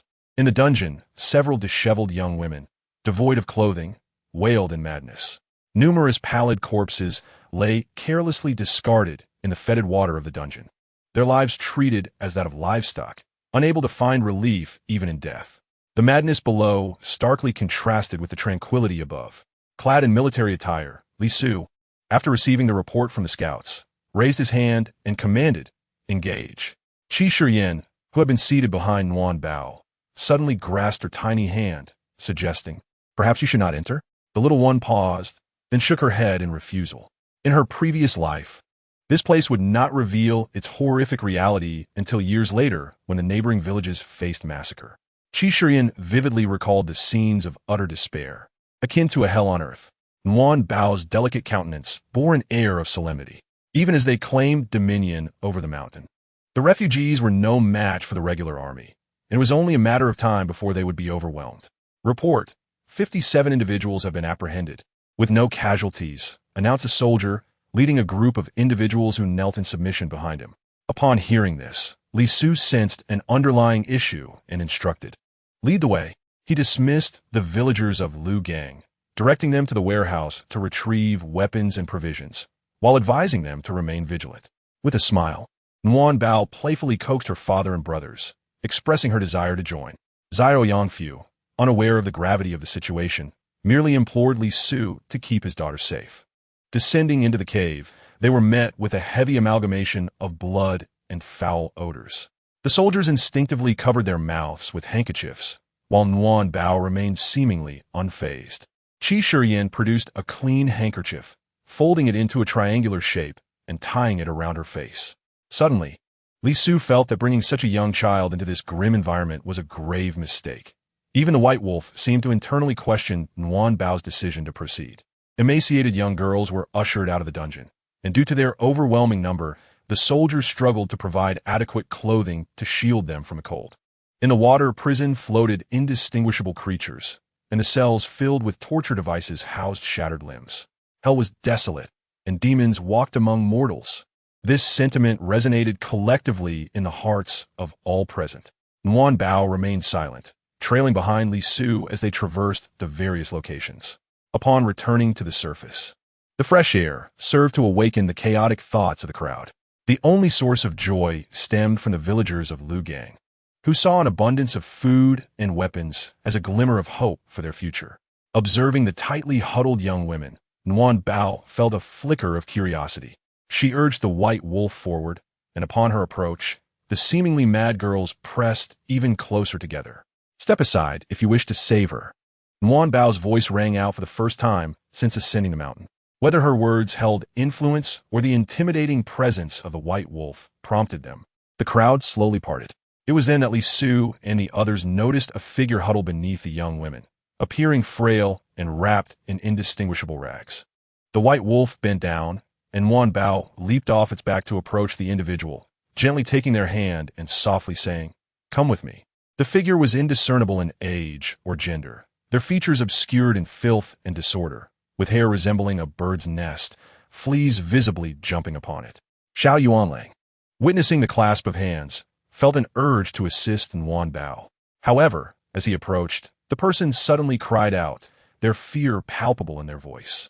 "Do not be afraid, I am here," Nguyen Bao reassured them, while the fleeing fleas scurried away in panic. Nguyen Bao positioned the figure beside the white wolf, standing beside it herself, her small face betraying no hint of her thoughts as she faced the remaining crowd. "Who are you, and what do you intend to do?" A voice called out from the front, still shouting defiantly, revealing a glimmer of cunning in their eyes. Li Su, having witnessed the inferno below, felt a surge of anger rise within him. He stepped forward and delivered a kick to the man's face, declaring, "We are here to escort you on your journey. Why must we be slaughtered? What have we done?" Many protested, their voices rising in defiance, mirroring grotesque monsters emerging from the flames of hell. Li Su pointed towards the young women and pregnant mothers, as well as the broken limbs being carried in, asking, "Do you not understand what you have done? Have you not seen enough of the dungeons below?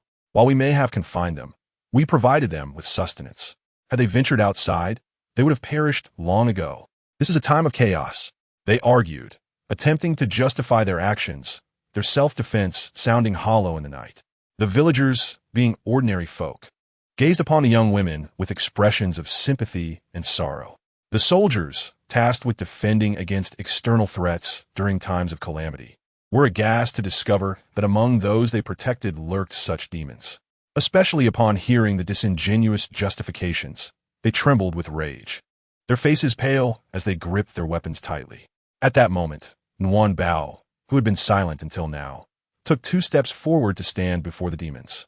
The little girl, her hair tied in a small bun and clad in a red garment that emphasized her delicate appearance, carried a small pouch embroidered with a golden dragon by Lin Shur.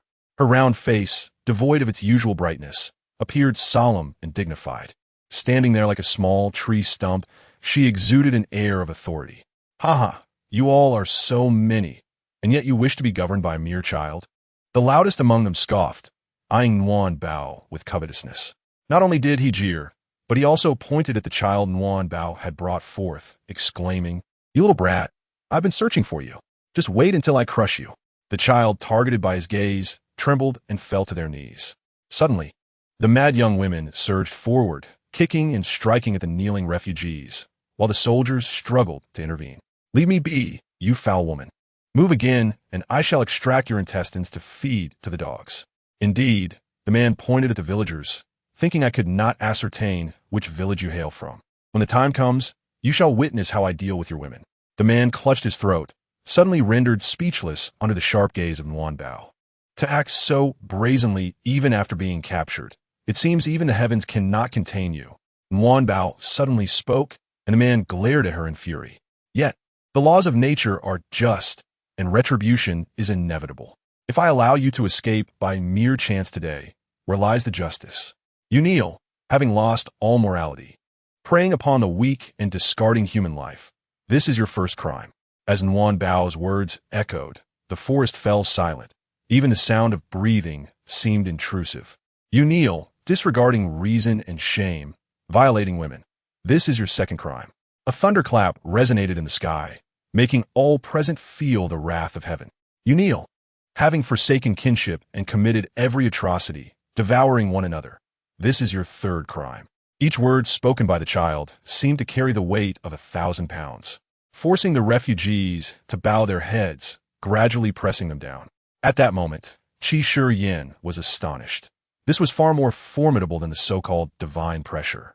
The villagers of Liugang Village and the soldiers summoned were equally stunned, shivering in unison. Everyone retreated incessantly, their instincts warning them that something dreadful was about to unfold. Xiao Yongfu and his son, Xiao Yuanlang, exchanged glances, both feeling a heavy weight in their hearts.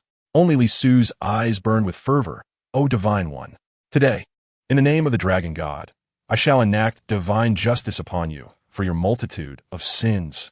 As Nguyen Bao spoke, a colossal golden dragon appeared behind her, illuminating her with a radiant glow, majestic and awe-inspiring.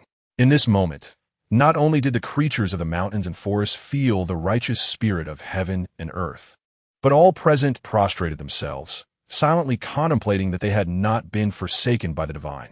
For the first time, Qi Shi Yin willingly knelt, pressing his forehead to the ground, fervently praying for the favor of the Qi kingdom. The skies seemed to open, and a massive fireball descended from above. The refugees, immobilized by the weight of heavenly pressure, could not see the fiery descent, but felt the suffocating presence of death, making each breath laborious. The surrounding cries further instilled a sense of impending doom. What is that? Many soldiers shouted. Goodness, is it a fireball? A villager covered his mouth. How could it be fire when we feel no heat? It is so bright. Could it be the moon crashing down? Upon closer inspection, the core of the fireball glowed blue, encased in red flames. Xiao Yuanlang had thought his sister was formidable after 3 days of rain following her weeping. Little did he know, this was merely the extent of her powers. Contemplating the ramifications of her abilities becoming known, he felt a chill in his heart. White Wolf had already knelt behind Nguyen Bao, comforting himself that she had always treated him well. The barking was trivial in comparison. The heavenly fire enveloped the refugees, yet spared the nearby girls and soldiers. Ah, save us! We were wrong. Cries echoed, sending shivers down spines. But recalling the multitude of wronged souls and bones in the dungeon, it felt justified. They truly deserve this. A villager spat. Their deaths are of no consequence. A soldier clenched his weapon, indignantly proclaiming, "This is the punishment from heaven, the retribution of the dragon god." Some gazed at Nguyen Bao with fervent eyes. Many villagers felt not only a sense of vindication, but also a release of tension. This encampment was far too close to Liugang Village. Meanwhile, the refugees rolled on the ground, desperately trying to extinguish the flames. Strangely, the fire burned intensely yet harmed no one else, nor did it affect the mountains and forests. The heavenly fire seemed omnipresent among the refugees, for the punishment of heaven knows no bounds. Yet those on the periphery felt no warmth from the flames. Under the fiery glow, there were no horrific scenes. The heavenly fire ignited from the most wicked places, only later reaching the surface. Ah, please spare me. I recognize my wrongs, truly. Many, unable to extinguish the flames, knelt before Nguyen Bao, pleading for mercy. I am willing to atone, willing to repent. As they spoke, the flames licked their skin, and in an instant, they were reduced to ashes. Witnessing this scene, the long silent girls and pregnant women burst into tears. Only at this moment did they finally dare to voice their anguish. Beasts, return my child. Nguyen Bao gazed at these former victims, who had resorted to cannibalism under duress, feeling a profound sense of helplessness for the first time. You still possess a shred of humanity, saving this child. Before she could finish, she saw those emaciated figures rushing into the flames. A tear slipped down Nguyen Bao's cheek. Villagers shouted, "Wait, what about these children?" Their hopeful gazes turned to Nguyen Bao. Those girls are innocent. They consumed human flesh, but could not reconcile with their conscience. In an avalanche, no snowflake is innocent. The crowd fell silent.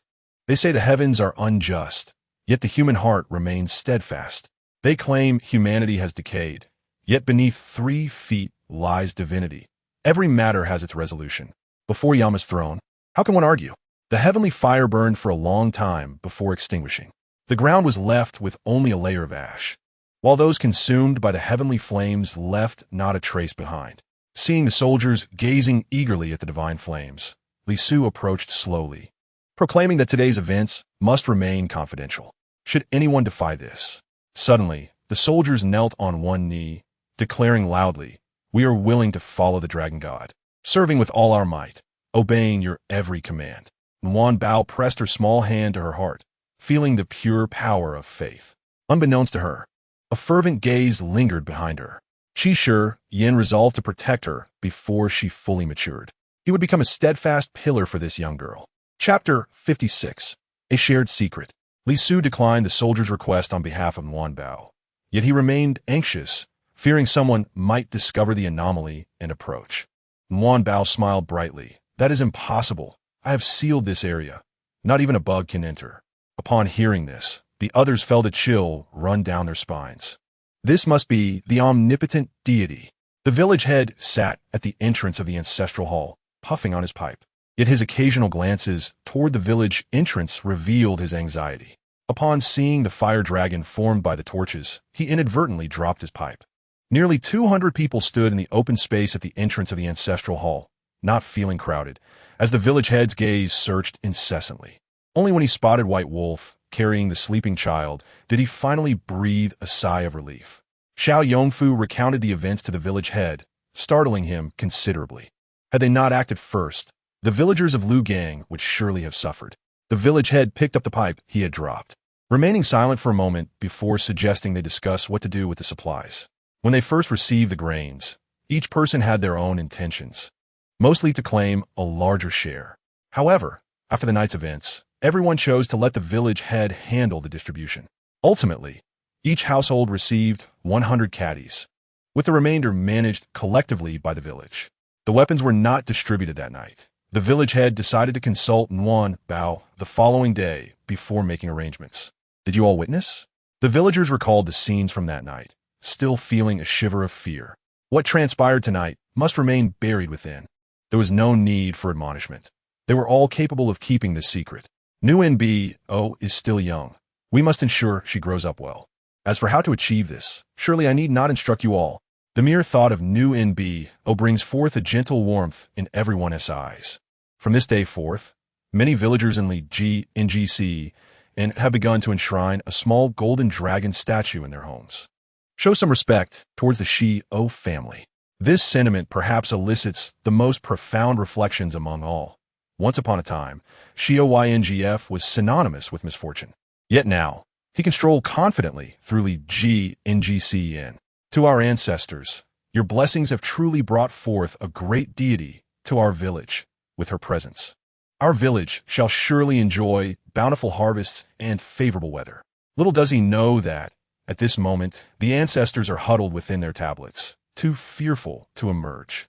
In the dead of night, amidst the wrath of heaven's punishment, even the land deity trembles, let alone these little spirits. I have troubled her so much.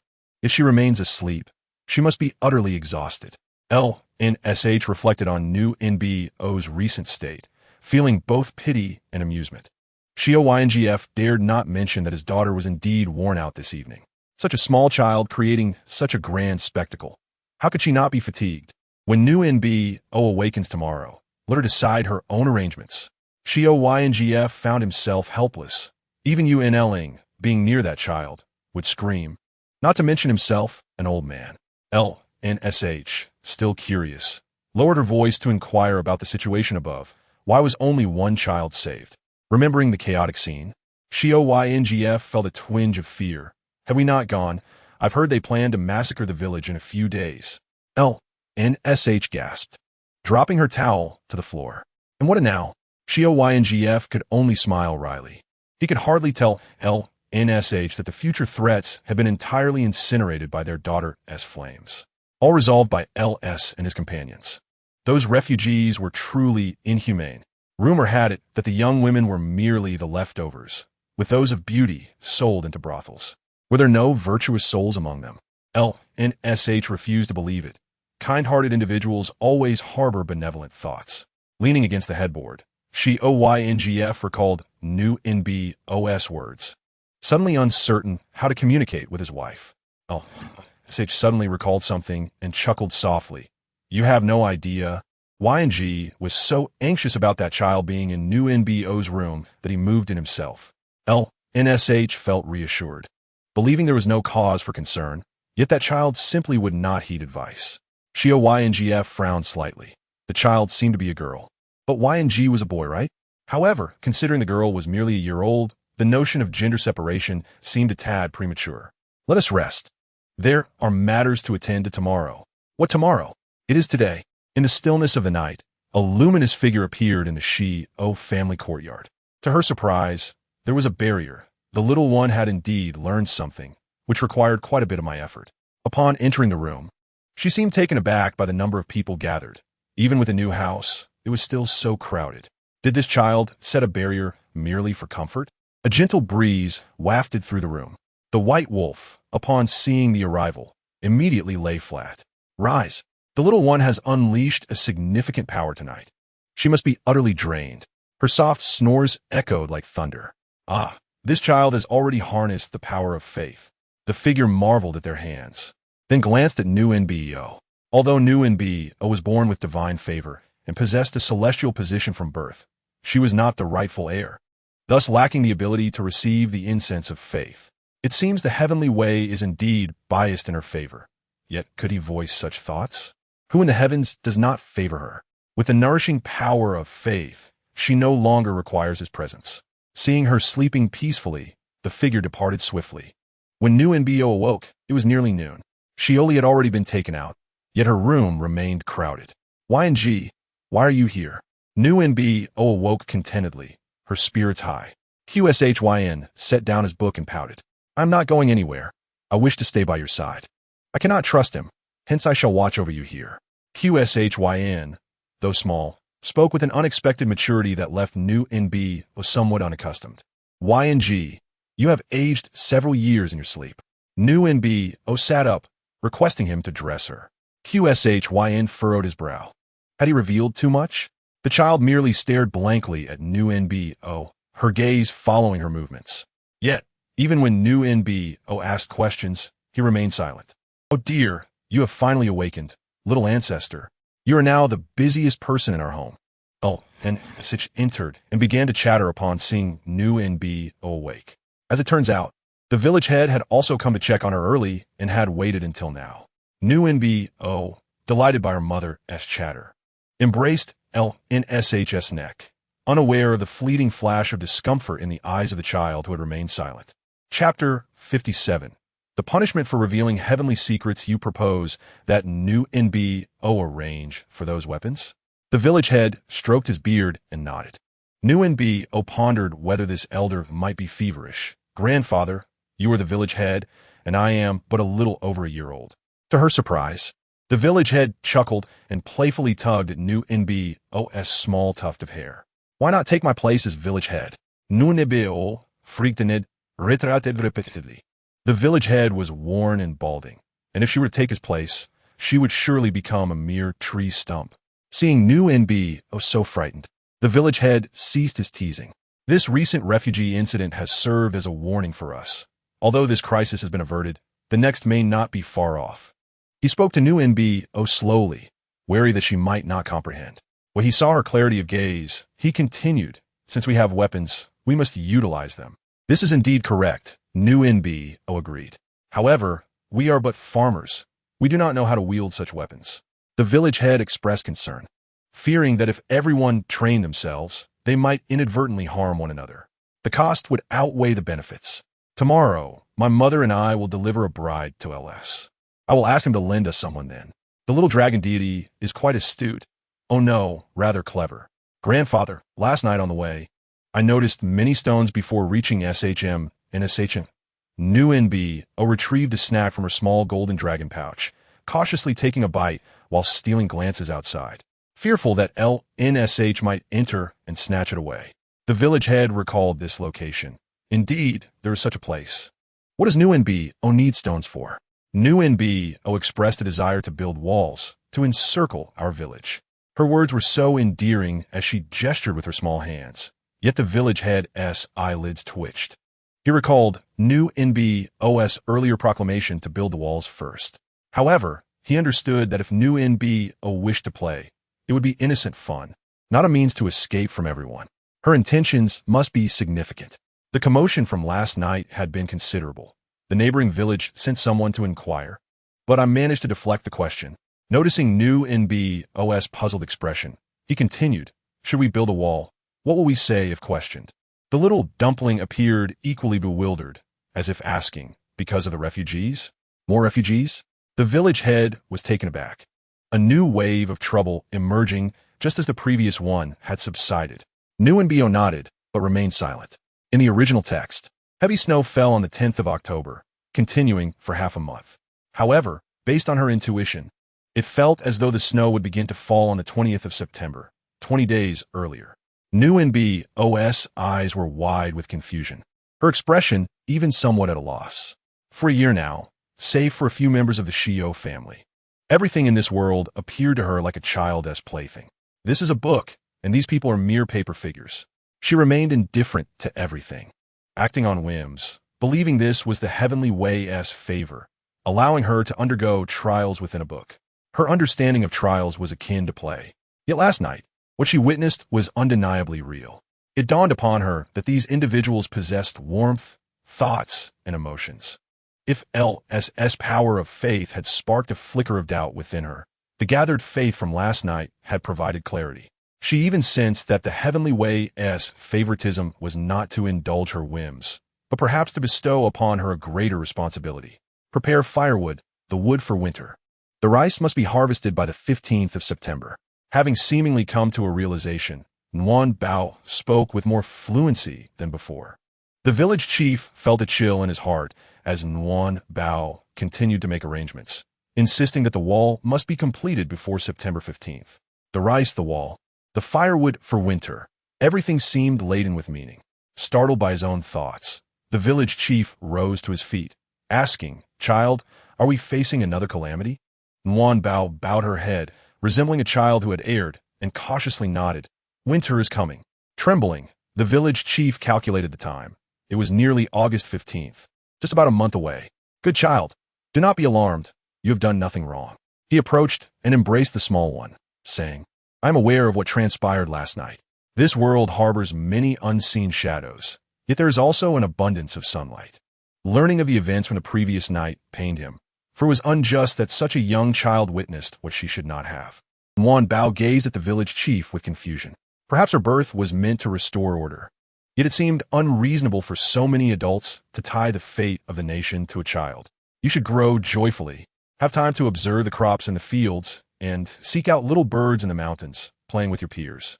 Contemplating the heavy responsibilities that might one day rest upon her shoulders, the village chief yearned to grant her a cheerful childhood.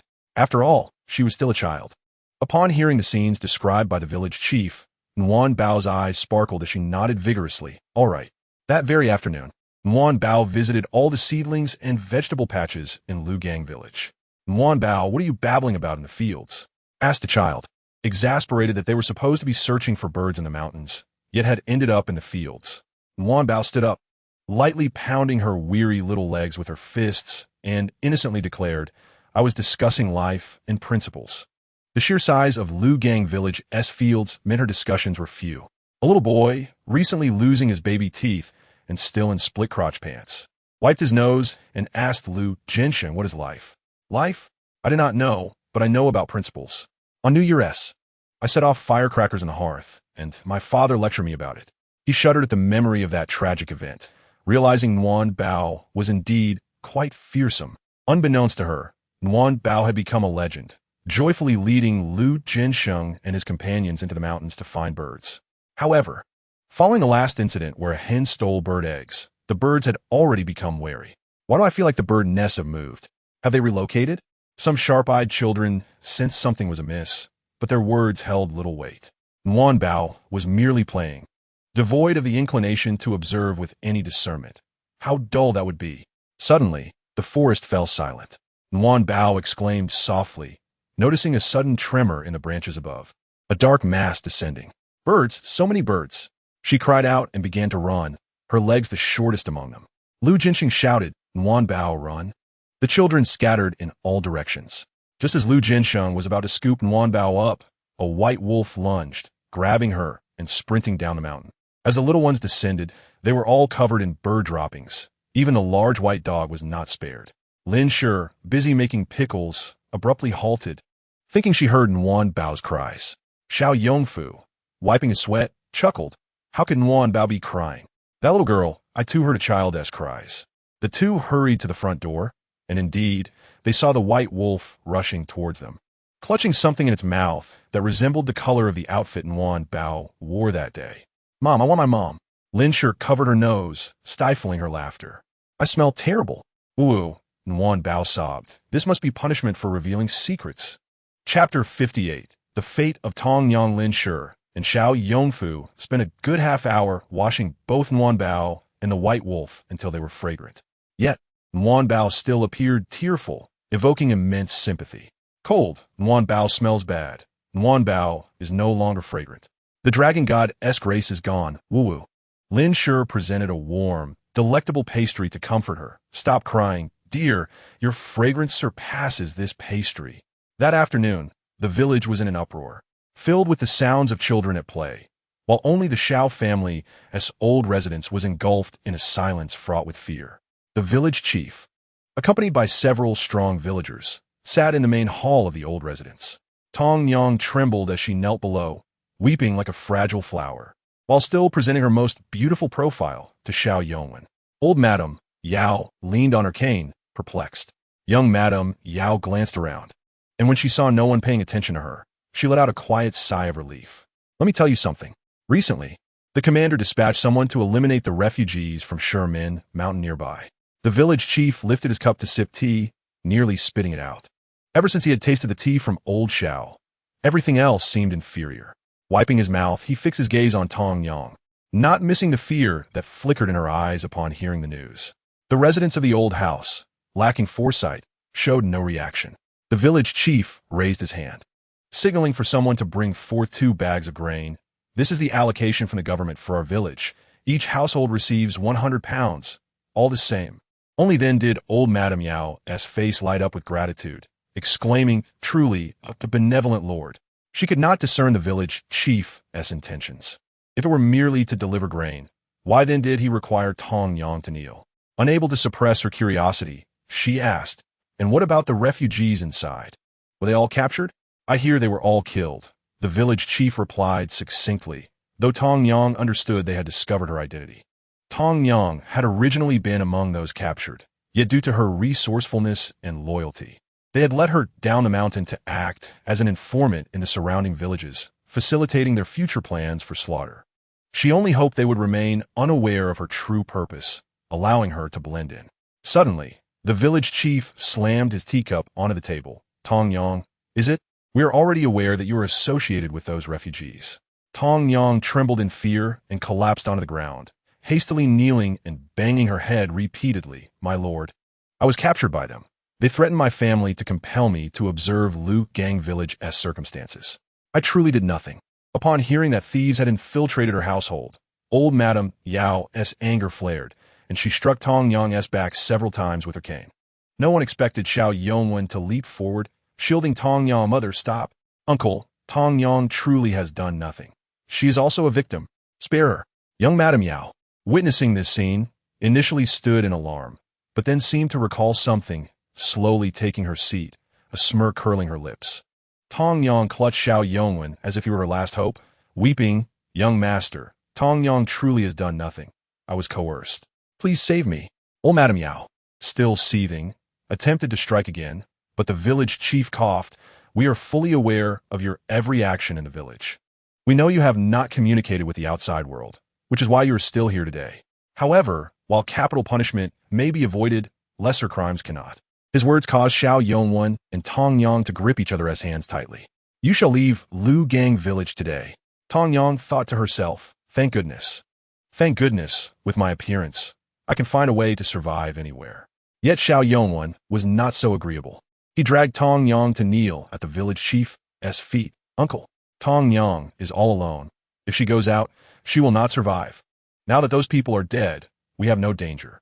Please let her stay. He turned to old Madame Yao. Mother, Tong Yang and I share a bond. If you do not allow her to remain, I shall leave as well. Tong Yang recalled the village's ominous atmosphere. She did not wish to remain here. But Xiao Yongwen did not grant her the opportunity to speak, pressing her head down to kneel, as if he intended to die with her. She felt as though her nose was about to break, overwhelmed with both pain and fear. Please, please, do not press my head any further. The village chief ordered someone to restrain the frantic Xiao Yongwen, proclaiming family unity and harmony are paramount. If you wish to keep this woman, you must consult your mother and wife. Old Yao Shi had long been taken aback by her son's unexpected actions. As the son she had always perceived as gentle and refined was now acting so recklessly for the sake of a woman. Just as the operas sing, the concerned mother has arrived on the scene, and surprisingly, old Yao Shi did not voice any objections. She smiled at Xiao Yongwen and said, If my husband is to take a concubine, I hope he will not favor one over the other. I would gladly share a husband with my sister. Moreover, she paused and added, I have just discovered that I am with child, so I would require my sister's assistance in the household. Both Xiao Yongwen and old Yao Shi were overjoyed, and the village head offered his congratulations as well. Only Tong Yang thought to herself, this is clearly a plan to find a free servant. As a village head, he could only observe the spectacle and still profit from it. He swallowed his discomfort and slowly stated, If that is the case, let us proceed with the arrangements swiftly. However, Tong Yang shall be under your care. If anything goes awry, you must take responsibility. Xiao Yongwen finally felt that fortune was smiling upon him. His wife was pregnant, a beautiful concubine by his side, and harmony prevailed in the family.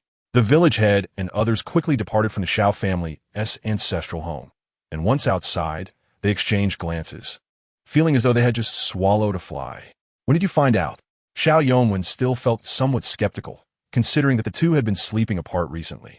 I experienced some symptoms of morning sickness a few days ago and consulted the newly arrived Dr. Fong in the village. He informed me that I'm already 3 months along and even mentioned it could be a boy. If Dr. Fong were present, he would surely be taken aback. But old Yao Shi was overjoyed. A grandson. Xiao Yongwen, momentarily confused, recalled that 3 months prior, there had indeed been a few occasions when the village head visited Bao. She had already transformed into a fragrant little dragon deity. Is second aunt pregnant? Bao took a moment to comprehend that being pregnant meant having a little baby in one's belly. Stuffing her mouth with pastries, she could only think. I distinctly remember that second uncle only has one daughter. Such convoluted matters were far beyond the understanding of a 1-year-old child. Bao, is that woman staying? Is everything all right? The village head expressed some concern, to which Bao, busy with her pastries, also felt uneasy. She had to be cautious with her words, refraining from saying anything inappropriate. Yet, until now, she had not grasped which words should have remained unspoken. It's fine, it's all family matters. She was determined to make the ancestral home lively. Chapter 59. The most heartfelt delight comes from sauerkraut fish seeing the two engaged in conversation. Lin Shi brought a cup of hot tea to the village head. He immediately broke into a benevolent smile, exclaiming, how delightful. Having tasted your tea, nothing else will compare.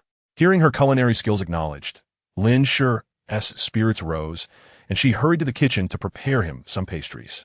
Is this tea made by your mother? The village head was astonished by Lin Shi's remarkable skill. Bao proudly lifted her chin and declared, indeed, Bao's tea is the best. In truth, she had even better spiritual tea, but mortals could not enjoy it, and she, being just a child, could not either. What a pity. Bao was aware that the tea's rich aroma was also due to their home's magical water, which naturally enhanced its flavor. At that moment, Xiao Yongfu had gone to check on his vegetables in the field. Bao, we must rise early to go to the city tomorrow. Make sure to get a good night's sleep, all right? Lin Shi was deeply concerned for her daughter, who often wandered about at night, having been scolded in dreams by some unknown old ghost. How could she possibly restrict this child? Xiao Yongfu himself could not manage her, having complained more than once about his indulgence. Yet despite being spoiled, Bao had not turned bad. She was such an endearing child that Lin Shi felt at a loss as to how to manage her. Nguyen Bao played with a toy gifted by Li Su, and upon hearing her mother's words, she tilted her head and grinned, assuring Lin Shi, "Don't worry, Nguyen Bao will sleep well tonight. Just look at that attitude. Who could be as obedient as she?" Seeing Lin Shi in a fluster, Xiao Yongfu quickly stepped in to help carry things. "Are you in a good mood?" Lin Shi shot him a sidelong glance. Drawing on his long experience in warfare, Xiao Yongfu detected the underlying displeasure in her words and hastily shook his head. "The crops in the field are flourishing, and the rice is also doing well. We should be able to harvest another batch of grain before October, with food in hand. We can rest easy." Upon hearing this, Lin Shi agreed that it was indeed good news. "Since your spirits are high today, let us have a nice dinner tonight." Lin Shi pondered what they should eat.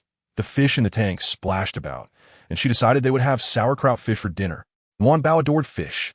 The most enthusiastic little one clapped her hands in delight. "I love fish too." Old Master Xiao approached with little Six, who immediately reached out for Nguyen Bao. "Sister, hold me." Little Six extended his arms, and Nguyen Bao retrieved a toy from her cloth pouch to give to him. "Come over and play." Little Six's favorite pastime was smearing her face with drool, but the fragrant Nguyen Bao refused to yield. Old Master Xiao set Little Six down next to Nguyen Bao, and sure enough, the child turned around and clung to Nguyen Bao's face, beginning to nibble on her. Nguyen Bao pushed him away several times without success and wanted to call for help, but Old Master Xiao had gone to prepare the fish. Xiao Yongfu was washing vegetables, and Lin Shi was busy with the frying pan. Nguyen Bao had no choice but to find a way herself. Old Master Xiao had also heard his son mention the good growth of the millet and was thinking of going out for a couple of pounds of wine. "Grandpa, drink this." Nguyen Bao mysteriously produced a small flask of wine, opening the cap for Old Master Xiao to smell. His mouth nearly watered at the scent. "My heavens, this wine has awakened your grandfather's love for drink." He poured a small cup and took a sip. "From now on, your grandfather will never touch that cheap stuff again." Nguyen Bao cheerfully climbed into Old Master Xiao's lap, settling into a comfortable position. "Grandpa, there's plenty." "Ha ha ha." Nguyen Bao is the most dutiful child. The bond between the two was extraordinarily harmonious. Meanwhile, Lin Shi was busy slicing the fish that Old Master Xiao had cleaned, coating it with egg white, seasoning it with salt, and cooking wine to marinate.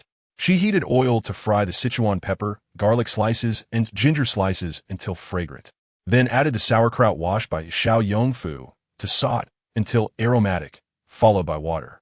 The fish head, bones, and tail were placed in the pot to simmer.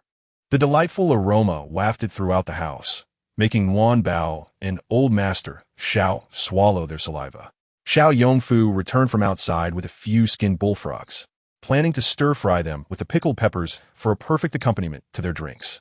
Upon hearing accompaniment for drinks, Lin Shi directed Xiao Yongfu to the cellar for some spinach and carrots, and to bring out a piece of the pig liver they had braised last time, declaring, "I'll prepare you a proper side dish." Xiao Yongfu's eyes sparkled with delight. "Ah, excellent." Lin Shi checked the fish head, finding it nearly cooked, then added the fish meat, skimmed off the foam, and tasted a bit of the broth. Quite good. My skills are improving once again." She first picked out the boneless fish meat for the two children, having used 6 fish this time, confident that would be more than enough. Afterward, she chopped the pickled peppers and sprinkled them over the fish they would eat, drizzling hot oil over the top. The sizzling sound filled the air. Nguyen Bao stood at the door, watching Lin Shi's busy figure and the warm smiles exchanged between her and Xiao Yongfu, feeling her heart swell with warmth. Under the setting sun, the wisps of smoke from the kitchen rose gently. Inside, the lamps were lit, dispelling the darkness and illuminating Nguyen Bao's heart. Indeed, the warmth of human life is the most comforting to the heart. "Nguyen Bao, come here," Lin Shi quietly beckoned. The little one wobbled over and was fed a slice of freshly cut pig liver. So fragrant, I love it." Lin Shi gazed at her daughter, whose eyes were crescent-shaped with joy, feeling her heart soften. She squeezed out the water from the cooked spinach, combined it with shredded carrots and sliced pig liver in a bowl, added seasonings, and stirred with hot oil before offering a chopstick full to Nguyen Bao. "Delicious. What is this dish?" Nguyen Bao asked, raising her thumb. Lin Shi smiled. "This is a side dish for drinks." "Nguyen Bao et go lim. The dishes made by my mother are the best in the world." Lin Shi held Nguyen Bao close, thinking that this child was surely sent to heal their hearts. Nguyen Bao enjoyed eating rice at night, So Lin Shi steamed a large pot of rice, the golden crust at the bottom crackling with a crisp sound. Wan Bao, clutching her small bowl, began to devour her food, completely incommunicado at that moment. Lin Shi, bringing over the rice, counted several times only to find an extra bowl. Am I being forgetful? How did an extra bowl appear? Lin Shi looked around, but could not find the source of the discrepancy. It was still Xiao Zhonglong who, after a long while, inquired, "Mother, where is Xiao Lu?" Lin Shi finally realized that one person was missing. Where is Xiao Lu? Has anyone seen him go out? Lin Shi asked anxiously. With her mouth full, Wan Bao raised her hand. I know where my brother is. Noticing everyone's gaze upon her, Wan Bao pointed at the wall opposite the dining table, saying, "He's on the wall." Everyone turned to look and gasped in astonishment. Xiao Lu was wrapped in something resembling a fishing net, hanging on the wall. What left everyone speechless was the fact that Xiao Lu was sound asleep, snoring away. Who did this? Xiao Laodai chuckled bitterly, admitting that he had glanced in that direction several times without noticing his beloved grandson hanging there. Thus, love was present, albeit in limited measure. It was Wan Bao. It was me. Wan Bao proudly pointed at herself, holding a bowl in her other hand, squatting on the chair due to her short stature, resembling a little rascal. Chapter 60. Wan Bao's capers. Everyone hurriedly went to bring Xiao Lu down, while Wan Bao continued to munch away. Xiao Chunlang placed a piece of pig liver on her plate, saying, "Eat slowly, Wan Bao. We are using bowls for you now, so eat your fill." He struggled to suppress his laughter, only to receive a fierce glare from Wan Bao. "Third brother, has your school had any exams recently?" Xiao Zhonglong nearly buried his head in his bowl. Indeed, the attention of the adults converged upon Xiao Chunlang, who dared not speak carelessly. Quickly putting down his bowl and standing up respectfully, "I had a small test a few days ago." Wan Bao swallowed her mouthful of meat and glanced at him. "How did you do?" Xiao Chunlang felt an urge to pinch the face of this ungrateful little rascal, lowering his head and muttering, "Average." Instantly, he sensed the intensity of their gazes upon him. "Oh dear, fourth brother has all top marks. Third brother must work harder." Wan Bao exclaimed with a sweet smile directed at her third brother. "You said I could eat, so you should eat a whole bowl first." Xiao Yongfu had never relied on the younger ones to study for their meals, as they already had the scholarly Xiao Yuanlang. Their attendance at school was merely to ensure they were not completely ignorant and could read. Therefore, observing the banter between siblings, he simply smiled. Lin Shi, holding the drowsy Xiao Lu, prepared to feed him, while Xiao Zhonglong took his brother from her, saying, "Mother, you eat, I will feed Xiao Lu." "Let me feed him." "You eat quickly," Lin Shi insisted, knowing that studying was arduous. Xiao Zhonglong had recently grown rapidly, his studies and medical training giving him an air of grace and poise. "Mother, I ate quickly earlier, and I'm already full now. You've worked hard cooking, so you should eat first." His voice was as gentle as flowing water. Seeing that he claimed to be full, and noting his bowl was indeed empty, Lin Shi felt reassured. That child had yet to bathe, and while they did not mind too much, the odor was certainly unpleasant.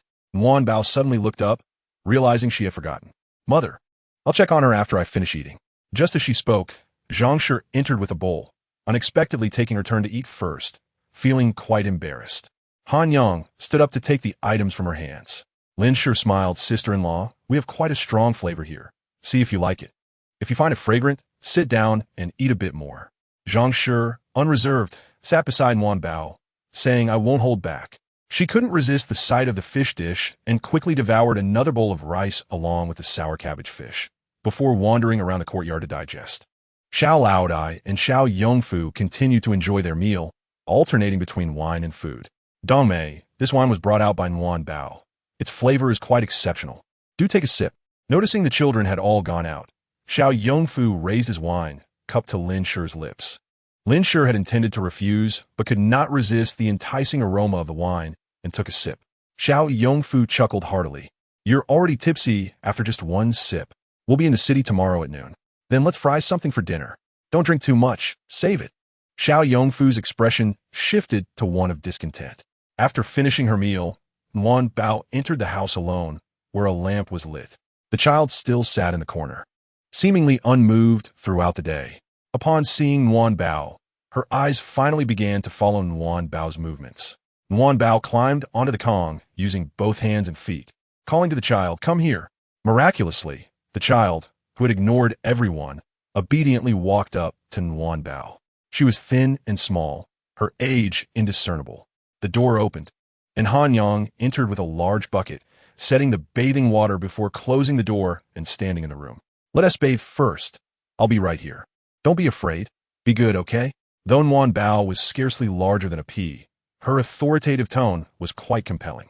Han Yang observed the child nodding, then obediently allowing her to bathe her, though her gaze remained fixed on Nguyen Bao. "Can you speak?" Nguyen Bao asked, gazing at the child's delicate face, feeling a pang of pity. "I can." The child nodded slowly. "I'm hungry. There's food. What's your name? How old are you? Where's your home?" Yin Jin. She pondered for a long time, shaking her head. "I don't remember anything else." "You will remember in the future," Nguyen Bao reassured her kindly. "You are a deity, you know," Yin Jin replied fervently. "You must think for yourself. That's how your mind works." Yin Jin's face was filled with zeal. "You are a deity? How old am I?" Nguyen Bao nearly fell off the bed. "You think too highly of yourself." The little dragon was furious. She was convinced this girl was unwell.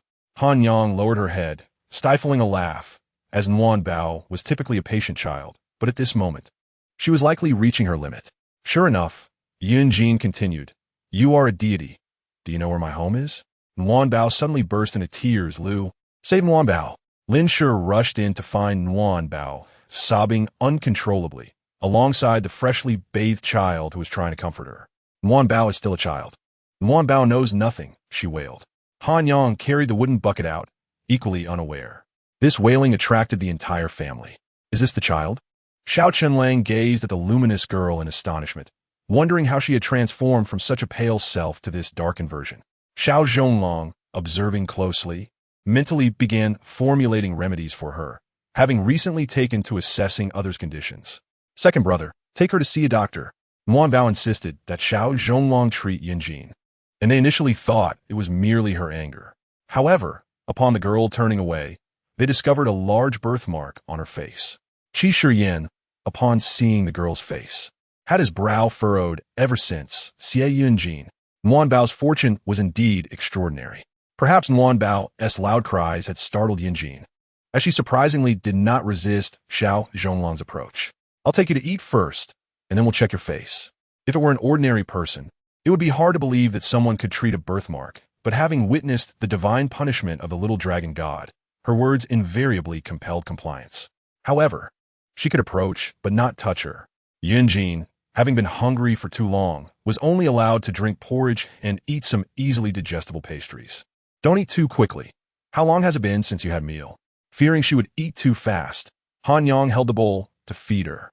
Yin Jin ignored her, her gaze on the porridge filled with a wolfish hunger, full of possessiveness.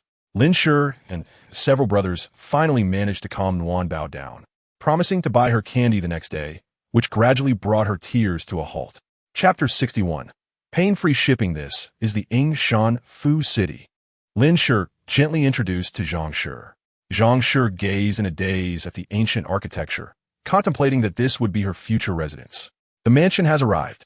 Xiao Yongfu halted the carriage at the mansion's entrance and assisted Lin Shi down. As Nguyen Bao was being carried down, she happened to see Li Su hastily exiting with an ambiguous expression. Was the journey smooth? Upon seeing Nguyen Bao, he broke into a smile. Nguyen Bao patted her little golden dragon pouch, declaring, "With Nguyen Bao here, Annie is just fine." Lin Shi chuckled softly. What a clever little rascal. Li Su is that's flushed.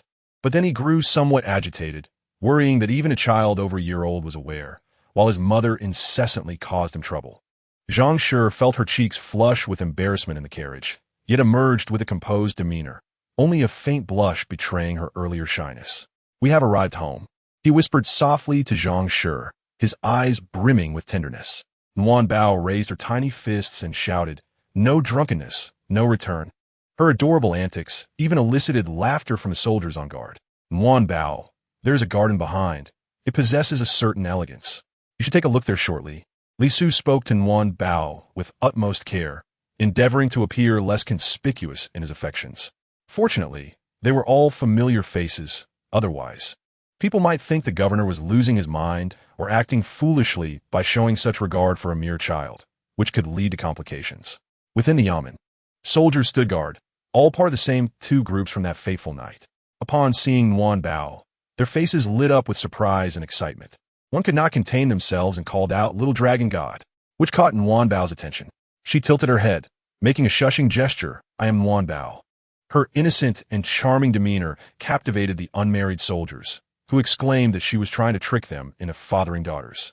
As Bao frolicked about, climbing foam mountains and weaving through trees, she was suddenly called to a halt. "Stop, come here. Where did this child come from, running around the yamen? Where are your guardians? Not even a maid in sight." The speaker appeared to be a young lady, yet her tone was exceedingly unpleasant.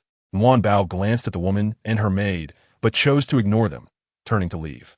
The young lady, feeling slighted by a child's indifference, signaled to her maid, who picked up a stone from the ground and hurled it at Bao.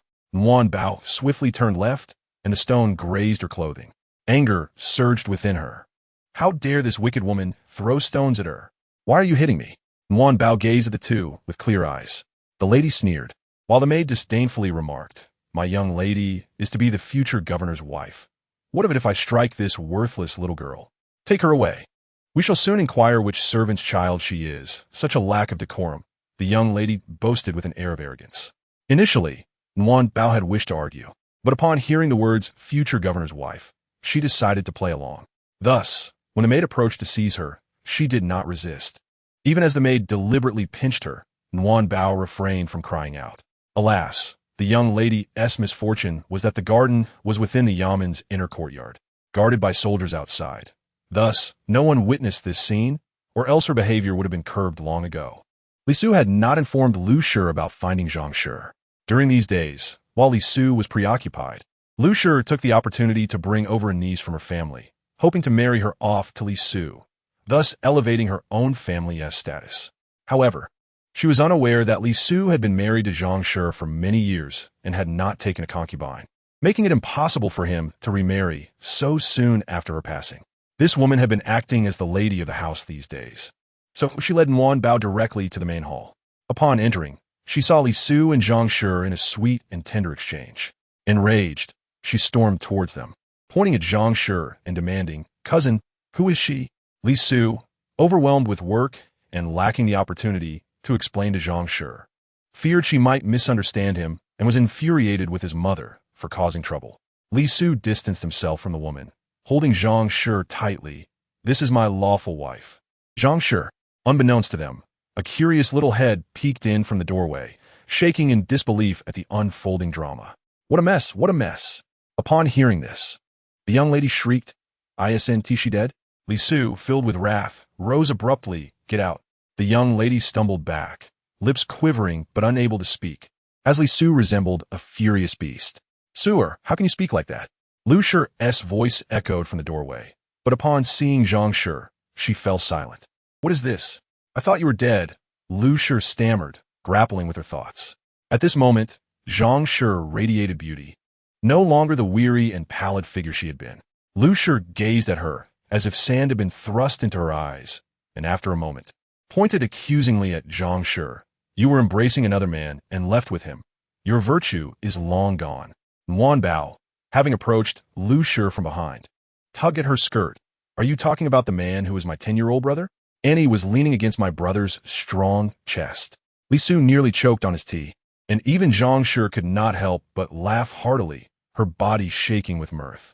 Lin Shi cradled Bao in her arms. "Bao, you should say your aunt was sitting beside you." These were matters Zhang Shi had not disclosed to Liu, who cast a pained glance at his wife, blaming himself. Zhang Shi gently shook her head, reassuring him. Seeing this, Lu Shi crumpled to the ground, wailing, "Oh, my old man, you left so early. I raised Sewer with great difficulty, and now he desires a wife over his mother, disobeying me. Oh, my old man, why did you not take me with you? I cannot live like this."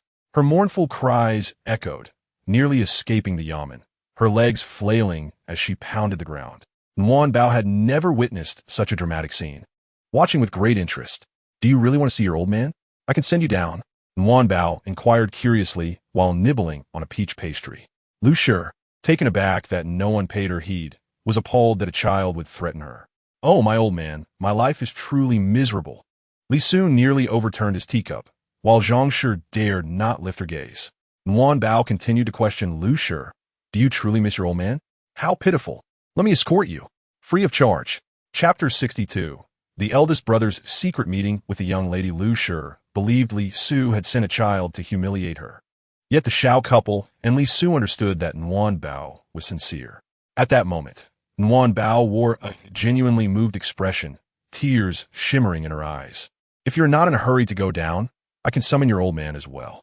Lu Shi found herself at a loss for words, and Nuan Bao, assuming her silence was agreement, clapped her hands together. Then it is settled. Nuan Bao resolved to showcase her abilities, allowing this nearly despondent matron to meet her old man. However, Lu Shi scrambled to her feet, pointing at Li Su and cursing. Li Su, you heartless wretch, you allow a child of unknown origin to humiliate your mother. Had I known this day would come, I should have drowned you at birth. Nuan Bao was initially shocked at being called a little brat for doing a good deed, but then heard the woman lamenting that she wished she had drowned Li Su.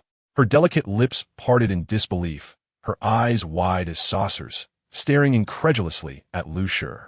Having been abandoned by her own mother at birth, Nuan Bao took this matter to heart. It became her standard for judging a person's character. The room was in disarray, but only Lin Shi noticed Nuan Bao's distress. She quickly pulled Nuan Bao into her embrace, covering her ears. My precious darling, do not listen to such filthy words. Lin Shi held her tightly, her heart aching. Nuan Bao pondered, were all mothers in the world like this? When they made mistakes, did they blame their children for being born, shifting all the blame onto the child for the disasters they brought? Yet before having children, did they ever ask if the child wished to be born? She had seen the souls of babies before reincarnation. Although they could not speak, she felt that each little soul was calling out for their mothers. All children born with hopes of becoming someone as beloved. Even before her tribulation, she had envisioned the visage of her mother, even specifically instructing Si Ming that her mother must possess the utmost gentleness. Nuan Bao lifted her head to gaze at Lin Shi, her eyes imbued with a hint of sorrow and a touch of helplessness. Her disoriented expression sent a jolt through Lin Shi's heart. Suddenly, it dawned on her, could it be that Nuan Bao was born with memories? Thus aware of her abandonment by her kin, the thought struck Lin Shi like a dagger, her heart clenching in agony. Her Nuan Bao was the most splendid child in the world. Why must she endure such suffering? Lin Shi could only whisper softly in Nuan Bao's ear, sweetheart, do not punish yourself for the misdeeds of others. The wicked shall be held accountable. Lin Shi spoke these words with gritted teeth. Nuan Bao's gaze gradually cleared with Lin Shi's words. Her mother was indeed the gentlest and kindest in the world. The wicked deserve punishment. With a flick of her small hand, Lu Shi suddenly paused, then stood up, pointing at Li Su and commencing a sensational speech. If not for my cunning design, when the master wed that wretched woman, would he have brought me into the Li residence after having a child? Li Su's countenance darkened. Could it be that he was born of an illicit union? Nuan Bao did not comprehend the convolutions of this revelation. Yet she perceived the unease etched on the faces of those present. To her astonishment, that wretched woman had indeed perished in childbirth. Yet my child was lost as well. Li Su, since I cradled you in my arms and nurtured you, I raised you with utmost care. Nuan Bao understood. Li Su's mother was gone, and the elderly woman before her was not his biological mother. Li Su's eyes blazed crimson, veins bulging on his hands, while Lu Shi continued. I never imagined your family would produce such romantic fools. Like that dead old man, you two are drawn to this ostentatious daughter of a noble family. It turned out that Li Su's true mother was a legitimate daughter of a prominent family, yet she was slain by a shrew like Lu Shi. The deeply infatuated master Li soon followed his wife to the grave. That Li Su, raised by such a wicked woman, yet still untainted, was indeed a miracle. Upon finishing her tirade, Lu Shi suddenly covered her mouth, realizing she had revealed everything. Li Su cast a glance at Nuan Bao, incredulous that Lu Shi's long-held secrets had spilled forth so easily. Initially, Nuan Bao believed she had erred, yet Li Su's gaze clearly conveyed gratitude. Nevertheless, Nuan Bao shrank back, nestling into Lin Shi's embrace, her round little bottom the only visible part. Those present were all considered allies, and Li Su felt no shame. Lu Shi, you have been kind to me.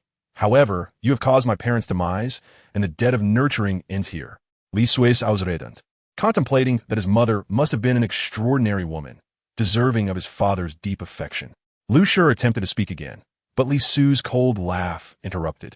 If you utter another word today, I shall send you to my maternal family. The choice between a fate worse than death or silence was clear to her. Someone, take Lu Shi away for confinement. She shall be sent back to her hometown tomorrow. As for that matter, Li Su was cut off by Zhang Shi. My husband, allow me to handle this. You should join Brother Xiao for a drink. Zhang Shi, hailing from a prominent family, was well versed in the proper procedures for handling such affairs. Li Su nodded and proceeded to the flower hall with several others. Nuan Bao yearned to witness the unfolding events, but was sternly rebuffed by Lin Shi. Nuan Bao, you must not concern yourself with these matters. They are secrets of others. Obediently, Nuan Bao seated herself, contemplating that she need not be present to learn. Yet recalling her mother's counsel, she refrained from eavesdropping. There was little to conceal among them. As Li Su raised his cup, he smiled at Nuan Bao, saying, Today, I thank you. Nuan Bao retrieved a flask of wine from her pouch, declaring, not leaving until intoxicated. Xiao Yongfu's eyes brightened at the sight of the flask. This is fine wine. Li Su's sorrow was left for Xiao Yongfu, while Lin Shi took Nuan Bao to visit her elder brother, Xiao Yuanling. The gatekeeper recognized the two and allowed them entry into the academy. Upon reaching the garden, they encountered her brother in a clandestine meeting with a young lady. Mother, is that sister to be Nuan Bao's future sister-in-law? Lin Shi, cradling Nuan Bao, concealed herself behind a tree, her face alight with curiosity, unaware of their conversation. Nuan Bao understood. Yes, grandfather granted you half a day off. Shall we visit the Confucius temple this afternoon? I apologize, but I must study this afternoon. Farewell. Mother, that is what they are saying. Nuan Bao recounted their dialogue to Lin Shi. Lin Shi observed the distance between them and her son, noting the pond filled with lotus flowers. She marveled at how Nuan Bao had overheard them, mimicking their tones with remarkable precision. With great difficulty, Lin Shi raised her hand to commend her daughter. Excellent. It appeared her son harbored no interest in the maiden, having rejected her invitation. What a blockhead. Mother, brother has a day off this afternoon. Nuan Bao wishes to go to the Confucius temple. Lin Shi chuckled as Xiao Yuanlang stood behind them, observing Nuan Bao with amusement. The little eavesdropper. Chapter 63. The bustle before the Confucius temple. Nuan Bao. Xiao Yuanlang chuckled at the little bundle tucked in their mother's embrace. Since no one pays me heed, I shall go to the Confucius temple myself. I have heard the pancakes and stinky tofu there are delightful, along with osmanthus lotus powder and peach blossom pastries. Nuan Bao promptly leaped from Lin Shi's arms and clutched Xiao Yuanlang's garment. Brother, Nuan Bao wishes to accompany you. Nuan Bao loves to eat. Xiao Yuanlang laughed heartily. Very well. I shall take mother and Nuan Bao to the Confucius temple for delectable treats. By the way, you are about to sit for an examination. Should we also light some incense? Before alighting, Lin Shi considered that since they would be there, it would be auspicious to seek blessings. Unexpectedly, Nuan Bao grew despondent, asserting, with my fortuitous little dragon god here, why should I seek the blessings of others? No, brother, we must not pray to others, not even to deities. Xiao Yuanlang chuckled internally, realizing the reason. It seemed even deities were to be fought over.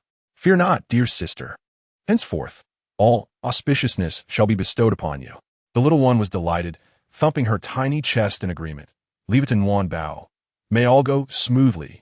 Despite the years of calamity, places like the capital city remain bustling during market days or on the 1st and 15th of the month. Brother, it is so lively here, Nuan Bao exclaimed, dancing joyfully in Xiao Yuanlang's arms. Today, I shall ensure you have a splendid time, dear sister.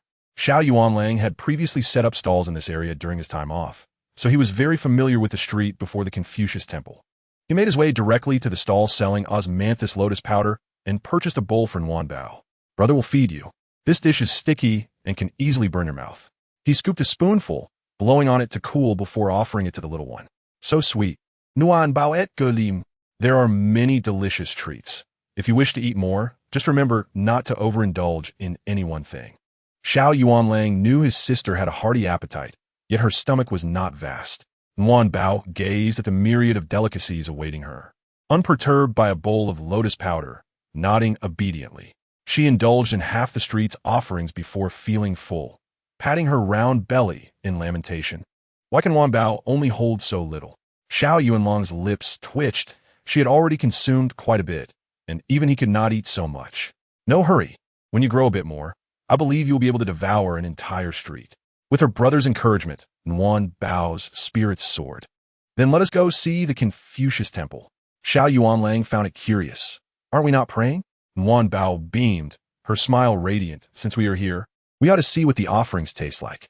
She would never confess that she was currently unable to make offerings, only curious about their flavors. Such gaps in knowledge were not something Xiao Yuanlang would address. Ultimately, he was merely his sister's mobile sedan chair. Wherever she wished to go, he would follow. As they drew closer, they heard cries. A lady clung to the doorframe, a throng of servants weeping behind her. The atmosphere before the Confucius temple was one of sorrow. Many gathered at the sound. Nuan Bao, who adored a lively scene, pointed toward the commotion, urging her brother to approach. Xiao Yuanlang was initially reluctant to partake in such commotion, yet upon catching sight of the lady's visage, he paused momentarily and involuntarily remarked, "That is Madame Zhang." Nuan Bao tilted her head and inquired, "Elder brother, do you know her?" "I've only encountered her once. Her son is my classmate," he replied. Nuan Bao blinked, refraining from disclosing to her brother that a faint, dark mist enveloped the lady, likely a contamination acquired from others, given that she was the mother of a classmate. Xiao Yuanlang approached her to extend his greetings. "Madame Zhang, greetings. I am Xiao Yuanlang, a classmate of Ziwen. How is Ziwen's health?" Madame Zhang seemed to recognize him, wiping away her tears with a forced smile. "Ziwen's condition is dire. He has been in a coma for 2 days, and the doctor has said he may not last much longer." As she spoke, her thoughts appeared to drift to some indignation, and she angrily pointed at the temple steward of the Confucius temple, exclaiming, "You are the ones who have harmed my son." The steward, offering a wry smile, replied, "Madame Zhang, the Confucius temple is merely a place for students to take exams. Many diligent scholars come to seek inspiration. Are you perhaps mistaken?" However, Madame Zhang was relentless, even attempting to strike the steward. Fortunately, the steward exhibited restraint, remaining calm and continually advising her. Nuan Bao whispered to Xiao Yuanlang, "Elder brother, we must go see your classmate. Otherwise, I fear he may not survive the night." Xiao Yuanlang was taken aback. He had no doubt about his sister's words. Yet he pondered that even if they went now, they might not be allowed to see him. As Madame Zhang appeared to swoon, Xiao Yuanlang felt a sharp pinch from Nuan Bao and quickly choked out, "Ziwen, Madam, I wish to see Ziwen. May I accompany you?"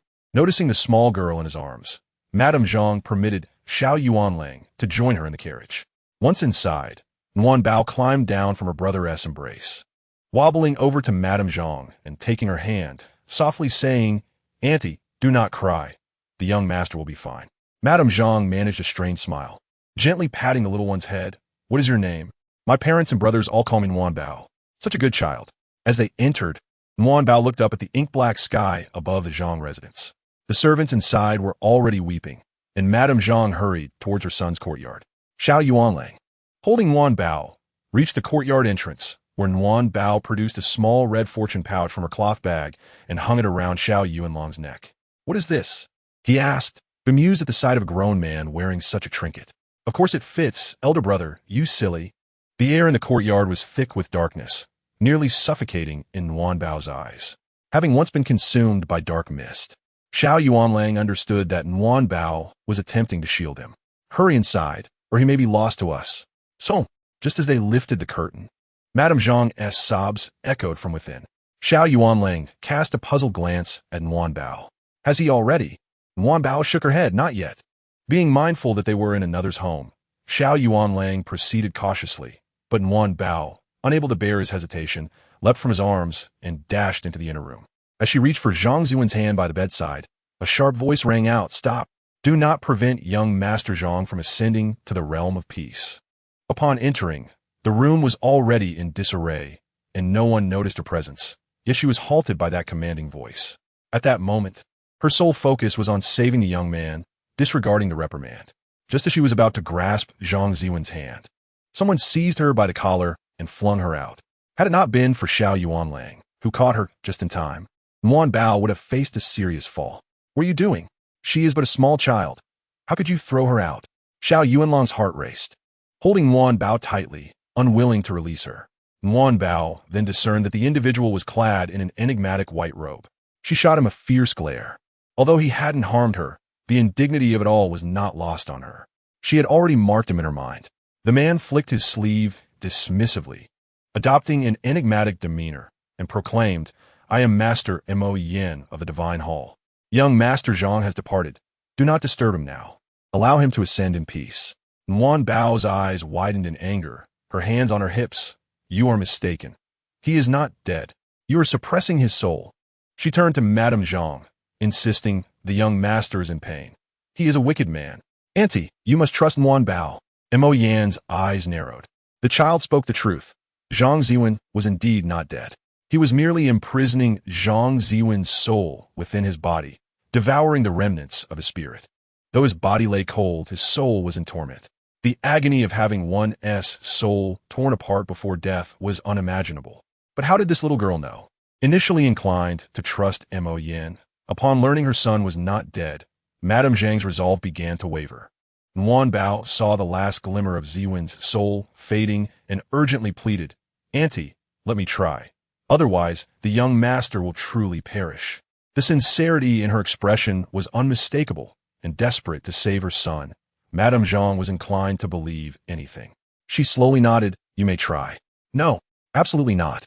Both Mo Yin and another individual beside Madame Zhang interjected simultaneously. Madame Zhang ignored Mo Yin, directing her gaze to the person beside her. "Husband?" It turned out to be Master Zhang, his shadowy eyes filled with menace as he glared at Nguyen Bao. His tone feigned gentleness. "Madam, let Ziwen go in peace." The last thing Madame Zhang anticipated was her husband's opposition. She opened her mouth, appearing drained and hopeless. Silent tears streamed down her cheeks like beads from a broken string. Drawing a deep breath, she implored Nguyen Bao, go see the young master. Nguyen Bao, receiving her command, promptly gestured for Xiao Yuanlang to carry her over. Mo Yin attempted to intervene, but Madame Zhang suddenly declared, "Whoever prevents her from saving Ziwen shall not leave the Zhang household." Master Zhang hesitated, as if struck with an idea, and subtly shook his head at Mo Yin when no one was looking.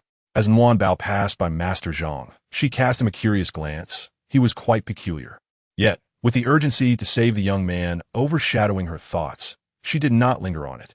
Nguyen Bao struggled to grasp Zhang Ziwen's hand from the ground, and Xiao Yuanlang placed her on the bed. She extended her hand to rest on Zhang Ziwen's forehead, seemingly in prayer. In truth, she had drawn the dark mist into a jade vial retrieved from the long Shin space. Only someone like Mo Yin could perceive the dark mist slowly dissipating from Zhang Ziwen. Once the mist vanished, Zhang Ziwen's soul appeared crushed like a flattened stone. Nevertheless, Nguyen Bao did not relent. The oppressive darkness within the Zhang residence seemed to be devoured by some great beast, swirling away like a whirlwind. Mo Yin could no longer remain passive. He cautiously approached the bedside. At that moment, only the Zhang couple and Mo Yin remained in the room, while the maids and servants had been banished to kneel in the courtyard. Should the young master perish, the wrathful Madame Zhang might sell or execute anyone deemed negligent. Nguyen Bao was wholly focused on saving him, while Xiao Yuanlang's attention was divided.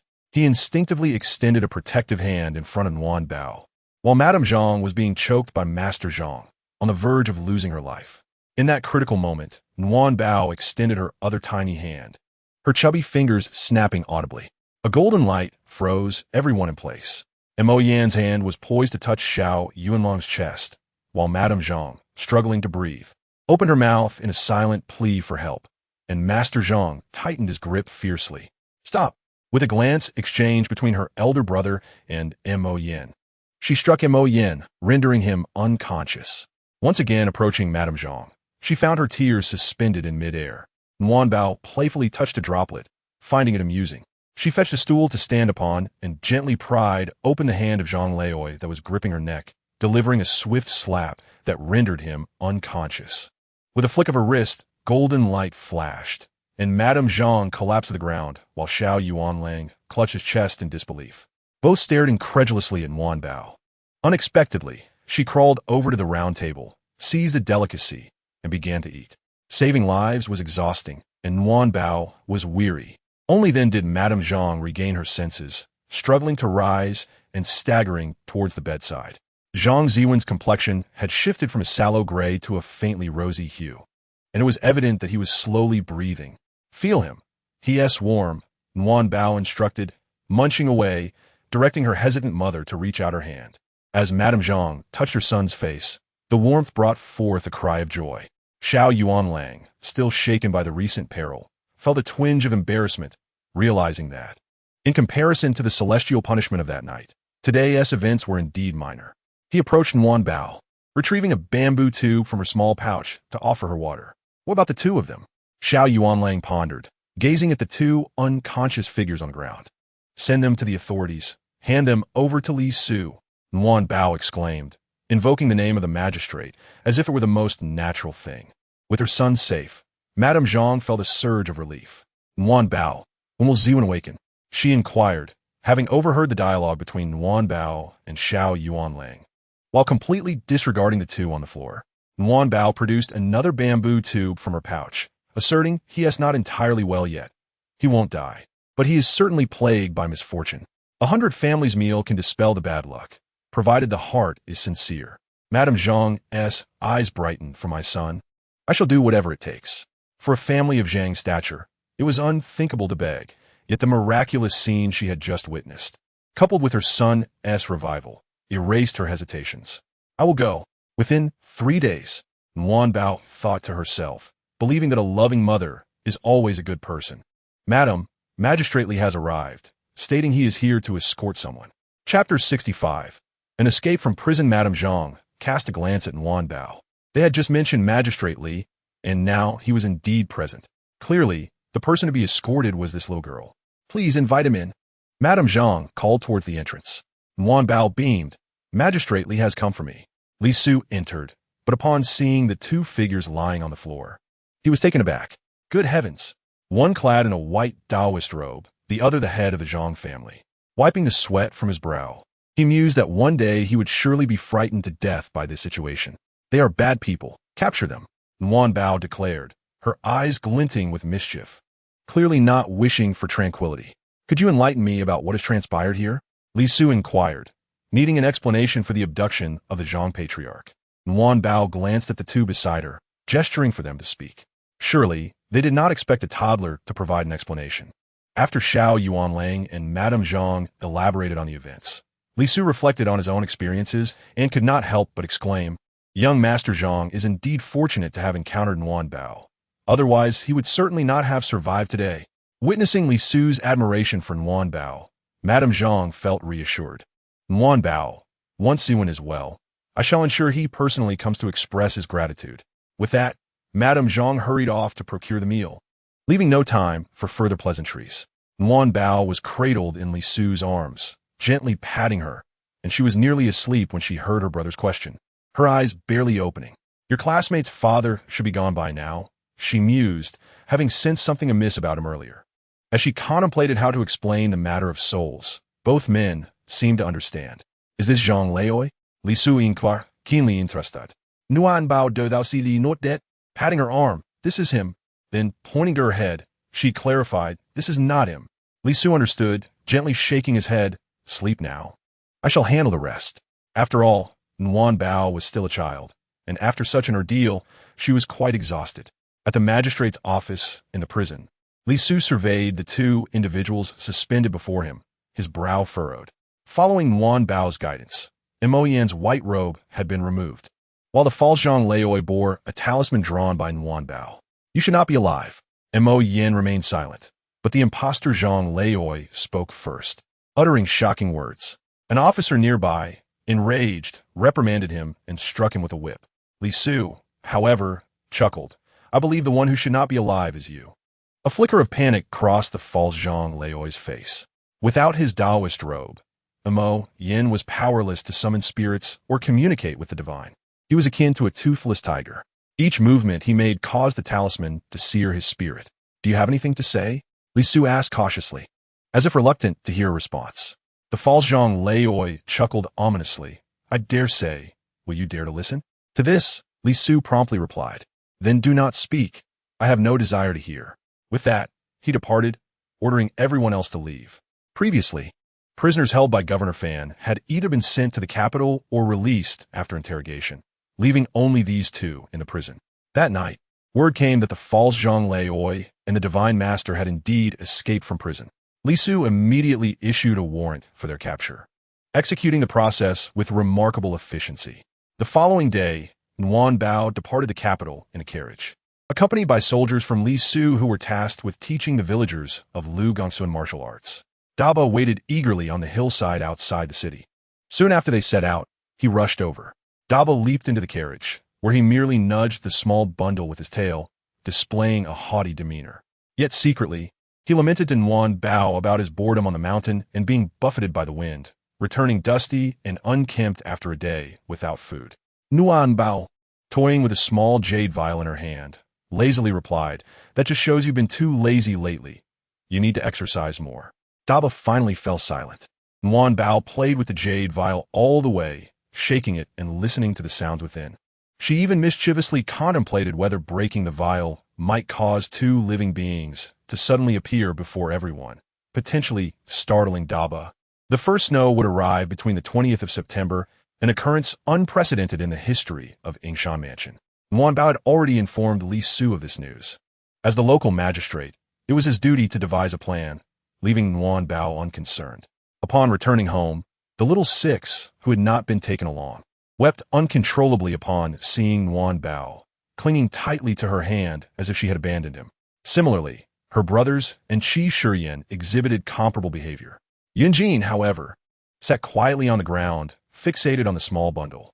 Nguyen Bao, however, remained oblivious to all this. Yongfu, the village chief, mentioned this morning that we are to establish a patrol team. I will go, old Xiao declared. Having resumed his frequent visits to the gathering of elders and ladies at the village entrance since his leg had healed, other matters seemed trivial, but now he had found something of interest. Yet Nguyen Bao shot him down. "Grandfather, won't you be the oldest one among them?" Old Xiao snorted, and the grandfather took Nguyen Bao along. At that time, the oldest and the youngest would both be from our family. To his surprise, his words elicited a series of giggles from Nguyen Bao. "Father, let me go instead." Xia Yongfu, concerned about his aging father's frail limbs, understood well that the patrol team was not merely about patrolling.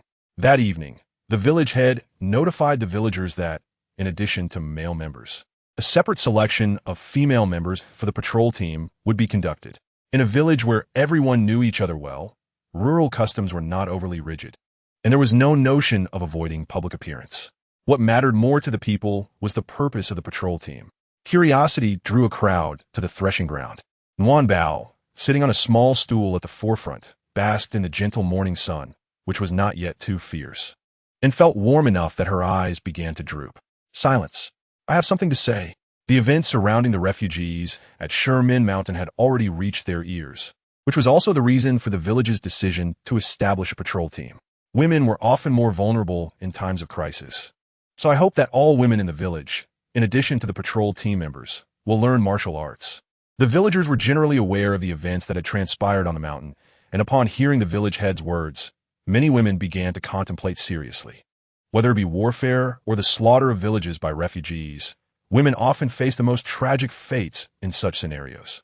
If they could learn self-defense, even the laziest woman in the village would be willing to give it a try. Observing the expressions of the crowd, the village head noticed that most had shifted from being moved to resolute, and he finally breathed a sigh of relief. Now, let me outline the requirements. Chapter 66. No one is willing to move stones. What about the walls? Each morning, the women will practice standing and boxing at the threshing ground. Every evening, they will practice wielding knives under the arrangement of a master. Anyone who fails to comply with the arrangements or disrespects the master will be expelled from Liugang Village. Those selected for the patrol team will receive a monthly stipend of 2 taels of silver and 30 jin of grain. As the village head recited these terms, the threshing ground erupted with excitement. Some villagers murmured quietly, "If the women have to practice boxing, who will do the cooking and work?" Yet the women were thrilled, exclaiming, "Wonderful! We can also learn self-defense." More were concerned about the silver and grain. Who would have thought joining the patrol team would come with rewards? There is one more matter. He raised his hand for silence. "A few elders and I have decided to build a wall outside the village. Starting today, each family must send one person to the mountain to carry stones, aiming to complete it within a month. Those large stones are indeed difficult to transport, let alone constructing a wall in a month. It could be said that the villagers of Liugang would have nothing else to do but build the wall. and even that may not be achievable. The villagers' reactions were overwhelmingly intense, as if a pot had exploded. A month? Village head, a year would be more realistic, right? The busy farming season is upon us. Where will we find the time to haul stones? Nguyen Bao listened to the dissenting voices, her expression growing increasingly despondent. She realized that for ordinary people, this was an impossible task. Seeing the villagers' response, the village head said, "Calm down. Let us form groups. We will discuss this matter further." Nguyen Bao and the village head exchanged glances, both wearing troubled expressions. "All right, let's revisit this issue later. You may disperse." The soldier who had accompanied Nguyen Bao observed their gloomy faces, and a thought began to form in his mind. As the day passed, the villagers showed great enthusiasm for practicing boxing and wielding knives. That night, one person rode away from Liugang Village. Before dawn the next day, someone knocked loudly on the door of Xiao Yongfu's home, waking everyone up. Xiao Yongfu, with a dazed expression, looked at the visitor and asked, "What did you say?" "There are many stones at the village entrance, all carried down from the mountain." Xiao Kong shouted, worried that he would not be heard. Nguyen Bao, having heard this, rushed out wearing only her small pants and a red belly wrap. "Grandfather, what stones are you talking about?" Xiao Kong chuckled at her attire, which featured a little golden dragon embroidered with gold thread by Lin Shi, looking adorably cute. "The stones we talked about yesterday. People are still moving them. The village head asked me to come and inform you." When he mentioned you, he looked at Nguyen Bao. Nguyen Bao wanted to run outside, but remembered her improper clothing and hurriedly called out, "Mother, mother, quickly dress Nguyen Bao. She wants to go see." With everyone awake, Lin Shi began preparing breakfast. Xiao Yongfu carried Nguyen Bao, followed by Xia Zhonglong, Xia Chenlang, Xia Zhilong, and Qi Shiyan, the four boys who had sworn loyalty to the little dragon god that night. Qi Shiyan cast a deep glance at Nguyen Bao, recognizing the power of faith. These stones were not small. Moving so many meant they must have worked all night. Nguyen Bao felt her eyes growing heavy and, with a struggle, jumped down from Xia Yongfu's arms. The soldiers, seeing Nguyen Bao approach, put down their burdens and slightly bowed to her. Once again, it was the strength of faith. These soldiers were genuinely simple and endearing. What they believed in, they would follow with unwavering conviction. "Did you all carry these?" Nguyen Bao tilted her head, her messy hair from sleep framing her face adorably. A seemingly honest soldier squatted before her, smiling broadly, revealing his white teeth. "Nguyen Bao, we will come every day to help you move stones until the wall is built." His voice was loud enough for the villagers of Liugang to be moved. Yet, a discordant voice emerged. "What do you mean moving stones for her? She's just a little girl." The speaker was old Xiao, who had risen early and come out to see what the commotion was about. "Old Xiao, if you cannot speak kindly, it is better to remain silent. Be careful lest your tongue slips one day." Xiao Kong shot her a fierce glare, his tone stern. Old Xiao was startled into silence, closing her mouth under the unfriendly gazes of the crowd. Nguyen Bao grasped the soldier's calloused hand, gently blowing on it. "Thank you." She took out 2 bamboo tubes from her small bag, offering each a drink. "If it's not enough, just tell me." Nguyen Bao, unsure how to express her gratitude, could only offer them spiritual water to regain their strength. "Everyone from Liugang Village, come help." The village head called out, and both men and women rushed to assist. With the stone issue resolved, all other problems seemed to dissolve as well. Farmers were not afraid of hard work, and although Liugang Village was not large and its population modest, it was certainly not small. The Mid-Autumn Festival in Qi State is celebrated differently in the north and south. The north favors mooncakes filled with 5 nuts, red bean paste, lotus seed paste, and salted egg yolks, while the south enjoys pancakes made from a mixture of mugwort juice, glutinous rice flour, and regular flour. Liugang Village, though remote and bordering the wilds, happens to be at the crossroads of the north and south, with many mouths to feed in the Xiao Yongfu household. Preparations for the approaching Mid-Autumn Festival began in earnest with Lin Shi and Han Yang busying themselves in the kitchen. Nguyen Bao's favorite pastime was watching her mother cook. "Mother, can this herb be made into delicious pancakes?" Since tasting the wheat pancakes, Nguyen Bao had been asking every day. Lin Shi wiped her brow and shot a glance at the little foodie behind her. "Yes. Stop urging me. You can eat at noon." Nguyen Bao chuckled. "Mother, how long until noon?" Lin Shi, flustered by the repeated inquiries, picked up Nguyen Bao and set her outside the kitchen, saying, "If you have nothing to do, go see how the wall is coming along." Nguyen Bao, beaming with mischief, wobbled out, "Mother, I'll go fetch my brothers." Tomorrow is the Mid-Autumn Festival, and after the morning classes, school will be out. Nguyen Bao had yet to visit her brother's school, and she had just been pestering Lin Shi to go out. Upon entering the Lin residence, Lin Shi hesitated, glancing at Han Yang with uncertainty, and inquired, "Did Nguyen Bao just mention going to see the wall?" Han Yang stifled a laugh, assuring him, "Do not fret. Your little girl cannot be taken away by anyone." Although Nguyen Bao was unfamiliar with the route, she was aware that someone did know the way. "Gusheng, are you home?" Nguyen Bao called out as she ambled towards Liu Jing's house, standing at the entrance. Upon hearing her voice, Lu Jiansheng rushed out, exclaiming, "A savior! Let us hurry." Recently, his grandmother had been in a foul mood. His grandfather went daily to inspect the wall. His father was busy constructing it, and his mother had attended the fields and practiced martial arts morning and night. He was the only one left at home, becoming the target of his grandmother's ire, who had just been scolding him. "Gusheng, did you get scolded again?" Nguyen Bao asked, knowing well that there were no secrets in the village. Lu Jiansheng's neck flushed crimson at her question. It was over. If even Nguyen Bao knew he was scolded daily, then practically everyone in the village was aware. Little did he know that while others might be oblivious, Nguyen Bao would undoubtedly be the first to find out. Lu Jiansheng had already decided where he would dine that evening. Nguyen Bao wanted to go to the school to fetch her brothers. Hearing this, Lu Jiansheng was elated. That meant venturing to another village, a longer journey. "Kulme, I shall take you to fetch your brothers." Chapter 67. The trouble caused by snacks. The autumn tiger's ferocity was formidable, despite it being morning. The sun's rays had already left the two feeling somewhat wilted. "Nguyen Bao, are you tired?" Lu Jiansheng was particularly curious as to why she had not ridden to Bai. "I'm not tired." "Gusheng, are you weary? Is it because Nguyen Bao is too heavy for you to carry?" Nguyen Bao clung to Lu Jiansheng's back, careful not to move, sensing his arms trembling. "I fear you might fall," she exclaimed. "Why would I fall?" Nguyen Bao, ever optimistic, retrieved a bamboo tube from her cloth pouch and offered it to Lu Jiansheng. "Gusheng, drink some water." It was no longer surprising to Lu Jiansheng that Nguyen Bao could pull anything from her little pouch. He accepted the bamboo tube and gulped down the refreshing water, feeling rejuvenated afterward. Lu Jiansheng finished the drink in one go, burped, rolled up his sleeves, and squatted down. "Come, let's go. I have regained my strength." Nguyen Bao joyfully climbed onto Lu Jiansheng's back, secretly amused. For what Tian Dao Baba had said was indeed true. To let the horse run, one must feed it well, with the revitalizing water. Lu Jiansheng sprinted towards the school. They arrived before classes ended, where the sounds of recitation and the teacher's explanations occasionally floated out. Nguyen Bao and Lu Jiansheng settled beneath a large tree at the school to cool off.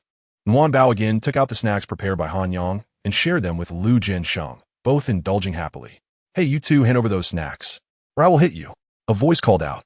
Nguyen Bao and Lu Jiansheng exchanged glances, disregarding each other. If it were any other request, they might have considered it, but demanding their beloved snacks was akin to provoking a sleeping dragon. Crack! Ouch! Lu Jiansheng clutched his arm, scanning the surroundings. It turned out the person had resorted to using a slingshot because they had ignored him. Nguyen Bao grew anxious, hastily pulling Lu Jiansheng's hand away to inspect it. "Oh no, you've broken the skin." Lu Jiansheng, merely over 5 years old, found the sting of the slingshot excruciating, tears glistening in his eyes. However, since the assailant sought the snacks, he was resolute in not yielding them. Enduring the pain, Lu Jiansheng stuffed the remaining snacks into his mouth. Nguyen Bao was taken aback by her Gusheng's audacity. The assailant, feeling impatient, launched another stone. This time it struck Nguyen Bao's little leg. At just over a year old, her delicate skin was easily wounded and blood streamed forth. Thunder suddenly rumbled from the sky, startling Lu Jiansheng. "Oh heavens!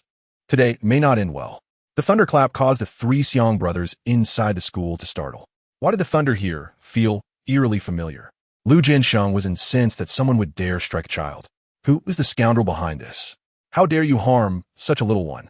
Show yourself. A boy emerged from behind a tree, towering over Lu Jiansheng, broad-shouldered and imposing. Nguyen Bao, who had already begun to cry, paused in surprise upon seeing him. Her sobs momentarily stifled. Lu Jiansheng placed Nguyen Bao down and stood protectively in front of her. "What do you want?" The boy swaggered closer, a mischievous grin on his face, demanding, "Hand over the snacks you just ate, or I will beat you both." Nguyen Bao, stifling her sobs, retorted, "They are gone. I just heard you say there were more. Evidently, he had arrived before them. Nuan Bao, now thoroughly irked, placed her hands on her hips and declared, "Even if we had more, we wouldn't give them to you, you bully." The boy, accustomed to intimidation, delivered a punch to Lu Jinsheng's face. Nuan Bao covered her mouth, exclaiming, "Gusheng, are you all right?" Nuan Bao shrieked as a piece of flesh flew away. The commotion outside disrupted the lessons in the school, prompting the three brothers to exchange worried glances. "Sister." As they rushed outside, they beheld Nuan Bao kicking someone, with Lu Jinsheng attempting to mediate. All three boys were bloodied. This incident had the potential to escalate, if it were merely a matter of their own village. The favoritism shown by Lu Zheng towards Nuan Bao would likely shield them from repercussions. However, they were not in their own village, and the victim was the son of the neighboring village's chief. Upon realizing the gravity of the situation, Xiao Jilang dashed towards Liugang Village, fortunate to encounter Da Bai and many others summoned by Nuan Bao along the way. "You have beaten my son to this extent. Unless I break your legs today, I shall not bear the name Wang." The village chief of Liugang Village glared furiously at his bloodied son. Nuan Bao, cradled in Xiao Zhonglang's arms, sobbed, "Why can't the heavens just strike down with knives? Why must I bleed? Woe is me, my leg is hurt. I want my mother." Xiao Zhonglang's heart raced with alarm as he heard her cries, and after only a few harsh words, the child was already calling for a mother. Nevertheless, even if the other party wished to let the matter rest, they were unwilling to do so. Inflicting such harm on a child over a year old indicated that these individuals were not of good character. "Village chief, this is not a child from our village. Should we first summon their parents? Acting now may lead to complications later." The private school teacher intervened as he saw the village chief brandishing a stick as thick as an arm, ready to strike the children. The surrounding villagers wore expressions of pity, for they understood the true nature of the village chief's son better than anyone. Unexpectedly, the village chief shoved the teacher aside. "Get lost. This incident occurred on your premises. I have yet to seek trouble with you, and you dare to obstruct me." The teacher, though knocked down, quickly rose to stand in front of the Xiao brothers. Despite Xiao Chanlang's lack of diligence in his studies, the Xiao brothers were among the most intelligent children he had ever taught, and he could not bear to watch them be ruined. "I warn you, you are standing on our village's territory. If you do not wish to continue your school, you should say so now." Realizing the village chief's ominous words, Nuan Bao understood how fortunate she was to have such a protective Lu Zheng. "If you can spare these children, I would be content to leave." The teacher persisted. Xiao Jilang discreetly tugged at the teacher's sleeve, hoping he would refrain from provoking the village chief further. Such an excellent teacher was invaluable. Where would they go to study if you were gone? Unfortunately, not everyone respected scholars as Lu Zheng did. The village chief of Liugang Village, spotting a group approaching from Liugang Village in the distance, realized that if he did not act now, he might not have another opportunity. Steeling himself, he raised his stick. "Stop." Li Zheng never anticipated that the village chief of Liugang Village could stoop to such a level. When the scholar witnessed the village chief genuinely swinging at Xiao Zhilong's leg, he promptly pushed him aside. The sound of bones fracturing echoed in the ears of the onlookers. Just as Li Zheng and his companions arrived, Nuanyuan had been stifling her tears, merely sniffling, but upon hearing Li Zheng's voice, she burst into tears. "Grandpa, he threw something at us and even hurt Nuanyuan. This village chief said he wants to break our legs. It hurts." Xiao Zhonglong was ready to commend Nuanyuan for her dramatic flair. Chapter 68. Who is more arrogant? Scholar. Xiao Jilong supported the fallen scholar. Noticing the pallor of his face from the pain, his voice tinged with tears, Xiao Chanlang rushed over, glaring angrily at the village chief. "It's your son who bullied others. Why are you indiscriminately striking people?" Nuanyuan could hardly believe that a mere piece of pastry could incite such chaos. She recalled how her brothers praised the scholar whenever they spoke of him. For the first time, she wondered if she had brought trouble to others. "And no, it's nothing," the scholar managed to say with great effort. The village chief, already irked by the two children's accusations, immediately retorted, "Did you hear that? He says yes, fine." Li Zheng surveyed the chaotic scene before him and then glanced at Nuanyuan's bleeding leg, his anger flaring. Village Chief Wang Yukai shot a disdainful look at Li Zheng. "This is Liugang Village. Look at what you've done to my son." He yanked his son over for everyone to see his injuries. His chubby son was crying even more dramatically than Nuanyuan, exclaiming, "It's that wretched girl. Father, break her legs." Xiao Zhonglong, cradling Nuanyuan, scolded. How can you harm such a young child? Are you even human? Nuanyuan, still crying, clenched her fists, regretting that she had been too kind earlier. Wang Yukai wiped his nose with a sneer. What is so special about a worthless girl? If my son is disfigured, I'll ensure that you all suffer. The villagers from Liugang Village could not contain their anger upon hearing Wang Yukai insult Nuanyuan. Mind your language. Beat him, that beast. They had already heard the boy confessing his fault, and even the surrounding villagers had caught wind of it. But once his father arrived, all words shifted. The Wang family held considerable power in Wangjia Village. The villagers dared not speak out. They could only exchange glances of discontent. Your son steals from others and injures them. Do you believe you are justified? Wangjia Village does not belong to you, nor does the world revolve around your whims. However, Wang Yukai merely laughed. You've hit the nail on the head. In Wangjia Village, my words are law, and I am the law. The villagers, filled with indignation at his words, remained silent. Even the scholar, a man of propriety, found himself at a loss for words. With a single sentence, Wang Yukai could condemn a family to starvation or force the scholar out of Wangjia Village. Who else but he could dictate life and death? What a boastful statement. Suddenly, a reprimanding voice erupted from behind the crowd. Wang Yukai turned, displeased, and glared back. Who dares to insult me in Wangjia Village? Those who speak against me do not leave here unscathed. His overconfidence blinded him to the fact that most from Liugang Village had brightened at the sound of that voice. The crowd parted, revealing a figure clad in official attire, wearing a gauze hat, followed by numerous guards. Before Nuanyuan could finish calling out the name, her second brother swiftly covered her mouth. Li Su had hastily taken office, and Wang Yukai did not recognize that the person before him was the prefect of Ying Mountain. May I ask who you are? He had some connections, albeit limited to being the steward of the previous prefect. The former prefect, who happened to be Nuanyuan's biological father, had been demoted for reasons unknown, leaving Wang Yukai free to continue his tyranny, as few in the village were aware of the truth. We have a new prefect, Lord Li Su. A guard behind him respectfully introduced, then glared. You dare not kneel before the prefect? Seize him. Nuanyuan's eyes widened. She had never seen authority wielded so brazenly, and she liked it. Wang Yukai could not have anticipated that he would be met with punishment upon their first encounter. If he were truly struck, he would lose all semblance of dignity. And my lord, wait. I admit my mistakes. I did not know the esteemed prefect was visiting. Please forgive me. Wang Yukai hastily fell to his knees striking the ground with a sharp sound, and he was more concerned with evading punishment than feeling pain. Please, my lord, spare me. Might I express my goodwill? That Wang Yukai could utter such words before everyone indicated he had some backing. Even the scholar let out a sigh of relief.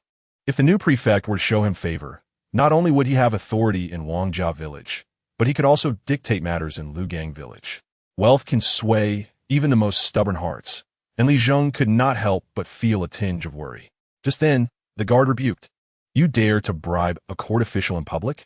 That warrants an even graver punishment. Seize him.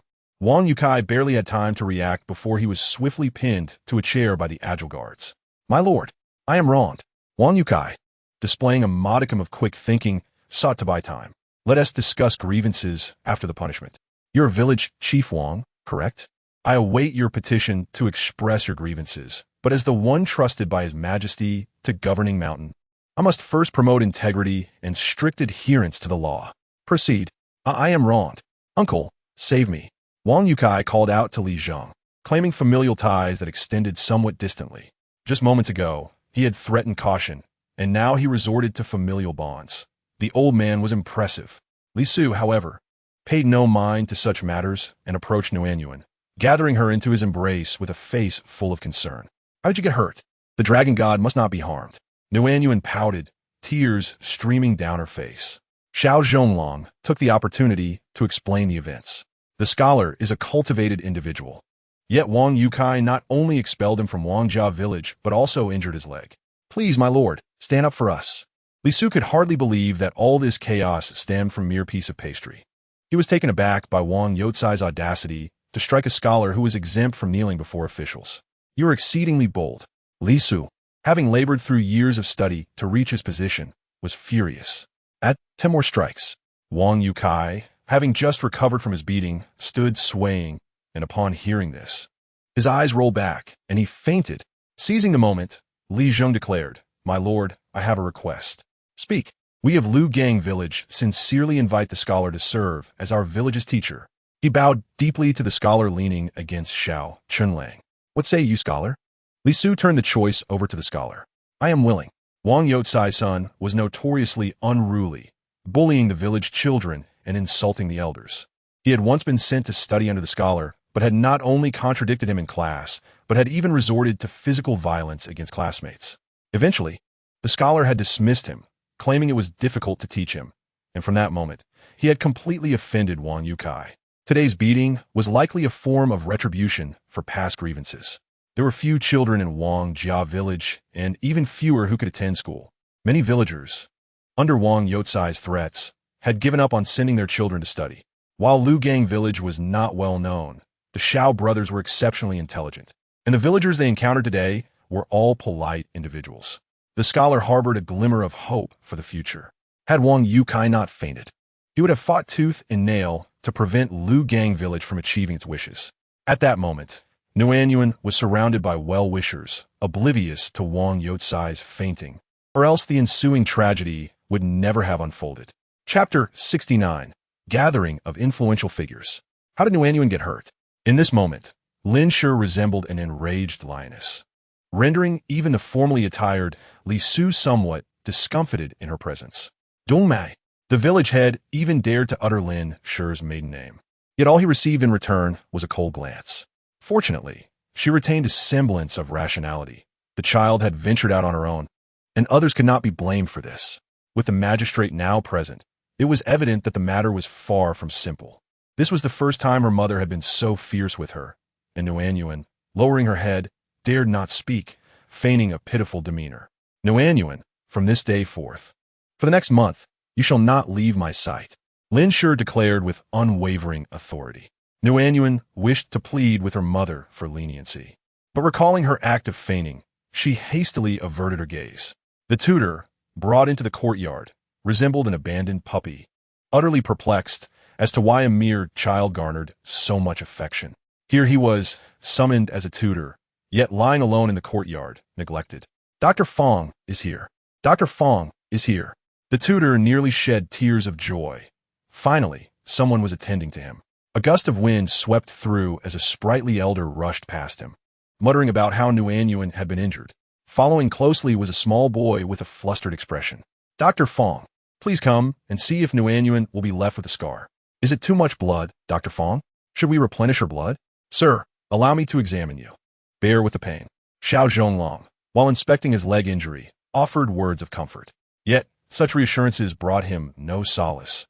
He desired a physician, not an apprentice. Unable to access Nuanyuan, Xiao Chunlang approached the tutor. "Do not worry, sir. My second brother is an apprentice sought after by Dr. Fong. Yet he has yet to agree." "What? Not even an apprentice?" Just as despair loomed, he heard Zhonglong say, "Please relay the condition of this gentleman to me." Although Zhonglong had not yet committed to being Dr. Fong's apprentice, he was already deeply impressed by the physician's skills. Indeed, the tutor's leg has been injured by a stick.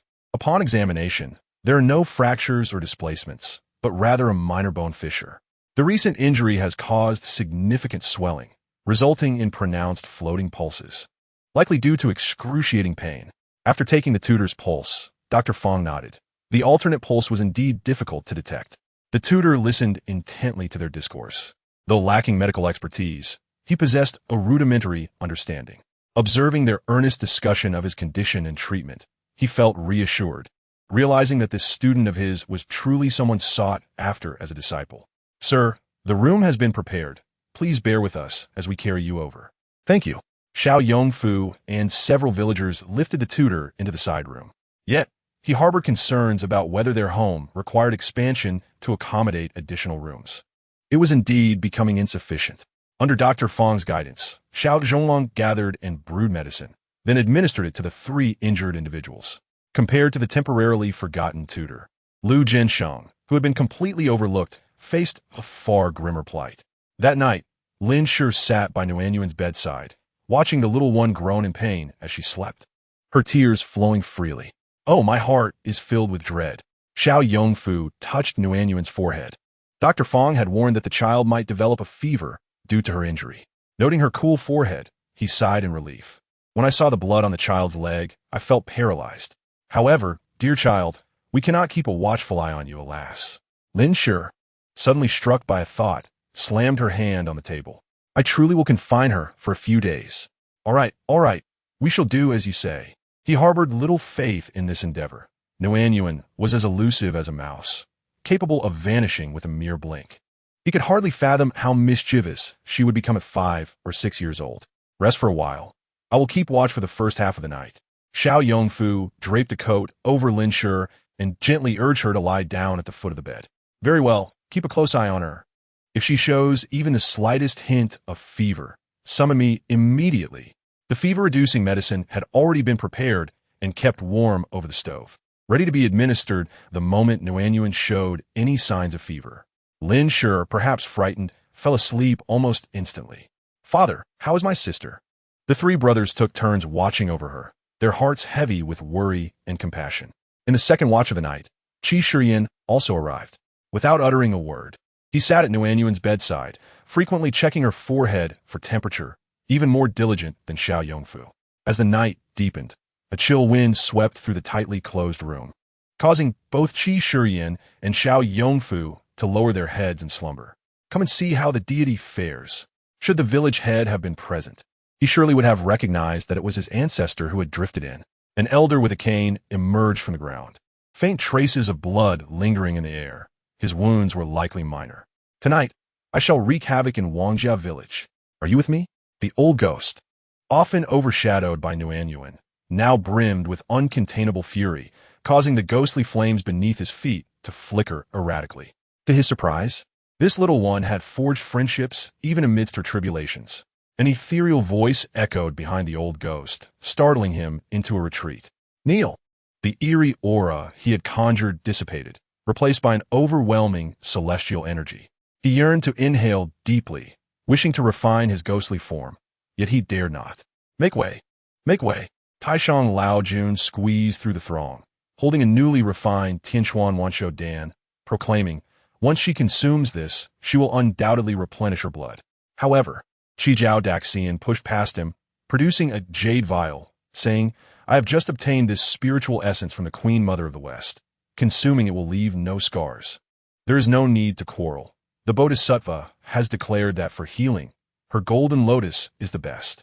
Neza brandished the Hung Tianling, seemingly prepared to act should anyone dissent. Enough. Have you seen how small the wound is? Given her mortal form, is this appropriate? Perhaps we should have the Buddha recite a few sutras for her. A radiant Buddha, exuding golden light, spoke the name of Amitabha, holding a Bodhi seed, intent on using it on Nguyen. Goodness, these celestial beings, the great figures of the Buddhist realm, had all come forth, bearing what they deemed the finest offerings to heal Nguyen's injury. Just as the old ghost was nearly swept away by the Buddha's golden radiance, a gust of wind steadied his spectral form, infusing him with pure Yin energy. Do not harm them. Otherwise, that protective fellow will surely disturb our peace. The room filled with celestial beings seemed to recollect some unpleasant experiences, their expressions subtly shifting. The celestial energies, ghostly winds, and divine lights flowed into the bodies of those present as if they were without cost. What is meant by loving the house and its crows? What is meant by elevating even the chickens and dogs? Chapter 70. Principles are dispensable. The debate among the great figures continued until the appearance of the Celestial Emperor brought it to a halt. The assembly was far more populated than any monthly court session. Should I invite this individual for future gatherings? The old ghost swore by the 18th ancestor of Liugang Village that he saw the celestial beings tremble collectively at the Celestial Emperor's suggestion to extend an invitation to that person. This damned familiarity.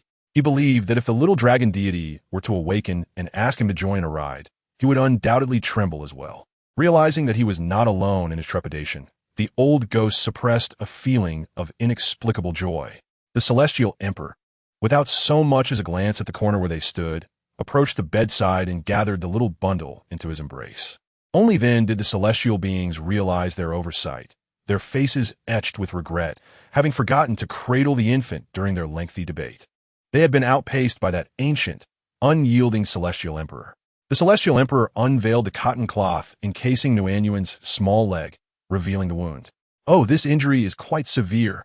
Upon seeing the nail-sized wound, the room erupted with a wave of celestial energy. The wound appeared somewhat inflamed, with the surrounding area of her calf showing signs of bruising and swelling. If you do not apply medicine, then allow me to hold her, Tai Bai Jinxing exclaimed, his brows and beard quivering with agitation. The immortal emperor shook his head, only providing Nuanbao with some spiritual spring water. The fact that we can visit her is already a testament to the heavens' favoritism towards her. We must ponder why she has been encountering so many troubles lately. These celestial beings cannot intervene in the trials of the little dragon god. Where's Ximing? The immortal emperor's tone was calm. Yet any familiar with him knew that he was enraged at this moment. We cannot influence her tribulations. But you know what to do about the one who has wronged her. Let us send him back to the 18th level of hell with a full-service treatment.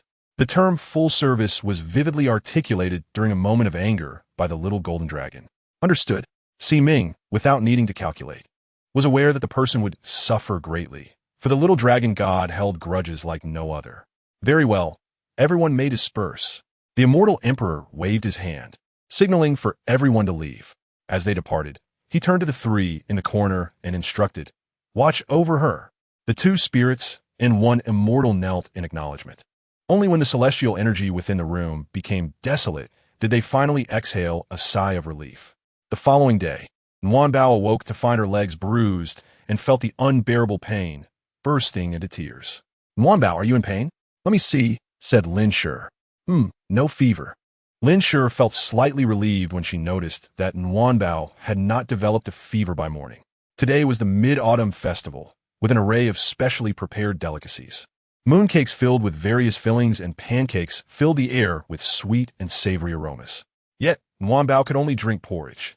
She had been drinking it for 7 consecutive days. Along with post-meal medicine, under Lin Shi's supervision, she had completed her first uninterrupted 7-day regimen of medicine and vegetarian meals. The bitter taste of the medicine left her tongue numb as she squatted in misery at the corridor shadow. The great white wolf king approached, wagging his tail like a professional dog. "DBI, it hurts so much, woo woo woo." Nuanbao clung to the white wolf, wiping her tears and snot on him. If it were yesterday, he would have kicked the little dumpling away. But at this moment, anything goes. Should I go and bite them to death? Dismember them? Leave no trace? Principles can be discarded if necessary. Just as she spoke, Lin Shi peeked from the kitchen and, upon seeing Nuanbao, felt reassured. "Little ancestor, shall I take a look for you? Can I transmit real-time images for your viewing pleasure? It would be best if she remains at home for now." That night, a relative of theirs gathered to discuss matters, and somehow, a fire broke out, leading to the child's leg being trampled and broken. In the dead of night, the old spirits executed their plans, and by the time the white wolf arrived, the child was already beyond saving, yet still clinging to life. Even the heavenly Tao must feel pity for itself now. "What did you say?" Suddenly, a cry of surprise came from the scholar's room, piquing Nuanbao's curiosity as she rushed to the door to eavesdrop. Xiao Zhonglong was grasping the ginseng he had concocted, a defiant expression on his face. Although Nuanbao could not discern the expression on Dr. Fong's face, she could tell from his quivering beard that he was not at peace. "Do you know that the ginseng you concocted could sell for nearly 100 taels each?" His tone was filled with frustration, accompanied by the sound of his hand striking the table. Nuanbao realized that Dr. Fong was certainly furious. The scholar nearly spilled the medicine in his hands, casting a couple more glances at his student, astonished by his remarkable talent. Dr. Fong was not saddened by the lost money, but was infuriated that someone had deceived Xiao Zhonglong. "Prepare the carriage, Han Yang. You will accompany me to the county town. No one should bully you." In that moment, no one present could perceive Dr. Fong as merely a humble village physician. Xiao Zhonglong hesitated. Aside from standing up for his family, he personally did not mind suffering some losses. Moreover, he feared that the other party might cease doing business with him in the future. However, Dr. Fong had already regarded him as a disciple. How could a teacher remain indifferent while their disciple was wronged? The scholar seemed to sense Xiao Zhonglong's hesitation and struggle, beckoning him over. "Zhonglong, you must understand that sometimes your retreat does not compel others to treat you better. In the eyes of the wicked, your concession only emboldens their audacity. But when you resist, when you grow stronger, They will instead bow at your feet. It is human nature to fear the strong and admire the powerful. Xiao Zhonglong suddenly enlightened, his intelligence allowing him to grasp the teacher's meaning immediately. Thank you, Master, for enlightening Zhonglong. After saying this, he turned to Dr. Fong and nodded. She excitedly listed 7 or 8 types of snacks, causing laughter to erupt among those present. Xiao Zhonglong had not anticipated that Bao would eavesdrop on their conversation. He could only smile helplessly. Sister, rest assured, I will never bring you along simply because I fear carrying too many things. Bao stomped her foot and pouted, running away in tears. Lyncher no longer permitted Bao to leave the courtyard. By the time she ventured outside again, the air had taken on a slight chill, and the walls of Liugang Village had been completed. Bao, the time is drawing near. Although the Li Zheng was busy, he was in remarkably good spirits. Yet, as the weather grew cooler and the wheat ripened, he would often stand silently at the village entrance. Chapter 71. There is surplus grain on the 15th of September. The sky was high and the clouds sparse, with the fragrant scent of golden rice flowers wafting through the air. In Liugang Village, aside from the 20 or so women left to cook, everyone was out harvesting rice. Cartloads of rice ears were being delivered to the threshing ground. In the fields of Xiao Yongfu's family, Xiao Yongfu, Xiao Yuanlang, and Li Su were all busy assisting. No one had agreed to harvest the rice early. But who could have anticipated that Bao managed to persuade Li Su? He directly ordered all counties and villages to harvest uniformly on the 15th of September, with penalties for disobedience. If anyone had previously questioned this newly appointed governor, after Wang Yukai was apprehended and deposed as village chief, followed by Li Su personally selecting a new village chief, all dissenters fell silent. That day, the land trembled, and messages reached the vicinity of Li Su's case and into Bao's ears. Grandfather, we visited the fields in Liugang Village, and only the land of the Xiao family's old residence remains untouched. Li Jinsheng wiped the sweat from his brow, having taken the village children to gather information from each household. Upon hearing his grandson's words, Li Zheng nearly cut his hand with the sickle. Why is it that their family has so much trouble? Li Zheng was infuriated. Sun Kong, go check on Xiao Yongwen's family and urge them to hurry up with the rice harvesting. Sun Kong, wiping sweat from his brow, swiftly ran to the Xiao family's old residence. Yongwen, why haven't you folks started yet? Sun Kong found Xiao Yongwen in the study, where he was enjoying a leisurely moment with Tong Yang. Seeing Sun Kong, Xiao Yongwen was somewhat polite.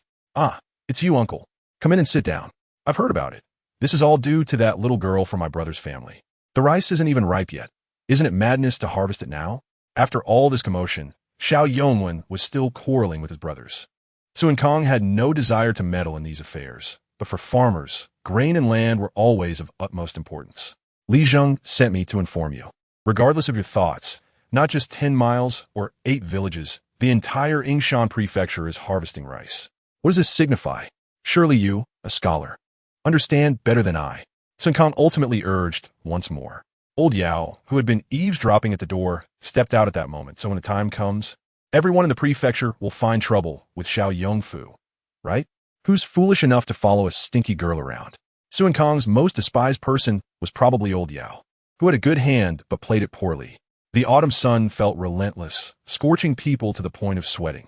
Although Li Zheng did not wish to interfere with the affairs of the Xiao family's old residence, as the Li Zheng, he had to manage certain matters.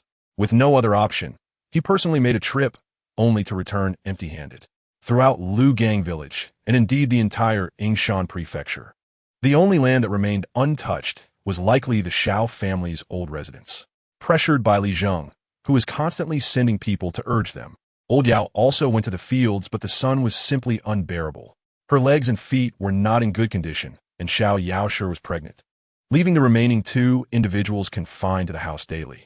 The ground of the Xiao family's old residence was still adorned with golden rice flowers, though they appeared somewhat sparse.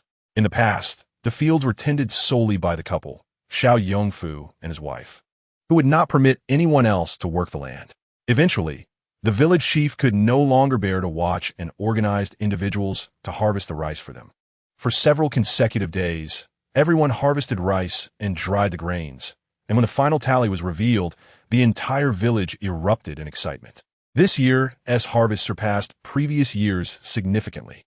Who would have thought that after paying taxes, we would still have surplus? Although it could not compare to the Xiao family's last harvest, it was undoubtedly better than before. Life has improved, some remarked, casting furtive glances at Bao, who was seated on a small stool playing with the grass, their gratitude unmistakable. Soon, Liu sent someone to inquire if anyone was willing to sell or exchange grain. This was indeed a strategy they had previously discussed. Now that there was a surplus of grain, the village chief had been insisting that every household prepare a substantial amount of firewood in recent days.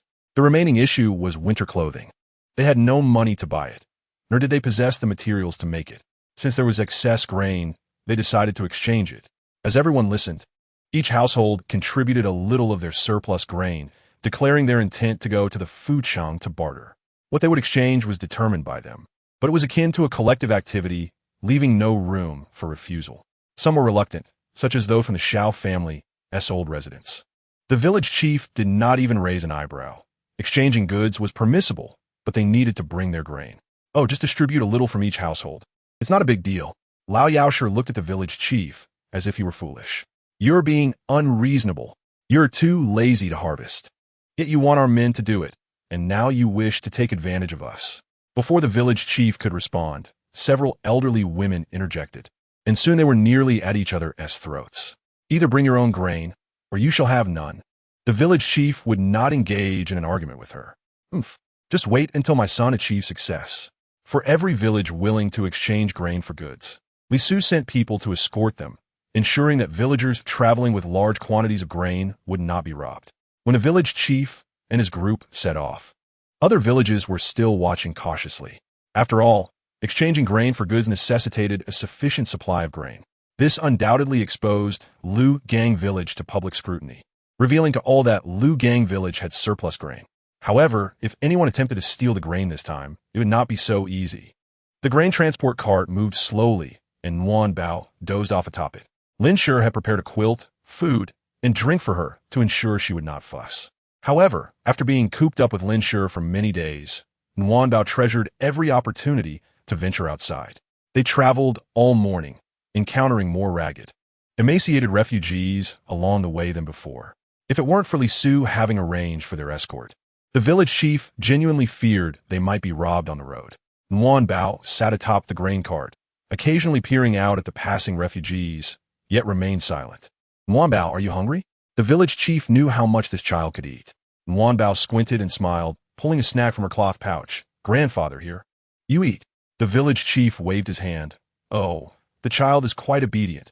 I don't want it. You eat it yourself. Bao zitka. Stuffing it into his hand. Grandfather, there's plenty for me. You eat.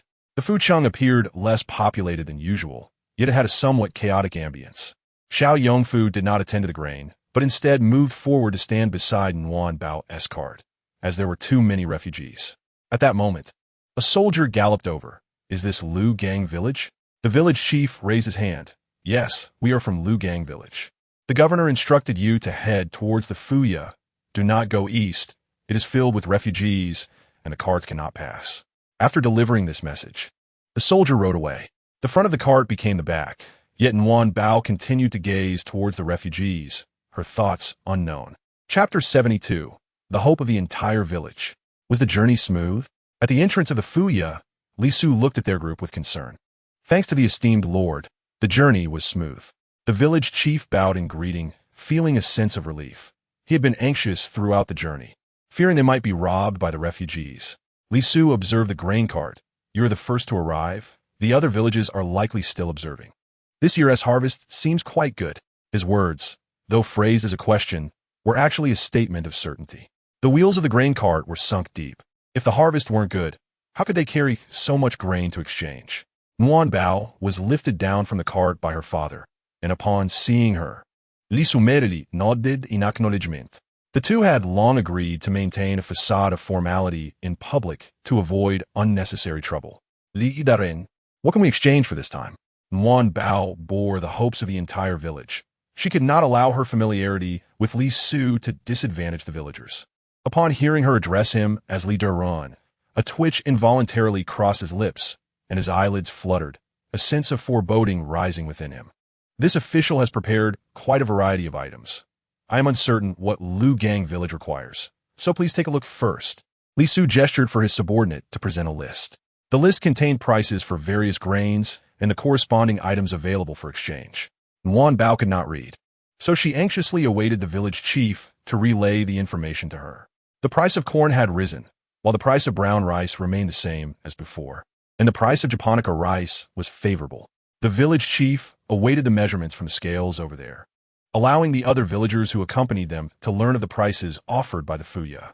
While the farmers were strong, few were literate. Others looked on as if they were blind, much like Nguyen Bao.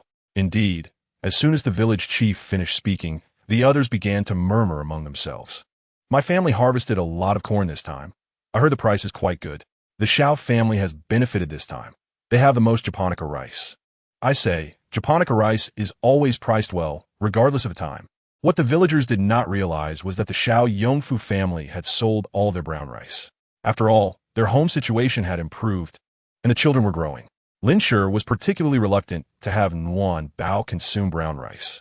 Thinking it through, they decided to sell all. The list clearly indicated prices. 5 pounds of japonica rice could be exchanged for a quilt, for pounds for a winter outfit, and various smaller items such as hats and gloves. ISNT 4 pounds of brown rice a bit steep for a woolen coat. The village chief understood the value of the woolen coat.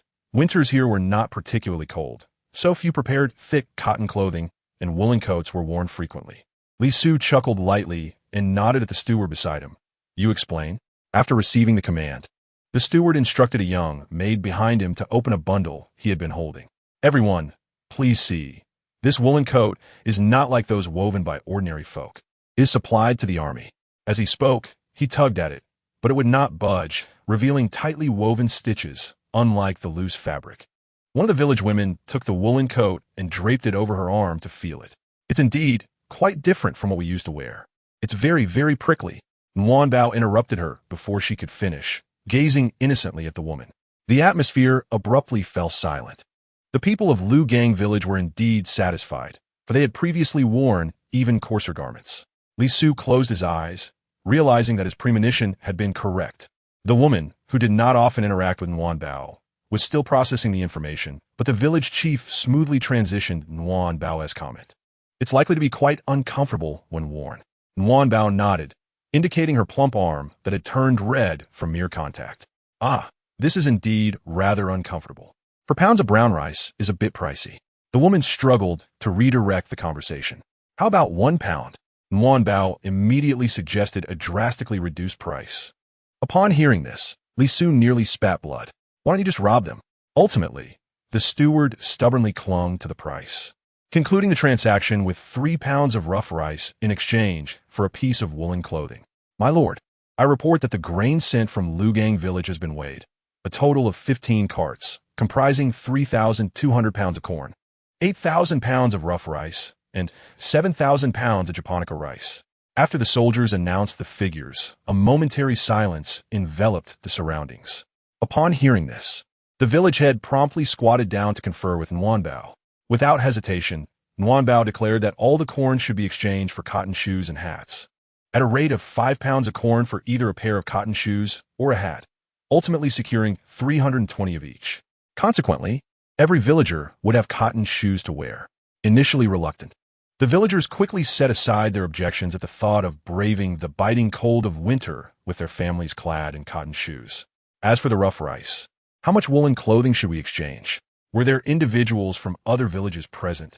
They would surely find it laughable that Liugang Village was so easily swayed by the words of a mere child. Yet, at this moment, only 1 or 2 villagers harbored slight dissent, though they dared not voice it. The rest appeared resigned, adopting an attitude of compliance. 4,000 pounds would be traded for woolen clothing, with the remainder exchanged for quilts. With Nguyen Bao orchestrating the exchanges, a total of 1,400 pieces of woolen clothing, 1,000 quilts, and 1,000 winter outfits were procured, with the remaining goods converted into currency. Although the governor had offered to arrange for them to stay at the yamen for the night, these simple villagers were so intimidated by the prospect of lodging there that they scarcely dared to breathe. During dinner, Nguyen Bao was treated to a fine meal in the backyard by Zhang Shi, who filled her small cloth pouch with various items. Meanwhile, the steward organized the villagers' meals in the front yard. After dinner, Li Su and Nguyen Bao parted ways at the city gate. Bao was once again ensconced in a hole they had dug, and although the path was somewhat obscured by the night, the sheer number of people provided a sense of security. Moreover, the patrol officers accompanying them appeared robust and vigorous, and crucially, they bore gleaming weapons. One might not see the path, but the reflective blades were unmistakable. Conversations along the way were scarce, and an air of apprehension lingered until they finally glimpsed the towering walls of Liugang Village, at which point the mood lightened. From a distance, Bao noticed a sentry in the watchtower aiming a bow and arrow at them upon their arrival, but the tension eased only after they exchanged signals. "It is the village head. Open the gate." As all 15 carts entered the village, lights flickered on in many households. Bao stifled a yawn. If her memory served her right, it was already the third watch of the night. The village head appeared weary, yet seeing many villagers eagerly gazing at their cargo, he felt compelled to address them, lest they be unable to rest well that night. "Indeed, how cold can our winters be? Surely, we are not being swindled." Just as the crowd began to disperse, the voices of old Xiao and Yang could be heard among them. Chapter 73. Reaching a Consensus. The most dreaded silence followed the exchange between old Xiao and Yang, as many villagers turned their attention to the pair. Particularly those who had escorted the carts to the yamen shot daggers with their eyes at them. While not everyone grasped the rationale behind the exchanges, many were observant enough to notice the current predicament of the Xiao family. This year's grain harvest surpassed the combined total of the previous 5 years. No one was foolish. With a glimmer of hope on the horizon, they were willing to listen. "Old Xiao, have you lost your mind?" exclaimed a woman who had previously examined the woolen clothing at the yamen, rolling up her sleeves. "Mind your tongue. My walking stick shows no favoritism. If you are not feeling guilty, why the rush?" Old Xiao pointed her cane at the woman. "Jianyang, ignore her. Some people simply cannot speak without being vulgar." Someone beside her interjected. The village head had anticipated such remarks on the way back, and was not in a hurry. Yang intended to speak further, but was silenced by her husband's foot stepping on hers. This woman was the same one who had once attempted to steal loaches from the muddy pond, only to be trapped there for an entire night. Back in her house, Yang peered through the window at the Xiao family's residence, her heart brimming with envy. "In all these years, we in Yingshan Prefecture have never seen heavy snowfall. What use are those cotton garments?" Yang muttered while sitting on the edge of the Kong. After finishing his pipe, old Lu extinguished the lantern. Though he said nothing, he found himself agreeing with his wife this time. Farmers trusted their experience, and having lived here all their lives without witnessing heavy snow, they wondered if any snowfall would simply turn to mud by morning. Despite the cold, they could still stoke the Kong for warmth, so what was there to fear? By trading their grain for cotton clothing and quilts, old Lu felt a tinge of dissatisfaction with the village head's decisions. "Old man, let's not take anything tomorrow. Let's exchange everything for silver instead." Yang was already planning how to spend the silver, her mind clear despite the year's chaos. Daily, she watched the comings and goings of the Xiao household, savoring the aroma of meat, fish, and pastries, which only intensified her resentment towards them, being inherently greedy. She wished to purchase numerous delicacies. "Perhaps we should get a few more quilts. Ours have only lasted 5 years, and they become soft and worn after airing out." "Fair enough," old Lu agreed, and while their household had reached a mutual understanding, the village head's family was on the verge of conflict. He never expected the first challenge would come from his own wife. The stove still held warm food. After such a long journey, he felt a pang of hunger. The village head felt as though he had just completed a monumental task, yet his legs felt as heavy as lead. Bang! The sound of a heavy door slamming echoed in response. Zhang Shi directly entered the inner room to extinguish the light and sleep. The village head was accustomed to her cryptic moods and felt no anger. He quietly made his way to the kitchen in search of food. Upon seeing the jar of pickled vegetables in his hands, her eyes glinted with fury.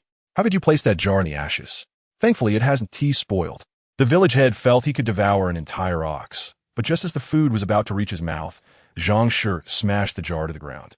"Eat? I'll make sure you don't." This commotion roused the children from both households, and the eldest daughter-in-law attempted to speak. But Lu Jianxing quickly grasped her mother's hand and shook his head. "Listen here, Lu. We will not take a single rag. I want everything exchanged for silver." Leaning back in his chair, the village head coldly regarded Zhang Shi. "Or else what?" Zhang Shi swept her disheveled hair back, a glimmer of triumph in her eyes. "Or else you'll regret it." In the past, such outbursts would have elicited a comforting response from the village head, who would have sweetly promised to fulfill her demands. Yet this time, he merely sighed and regarded her with indifference. Zhang Shi, expecting his usual placation, was momentarily taken aback. "What did you say?" The village head cast her a disappointed glance, saying nothing as he exited to the firewood room. "Tomorrow, I swear you'll have to bring those worthless items back inside." Zhang Shi's voice rang with menace, her murky eyes filled with malice. That night, each household grappled with its own considerations. As dawn broke, smoke began to rise from every home, signaling that the morning would not conclude easily. Some sought to claim items, others wished to observe the commotion, and a few aimed to stir trouble. "Bao, there are so many people at the threshing ground. You should steer clear." Lin Shi did not wait for the little dumpling to finish eating before revealing her decision. Bao looked at her mother in astonishment. Could it be that after drinking too much Ling Shui, her mother had gained some uncanny insight? "Mother, do you know something?" Lin Shi, noticing the inquisitive expression on her daughter's small face, could not help but sigh. "It's just about dividing things. I am merely concerned that there are too many people and they might step on you." I thought Mother had achieved enlightenment. Upon entering, Xiao Yongfu overheard this remark and quickly interjected, "Achieved what enlightenment? People say they envy the couple's love, but not the immortals. Your mother hasn't attained any enlightenment." Lin Shi's face flushed with embarrassment at these words, and she retorted, "Get lost. You better take good care of Bao. Otherwise, we will have unfinished business. Wife, let us go together." Xiao Lu insisted, "I want to go too. I'm crying." Recently, Xiao Lu had become quite adept at expressing himself. "Go ahead and cry." Bao softly coaxed him while observing Xiao Lu, but he quickly shut his mouth upon seeing her raised hand. When the Xiao family arrived at the threshing ground, they could only stand at the back. Each household sent one person to queue after submitting their grain, and those in need had to register over here. The village chief shouted, "Teachers, raise your hands, come over here to register." No one anticipated how swiftly the teacher would integrate into Liugang Village. Xiao Yongfu had previously conferred with Lin Shi, and upon hearing the chief's call, he handed Xiao Lu over to Xiao Laoda and rushed to the front of the line. The chief's eldest son was originally in line, but unexpectedly, Zhang Shi took advantage of the chaos to cut in ahead. After registering on this side, names were called on the other. When Lu Fudi's name was announced along with 50 taels of silver, the chief stumbled down the steps in shock. "Chief, uncle, are you all right?" Those in line surged forward to help him up. After all, he was the patriarch of the Lu clan.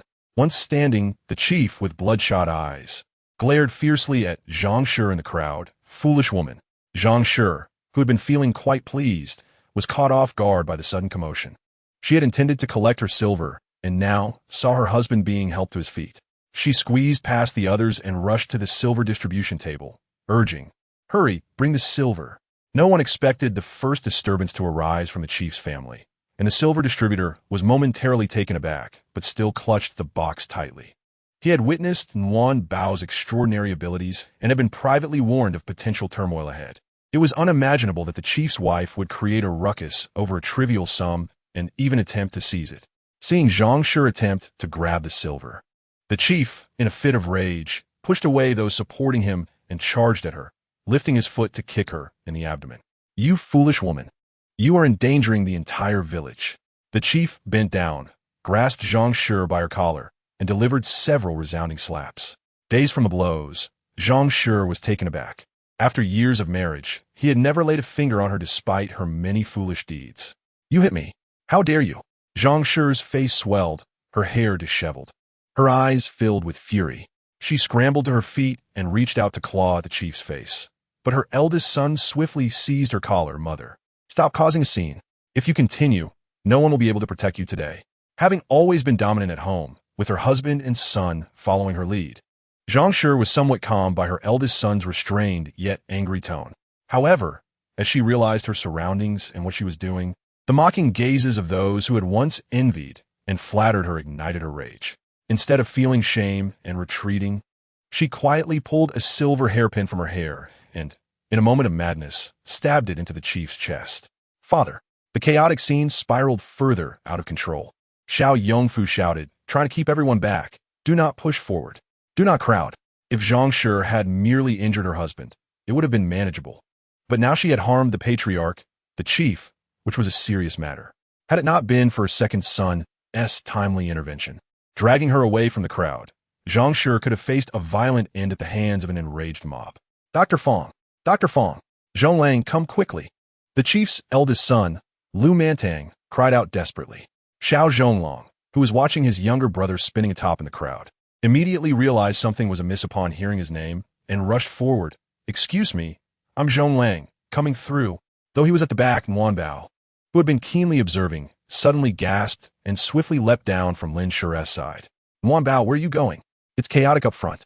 Don't add to the confusion. Lin Shi grasped Bao's hand, but the little dumpling wriggled free. Something has happened to the chief. Bao exclaimed as she squeezed into the crowd. Being small, she quickly made her way through and, after a glance, breathed a sigh of relief.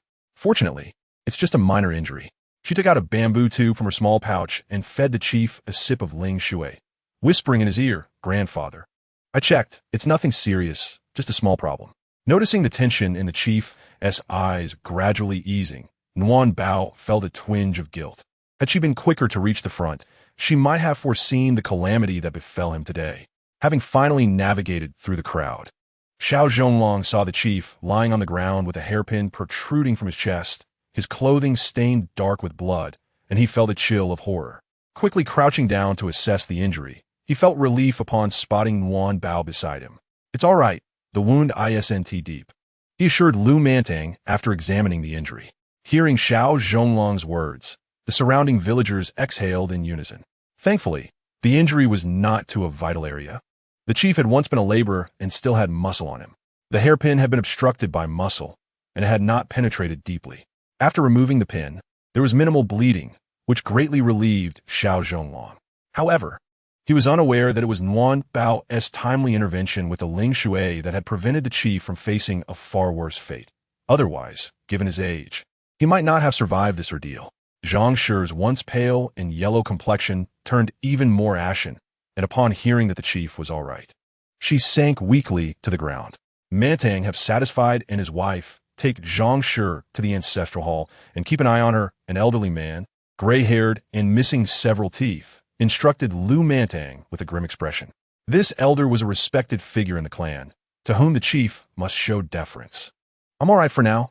Continue with your business. I'll just sit for a moment, the chief said as he was helped up and leaned against a chair brought by the younger generation. He placed Bao on his lap and, with a wry smile at the elder, remarked, "Uncle, as the old saying goes, marry wisely. It holds true." The elder was the only one the chief had not hidden anything from.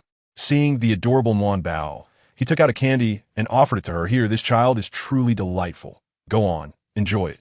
Reflecting on the earlier turmoil, he resolved to take action against Zhang Shi. Daring to assault the patriarch of the Lu clan was inexcusable, even for a matriarch. Many had assumed that today's event would be thwarted, but they were surprised by the clan's determination. At that moment, those in line were behaving properly and quietly. The onlookers had retreated a considerable distance.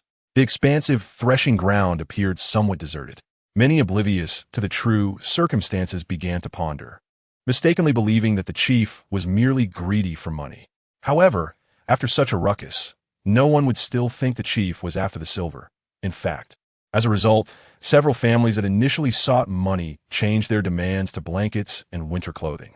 Only a few households remained steadfast in their original requests. Lu Laoch, think it over. Just take a couple of winter garments. Xiao Yongfu, standing behind Lu Laoan and his wife, suggested as they picked up a quilt while the rest opted for silver. Unexpectedly, Yang Shi glared at him, pushing him aside. "Get lost. What business of yours is it? Are you paying with your own money?"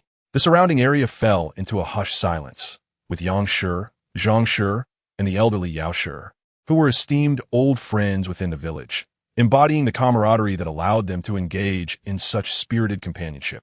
Upon witnessing Yang Shi's protective demeanor towards the silver, Xiao Yongfu could not suppress a derisive smirk, thinking to himself, "This old woman must have never encountered wealth. She deserves to freeze." Inside the ancestral hall, the atmosphere was heavy with foreboding. A group of venerable clan elders sat solemnly on a row of chairs, with the village head, pale-faced, leaning against one side, flanked by his two sons. One of the elders coldly regarded Zhang Shi, who knelt on the ground, and stated, "Those who have harmed the clan leader shall be sunk into the pond." Seconded. The village head struggled to speak. Uncles, granduncles. Zhang Shi trembled in disbelief, raising her head only to spit in defiance. Don't think I'm someone easily deceived. Her eldest son, standing behind the village head, felt an overwhelming sense of despair, realizing at that moment just how utterly foolish his mother was. Being of advanced age, the elders were disinclined to engage in a quarrel with the shrew, and one waved his hand, declaring, "We are all in agreement that the punishment is to sink you into the pond. But the fortune of the fated will spare you for now. The divorce papers are ready. Just put your thumbprint here." Zhang Shi, who had always been shielded by the village head, was utterly ignorant of the implications of the clan leader's authority, and even more so of the life-and-death powers wielded by the clan elders. She continued to shout, "He hit me too. We're even now. Why should I be divorced? I bore you 2 sons. If you cannot accept a rational explanation, then you must kneel and heed the rules." After a lifetime of marriage, Zhang Shi finally sensed the village head's resolution, leaving her utterly dumbfounded. Chapter 75. The Depths of Winter. Tomorrow holds uncertainty. By the time the news spread, Zhang Shi had already been expelled from her home by the village head. Her 2 sons attempted to arrange a room for her near the Xiao family's dwelling. Yet Zhang Shi stubbornly insisted on residing beside the old Xiao residence. Only after Xiao Yongfu confirmed that she had settled and did he and Lin share a quiet laugh in their room. "It's not that I'm cruel, but if she lives next to us, I wouldn't even want to step outside." Xiao Yongfu nestled against Lin Shi's arm, for no one wished to encounter a sour face every day. Perhaps feeling guilty, over the past few days, Nguyen Bao had been visiting the village head's home frequently, occasionally bringing him small treats. "Nguyen Bao, what have you been feeding me?" The village head looked at her with trepidation, unable to refuse before she stuffed something into his mouth. By the time he awoke this morning, he had even experienced a nosebleed. Nguyen Bao, clutching her small hands and lowering her head in embarrassment, said, "Grandfather, it's all my fault for not taking care of you and letting you get hurt. I just wanted to help you regain your strength." "My dear child, how can this be your fault? Please, do not give me any more medicine." Nguyen Bao had also been troubled, for the food suitable for mortals in her Longshan space was quite limited, ultimately resorting to the medicine she had once pilfered from Taishan Lao Jun. To test its efficacy, she had secretly administered a bit to Xiao Yongfu, confirming it helped replenish blood and invigorate the kidneys before diluting it with spiritual water to give to the village head in portions.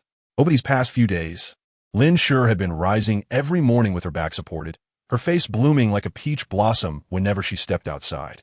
"Dahua, your medicine has healed grandfather's wound, and for the past few days, I've been too afraid to let Dr. Fong examine him.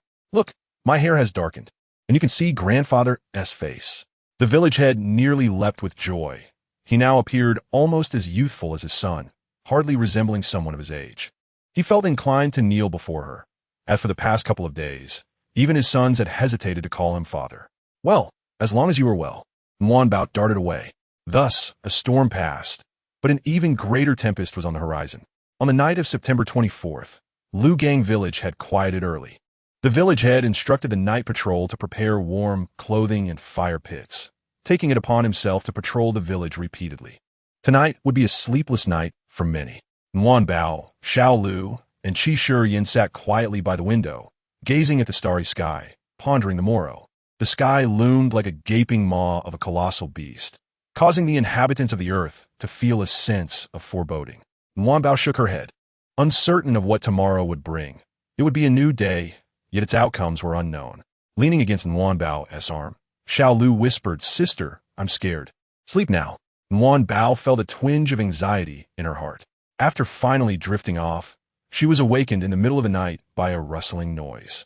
The white wolf paced restlessly at the edge of the Kong, seemingly agitated. Nguyen Bao, feeling the chill on her exposed hand, asked, "What is wrong, Dabai? I must check on my clan."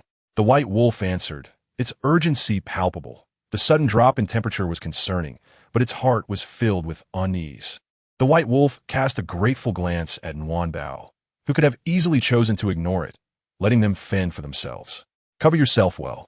I will open the door," the white wolf instructed, watching as Nguyen Bao pulled the blanket up to her chin before opening the door. As the door swung open, a fierce wind carrying snowflakes rushed in, snatching away the warmth within the room. Nguyen Bao hurried to check if Xiao Lu was properly covered. Even the white wolf shivered after stepping outside. The village's walls were tall, Yet they could not contain the white wolf, which bounded forward, leaping into the depths of the mountains. Before dawn, the villagers of Liugang were awakened by the howling wind and snow. Witnessing snowflakes as large as a hand falling incessantly from the sky, a deep-seated fear arose within everyone. Many elders of Liugang Village had lived their entire lives without ever witnessing snow in September, let alone such a heavy snowfall. More and more began to tally their warm clothing, blankets, firewood, and food supplies. They hoped for the snow to cease by morning, thanks to the village head, who insisted we gather firewood. Otherwise, even with warm clothing, we would have been helpless without firewood, facing starvation. Each household in Liugang Village had been diligently checked by the village head and Nuanbao to ensure they had sufficient firewood, and if not, they were compelled to go gather more. At that moment, gratitude filled every heart. In the dead of night, the snow had piled up to waist height for an adult. If it were Nuanbao, she would have been unable to step outside, as the snow would have been taller than her. Nuanbao, are you awake? Several brothers called from the window. At that moment, if they could all be in one room, they could play together. Nuanbao, are you cold? Qi Yin also shouted. Xiao Lu stood at the window and exclaimed, Sister is awake. Sister is not cold. She says she might starve soon. Put on your clothes. Don't open the door. I'll make you breakfast shortly. Lin Shi called out cheerfully to her children. Just before the heavy snowfall began, Xiao Yongfu had risen to warm all the rooms. Laughter could be heard faintly above the Xiao household, adding a touch of warmth to the snowy day. Yet not every household shared such harmony and warmth. Next door, the Lu old man was roused from his slumber by the sounds of wind and snow in the night, while Yang Shi remained oblivious, not even bothering to glance outside. What's the fuss? By morning, it will all melt away. There won't be anything left. However, Lu old man sensed that the wind was unusual. Their house creaked ominously as it swayed against the gusts. He lay awake, unsure when he had fallen asleep, until he was startled awake by Yang Shi's exclamation. What happened? As Lu old man stirred, his voice still groggy, he questioned, Is the snow melting yet? Go to the backyard and fetch some firewood. It's freezing. Yang Shi, at that moment, dared not speak. She was acutely aware of the cold, and it was no ordinary chill. Their family had not exchanged their winter clothing this time, and it seemed they were short on firewood in the backyard, having secretly sold some just days prior. Lu old man, truly feeling the cold, found Yang Shi's silence peculiar and finally opened his eyes to look outside. The sight that met him completely stunned him. Through the window, all he could see was a blanket of white. Moreover, something had crossed the window, sending a wave of foreboding through him. He hurriedly climbed out of bed, quickly donning his summer clothes, which were easy to put on. As I nervously approached the window and peered outside, I was greeted by a breathtaking sight. Heaven had unleashed a flurry of snow. The voices of patrolling guards resonated in the air, as they seemed to be inquiring about the conditions from door to door. Lu Leoch, are you faring well? Today, the village head was accompanying everyone, ensuring that every corner of the village was monitored, as he was filled with unease. Moreover, after being nourished by the warm treasures of the hearth, his current state left him in a condition inferior even to that of an average young adult. Lu Leihan's face flushed with embarrassment as he replied, Fudi Ji, the door is blocked. No worries, I will clear a path for you shortly. The village head reassured him. Leoj, I feel quite embarrassed. I may need to borrow some of your clothing. Lu Laohan wiped his face. Yet Yang Shi remained oblivious, insisting. What do you need to change for? You still have plenty. Just give us a few pieces. Oh, and let us make it 10. We need to send 2 to our child later. Lu Laohan felt as though he had lost face entirely. Chapter 76, A Hot Pot on a Snowy Day. Heartwarming and nourishing regardless of how the emperor might address the calamity. The foremost concern for the residents of Yingshanfu was how to navigate through the present hardships. By the time the village head and patrol team cleared a passage at each household, it was already past noon. The snow continued to fall gracefully from the heavens. Many children could not resist the temptation to sneak outside and play in the courtyard, their joyous laughter filling the air. Little did they know, this wintry weather would persist for many days to come. Xiao Yongfu, fearing the children might go hungry, hurriedly climbed out through the window. By the time their courtyard was cleared, Lin Shi and Han Yang had already prepared breakfast.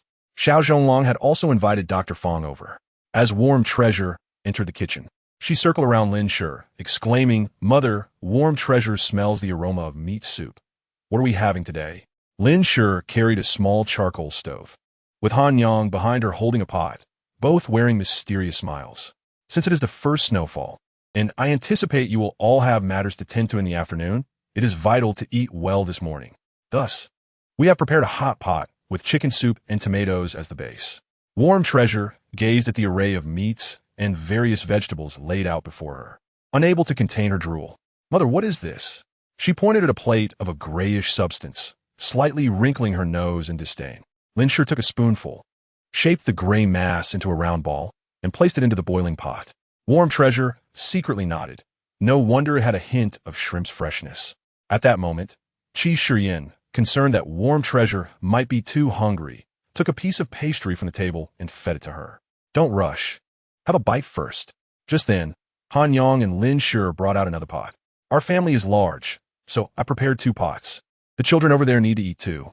Xiao Zhonglong, Xiao Chunlang, and Xiao Jilong initially smiled in delight, but upon seeing Warm Treasure's equally joyful expression, they felt their mother's mischief. Eating alongside Warm Treasure was never satisfying. She devoured quickly and voraciously, oblivious to the struggles of her 3 elder brothers. Warm Treasure was entirely enveloped in the warmth of the hot pot. Her short arms necessitated Qi Shiyin's assistance in picking up food, and after taking a bite of the shrimp ball, she exclaimed, "Mother, this is truly delicious. Warm Treasure loves it." Xiao Chunlang quickly sprang into action. Otherwise, she would drink the soup entirely. Amidst the cheerful laughter of the children competing for food, the sounds of falling snow outside faded away. The steam from the hot pot fogged the windows, obscuring the snowy landscape, leaving only a bright glow seeping through. "This pot is indeed wonderful. Is this meat lamb?" Dr. Fong remarked, savoring a piece of meat dipped in rich sauce, instantly captivated by the delectable flavor. Xiao Zhonglong offered him another piece, noting that lamb is warming and excellent for warding off the cold, perfect for such weather. After wiping the sauce from Warm Treasure's mouth, Xiao Chunlang regarded the tender scene of father and son with an odd, amused expression. "Erji, have you formally apprenticed yet? This is quite the ordeal." At this moment, the entire family turned their attention to the 2 of them. Dr. Fong, smiling ruefully, gestured at himself, "Don't look at me. Have you ever seen a disciple chase after a master only to be rejected time and again?" Xiao Yongfu and Lin Shi exchanged disapproving glances towards their son. Zhonglong. They had noticed Xiao Zhonglong diligently tending to his herbs and frequently visiting Dr. Fong, but had refrained from intervening, believing he would develop his own opinions with age. However, if what Dr. Fong said were true, it would surely sadden the elder. Xiao Zhonglong glanced at his younger brother, set down his chopsticks, and approached to pour a cup of hot tea for Dr. Fong. "Please enjoy this tea." Dr. Fong was momentarily confused, but felt a glimmer of expectation in his heart. Xiao Zhonglong knelt before him, declaring, "Master, I beseech you to accept this disciple's bow." Having long recognized Dr. Fong as his master, he had merely awaited the right opportunity to formally acknowledge it. Now that the moment had come, it was serendipitous. Dr. Fong moved to tears, trembled as he assisted Xiao Zhonglong to his feet. "Very well, from this day forth, I shall have a disciple." Seizing the opportunity while everyone was focused on that side, Warm Treasure endeavored to grasp a chicken leg from the pot to eat, but her excitement was abruptly interrupted by a teasing remark. "Someone is here to send you off." This remark garnered a flurry of disapproving looks, yet only Dr. Fong appeared to be in high spirits, affirming, "Indeed, I too have someone to send me off." In the original text, Dr. Fong had no disciples and ended his days in loneliness, devoid of anyone to see him off. Qi Shiyin raised his soup bowl towards Dr. Fong, offering heartfelt congratulations on finding an admirable disciple. Dr. Fong smiled as he stood, respectfully acknowledging Qi Shiyin's gesture. This action left Xiao Yongfu and Lin Shi dumbfounded, while Qi Shiyin merely smiled at them. In truth, Xiao Yongfu was unconcerned about status. His worries stemmed from the thought that his son, having just taken on a master, might now be perceived as inferior. Typically cautious, Dr. Fong seemed to have momentarily lost his composure, not noticing his own behavior. Over his time at the Xiao household, his relationships had deepened and bonds had strengthened.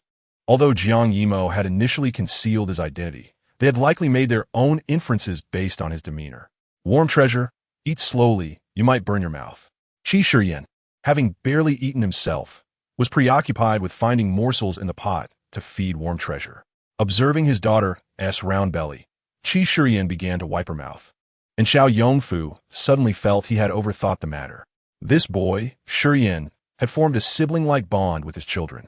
What did it matter if there were distinctions in status? Father-in-law, this is the soup that Yongfu Ji sent over. You should drink some to warm your stomach. The eldest daughter-in-law had just brought out a pot of soup when a loud knock echoed at the door. Lu Fudi, come out. Zhang Shi's voice carried far across the quiet village. How unfortunate for the village head.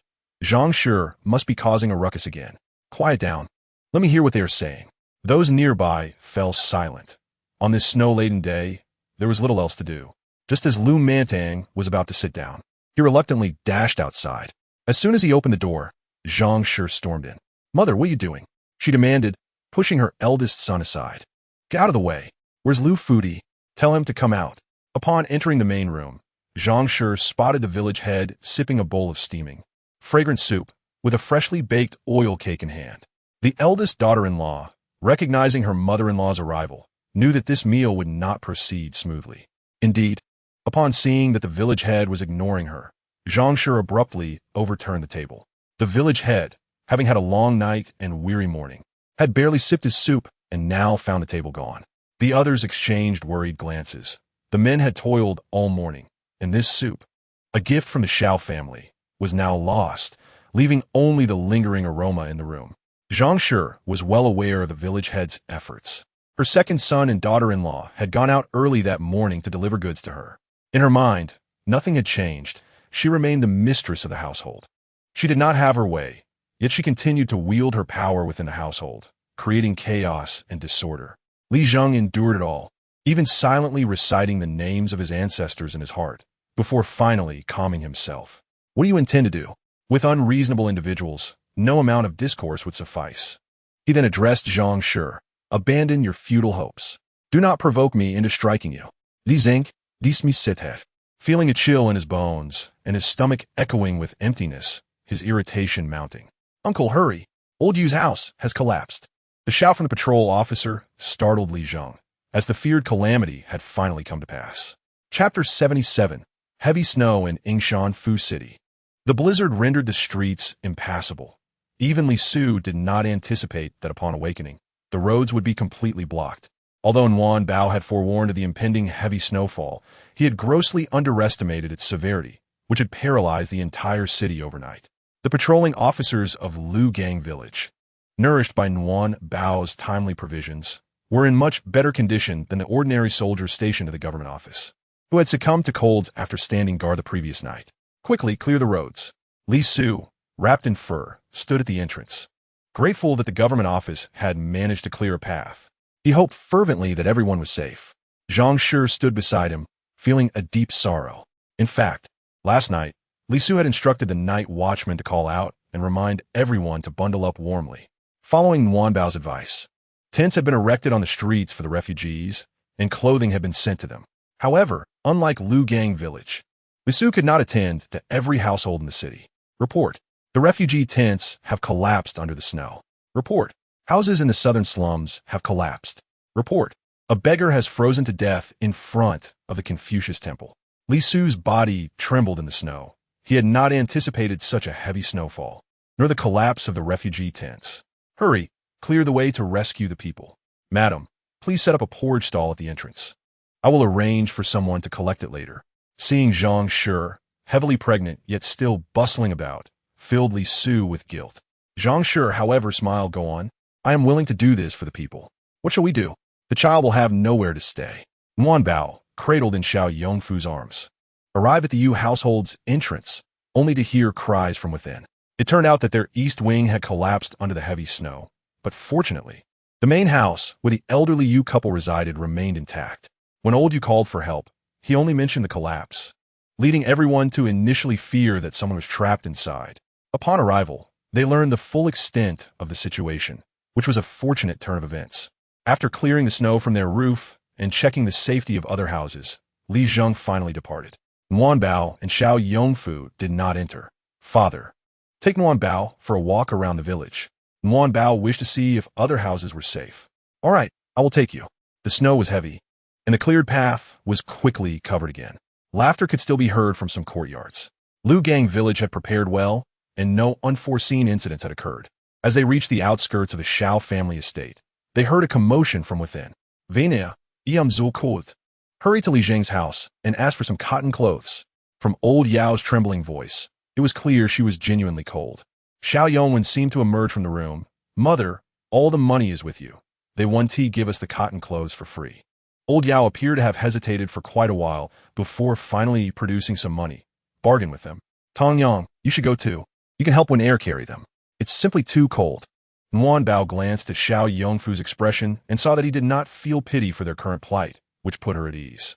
Otherwise, even if they did not give them anything today, Xiao Yongfu might still provide for them when old Yao arrived. If that were the case, their mother would surely be upset, as it was said that the Lin family had suffered greatly at the hands of old Yao in the past. As they prepared to continue on their way, they encountered Xiao Yongwen heading toward Li Zheng's house. Tong Yang hesitated for a moment before greeting him. Upon seeing the two bundled in thick clothing, a flicker of envy crossed her eyes. The clothes exchanged were not of the finest material, although they were thick.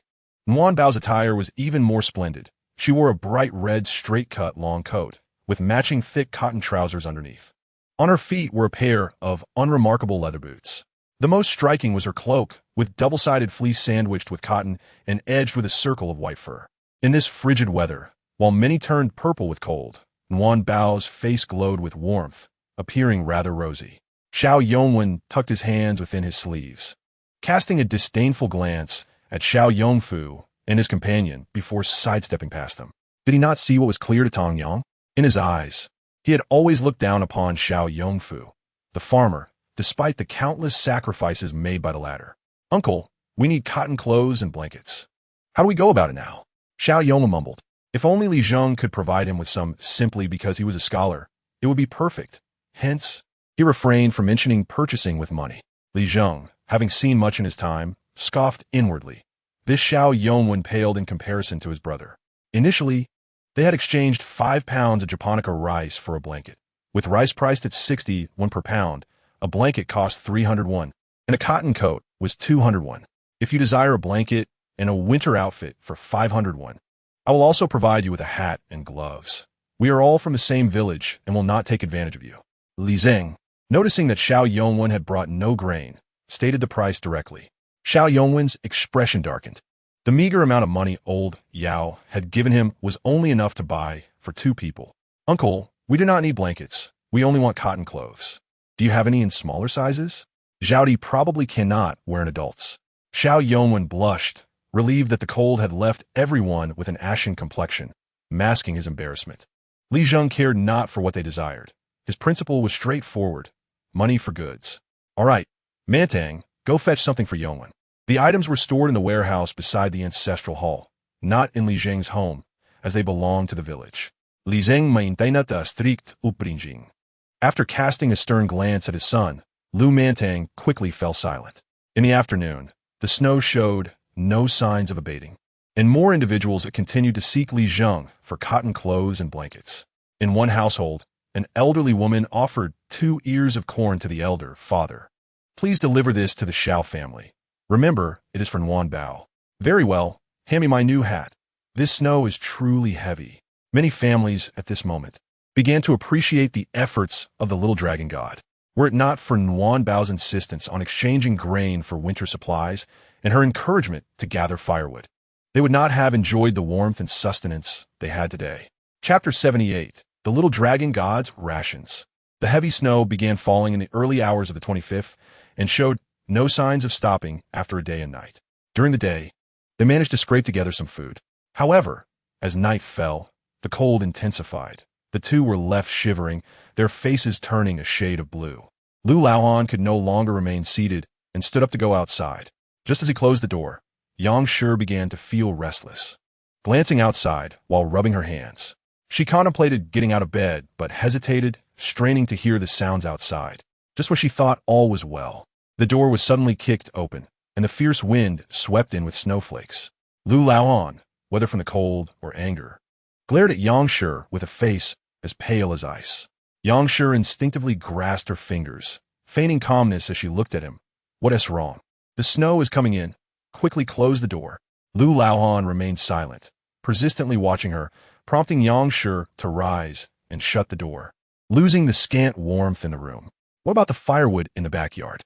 Lu Laohan intended to venture into the backyard to gather some firewood to stoke the Kong, only to discover that all the wood had vanished upon his arrival. He refrained from visiting the backyard for 2 days, and upon inspecting it today, he found that the considerable amount of wood he had previously collected was gone. Yang Shi, with her head bowed in silence, was met with Lu Laohan's sudden outburst as he brandished the pipe hanging at his waist, demanding to know the whereabouts of the firewood. Startled by his raised voice, Yang Shi realized she could no longer conceal the truth and confessed that she had sold it to Wang Wu from the neighboring village. Lu Laohan pointed his pipe at her, exclaiming in disbelief, "You truly are something. Not a single piece of wood remains." Yang Shi, too intimidated to respond, was met with Lu Laohan's escalating volume as he questioned why she hadn't sold him as well, inquiring about the amount she had received for the wood. He lamented the dire situation, bemoaning that without the heavy snowfall, they could have collected wood or procured it from others. In such harsh winter conditions, firewood was akin to lifeblood for farmers, leaving them unable even to prepare a warm meal. However, Yang Shi remained oddly optimistic, rolling her eyes in exasperation as she remarked that the snow would likely cease by the following morning, and she planned to gather some wood from the mountains or borrow from Xiao Yongfu's family, promising to return it later. To her shock, the moment she finished speaking, Lu Laohan struck her with his pipe, causing Yang Shi to cry out in pain, loud enough for their neighbors to hear. In the stillness of the night, Xiao Yongfu, having just settled into his warm bed, sighed in comfort. Lin Shi, who had just checked on their children, glanced outside and scoffed, thinking that it was no surprise Yang Shi was suffering for her past misdeeds. She mused that Yang Shi's ruckus might disturb the children's rest. Lin Shi had long held a disdain for Yang Shi, who conspired with Lao Yao. Meanwhile, she recalled Yin Gu mentioning it was cold at night and sought warmth with Xiao Lu, insisting that Xiao Lu was like a little furnace. Whenever Lin Shi spoke of her children, a smile always graced her lips. Xiao Yongfu reached beneath the covers to ensure warmth, feeling reassured by the heat, urging Lin Shi to join him, promising that after one night with Xiao Lu, Yin Gu would understand the comfort of sleeping together. Ideally, the 2 young children shouldn't be left to sleep alone. Yet the warmth of the heating pad in Xiao Lu made it seem almost more comforting than any thief. Though they might tumble from one end of the bed to the other, their playful antics were not unlike those of seasoned martial artists. With the presence of Bai Lang in the same room, safety was assured, so they allowed the siblings to engage in their playful skirmishes, or rather, to cherish one another. Lin Shi, reminded by Xiao Yongfu, chuckled to herself, eager to see how much camaraderie would remain between Yin Gu and his siblings by morning. Meanwhile, Xiao Lu was soundly asleep, oblivious to the world, while Qi Shiyan's affection was solely reserved for his elder brother. Where had Bai gone? After ensuring the warmth of the blankets over the heating pad, Qi Shiyan checked the windows, only to find that Bai Lang, who usually lay beneath the bed, was absent from the room. Qi Shiyan was unaware of the bond between Bai and Wan Bao, but he knew Bai Lang was not a negligent guardian. Bai Lang was now Wan Bao's divine protector, and if anything were amiss, she would undoubtedly sense it, although unable to summon him. Her lack of unease indicated that it was likely nothing significant. After comforting herself with this reasoning, Wan Bao gradually drifted into slumber. Lu Laohan and Yang Shi endured the coldest night of their lives. In the middle of the night, Wan Bao was awakened by Bai Lang's call. "Where are you now? You didn't respond when I called you before sleeping. Have you grown bold?" Wan Bao's voice was a childlike whine, as no one enjoys being roused in the dead of night. Bai Lang, panting, urged her to hurry, stating that they were all at the back mountain. Their connection allowed Bai Lang to find her when needed, just as Wan Bao could sense him. Transforming into a beam of golden light, Wan Bao soared towards the back mountain, only to understand Bai Lang's urgency upon arrival. Are you saying that this rabbit is one of your companions? And what about this wild boar?" Wan Bao questioned, incredulous that Bai Lang had gathered so many animals from the mountainside, including not only adorable and delectable rabbits, but also a leopard.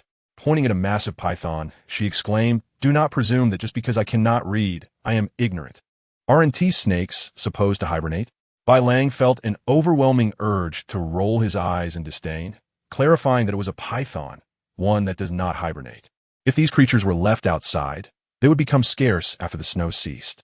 Wan Bao gulped, envisioning spicy rabbit heads, cold pig head salad, and braised deer tendons. These were her provisions.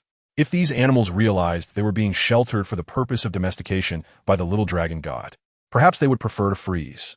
Bai Lang, too, found her swallowing strangely amusing, noting that many of the animals were either young or expecting, and they deserved a chance at life. Nguyen Bao, lost in a delightful reverie, joyfully gathered thousands of beasts, great and small, into the dragon god's space, simultaneously communicating with Wu Huai inside. These are mine, do not consume them. The sudden disappearance of thousands of animals was indeed astonishing. Bai Lang internally scoffed. As humans often chose to seek the divine when faced with adversity, while the little dragon god invoked reverence and ridicule alike. He himself found himself caught between becoming stronger and becoming human, a rather peculiar predicament. The following day dawned with snow continuing to fall relentlessly. The grain threshing yard was filled with villagers practicing stances and punches, snowflakes landing on their hair and shoulders, only to be evaporated by their warmth, leaving their attire slightly damp. Among them was Xiao's family, particularly the elder Xiao, who demonstrated remarkable skill that even surpassed Xiao Yongfu's. Although their training had not spanned a long duration, the enthusiasm of the villagers was palpable. I've been feeling much better lately. In the past, even a slight breeze would leave me with a headache. An older villager remarked, wiping the sweat from his brow. Two wives behind him whispered, indeed, this is beneficial for health. My husband says my figure has improved. Come now. You jest. I refuse to believe you have no extra weight around your waist after giving birth. Mine has slimmed down, one teased. Nguyen Bao's desired effects were yet to manifest, but unbeknownst to her, the outcomes were becoming increasingly significant. Meanwhile, Lu Laohan could only muster a strained smile. Last night, his altercation with Yang Shi had not gone unnoticed by the elder Xiao, who assumed it was merely a domestic dispute. Shortly thereafter, the village official summoned a meeting, which included Nguyen Bao. Upon encountering Lu Laohan with his frostbitten face, the elder Xiao wondered whether something was amiss in their household. Nguyen Bao had just risen, bundled in layers that made her resemble a round ball, her freshly styled hair bobbing as she entered the kitchen. Yang Papa sold all our firewood. We don't have a single piece left, she divulged, recalling the events of the previous night. Xiao Yongfu grew increasingly uneasy at the thought of the unrelenting snow. The elder Xiao took a bite of the cold flatbread, lifting Nguyen Bao into his arms. No need for you to go. I'll take the little one. He kissed the small bundle and whispered, shall we go, my dear? Just look at your father's state. After a brief moment of consideration, Nguyen Bao nodded in agreement, warning her father not to venture outside. You must stay in today, she insisted, knowing that leaving could lead to misfortune. Xiao Yongfu grimaced, my daughter. Is it really so severe that I cannot step outside? Nguyen Bao giggled, pointing at the door. Father, remember, you cannot go out. The grandfather and granddaughter exited cheerfully, with Nguyen Bao pulling a steaming bun from her small pocket, offering it to the elder. Grandfather, eat. This is not the meat bun that your mother made a couple of days ago. How is it still warm?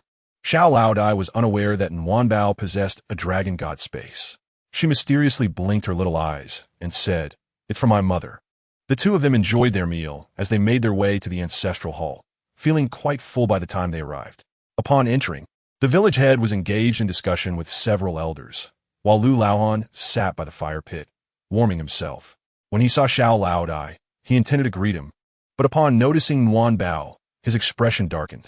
Lu Laohan had always felt that the Xiao family placed an undue emphasis on the girl, Nguyen Bao, which he considered rather misplaced. However, since it was a matter concerning someone else's family, he refrained from commenting. In his view, only sons were true family. This was also why Lu Laohan tolerated Yang Shi. She had borne him 2 sons, while his brothers had all had daughters. Upon reaching the ancestral hall, Nguyen Bao acted quite casually. She jumped down from Xiao Laodai's arms and ran over to the village head, tugging at his beard and giggling. Lu Laohan, upon hearing her laughter, cast a sidelong glance and found the scene quite unappealing, letting out a quiet huff before turning away. Xiao Laodai observed this exchange. Although they had only been neighbors for a year, having lived in the same village for decades allowed them to understand each other well. Lu Laohan exhibited a preference for sons over daughters, and had Yang Shi given birth to a daughter, she likely would not have fared well in their household. Since everyone is here, let us commence, the village head declared as he cradled Nguyen Bao in his arms and moved to the center. Xiao Laodai stood up, intending to leave. Strictly speaking, The Xiao family did not belong to the Liu clan, and he felt it would be somewhat dignified to depart. Old Xiao, please remain seated. Since we are all part of the same genealogy, it is fitting for you to listen as well, an elder called out, urging him to sit at the front. Xiao Laodai felt a bit embarrassed. Such attention was clearly due to his granddaughter.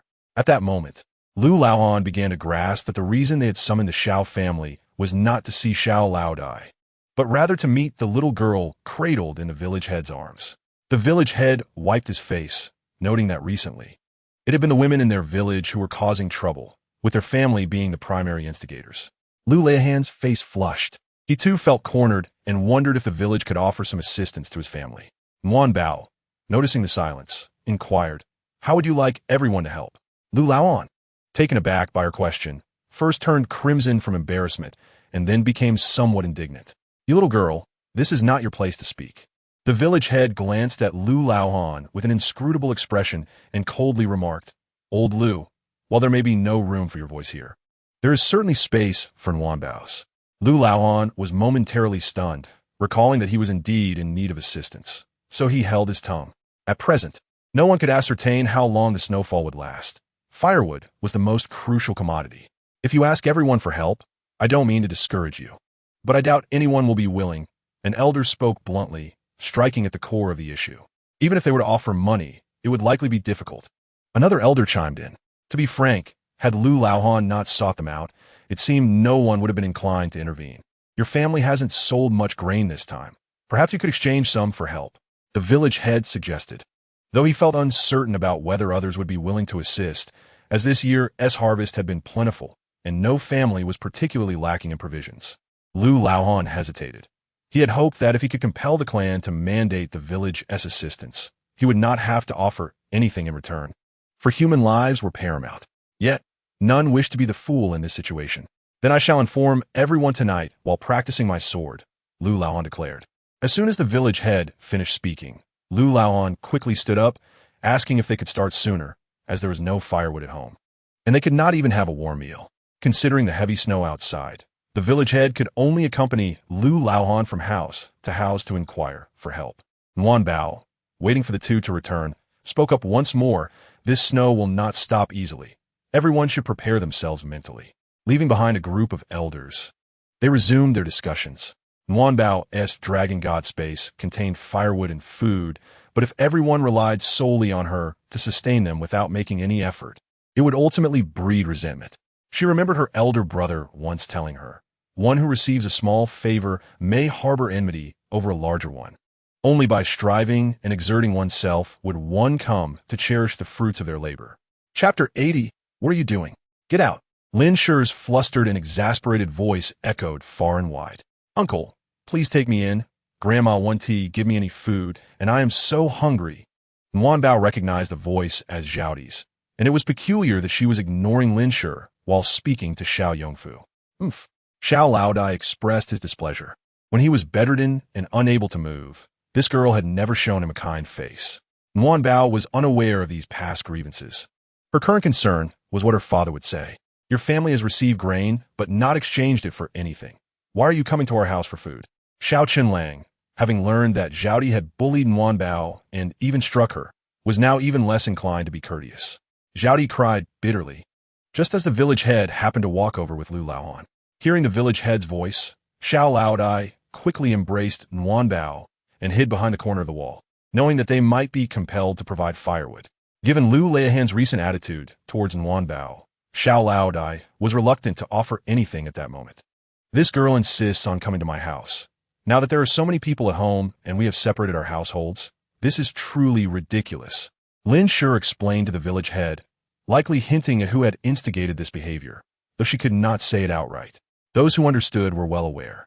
Xiaodi, realizing she wouldn't get what she wanted, fell silent and remained in the corner.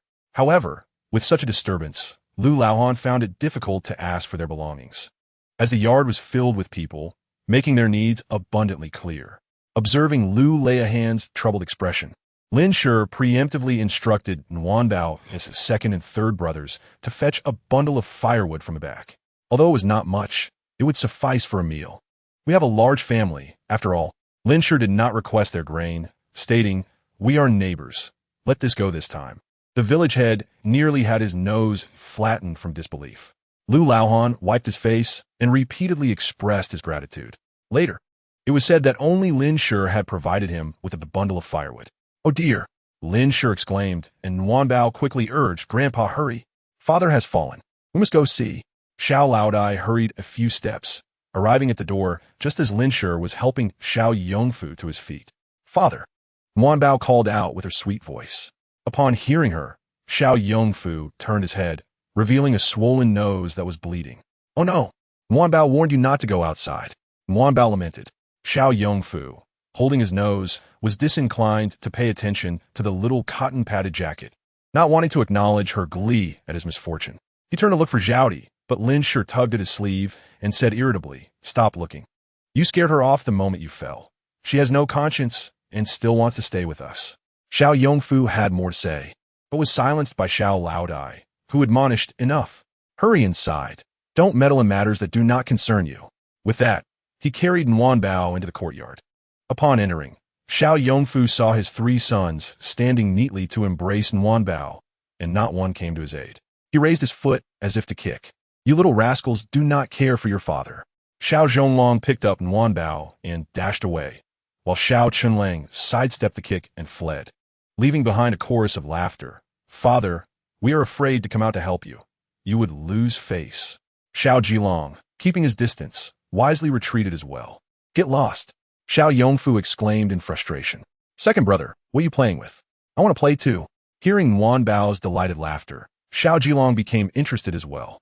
"Get lost," Qi Shun chimed in, and in a fit of anger, the two began to bicker. "Truly get lost. Why did you kick me?" The two exchanged blows, working up quite a sweat, while Wanbao sat at the door, watching intently. "Fourth brother has such good potential. I must find a way to have him learn martial arts." Wanbao whispered to Bai, the wolf head in her arms. "Why do you not impart your teachings in person? It is said that the divine can convey wisdom through dreams." Wanbao, with an air of profound mystery, remarked, "The heavenly emperor declared that in terms of martial prowess, I am but a wastrel, yet I possess immense strength, surely a talent yet to be unveiled. I believe I can still save the day." Wanbao remained ever optimistic, while the white wolf placed a paw on her shoulder and earnestly advised, "Spare your future mentor." The heavy snow blanketing Liugang Village did not hinder their daily lives. In stark contrast, the capital was already a scene of despair and devastation, with countless souls perishing from the cold. The snow had blocked the roads, and with insufficient manpower, Li Su was unable even to seek help. "Sir, this is from the lady. You have not eaten all day. Please have a bite," urged the steward, holding a food container, his voice filled with concern. "I cannot eat," Li Su replied, his face etched with sorrow. Had it not been for the grain exchange from Liugang Village, the death toll would have been even higher. He wondered how Wanbao was faring. The snow was so thick that visibility was reduced to mere meters. "Bring the horse. I must venture to the southern part of the city once more." The southern district, home to a large number of commoners, was often referred to as a slum, and recent reports indicated that the death toll was highest there. Li Su set out with a group of horsemen. "Sir, there's a porridge stall ahead," one of them announced. Li Su pointed with his whip. "Let us discover whose establishment it is." Though Shanfu was said to be the poorest region in Qi, the capital still housed many affluent families. Li Su made a mental note of all who came to assist, for there would be rewards to bestow in the future. The Zhang family? After Bao rescued their young master, it was said that Madame Zhang greatly favored those who aided her. With the Zhang family's porridge stall, perhaps today fewer lives would be lost. It was rumored that Madame Zhang had already sent porridge to the refugees and provided supplies to Xianyang Academy. Many believed she was merely sending provisions to her son, but in truth, she was sending them to Xiao Yuanlang. Li Su held Madame Zhang in high regard. Her vision was commendable. Madame Zhang, having spotted someone approaching, brought a bowl of porridge over. "Li Daren, Madame Zhang, your contributions to the citizens of the capital will not be forgotten. I shall certainly report them for commendation." Madame Zhang offered a gentle bow. "Then I shall express my gratitude here in advance, sir." The Zhang family, although merely merchants, had no political backing. Aligning herself with Li Su, the magistrate, would provide her some security, especially since he shared a close friendship with a certain individual.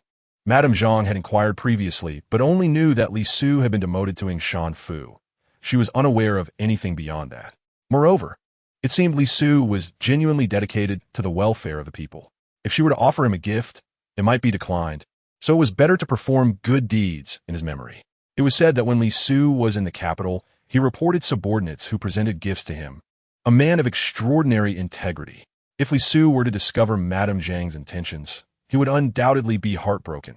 He would gladly accept gifts. Yet he had been wronged by others. Chapter 81.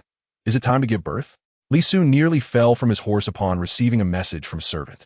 Madame Zhang promptly sent a maid to the yamen to see what was needed. The matron, visibly shaken, was covered in sweat, her face pale, and her lips trembled. Upon hearing that someone had deliberately collided with Madame Zhang, Li Su's expression darkened instantly. Bring me the details. As he arrived at the delivery room, he heard muffled groans from within. Li Su's legs trembled with anxiety. He wanted to rush in, but was blocked by a maid at the door. Sir, this is the delivery room. You cannot enter. Step aside. Li Su forcefully pushed the maid aside and rushed into the room. Yumeng, I have come. How are you? As the saying goes, one lives through 7 months, but may not survive 8. Madame Zhang was currently over 8 months pregnant. If anything went awry, it could mean the loss of 3 lives. Madame Zhang's face was ashen, seemingly devoid of strength. Husband, she exclaimed, her eyes reddening as tears began to flow uncontrollably. Do not worry. You will be fine. Li Su's hands trembled. Where's the doctor? Hurry and fetch the physician. Li Su fell silent, gripping Madame Zhang's hand tightly. The maids and matrons present were not the original ones from home. They had been acquired anew after arriving here, and Li Su did not trust them at all. Sir, the Zhang family has sent a midwife and a doctor. A soldier called from outside. Li Su paused momentarily, then quickly rose. Quickly, let them in. The 2 midwives squatting nearby exchanged glances and attempted to sneak away unnoticed. Stop them. Li Su commanded upon noticing their actions and ordered them bound.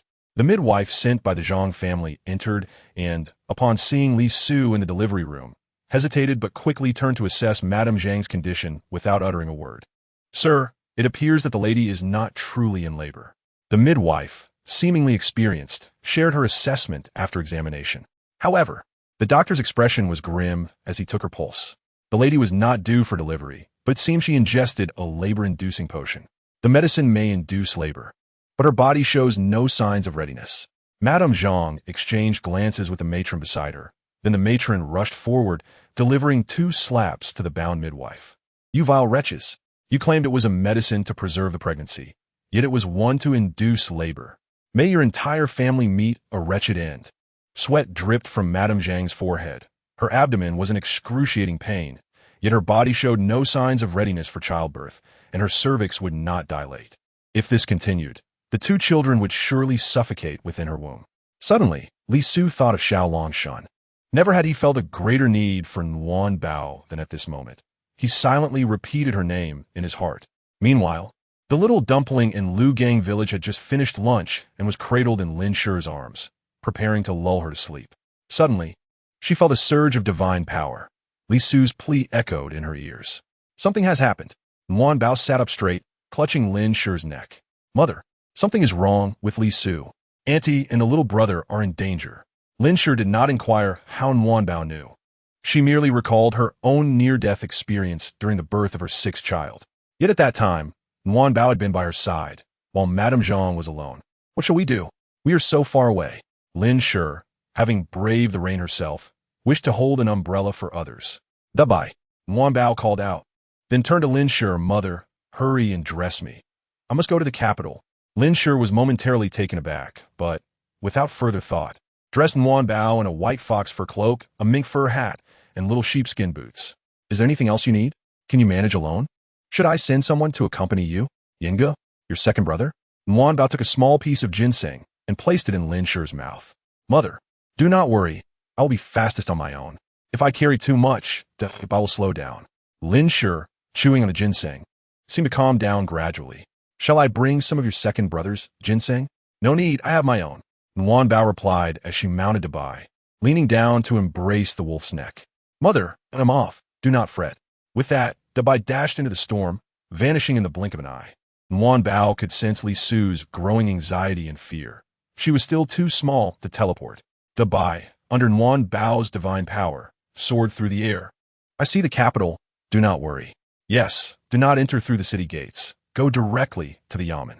Had anyone known that Nguyen Bao and Bai traversed the distance from Liugang Village to the capital in the time it takes to burn an incense stick, they would surely deem it absurd. Madame Zhang's complexion had turned even paler, her lips blue, and her limbs had begun to convulse. This does not appear to be labor. The doctor murmured, his voice trailing off as a soft tone from outside continued. It seems more akin to poisoning. Nguyen Bao. The moment Li Su heard her voice, he thought he had misheard. Yet upon seeing the rosy-cheeked little dumpling, resembling a snowman, enter, he rushed forward to embrace her. You, how did you arrive? The snow is so heavy. How did you make it here? Who did you come with? Li Su incessantly posed several inquiries, leaving Nguyen Bao momentarily stunned. She observed that Zhang Shi appeared somewhat disoriented and silently expressed her relief at arriving just in time. With the sight of the little dragon deity, Li Su felt a sense of reassurance wash over him, a hint of a smile gracing his lips as he acknowledged his own lack of discernment, instructing everyone to depart. Nguyen Bao gently placed her chubby little hand upon Zhang Shi's abdomen, softly patting it twice, urging her to be obedient and not to fret. Even Li Su found himself softened by her adorable demeanor, easing the tension he had previously felt. She grasped Zhang Shi's hand, employing her divine energy to expel the toxins within her body, a chill running through Li Su as he beheld his wife's hand turn an ominous shade of bluish-black. With a swift motion, Nguyen Bao used her divine power to make a cut on Zhang Shi's hand, allowing the poison to escape with a foul stench. Nguyen Bao Pautet, recognizing the scent as eerily familiar, reminiscent of the poison used by Qi Shi Yan. Could it be that a group was behind this poisoning? As these thoughts crossed her mind, she summoned a flame to incinerate the toxin. Husband, Zhang Shi exhaled slowly, letting out a soft moan. Nguyen Bao stifled a giggle, winking at Li Su and quietly whispering as they exited, I've encountered this poison before. Chapter 82. A mess, it's over. Nguyen Bao stepped outside, standing at the entrance, gazing at the swirling snowflakes. Suddenly, she realized that she had not taken a moment to appreciate the snowy landscape during her journey. In the past, whether in Longyu or Tianjia, such extreme weather was unheard of. In fact, this was Nguyen Bao's first encounter with snow.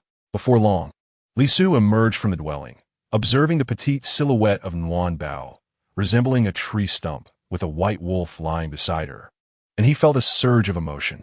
Approaching her, he lifted Nguyen Bao into his arms and instructed the maid, standing in the corridor, to prepare food, requesting an ample amount to be sent to the study, along with the two midwives.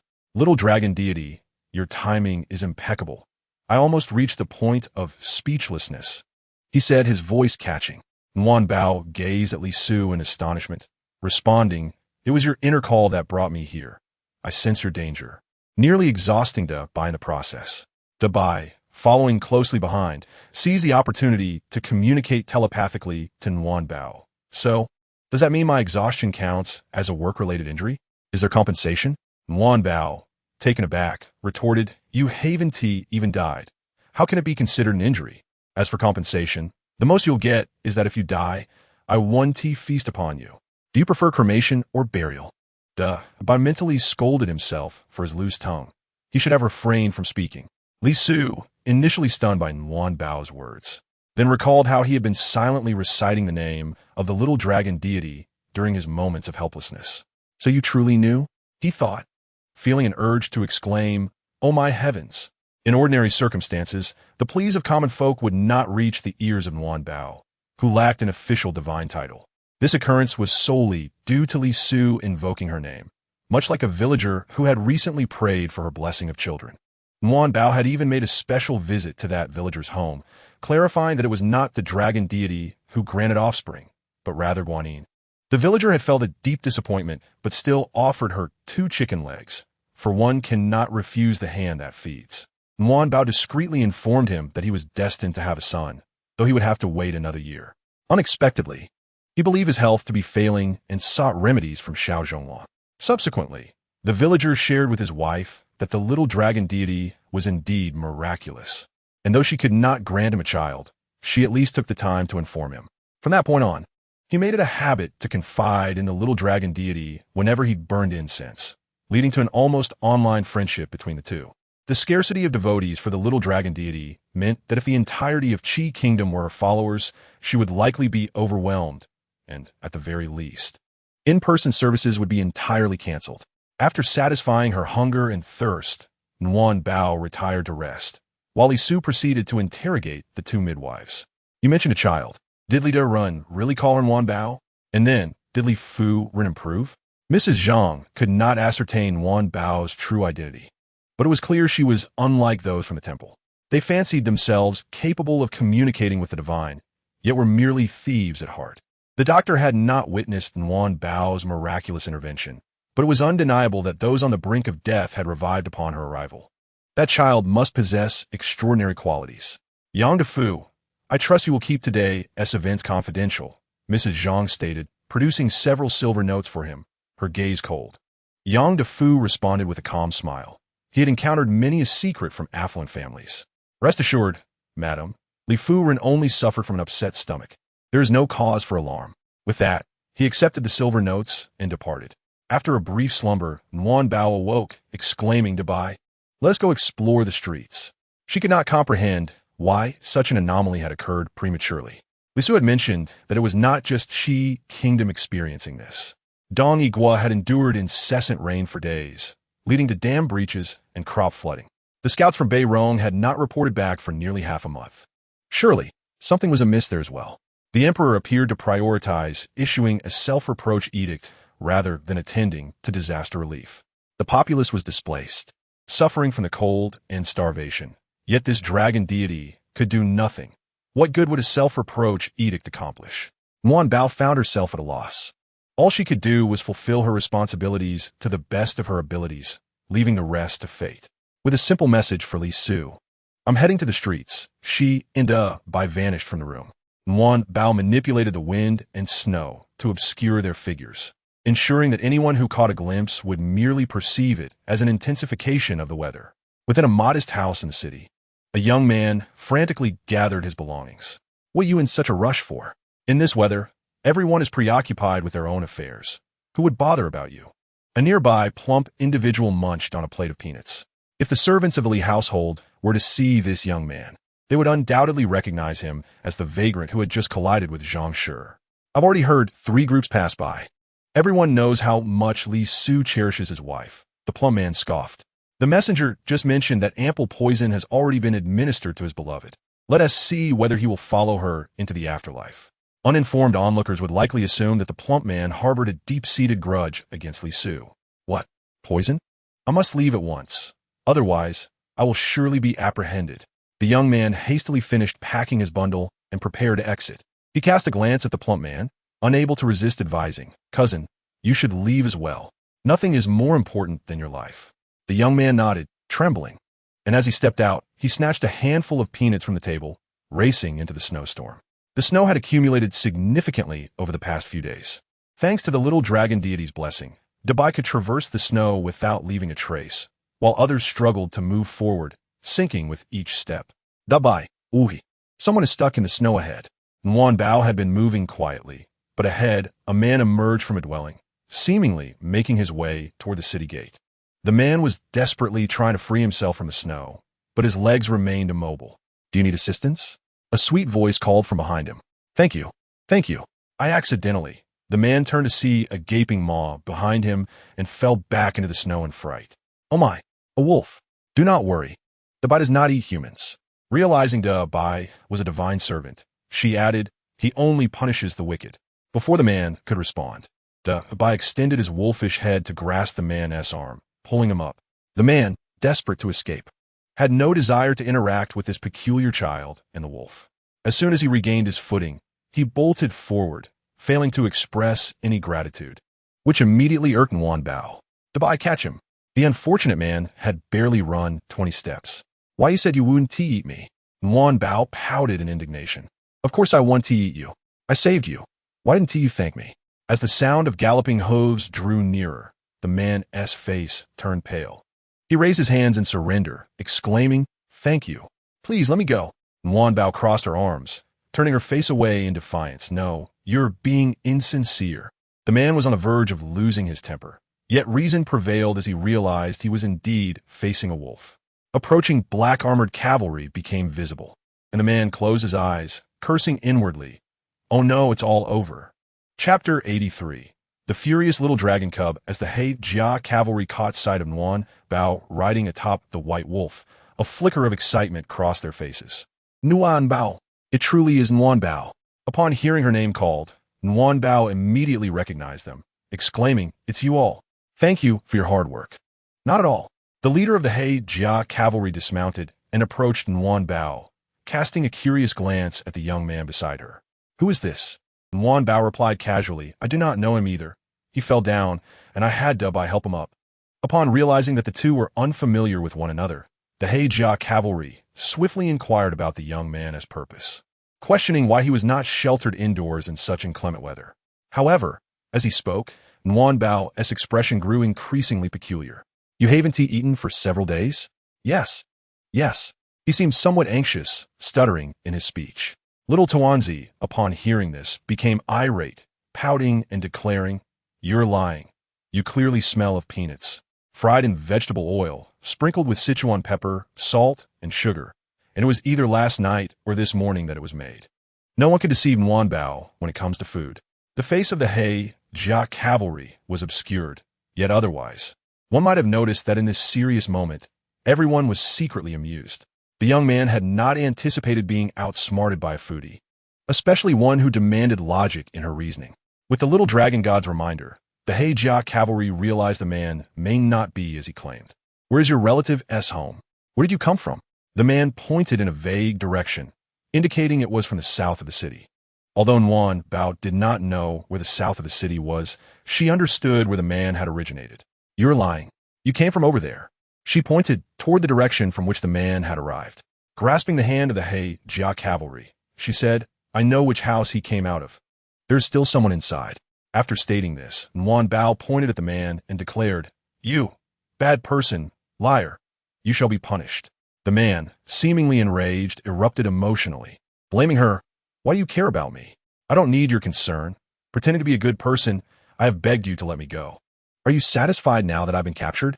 It was Nuan Bao's first experience of being yelled at, leaving her momentarily bewildered as she gazed at the man. She silently contemplated, "Have I been too polite? Have I given him too much face? Should I take action?" As the man continued to rant, Nuan Bao leapt onto the back of the white wolf, seized the man by his collar, and hurled him out. Yet, not satisfied, she rushed over and unleashed a flurry of punches, left and right hooks, causing him to wail in agony. "Have I done something wrong by performing a good deed?" Nuan Bao had never faltered in her daily acts of kindness. Only those who commit wrongs are in the wrong. "How dare you shout at me? How dare you threaten me?" With that, she landed a punch squarely on his nose, blood gushing forth. "You will be struck by lightning," little Tuanzi exclaimed, and in an instant, a thunderous clap resounded as a blue bolt of lightning struck down, transforming the man into a charred stick. The Jia cavalry stood, mouths agape, utterly astonished. "Impressive. Little dragon god." With her anger vented, Nuan Bao felt considerably better and led the Jia cavalry to capture another individual. Liu was still in his study writing a memorial when he was unexpectedly struck on the head by a pie falling from the sky. "She went out and captured someone?" Liu murmured to himself. "What kind of luck is this?" Upon hearing that Nuan Bao merely wished to perform a good deed and that the other party had likely been caught due to their rudeness born from fear, the Jia cavalry, upon delivering another person, remained unaware of the magnitude of the case they were about to unravel. Liu was not concerned for Nuan Bao. The white wolf was certainly not a simple creature, and Nuan Bao herself was quite formidable. Having been instructed several times, Nuan Bao finally remembered the cardinal directions. Arriving in the south of the city with the white wolf, she was taken aback by the squalor and the skeletal remains hidden beneath the pristine white snow. Many shanties were devoid of life, containing only rigid corpses. She observed a frail child, desperately attempting to break the ice to retrieve a frozen cornbread, yet lacking the strength to do so. His clothing was but a thin shirt, not even a padded jacket. Little Tuanzi spoke to herself. Nuan Bao retrieved a steaming pastry and some water from her cloth pouch and approached the little boy, gently breaking the pastry into pieces to feed him, also giving him a sip of spiritual water. The child's previously cyanotic face visibly regained some color. "Thank you, sister." The child, though presumably older than Nuan Bao, appeared frilier than the 1-year-old girl due to malnutrition. From a nearby shanty emerged a shivering woman, her strength sapped by the cold, whose eyes brightened upon seeing Nguyen Bao. With her plump cheeks, round figure, and a fox fur hat adorned with a cloth pouch embroidered with a golden dragon, it was evident she was a child accustomed to comfort. She embraced the boy, noticing his warmth and the pastry crumbs at the corner of his mouth, her expression shifting to one of surprise and conflict. "Did you feed him?" The woman's voice was barely above a whisper. Nguyen Bao remained silent, merely nodding. Confused, she wished to ask more, but the woman quickly retreated into the shanty with the boy. The white wolf, standing protectively beside Nguyen Bao, sensed the fleeting malice from the woman. It prepared to strike, ready to tear into the woman's throat should she approach Nguyen Bao. However, the woman soon relinquished her hostility. As a divine servant, she could not harm humans indiscriminately. Continuing down the street, they encountered a frozen ditch where some individuals lay, their clothing discarded beside them, nearly bare, their breaths extinguished. Others huddled in shanties, wrapped in all the garments they could find, yet to no avail.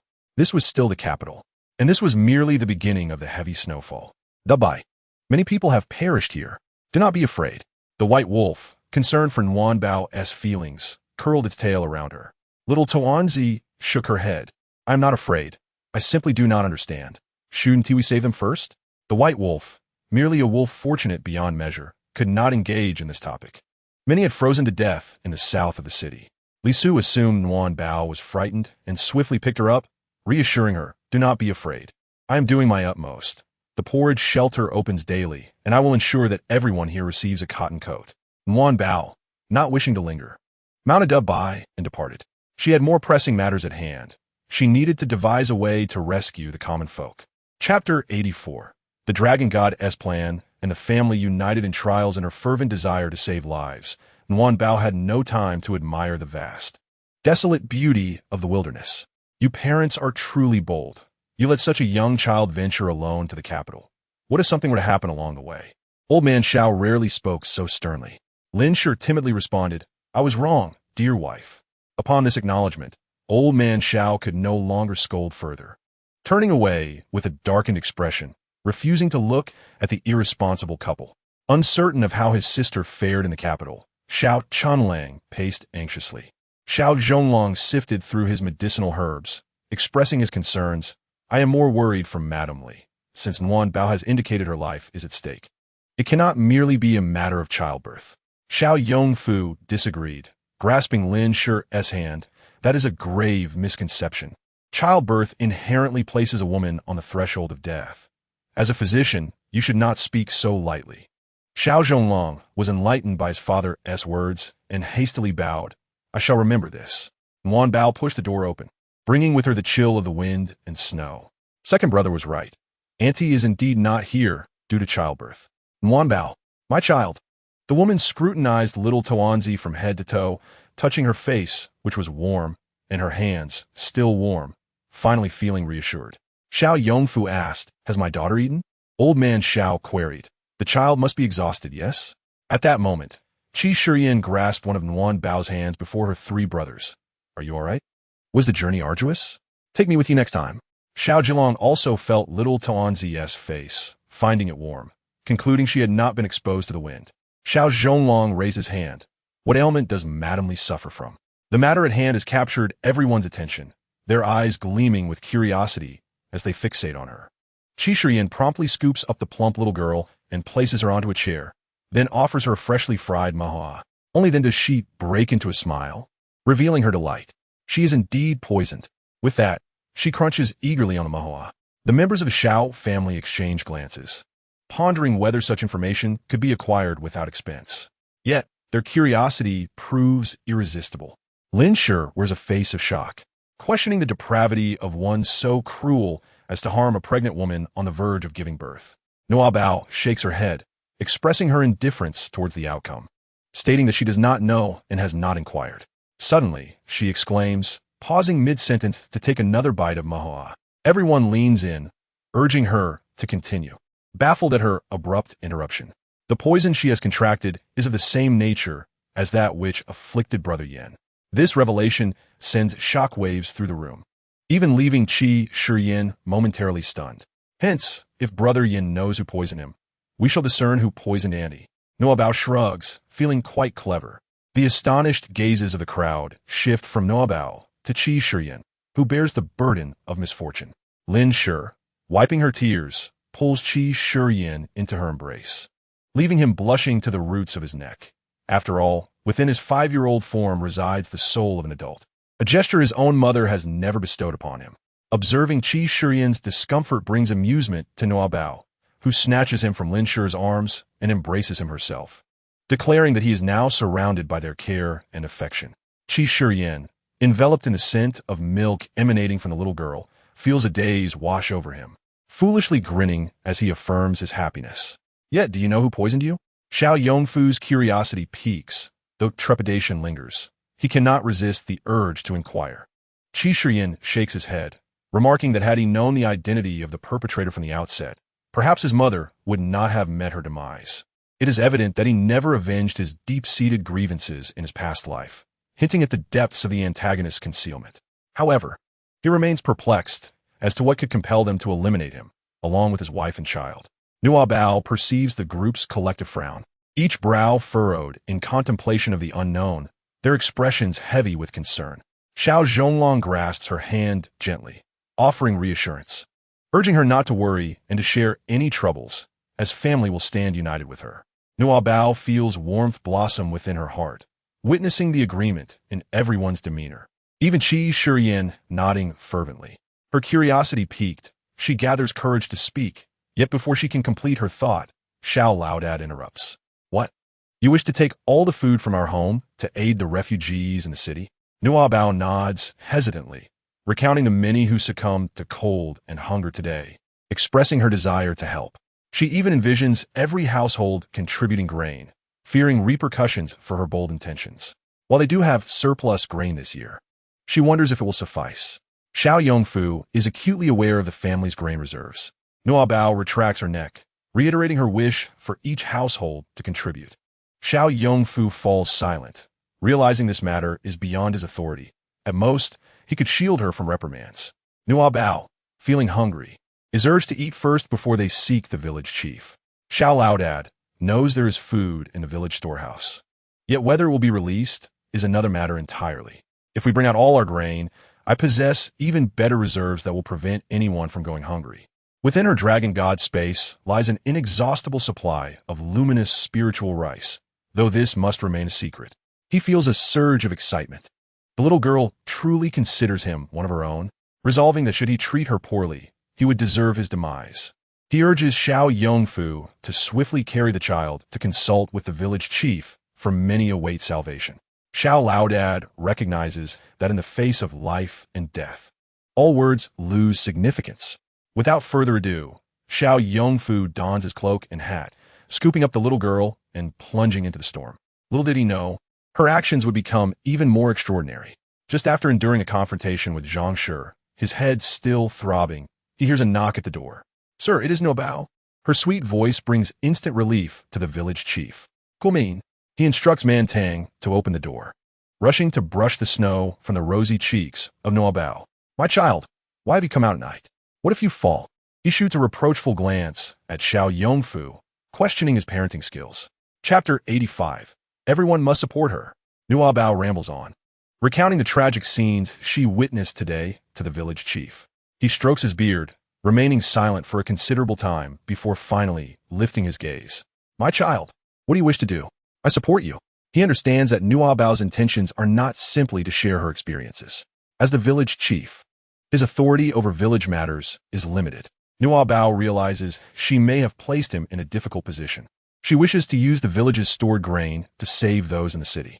After stating her plan, she shrinks back, bracing for his ire, especially since Xiao Laodad had raised his voice after hearing her proposal. Yet, the village chief merely smiles calmly, resolutely retrieving the key from his waist and placing on the table, sliding it toward Nuo Bao. This is the key to the granary. Whenever you wish to depart, I will arrange for people and transport. His declaration leaves Nuo Bao in stunned silence, and Xiao Yongfu and Lu Mantang nearly drop their jaws in disbelief. That grain is the entire village's supply, while the village chief holds absolute authority. This decision is undeniably audacious. Nuabao clutches the key, feeling as if she is in a dream. Sir, this is grain, the entirety of it. She fears he has lost his senses and reiterates the gravity of the situation. The village chief nods with a smile, assuring her that he is aware. Furthermore, you may also take a quarter of the grain from my own supplies. Lu Mantang, stifling a gasp, covers his mouth, pondering whether the village chief has lost his mind or has simply given up. Fortunately, reason prevails in his mind. Nuabao promises that she will not let them suffer. She states her commitment earnestly. The village chief waves his hand, encouraging her, "Child, pursue your aspirations without hesitation. We all stand behind you." Nuabao nods, expressing her gratitude, declaring that when he passes on, she will ensure he ascends to the celestial realm. This proclamation nearly causes everyone present to topple from their seats. What audacious words! The little girl speaks with sincerity. When she first met the village chief, he was an unremarkable figure. Yet now, he radiates with virtuous light, undoubtedly a candidate for celestial ascension. Nuabao simply wishes to be the one guiding him, which would bring her great honor. However, the others cannot fully comprehend her intent. Nuabao, turn around and shield yourself from the snow. Be cautious not to catch a chill. Xiao Yongfu gently presses her head into his cloak. All right. Nuabao's muffled voice elicits laughter from her. Upon returning home, the delightful aroma envelopes her senses, banishing all thoughts but the exquisite food before her. Wow, fish soup. She savors a sip of the tofu, fish head, egg, and mushroom soup, closing her eyes in sheer satisfaction. The ample white pepper lends a mild warmth, dispelling the chill of the storm. The cold from outside is nearly forgotten in the embrace of this nourishing bowl of soup. Don't rush. There's more. Lin Shi presents a plate of red braised pork before Nuabao. Qi Shiyan arrives with a platter of cold, dressed radishes and a generous bowl of rice. Nuabao claps her hands joyfully, declaring that she can finish it all. At that moment, Xiao Yongfu brings over a tray containing the same dishes as Nuabao's, though his bowl of rice is significantly smaller. This is mine. We shall each enjoy our own. Seeing Nuabao glance his way, Xiao Yongfu instinctively shields his food. How embarrassing. At that moment, he wishes he could disown this son. Yet, Xiao Yongfu remains unperturbed, knowing that having a daughter who disregards decorum makes protecting his food of utmost importance. The bowl of soup was quickly devoured by the little one, who marveled at the freshness of the fish, wondering how such delicacies could be found on such a cold day. Mother's cooking is truly delightful, she mused. Warm Treasure's flattery was always on point, making Lin Shi smile as she fed her. Without a second thought, Warm Treasure suggested, "Let us tell brother not to go tomorrow. What if he gets frostbitten?" Old Xiao was anxious to discuss the grain situation, feeling agitated by the continued chatter about fish. Knowing his father was concerned, Xiao Yongfu ate while explaining the circumstances. Though moved by the village chief's support for Warm Treasure, Old Xiao felt a twinge of discomfort. The village chief, far from being an old man, appeared remarkably youthful, even more handsome than grandfather. This statement enraged Old Xiao, who demanded Warm Treasure make him look younger as well. Lin Shi nearly dropped her chopsticks into Warm Treasure's nose, unable to suppress her exasperation at the strange competitive spirit. This medicine cannot be taken lightly. Once Warm Treasure saves the refugees, I shall concoct a special elixir for grandfather, she vowed. Warm Treasure readily promised her assistance. Old Xiao, not one to be easily fooled, looked at her with skepticism, questioning her ability to refine elixirs. Little Tuanzai averted her gaze, recalling the incident where she had blown up the alchemical furnace of the Supreme Lord and had been chased to Long Yu to complain. I will seek the finest elixir for grandfather. Old Xiao sighed in relief, realizing from her expression that she likely could not fulfill such a promise. The thought of not becoming younger and then meeting an untimely end was indeed a grave concern. Are you all leaving tonight? Old Xiao reverted to the matter at hand, expressing concern about the safety of traveling at night. Lives are at stake. Arriving an hour earlier could mean saving a life. The Xiao family, including Warm Treasure, Old Xiao, Xiao Yongfu, Qi Shiyan, and Xiao Zhonglong, would all journey to the capital together. The village chief summoned all the men to the ancestral hall, declaring, "The refugees in the capital are starving, and countless lives have been lost. We have decided to donate our store grain." As soon as the village chief finished speaking, the hall erupted in chaos. With a heavy snowfall, we can hardly survive ourselves. How can we care for others? One protested. I object. This is not your personal grain to give. Another retorted, why don't you donate from your own supplies? The man was momentarily silenced. But the village chief raised his voice. Silence. No one is forced to contribute from their own stock, but the grain belongs to the village. And your opinions do not dictate this matter. I am merely informing you. At that moment, the village chief's demeanor was solemn, exuding an air of authority, and the dissenting villager fell silent. Truth be told, in places like theirs, it was not an exaggeration to say that the village chief could determine a person's fate. Consider Wang Yukai from the neighboring village. During his tenure as village head, he never cared for the villagers' well-being. At least their village chief genuinely cared about everyone and worked for the community's benefit. Some quick-witted individuals immediately recognized Warm Treasure's divine identity and believed she would ensure no one suffered. Many understood that their survival through a year of disaster, their ability to avoid the massacre by the bandit refugees, and their endurance through the blizzard were all thanks to Warm Treasure. She was the beacon of hope in this dark world, and warmth amidst the bitter cold of winter. Their improving lives were due to the charming little dragon deity. So why should they not support her decisions? I can donate some of my grain. So can I. I can contribute half. The eager voices belonged to those who understood Warm Treasure's true identity, yet their enthusiasm brought a glimmer of warmth to that frigid snowy night. Chapter 86. Warm Treasure's methods. The snow had not ceased, and the path to the capital was already blocked. Warm Treasure, can we truly make it? The village chief gazed over the endless expanse of wilderness, unable to distinguish the road from the fields. If they were not careful, their car could become ensnared in a ditch, leading to disaster. Warm Treasure had a bold idea. It was worth a try. If they were to deliver grain to the capital, this was the only route. As the great gate gradually closed behind them, they faced the boundless land ahead. Step back. Warm Treasure took 2 steps forward, her consciousness able to distinguish the road from the fields, making this endeavor feasible. Her short arms emerged from her cloak, palms open, seemingly awaiting something. At that moment, the patrolling guards on the watchtower noticed the heavy snowfall had lessened. They looked up to see the sky appeared to have been torn open, revealing a striking blue light. What is that? A villager stepped back in fright. Am I seeing things? That looks like lightning. Sun Kong rubbed his eyes, murmuring. The village chief gripped his hands tightly to suppress his voice. Your eyes are not deceiving you. That is indeed lightning. Dad, let go. You're hurting me. Lu Mantang grimaced under his father's grip. Why don't you pinch yourself instead? Just then, the lightning shot down towards them. From the watchtower, the scene was chaotic. There were hardly any people left behind Warm Treasure. To everyone's surprise, the lightning did not strike anyone. Instead, a whip materialized in Warm Treasure's hand. Even in the darkness, the whip was strikingly bright, occasionally flashing with blue light.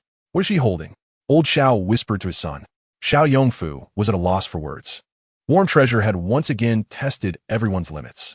Little Tuanzai, however, was not finished. She raised her short arm and forcefully swung the whip forward. An astonishing scene unfolded. The previously concealed path silently emerged before everyone's eyes. She had used the whip to clear the snow from the road. Now, it coiled around her arm. All right, we can set off. Warm Treasure exclaimed with glee. The village chief chuckled wryly, approaching to lift her up. My child, that is called setting off. Just when they thought she was a lofty deity, little Tuanzai quickly reminded them of her lack of sophistication. How amusing. We're setting off now. Thank you. Warm Treasure pouted. Okay, let us go. Everyone set off towards the capital, bewildered yet determined. The night watch of the patrol team chatted animatedly, excitement bubbling as the myths unfolded before them. This time, the Xiao family brought even more grain than before, and their caravan was longer than last. Only the creaking of the carts broke the silence as Warm Treasure sat in the rear, where a large pot of lamb soup simmered. She had instructed Han Yang to prepare it specifically. Elder brother, once it's ready, let everyone take turns to drink. Understood. The children collaborated, managing quite well. The villagers, bundled in thick boots and enjoying the lamb soup, found themselves sweating from the unexpected warmth. What they had thought would be a grueling task turned out to be surprisingly easy. Warm Treasure played with the lightning on her wrist, and Qi Shiyan occasionally heard crackling sounds. Was this indeed the lightning? Sister, if I touch it, will it strike me? Xiao Chunlang could not resist the urge to reach out. Warm Treasure's eyes crinkled into crescent moons as she replied, it won tea. Go ahead and touch it. It just feels tingly. She extended her hand, gently poking the lightning, which quieted significantly. It really does feel a bit tingly, Xiao Zhonglong remarked, amused as he examined his fingertip. Warm treasure transformed the lightning into a rabbit and then into a large insect, with the laughter of children echoing through the cart. By the roadside, several figures squatted, watching the Liugang Village caravan slowly drift away. A small, shivering man whispered to a bald companion, "Brother, aren't we going to make a move? It looks like their cart is loaded with grain." The bald man slapped him. "Get lost. I still value my life." "Value your life? Shouldn't we be seizing the grain?" The bald man's eyes were filled with apprehension. "Did you see that flash of lightning just now? Who has ever seen lightning clear a path?" They hailed from a neighboring village, restless due to hunger, and contemplated venturing into the fields in search of sustenance. The flash of lightning paused before them momentarily, and upon seeing their stillness, it darted away with remarkable speed. Shortly thereafter, a caravan approached. And who would dare to act against such might? Have they lost their senses? The warm-hearted Bao mused, contemplating the missed opportunity to test the capabilities of the lightning. Although the snow had vanished from the road, by the time they reached Fucheng, it was nearly past the hour of the rabbit. Before their departure, Bao had instructed Xiao Zhonglong to pen a letter to the Bai, destined for Li Su. Thus, upon their arrival, the gates of Fucheng were aglow with light, wide open to welcome them. A carriage emblazoned with the insignia of the government stood at the entrance. Li Su, having anticipated their arrival, stood before the carriage. "Lord Li is here waiting for us," exclaimed the villagers, filled with excitement and reverence as they bowed. Even more animated, Li Su grasped the hand of the village headman, exclaiming, "What brings you here?" Bao had merely informed him that the village caravan would deliver some supplies, without specifying the contents. The village headman, modest and unassuming, did not seek accolades. Bao had already disembarked and stood to the side. As the headman finished speaking, she added, "The grains from the headman's household have also been brought forth." Their voices were loud enough that the soldiers on night duty at the gate heard them clearly, marking Bao and Liugang Village in their minds. Li Su trembled, expressing gratitude on behalf of the city's populace. "I extend my thanks to you all." As he prepared to kneel, the headman quickly restrained him. "My lord, please do not." Though Li Su could not kneel, he had already devised a plan in his heart. He intended to present the remarkable deeds of Liugang Village and Bao to the emperor, ensuring they received due recognition. Everyone must be exhausted. Let's enter the city. The porridge tent has been set up. Bao pulled Li Su aside. "In a moment, I shall provide you with a wild boar. Cook its meat into the porridge for everyone." Before Li Su could respond, a wild boar, squealing loudly, appeared before him. Hearing the ruckus, Bao swiftly summoned the lightning on her wrist to coil around the boar's neck. With a crackle, the boar was rendered unconscious. "It is in your hands now. I must ensure that everyone receives their porridge." The Bai caught the flying Bao, leaving Li Su gazing sorrowfully at the smoking neck of the boar. Inside the porridge tent, the water had boiled and the rice was in the pot. Li Su had summoned a renowned butcher from city, who swiftly skinned and bled the sizable wild boar. "This beast is truly large. It could provide many meals," the butcher remarked while chopping the bones. "With the weather this cold, if we leave the remaining boar outside for a while, it will freeze solid, allowing us to store it for a long time." However, considering the entire city's populace, Bao deemed that a single pig should suffice for about 5 days. When a meat porridge was ready, a long queue had formed in front of the tent. This food was sent by the villagers of Liugang, and everyone was instructed to line up without shoving or rushing.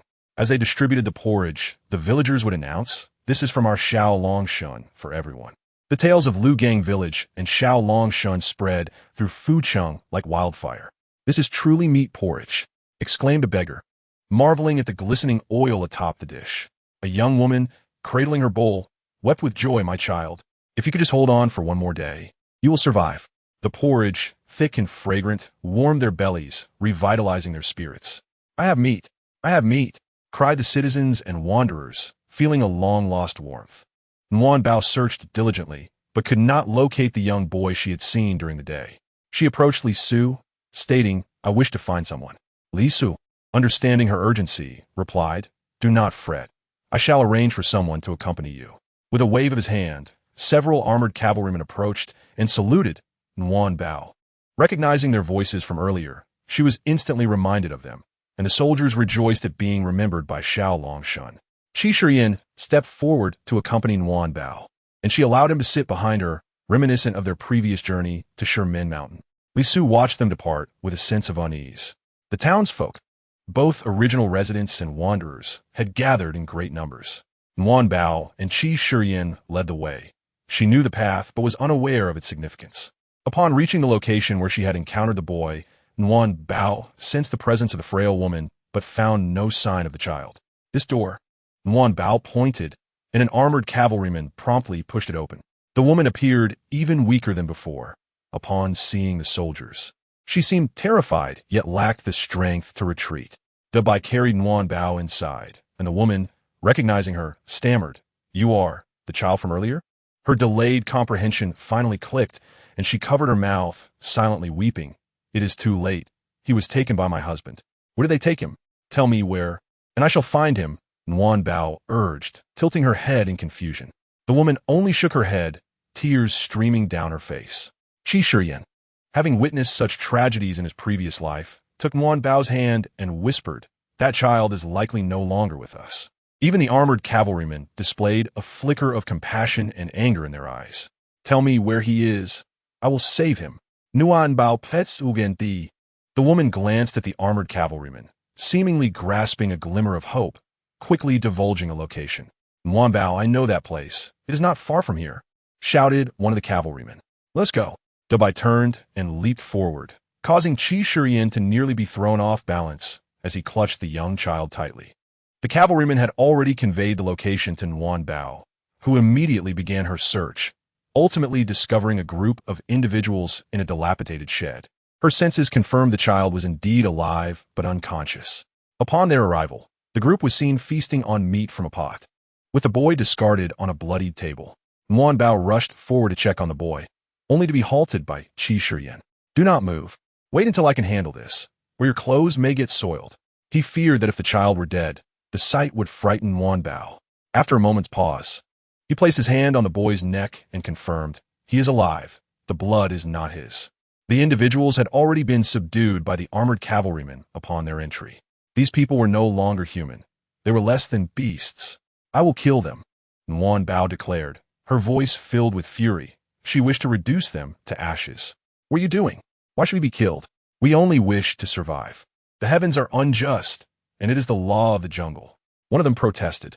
However, the armored cavalrymen were quicker, swiftly dispatching the offenders.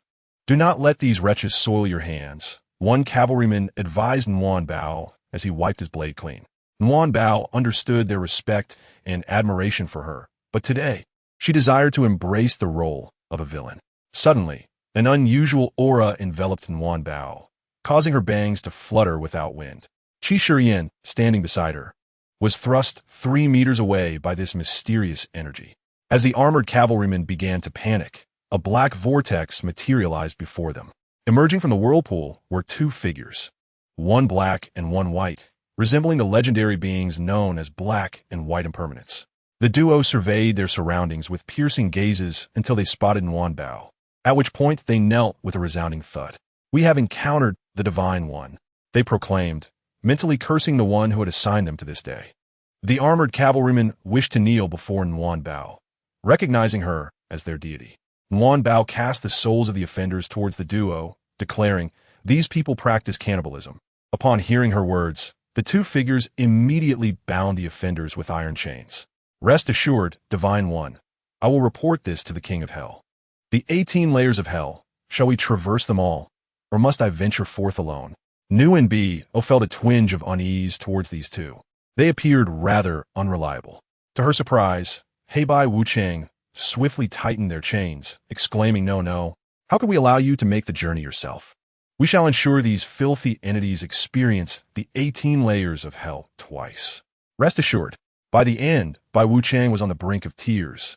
If it were not for their incompetence, they would surely be punished by Yin Wang for dragging her into the underworld.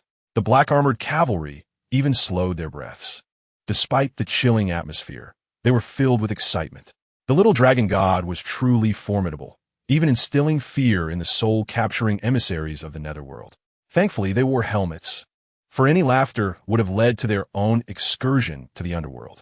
Qi Shiyan interjected, Nu and Bo both have assured us, trust. Nunebe oyid, tim skiptikadi, raising a small hand in a threatening gesture. Very well, but no slacking off. I have marked you. The black-armored cavalry silently yearned to be marked. Heibai Wuchang exchanged a grateful glance with Qi Shiyan, recognizing him as a good child deserving of future favors. As for the marking, it was no great concern. Even Yin Wang had once been marked by the little golden dragon. After bowing, Heibai Wuchang led the group of ghosts into the swirling vortex. Qi Shiyan felt as if he had just awakened from a dream. The biting wind and snow outside brought him back to reality. This little bundle of joy was undoubtedly a remarkable being among the deities. The fear exhibited by the soul-capturing emissary was no mere pretense. He pondered what extraordinary events she had set in motion. Second brother, come quickly and see him. Nu and Bo's melodious voice drew many glances. A woman who had initially intended to cue struggled to approach her. Child, my child. The black-armored cavalry pushed her aside, rebuking. What kind of family is it that does not protect their own child? What kind of mother is she? Chapter 88. The emergence of 7 killings. Xiao Zhonglong furrowed his brow as he finished checking the pulse, turning to Nu and Bo with a smile, gently reassuring her. Do not worry. He is merely weak from hunger. Nu and Bo gazed at the unconscious figure, feeling skeptical. Was it truly so simple? For the first time, she found herself doubting her second brother.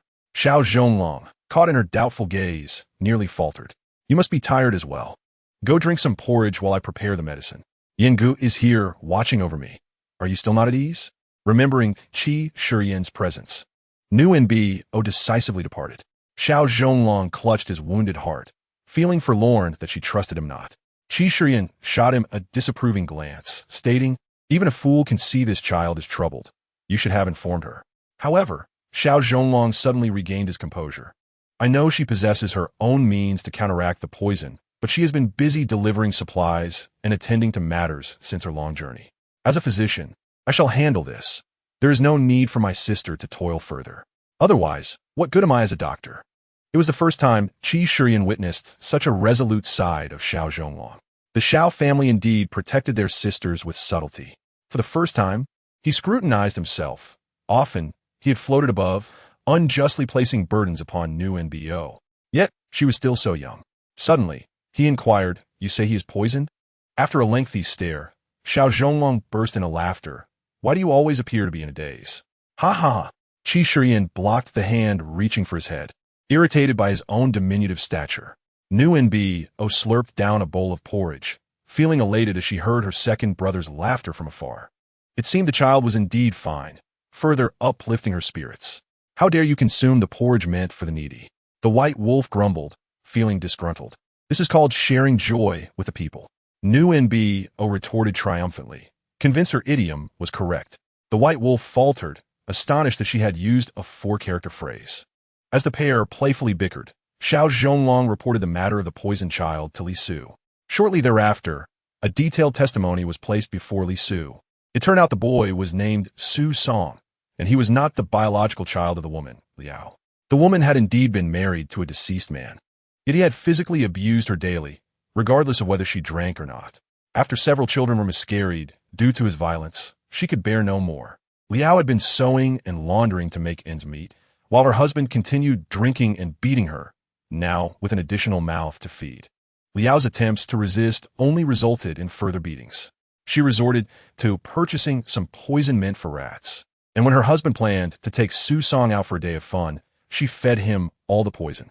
Unable to defeat her husband, she concocted a plan to have him die from the toxic meat. To her astonishment, Su Song, who should have perished, merely fell into a deep slumber. After reviewing the testimony, Li Su sighed deeply. Upon sharing the situation with Nu and Bo, he lamented, for a moment, I am at a loss as to who the true culprit is and who deserves punishment. A look of confusion graced Nu and Bo's whimsical face. I shall take Su Song with me. Liao should be detained for now. After all, who among us is not suffering consequences? Nu and Bo's tone was somber as she once more contemplated the significance of her trials. Was this the path to becoming a true deity? Or was the salvation of the common folk the paramount endeavor? Li Su observed, noting that the child was exceptionally delicate. The Zhang family would surely cherish him. Nguyen Bio shook her head, insisting, Su Song must stay by my side. Though perplexed, Li Su could see her unwavering determination and did not press further. Nguyen Bio, the child has awakened. Go and see. Xiao Zhonglong had neutralized the poison, finally daring to present himself before his sister. Your name is Su Song? Nguyen Bio's de men or lactuarmt. The boy grasped her hand, shyly smiling, sister. Will you give me a lovely name? Nguyen Bio shook her head. Let remain as such. Do you wish to follow me from now on? Su Song's eyes sparkled with a brilliance akin to sunlight piercing through clouds. Yes, yes. In the courtyard of the government office, Su Song's safety was assured. Nguyen Bio gently tapped his forehead, and he instantly fell into slumber. In a distant temple, a monk, engrossed in observing celestial phenomena, suddenly exclaimed, Ah, the 7 killing star was meant to extinguish. Why has it suddenly brightened? The 7 killing star, unyielding, would undoubtedly become a future source of trouble. Can you discern its location? The monk gazed intently for some time, then spat blood in despair. I cannot discern its position. I can only see it beside a dim star. I attempted to observe that star and was struck by a terrifying force. Indeed, in the direction indicated by the monk, 2 stars, one bright, one dim, gradually faded from view before several observers. How terrifying! Huh, well done. You have acted without consulting me first. Is that comforting or dismissive? Xiao Zhonglong, wounded by his sister's outburst, suddenly found himself at a loss for words. Xiao Chunlang, following behind, wore a foolish grin. Haha, my sister is incredible. Today she captures a wild boar, tomorrow a person. Hearing himself compared to a wild boar, Li Su wished to send Nguyen Bio's 3rd brother to the academy for a couple of years to learn proper speech. Clearly, thoughts often lead to visions. When Nguyen Bio returned to the porridge stall, she encountered Xiao Yuanlang. Elder brother. The little bundle's expression of joy filled Xiao Yuanlang with delight as he spun her around several times. The people of the capital knew that the academy's director had taken a disciple, and they understood that this person was Xiao Yuanlang. However, when they witnessed Nguyen Bio calling Xiao Yuanlang elder brother, astonishment and confusion rippled through the crowd. What was her true name? My sister, Xiao Nu Nierking. We call her Nguyen Bio at home. Xiao Yuanlang introduced her to his classmates. Ah, so Nguyen Bio has a name. Nguyen Bio's sudden muddled speech left Xiao Yuanlang's classmates bewildered. Nguyen Bio has garnered numerous admirers. The porridge stall operated for a whole day, keeping the villagers of Liugang occupied throughout. By afternoon, the countenances of all appeared somewhat pallid. Dean Yin, recognizing the toil endured by everyone, proposed an overnight respite at the academy. Upon conveying his master's intention, Xiao Yuanlang noted the glimmer of hope in many villagers' eyes. The last time Li Su invited them to the government office, it had left them quite alarmed.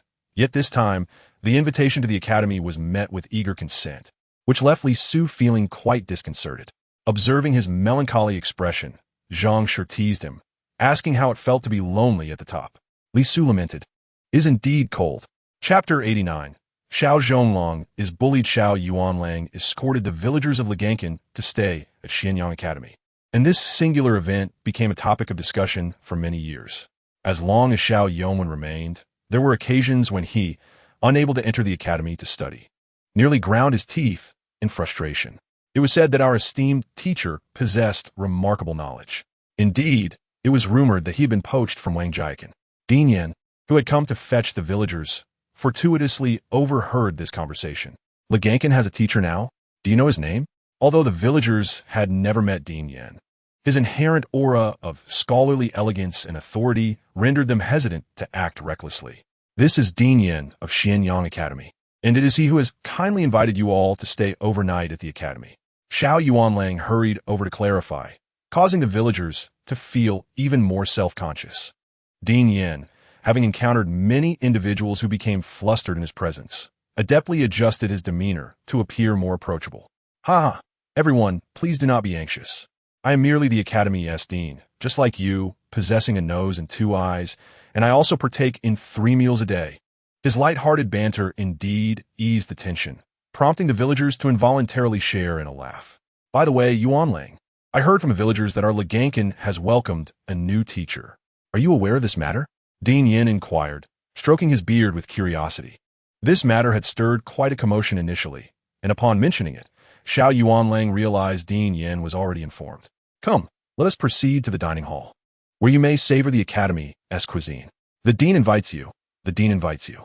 As dusk descended, the smoke from cooking curled into the air, and the delightful aromas wafted about. The villagers, having labored tirelessly for a day and night, were captivated by the elegant decor and sumptuous dishes presented in the dining hall. Sun Kong and Lu Mantang clung to each other's arms, feeling shy about moving forward. The dining hall's polished floor reflected their muddy, snow-covered shoes, and after taking just a few steps, 2 rows of dark footprints trailed behind them. Upon turning back, they hastily squatted down to wipe the marks with their sleeves. Uncle, get up quickly, what are you doing? Xiao Yuanlang rushed over, grasping their arms. You are unaware that when we dine, it can become quite a chaotic affair. With his reassurance, the 2 men finally felt at ease. Come, let us eat. It is cold, and the dishes will soon cool down. The offerings were not extravagant delicacies, but the Academy chef had a talent for transforming ordinary ingredients into extraordinary flavors. Only Xiao Laoda and Xiao Yongfu maintained a calm demeanor, refraining from whispering to one another, as if speaking too much could disrupt the sophisticated atmosphere. Dean Yin stood behind the screen, observing the genuine respect the villagers held for books, knowledge, and scholars. Meanwhile, those of ill repute often shattered their lofty ideals and reverence. Dean Yin held a very favorable impression of the villagers of Liugang, and after they finished their meal, he escorted everyone to their lodging. You will be resting in a communal dormitory, just like our regular students. Please do not stand on ceremony, and make sure to rest well tonight. To avoid alarming them, he did not linger for long, only asking Xiao Yuanlang to look after everyone. It was the first time Xiao Laoda had encountered Dean Yin, but he refrained from showcasing his status as the children's guardian. After all, the children were his students, and they, as adults, would not want to burden the youth with any trouble. Have you all eaten enough? Xiao Yuanlang understood that they were ordinary farmers, feeling rather constrained in the presence of someone of the dean's stature. Initially, he had felt a fearless bravado, but as he gradually comprehended Dean Yan's standing, he recognized his own insignificance. Ha ha ha. Dean Yan listened from outside the window for a while, chuckling to himself, finding joy in the simplicity of the moment. The government office was brightly lit, and Li Su had specifically designated an area in the front courtyard for treating the frostbitten citizens. The city's medical clinics had already closed, yet Li Su had summoned all the doctors in town to provide care for the populace. He urged them to exert their utmost effort in treating the citizens, as frostbite could necessitate amputations if not addressed promptly. In truth, many had already missed the optimal treatment window since the snowfall began. At this moment, Xiao Zhonglong was assisting in the front courtyard. Just days prior, Dr. Fong had enthusiastically detailed the identification and treatment of frostbite to him during the snowfall.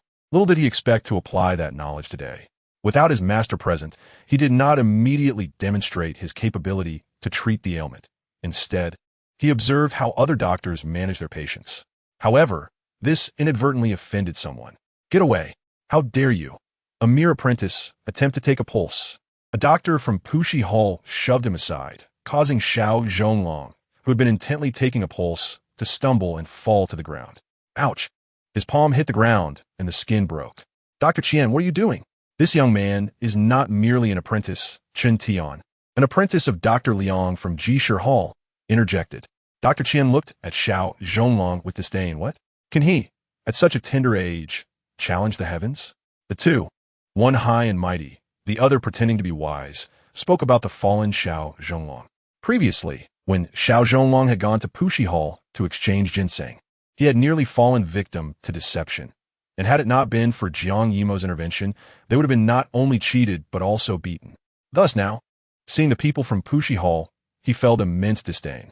Standing upright with dignity, he brushed off the dirt from his clothes and turned to leave. Stop! Who allowed you to leave? Dr. Qian, with his drooping mustache, appeared quite displeased. Xiao Zhonglong raised an eyebrow. What right do you have to keep me here? Dr. Qian's expression darkened drastically. Although he was not the best doctor at Puxi Hall, he prided himself on maintaining his reputation, a fact known even among the citizens of Yingshanfu. Sometimes, even the shopkeeper would concede to him, lest he cause a scene.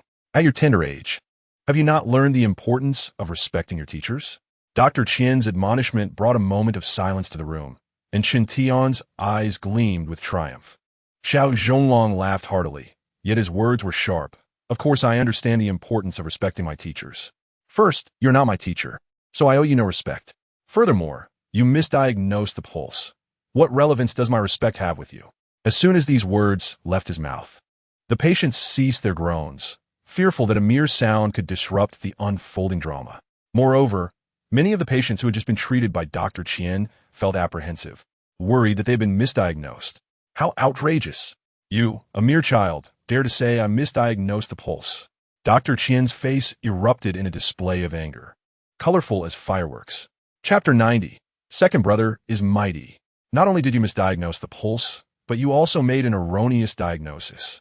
Xiao Zhonglong had initially intended to learn from the strengths of others, but as his master had warned, where there are people, there are disputes. Since others had provoked him right beneath his nose, to retreat any further would brand him as a coward, and even his sister would look down upon him. Xiao Zhonglong stepped forward to a young man, pointing at his leg. The outer area is pale, the center is a bluish purple, and there is some redness and swelling at the bottom. This is clearly only the early stage of frostbite. What is your diagnosis? He proclaimed loudly. Amputation. The young man, who had been weeping at the prospect of amputation, now widened his eyes in disbelief, eager to believe Xiao Zhonglong. Nonsense. It is clearly late-stage frostbite. Dr. Qian's voice escalated to 8 times its usual volume, shaking as he pointed at Xiao Zhonglong's hand, unsure whether he was more enraged or frightened. Xiao Zhonglong smiled calmly. That is merely because you failed to remember what your teacher taught you. Just because you forget does not mean others are mistaken. He then approached another patient, an elderly woman in her 50s. The sensation in her affected area had vanished, and it had taken on a dark gray hue. The attending physicians should have understood the implications of this, right? Xiao Zhonglong remained humbly smiling, though one might argue that with age, one's ability to distinguish between early stage and late stage frostbite diminishes. It could also be blamed on the woman, whose hand color resembled the injury, making it difficult to discern. Before Xiao Zhonglong could finish his thoughts, several doctors rushed over, seizing the woman's hand for a closer examination. After confirming, they determined it was indeed late stage. Immediate amputation was imperative. At this point, Dr. Qian was thoroughly flustered. However, he insisted that no one touch the elderly woman. What are you doing? I told you she's only in the early stages. It's not serious. He exclaimed. Having lived for decades, he should be able to discern the truth. Please, Dr. Qian, hasten the amputation. I do not wish to die. Dr. Qian's forehead was drenched in sweat as he shook his head repeatedly, denying any error. Xiao Zhonglong narrowed his eyes and exhaled slowly, walking over to Qin Tian and patting his shoulder, expressing gratitude. It seemed he was thanking Qin Tian for speaking up for him, but in Dr. Qian's eyes, they appeared to be in cahoots. Qin Tian noticed the venomous glare from Dr. Qian and quickly distanced himself from Xiao Zhonglong. Yet such a desperate act only intensified suspicion. The elderly woman, on the brink of amputation, pointed to Xiao Zhonglong and insisted, I want this young man to stay. Grateful for the trust bestowed upon him, Xiao Zhonglong replied, Madam, my teacher has just taught me how to observe frostbite. I may not have learned much more, but I can accompany you, if that is acceptable. The elderly woman felt reassured, replying, That is good, just stay with me. Individuals like Dr. Qian were indeed rare. Even if Xiao Zhonglong had only recently learned, his ability to remember and apply knowledge was commendable. As a physician dedicated to healing and saving lives, one must uphold a higher standard of medical ethics. If human life is disregarded, it can only be said that one is unworthy of the title of a doctor. In conclusion, Xiao Zhonglong earned the respect of all present. Zhonglong, come lend a hand. Zhonglong, try this pulse. Fortune favored the warm-hearted, yet without his own efforts and talent, such fortune would be futile. Unbeknownst to those inside, when Xiao Zhonglong was pushed down, Bao and Li Su were outside the window. Your brother appears gentle and unassuming, yet conceals a sharp wit. Quite impressive. Bao was relieved that her second brother had not overheard such high praise, or else he would be insufferably proud. Bring Dr. Qian out. If he remains inside, who knows what chaos may ensue? Yes, my lord. Li Su, glancing at Bao's chubby cheeks, could not resist pinching her face. Do not worry. I will soon find a black-armored cavalryman to impersonate your second brother's attendant. Bao had a favorable impression of the black-armored cavalrymen. She liked them. So this decision was made with delight. No problem. Yet when Li Su went to find them, he discovered that the black armored cavalrymen were all burly men, and even the slender one stood at a height of 5 feet 4 inches. Standing behind the not yet 12-year-old Xiao Zhonglong, they resembled a typical young master with his devoted bodyguard. The next day, the snowstorm persisted as Nguyen Bao bid farewell to the villagers at the city gate. Wait. Li Su thought something had occurred among the refugees and rushed over. The black armored cavalrymen accompanying Li Su parted to make way for an unfamiliar figure approaching Nguyen Bao. Upon recognizing the person, the village chief walked over. Young Erwa, what brings you here? At this moment, Xiao Chunlang leaned close to Nguyen Bao's ear and whispered, "This is Lu Shu's second son from next door. You have not seen him as he has been working in the city." Nguyen Bao held no fondness for the neighbor, and upon learning of his identity, she snuggled into Xiao Yongfu's embrace and dozed off. "Erwa, just stay in the city. Our village is suffering," the village chief sincerely advised him. However, Lu Erwa had inherited none of his family's wisdom, but rather their pettiness and cunning. He believed that Liugang Village could afford to donate grain to the refugees and would not allow him to starve. "Uncle, I can't take it anymore. The shop is closed, and there's no pay," Lu Erwa lamented. Yet Lu Erwa did not believe him, suspecting he was being deceived. At this point, if you were not allowed to accompany them, it would seem as though the village was hiding something. Nguyen Bao waved her little hand to bid farewell to Li Su. "Call for me if you need anything." It was uncertain whether the road was clear by lightning, but after a day and a night, there was still no snow on the path. When they reached the village entrance, Lu Erwa gazed at the towering walls and the watchtower above, astonished and speechless. "Is this our village?" Chapter 91. The fourth brother is in trouble. Nguyen Bao held one hand of each companion, departing without remorse. "Nguyen Bao, why are we going to the ancestral hall?" Xiao Chunlang acted more recklessly and foolishly in the absence of his elder brother, Xiao Zhonglong. Nguyen Bao placed her finger on her lips. "I want to tell you." Upon reaching the warehouse door, Nguyen Bao left the others outside and entered alone. The village chief, waiting for their departure, opened the warehouse door and nearly dropped his jaw in astonishment. "My goodness, it's all rice. It smells divine." Excited, the village chief hurried to pay respects to his ancestors. The three found it odd that no one was home. Xiao Chunlang searched the premises, but upon encountering a villager in a wind hat passing by, he quickly asked Nguyen Bao, "What are you doing here?" "Hurry to Dr. Fong's house. Your fourth brother is in critical condition." "Fourth brother? Brother?" They had no time to inquire further and quickly supported one another toward Dr. Fong's residence. "What should we do?" Upon reaching the door, they heard the sound of Lin Shi weeping. "Mother, what has happened to fourth brother?" Nguyen Bao rushed forward, only to find Xiao Zhilong lying on the bed, his small body flushed, lips pale, and a damp cloth draped over his forehead. Lin Shi, seeing Nguyen Bao, embraced her like a savior, sobbing, "Quickly, look at your fourth brother. He fell into icy water while fishing." "Sister, save brother." Little Lu, seeing fourth brother lying motionless while their mother wept, was frantic with worry. Most of the village's men had gone to the city, leaving only the patrolling guards behind. During their rounds, they discovered Xiao Zhilong struggling in the water. Although he had been rescued, he had developed a fever since last night. Despite medication, his fever showed no signs of subsiding. Moreover, Dr. Fong noted that he had been in the icy water for too long, resulting in frostbite in some areas. An amputation was a real possibility. With only 2 women left at home, Lin Shi felt utterly helpless. "Before you left, you told your brother not to fish, fearing he would fall into the water, yet I did not heed your warning. It's all my fault."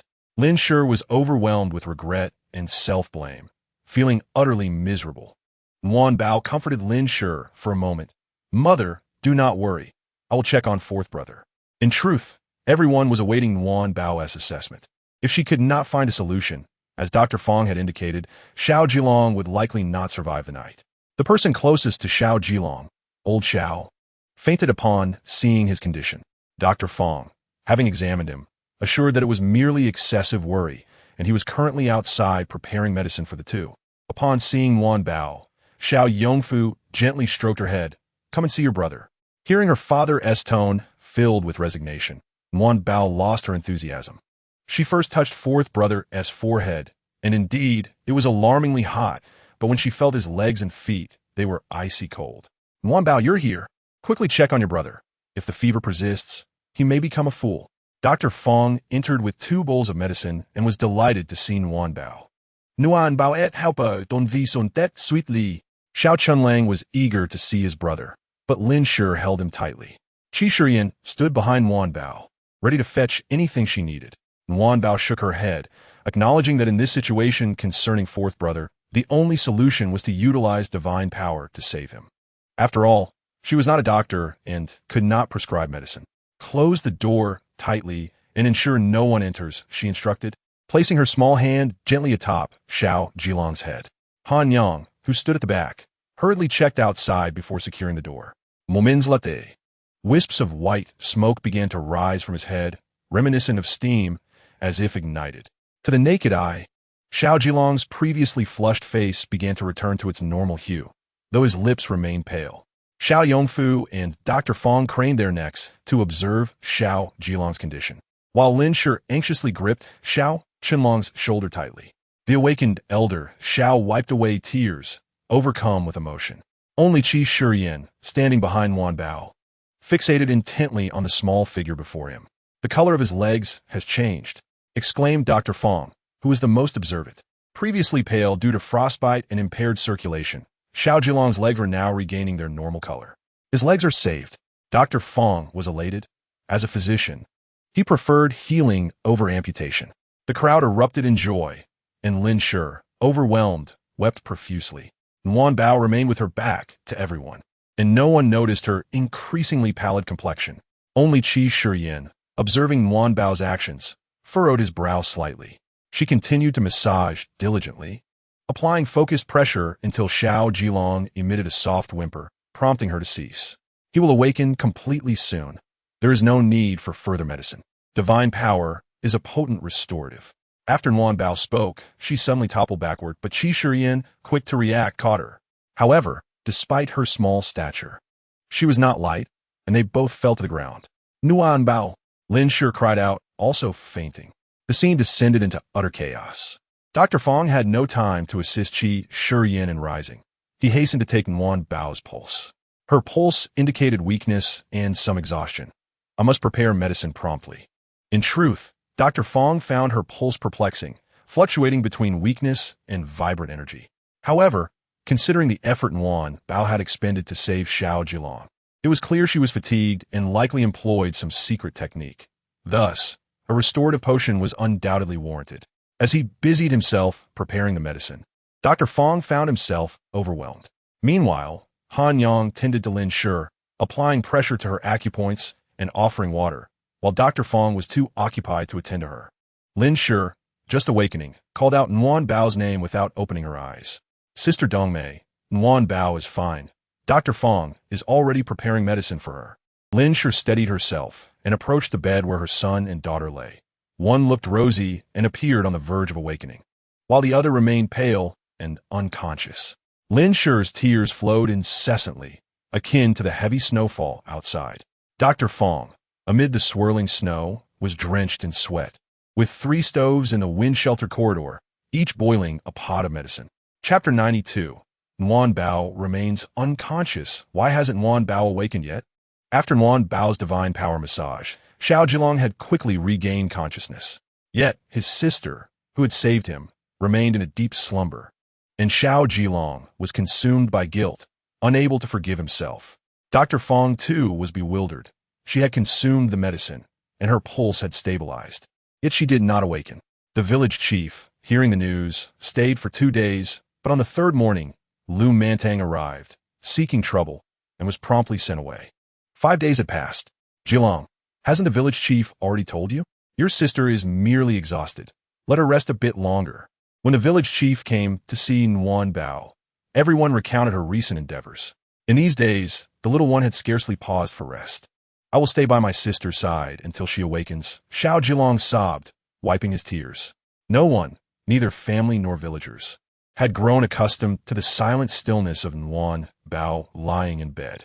Villagers with small golden dragon statues had been lighting incense thrice daily, fervently praying for the swift recovery of the little dragon deity. Unbeknownst to them, the smoke drifted upward, converging toward the Xiao family, and slowly merged with Nguyen Bao's being. Although she remained unconscious, The small golden dragon within her had grown significantly. The village chief seemed perpetually burdened, as troublemakers were never in short supply. Upon returning home, the elderly couple exchanged fleeting moments of joy. Upon seeing her son, Yangshi's spirits lifted instantly. She hurriedly descended from her bed, threw on her shoes, and rushed to grasp her son's hand. "Oh, mother, why are your hands so cold? Please let go," Lu Erwa exclaimed as he attempted to shake her off, her hands like icy clumps, causing him to jump back. Yangshi, affectionately releasing her grip, intended to speak. Yet Lu Erwa dropped his bundle onto the table and boldly sat down. "Mother, quickly prepare me something to eat. I've been starving since morning." Yang Si, wearing a distressed expression, sat before him. "My son, we have run out of firewood. Your father and I have been borrowing from neighbors these past 2 days." Lu Erwa's voice escalated. "Mother, did you truly sell all the firewood?" So the village chief was telling the truth. Yangshi dared not meet his gaze. "Yes, I did sell it, but then hand over the money." Before she could finish, his hand appeared before her, demanding money. Exhausted, Lu Erwa yawned. "Then hurry and borrow some firewood. I'm about to starve." Lu Laohan, standing at the door, overheard the mother-son exchange, and the joy in his expression gradually faded, ultimately transforming into a silent sigh as he hunched over and left. Yangshi gazed at the small bundle of firewood, cheerfully telling Lu Erwa, "You lie down and rest a while. Mother will prepare your meal, and I'll call you when it's ready." All right. Although the meal was not lavish, it was warm, and the elderly couple enjoyed it heartily. Lu Erwa, accustomed to the delicacies of the city, could hardly swallow such coarse fare. After only a few bites, he set down his chopsticks. "Mother, you should add some meat when cooking. How can one eat this? I won't eat anymore. I'm going to sleep." Lin Shi and Han Yang were concerned that Nguyen Bao would awaken famished, having not consumed food or water during her prolonged slumber. Thus, they prepared Nguyen Bao's favorite dishes daily, leaving them for her, which unfortunately troubled Lu Erwa next door. "Mother, what is that delightful aroma?" Lu Erwa inquired of Yangshi. Yangshi spat in the direction of the Xiao family, irritated. "It's from a Xiao Yongfu household. They eat like this every day without fear of ill consequences." Xiao Yongfu? That unfortunate soul? Their family is thriving now. Yangshi harbored deep resentment toward the Xiao Yongfu family and was reluctant to elaborate. Lu Erwa often climbed atop the courtyard wall to observe. Their home not only had numerous and well-built structures, but also boasted an abundance of chickens, ducks, and a mountain of firewood hanging beneath the eaves. Recently, the Xiao family had been bustling with visitors, their lights illuminating the night until dawn, leaving Lu Erwa with no opportunity to wreak havoc within their courtyard. Yet he watched daily, his desire intensifying, as if all those possessions were rightfully his. He even knew when a chicken went missing or a piece of meat was gone. Each discovery could frustrate him for quite some time. One day, while perched on the wall, he suddenly noticed the Xiao family bustling about, albeit with expressions of joy. Shortly after, even the village chief arrived. In the Xiao family's main room, Nguyen Bao awoke to find herself filled with boundless energy, surrounded by numerous eyes fixed upon her. "Mother, I'm hungry." Her stomach growled in concert, echoing her declaration. "Ha ha ha, splendid. She has awoken. Everything is well." Xiao Yongfu beamed with a foolish grin.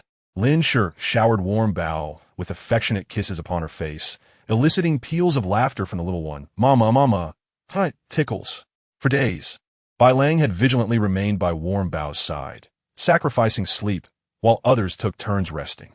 Upon warm Bao's awakening, Bai Lang promptly laid down on the Kong and fell asleep. The meals were prepared in advance, and just as they began to converse, Han Yang entered with a tray of food. Outside, Lu Erwa was nearly entranced, having only ever caught a whiff of the delicious aroma.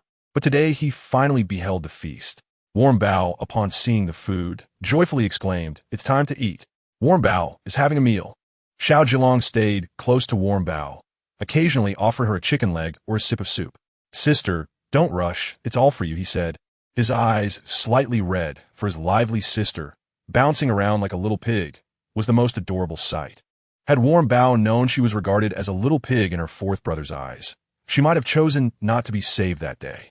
Xiao Qinlang stood on the other side of Warm Bao, either patting her head or pinching her cheeks, seemingly seeking reassurance that she was indeed fine. Father pulled Qinlang away. "Don't let him interfere with Warm Bao's meal," Lin Shi remarked, watching her daughter devour the food with a mixture of amusement and admonition, casting a playful glare at Xiao Chunlang while smiling at Warm Bao. With 2 spots freed up at the table, Qi Shiyan hastily took his place. Warm Bao, open your mouth. This soup is imperial cuisine. Truly, those words successfully captured Warm Bao's attention. Chapter 93. The thief who scaled the wall. As everyone watched Warm Bao eat until her belly was round and she leaned back in her chair, they finally relaxed.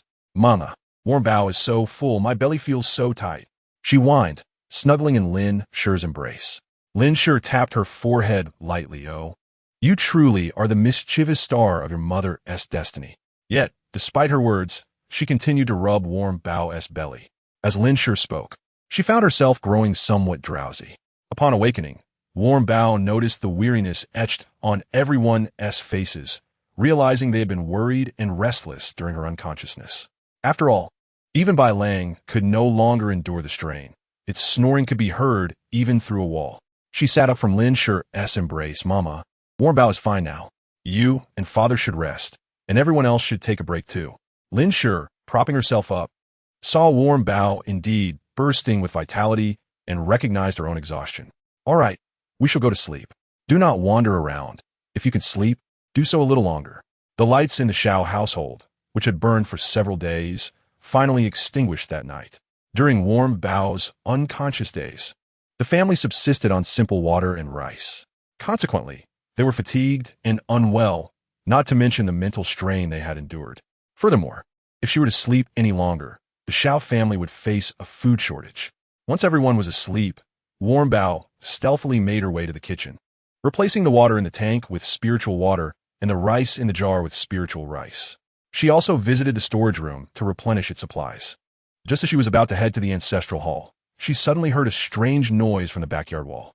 The little one raised an eyebrow, feeling that life had become too mundane, and finally, something unexpected had occurred. With a wave of her hand, she conjured a faint light, rendering herself invisible, and quietly approached the backyard. However, someone was even more vigilant. Under Warm Bao's awareness, their proud hen stared blankly at the sudden intruder. Next to the hen, a row of wild chicken heads also peered curiously. Bai Lang's snoring had ceased, and if that person were to glance up at the roof, they would discover a colossal creature standing above. I thought you were sound asleep. That snoring could be heard from 2 miles away. Warm Bao thought sympathetically of it. Yet her sharp tongue seized every opportunity to tease. Bai Lang, witnessing Warm Bao sneaking around their home, secretly chuckled. How did you gain weight after just one nap? Just wait.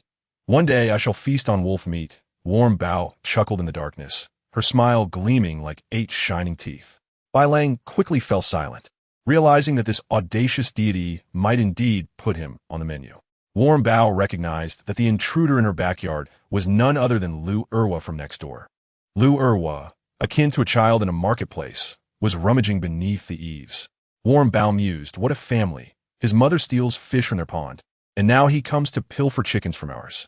With a snap of her fingers, the chicken Lu Erwa was about to seize suddenly vanished before his eyes. Even in his cotton-padded coat, he was beginning to sweat. Moreover, Lu Erwa was audacious enough to curse as he searched for an escape route. Thus, he wandered about the entire night. When morning came and everyone was about to rise, Warm Bao allowed him to take 1 chicken. However, as Xiao Yongfu emerged, he caught Lu Erwa, who was preparing to climb the wall with the chicken. Halt! Which thief dares to invade my home? With a long stride, he seized Lu Erwa from the wall and threw him to the ground, delivering a kick to his belly. Damn little thief. Someone, go fetch the village head. I have caught a thief. Xiao Yongfu had a suspicion of who this intruder might be, so he refrained from looking at his face. Xiao Chunlang, still somewhat groggy, perked up upon hearing the commotion about a thief in the house, hastily donned a garment and rushed outside.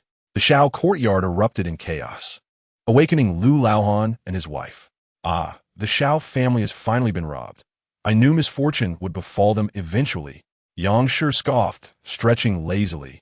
Her spirits lifted as she listened to the ruckus of the thief being caught, feeling pity for the unfortunate soul.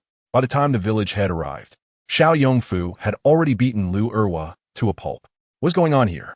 The village head, already aware of the identity of the thief, still asked for confirmation. Warm Bao squatted by the wall, casting a glance at the neighboring house, amused at the thought of Yang Shi's reaction upon discovering the identity of the thief. "Uncle, it's me," groaned Lu Erwa from the ground. The village head turned him over, aghast. "Erwa, how could it be you? Why are you here stealing from Yongfu Uncle's house?" Upon hearing Lu Erwa's name, Yang Shi was suddenly alarmed and hastily donned her clothes to rush to the neighboring house. The interior was devoid of life, the bedding untouched. At this moment, Yang Shi finally grasped the situation and exclaimed before bolting outside. Lu Laohan, though he had heard the commotion next door, remained silent, secretly reveling in their misfortune. However, upon seeing Yang Shi dash out, he understood the gravity of the situation. Stumbling to get dressed, he leaned against the wall and made his way to the Xiao household. His face pale, Yang Shi was already in the backyard, furious. "What are you doing? Why are you beating my son?" Xiao Yongfu pointed at the chicken still clutched in Lu Erwa's hand. "Look closely. You are in my backyard, and he is holding my property. I would like to know what he is doing here and why he thinks he can take my things." Yang Shi was momentarily stunned, and then she shouted, "You are bullying us. You've beaten my son to this state. You are inhuman." "Inhuman? If we were truly inhuman, we would have kicked the guts out of that black-hearted little thief." Lin Shi awoke from her slumber, invigorated and ready for battle. Yang Shi pointed at those in the yard. "You shall all face retribution. Only thieves face retribution. I could send him straight to hell." Wadam Go, Relishing Agun, was cheerful and laughing, but her mirth was not shared by Yang Shi. Lu Erwa, having spun around in circles all night, suddenly went mad upon hearing about retribution and hell. He scrambled up, kneeling and repeatedly bowing his head. "I was wrong. I shouldn't have stolen. I was bewitched. I will never dare again." Warm Bao pointed at Lu Erwa and said to Yang Shi, "Did you see? He has confessed. Father, will you pursue this? Should we summon Master Li to take him away?" Then she laughed. "Actually, there is still hot food inside." Upon hearing this, Yang Shi rolled her eyes and fainted. At that moment, Xiao Laoda suddenly cried out from the front yard, "Come quickly, Lu Laoj has collapsed." Chapter 94. Gazing into the depths of the human heart is like staring into an abyss. Warm Bao, hearing Xiao Laoda shout, thought to herself, "This is bad." At this moment, Nguan Bao, the little stump, dashed faster than anyone else, reaching Lao Han Lu before anyone could react. She touched his neck and frowned. His pulse was exceedingly weak. "Third brother, make another trip. Quickly summon Dr. Fong." As soon as Nguan Bao's words fell, a figure darted out of the courtyard like an arrow. Xiao Chunlang stood dumbfounded, astonished by the speed of his fourth brother, which rivaled that of a white wolf. He touched his nose, realizing that there was indeed someone competing with him for work. Yang Shi could not fathom how a perfectly fine morning had devolved into chaos. With her son battered beyond recognition and the old man lying on the ground, teetering between life and death. "Why is my fate so cruel?" she lamented. "Old man, why must you smack? Lin si sluped young si, silinching hair." The village head rebuked. "Your husband is not dead yet. Why do you wail?" Yang Shi covered her face, too intimidated to confront the village head, but her gaze was venomous as she glared at Lin Shi. In her heart, she had cursed both Lin Shi and the Xiao family 100 times. "I will make you pay for this, Lin Shi." Nguan Bao discerned that Lao Han Lu had a heart issue, but being no doctor herself, she was unsure of how to proceed and could only use her divine power to protect his heart veins. How miraculous was this divine power? While it could not revive the dead, after all, that required fetching souls from the underworld, it could certainly mend broken bones. How absurd! They had a thief in their midst, and she still wished to save him. Was that not sheer folly? Divine power was far more precious. Nevertheless, when Dr. Fong arrived, there was a hint of color returning to Lao Han Lu's face. His heart veins were somewhat damaged due to malnutrition and the abruptness of his morning activities, compounded by the cold weather and sudden emotional distress, had led to his chest becoming blocked. Dr. Fong switched hands to take his pulse, and the situation did not seem particularly grave. It appeared that merely reviving him was necessary, considering he had collapsed in their home. Who could have imagined that during the brief time he spent deliberating, Dr. Fong had contemplated so much? Following that, he advised Yang Shi to take good care of him, urging her not to allow him to become agitated again and to pay attention to his nutrition, as he might still have some time left. Yang Shi initially nodded seriously, but then suddenly grasped the implication of Dr. Fong's words, her countenance finally shifting. "Dr. Fong, are you implying that my old man does not have long to live?" Yangshi's lips began to tremble, followed by her hands and feet, until her entire body shook like a leaf. Dr. Fong looked at her with sympathy. He had witnessed this scenario far too often. Yes, there was no remedy for this ailment. He unconsciously cast a glance at the child devouring dumplings, realizing that while someone could save him, it was evident that they were not in a position to be saved. He had already learned the cause of the incident on his way there, not to mention that Bao had just revived someone from unconsciousness. How long? Yangshi could hardly bear to hear. At most 6 months, at least 2 to 3 months. Yangshi suddenly felt as though the sky had collapsed upon her. In truth, even if it were not today, Lao Han Lu would undoubtedly have fallen ill soon. Without Bao by his side, it was likely that he would have succumbed quickly. With Lao Han Lu in such a state, naturally, no one paid attention to Lu Erwa. Yet he seemed terrified, remaining close to Yangshi. He had heard every word of the conversation between Yangshi and Dr. Fong. Upon arriving at the Lu household, the chilling atmosphere inside was scarcely different from that outside, and everyone shot accusing glares at Yangshi. This Yangshi is a harbinger of doom. After leaving, several villagers began to condemn Yangshi. She steals herself, and now her son steals too. It's infuriating to see old Lu on the verge of death. Truly, she is a calamity. Although the petty thefts involved items of little value, such behavior was highly frowned upon in the countryside.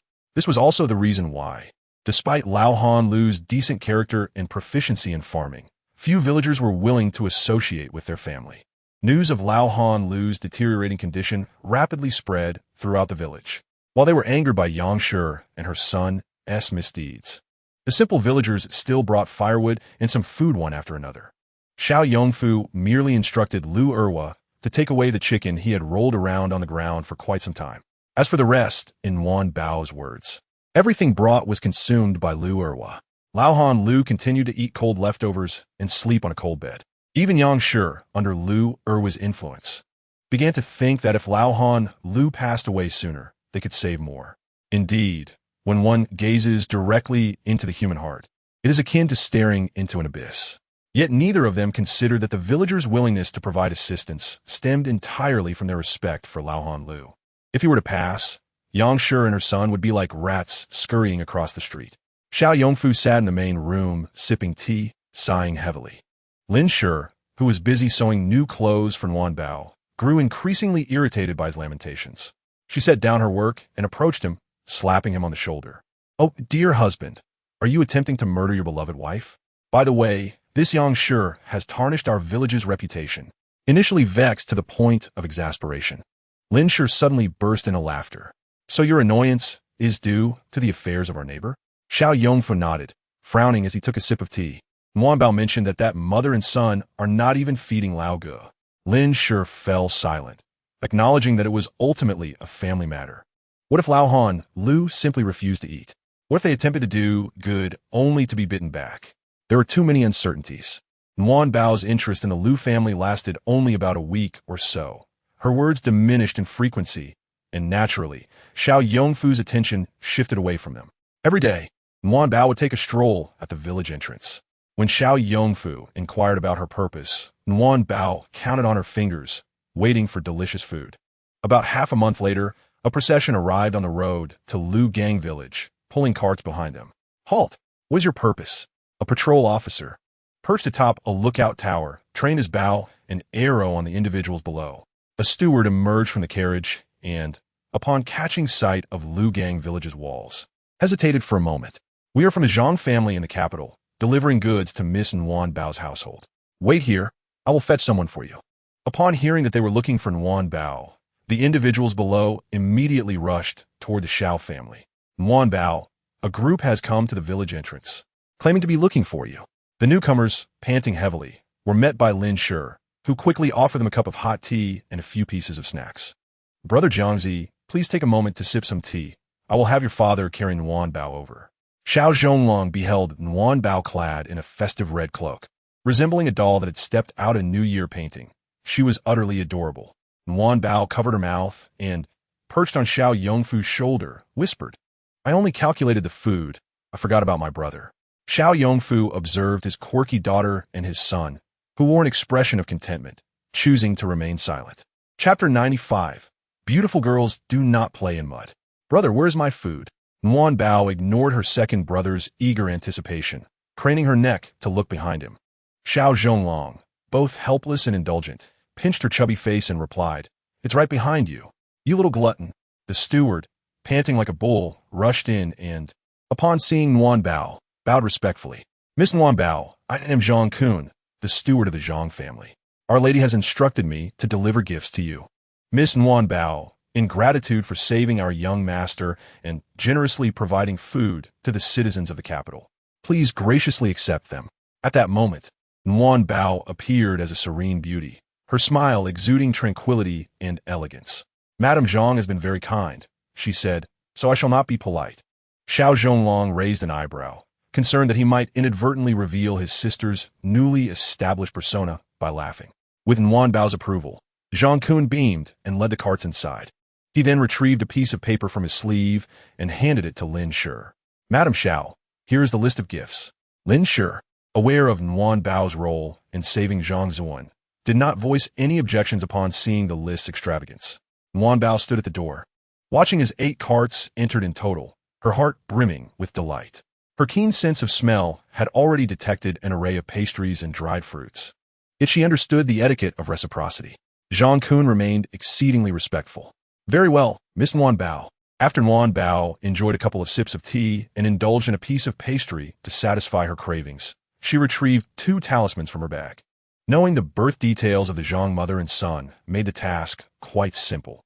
The newly improved protective talismans were exceptionally effective, and Nguyen Bao felt a sense of pride in her creation. Zhang Guanjia was shown the talisman before it was carefully placed into a silk pouch, designated for Zhang Furen and Ziwingu to wear closely. Nguyen Bao was confident that with such instructions, they would surely comply. Zhang Guanjia was so grateful that he nearly knelt in thanks, which made Nguyen Bao feel somewhat embarrassed by his respectful demeanor. She then retrieved another talisman from her cloth pouch. "Zhang Guanjia, this one is for you. Wear it closely." Nguyen Bao's expression was elegant yet aloof, and this time, Zhang Guanjia truly knelt in gratitude. Once everyone had departed, Nguyen Bao wiped her mouth, exclaiming, "Mother, I think I see some toys." Lin Shi shook her head helplessly and went to take a look. The Xiao family had all entered the house, and Lu Erwa, who was hiding by the wall, finally poked his head out to praise. "Wow, the Zhang family is the wealthiest in the capital. They must have given so many gifts." He jumped down from the wall, muttering to himself, completely forgetting that his father lay in bed, gravely ill due to his own attempts to steal. At that moment, Nguyen Bao felt as if she were in a joyous sea, having never seen so many toys. One entire cart among the 8 was filled with toys for Nguyen Bao. Seeing her happiness as she played with one toy after another, Lin Shi suddenly felt a pang of sorrow. She discreetly wiped away a tear, which startled Xiao Yongfu. "My dear, why are you crying again? Nguyen Bao is doing well. Look how happy she is." Lin Shi sobbed, "I feel guilty towards Nguyen Bao. She is so young, and we have never prepared any toys for her. At her age, she should be playing with toys and having fun with friends, not worrying about saving others in the world." Xiao Yongfu found his wife's words to be quite reasonable, nodding in agreement, though he felt sad. However, when he heard the term urine mud, his expression suddenly froze. "My dear, let's not let Nguyen Bao play with that urine mud." Lin Shi looked down to see Nguyen Bao's sparkling eyes filled with curiosity and eagerness, nearly choking on her breath. Xiao Yongfu's mind went blank, and his ears buzzed. All he could think of was Nguyen Bao playing with urine mud alongside Jin Shanggu. Qi Shiyan, who was in the corner organizing Nguyen Bao's toys, was utterly speechless at the family's conversation. After adjusting his fierce expression, he approached and picked up Nguyen Bao. "Nguyen Bao is our little princess, clean and beautiful.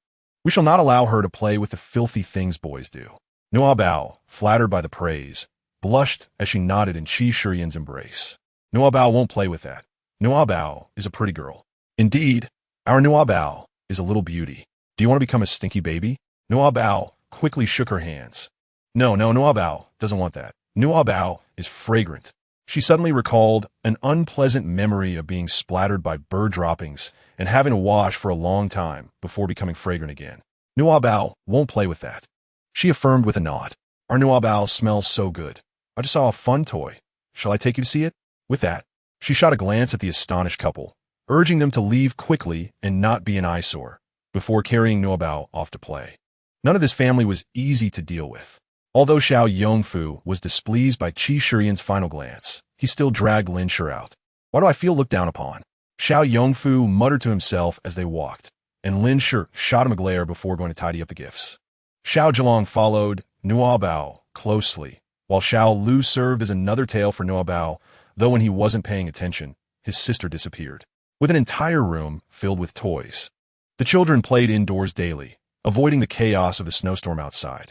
Su Song had been well taken care of by Dr. Fong, looking neat and clean, though still with a hint of timidity. Sister, Su Song exclaimed happily upon seeing Nuabao. Sister, Xiao Lu wobbled over and pushed him aside. My sister, not yours. Nuabao was stunned, wondering if she had rescued a fool. The previously reticent Yunjin was still under Dr. Fong's care and had not yet recovered. Xiao Zhonglong bit his lip to suppress a laugh. Su Song, you're older than Nuabao. She is the younger sister. At this point, Xiao Zhonglong felt a twinge of annoyance. After all, she was his sister. The more he thought about it, the more it seemed like a great idea. Qi Shiyan shared the same sentiment as Xiao Zhonglong, and even Xiao Lu urged Su Song to leave. The brothers were in unprecedented unity. Qi Shiyan ruffled Su Song's hair. You are still too thin. I will speak to Dr. Fong later about some nourishing medicinal dishes. Nuabao was completely oblivious to their conversation, but nodded, asking him not to call her sister anymore, as Nuabao was still small. Xiao Zhonglong and Qi Shiyan exchanged a glance, feeling helpless. What is this about? But let's send him off first. A sister's love cannot be divided. Qi Shiyan was utterly speechless, wondering what kind of father he was. Chapter 96. Eavesdropping and encountering the black and white impermanence. Nuabao, by nature, loved to join in on the excitement. Upon hearing some commotion, she hurriedly accompanied her father to the door to listen at the wall next door. Qi Shiyan followed and saw the father and daughter crouched in the corridor, whispering towards the Lu family direction. Father, the villagers have discovered how they mistreat Uncle Lu. Someone went to inform the village head. Dr. Fong has also been summoned. They say Aunt Yang and her son are worse than pigs and dogs. Nuabao was relaying the news in real time, and more people gathered behind the father and daughter. Even White Wolf came out to join in, jumping onto the roof to watch the live broadcast. Dr. Fong said Uncle Lu was not doing well. Lin Shi gave Xiao Yongfu a look that said, see, I told you. Uncle Lu expressed a desire to see his eldest son. Does he have an eldest son? Don't ask, continue. Xiao Yongfu pressed Nuabao's head down, turning her away, fearing she might overhear something. Dr. Fong said it was too late. Nuabao was merely relaying the information, not comprehending its meaning. But she noticed the heaviness in her family's breaths, glancing back at them in surprise. The neighbors remained silent for a while, and Xiao suddenly spoke up. The black and white impermanence is here. This frightened the entire family. Sensing Nuabao's presence, the black and white impermanence appeared in the Xiao family's courtyard. Just as they were about to bow in greeting, they looked up to find themselves surrounded by onlookers. Both sides bore expressions of shock. At this moment, all the faces mirrored the same thought, except for Nuabao, who impatiently waved her hands, urging them to vanish quickly and not be an eyesore. The black and white impermanence fled in disarray. Why do I feel like they were scared away? Xiao Chunlang couldn't help but voice the truth.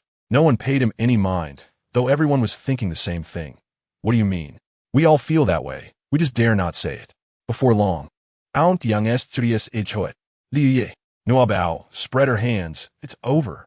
Just as her words fell, the door next door was kicked open with a loud bang. Father. After all, they were neighbors, and such matters required support. The village head had sent someone to fetch them. It was Sun Kong, who had already informed Lu Dawa of the situation on his way. After crying for a while, Lu Dawa stood up and subdued Lu Erwa with a beating. It was quite a thrashing. He would likely be bedridden for half a month. Nuabao thought this brother was quite formidable. However, she found it strange that Aunt Yang, who could shout so well, was currently too afraid to intervene, not even daring to cry loudly. With the natural disaster and heavy snow, we must keep things simple regarding Lu Ji's situation. I hope you all can understand, the village head explained to Lu Dawa. The villagers should lend their support. The village head commanded, and naturally, everyone would comply. Although Lu Dawa worked as a laborer in the neighboring village, he was said to have become the manager of that household. Among the Lu family, only Lu Dawa showed responsibility, but Aunt Yang, being partial to the younger one, sold the older one to that family. She was afraid the older one would eat more, leaving the younger one hungry. Balancing things fairly is quite difficult, as human hearts are not inherently centered. The Xiao family and the Liu family were neighbors, and the first to deliver condolences knocked on Xiao Yongfu's door. Coming. During Liu Dao's days at home, Noa Bao seldom heard Aunt Yang's voice, and they had not exchanged a single word. From now on, do not seek me out again. Liu Dawa turned and resolutely left before Aunt Yang could speak. Yang sure opened her mouth, but ultimately only murmured after Liu Dawa's figure disappeared from sight, lamenting that those who were not by her side bore no affection. If she had heard these words, she would likely have wept for another 2 days. Her mother should be filled with joy. Unfortunately, the wish of Nuan Bao remained unfulfilled. Aunt Lin, a few people have come to the village entrance looking for you. Lin sure found it peculiar that anyone would seek her out. She donned her cloak and adjusted her hood, feeling a flutter of anxiety within. Mother, if you go out to play without taking Nuan Bao, I will lie down on the ground. Nuan Bao glanced at the snowy ground, then at her beautiful attire, hesitating. Lin sure laughed heartily, dressed her daughter warmly, and embraced the little bundle as they stepped outside. Surely, it cannot be my troublesome maternal relatives. Lin sure thought increasingly that her suspicion was justified. Nuan Bao nodded. Mother, I can tell you, they are indeed your bothersome relatives. Lin sure, both amused and exasperated, found her daughter's sweet voice endearing enough to soften her irritation. Lin sure hesitated, unwilling to let them in, fearing for their lives and how the villagers might judge. Yet, allowing them entry would disrupt the peace of her home. Slowly approaching the village entrance, she pondered the unknown circumstances beyond the walls, questioning why she should feel so distressed. After a moment, Lin sure exhaled deeply and said, Please open the door. I shall go take a look. The patrolling guards, upon seeing Nuan Bao, treated the two with the utmost respect, as if an emperor had arrived. Outside, it was not merely a few individuals, but nearly 10 members of the family. When they first laid eyes on Lin Sure, clad in elegant garments and exuding grace, they failed to recognize her as the one they sought. In contrast, these individuals appeared ragged and emaciated, their faces twisted with malice, clearly not of benevolent disposition. Lin Dongmei, Lin Er and I, who had once endured humiliation in the city, suddenly shouted her name, prompting the others to react. Lin Sure looked at her coolly. My hearing is quite well. There is no need to shout. At that moment, an elderly woman nearby, with a sour expression, remarked, Dongmei, have you forgotten your manners in the presence of your father? Nuan Bao took an instant disliking to the elderly woman, sensing a resemblance to the unpleasant Lao Yao Sure. How unfortunate for my mother. With a biased birth mother and a biased mother-in-law, both favoring their youngest sons, leaving Lin Sure unaffected. Lin Sure turned her gaze to the old man, standing at the back, and said softly, Father. Nuan Bao noticed a hint of excitement in her grandfather, though he quickly suppressed it. She sensed her mother's uneven breathing, but could not discern if it was due to the reunion or irritation. Seeing Lin Sure address only her father while ignoring her, Luo Sure felt a surge of anger. You wretched girl, do you not see your father and brother freezing here? Hurry and welcome him inside. She stepped forward, intending to grab Lin Sure. Chapter 97. Fiercely protective Nuan Bao, what are you doing? Do not touch my mother. Stand right there. Nuan Bao's little voice held a threat of authority, rivaling the roar of a fierce lion. She pointed upwards, declaring, Whoever dares to harm my mother shall sleep in the spirit hall tonight. Her fierce tone startled the Lin family, especially when they followed Nuan Bao's gaze. They found a patrolman aiming a bow at Luo Sure. The icy arrowheads sent a chill down Luo Sure's spine. Lin Sure nearly burst into laughter. The feeling of being protected by her daughter was unparalleled joy. Even the patrolling guard behind the door were chuckling, finding Nuan Bao irresistibly adorable. Wishing for a daughter of their own. Is Nuan Bao not fierce? Upon receiving the news, Xiao Yongfu arrived to find laughter echoing around. What has happened? Have you seen Aunt Lin and Nuan Bao? Uncle, Nuan Bao is so adorable. They are at the door. Xiao Yongfu, bewildered, nodded and stepped outside. The Lin family saw him as a savior. Son-in-law, we are nearly frozen to death. Brother-in-law, sob. Xiao Yongfu raised an eyebrow.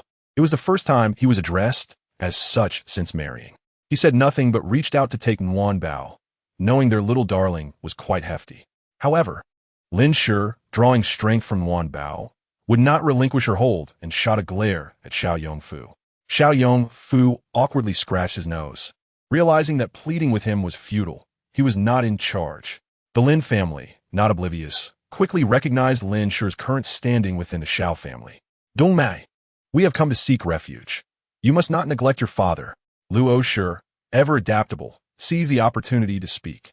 Linda Bao, a man in his 20s, clutched Xiao Fu's arm, crying tears and snot. Brother-in-law, I have not eaten for several days. Look, this is your nephew, Liang Tian. He pulled a nearby young boy. Urging, quickly call him uncle.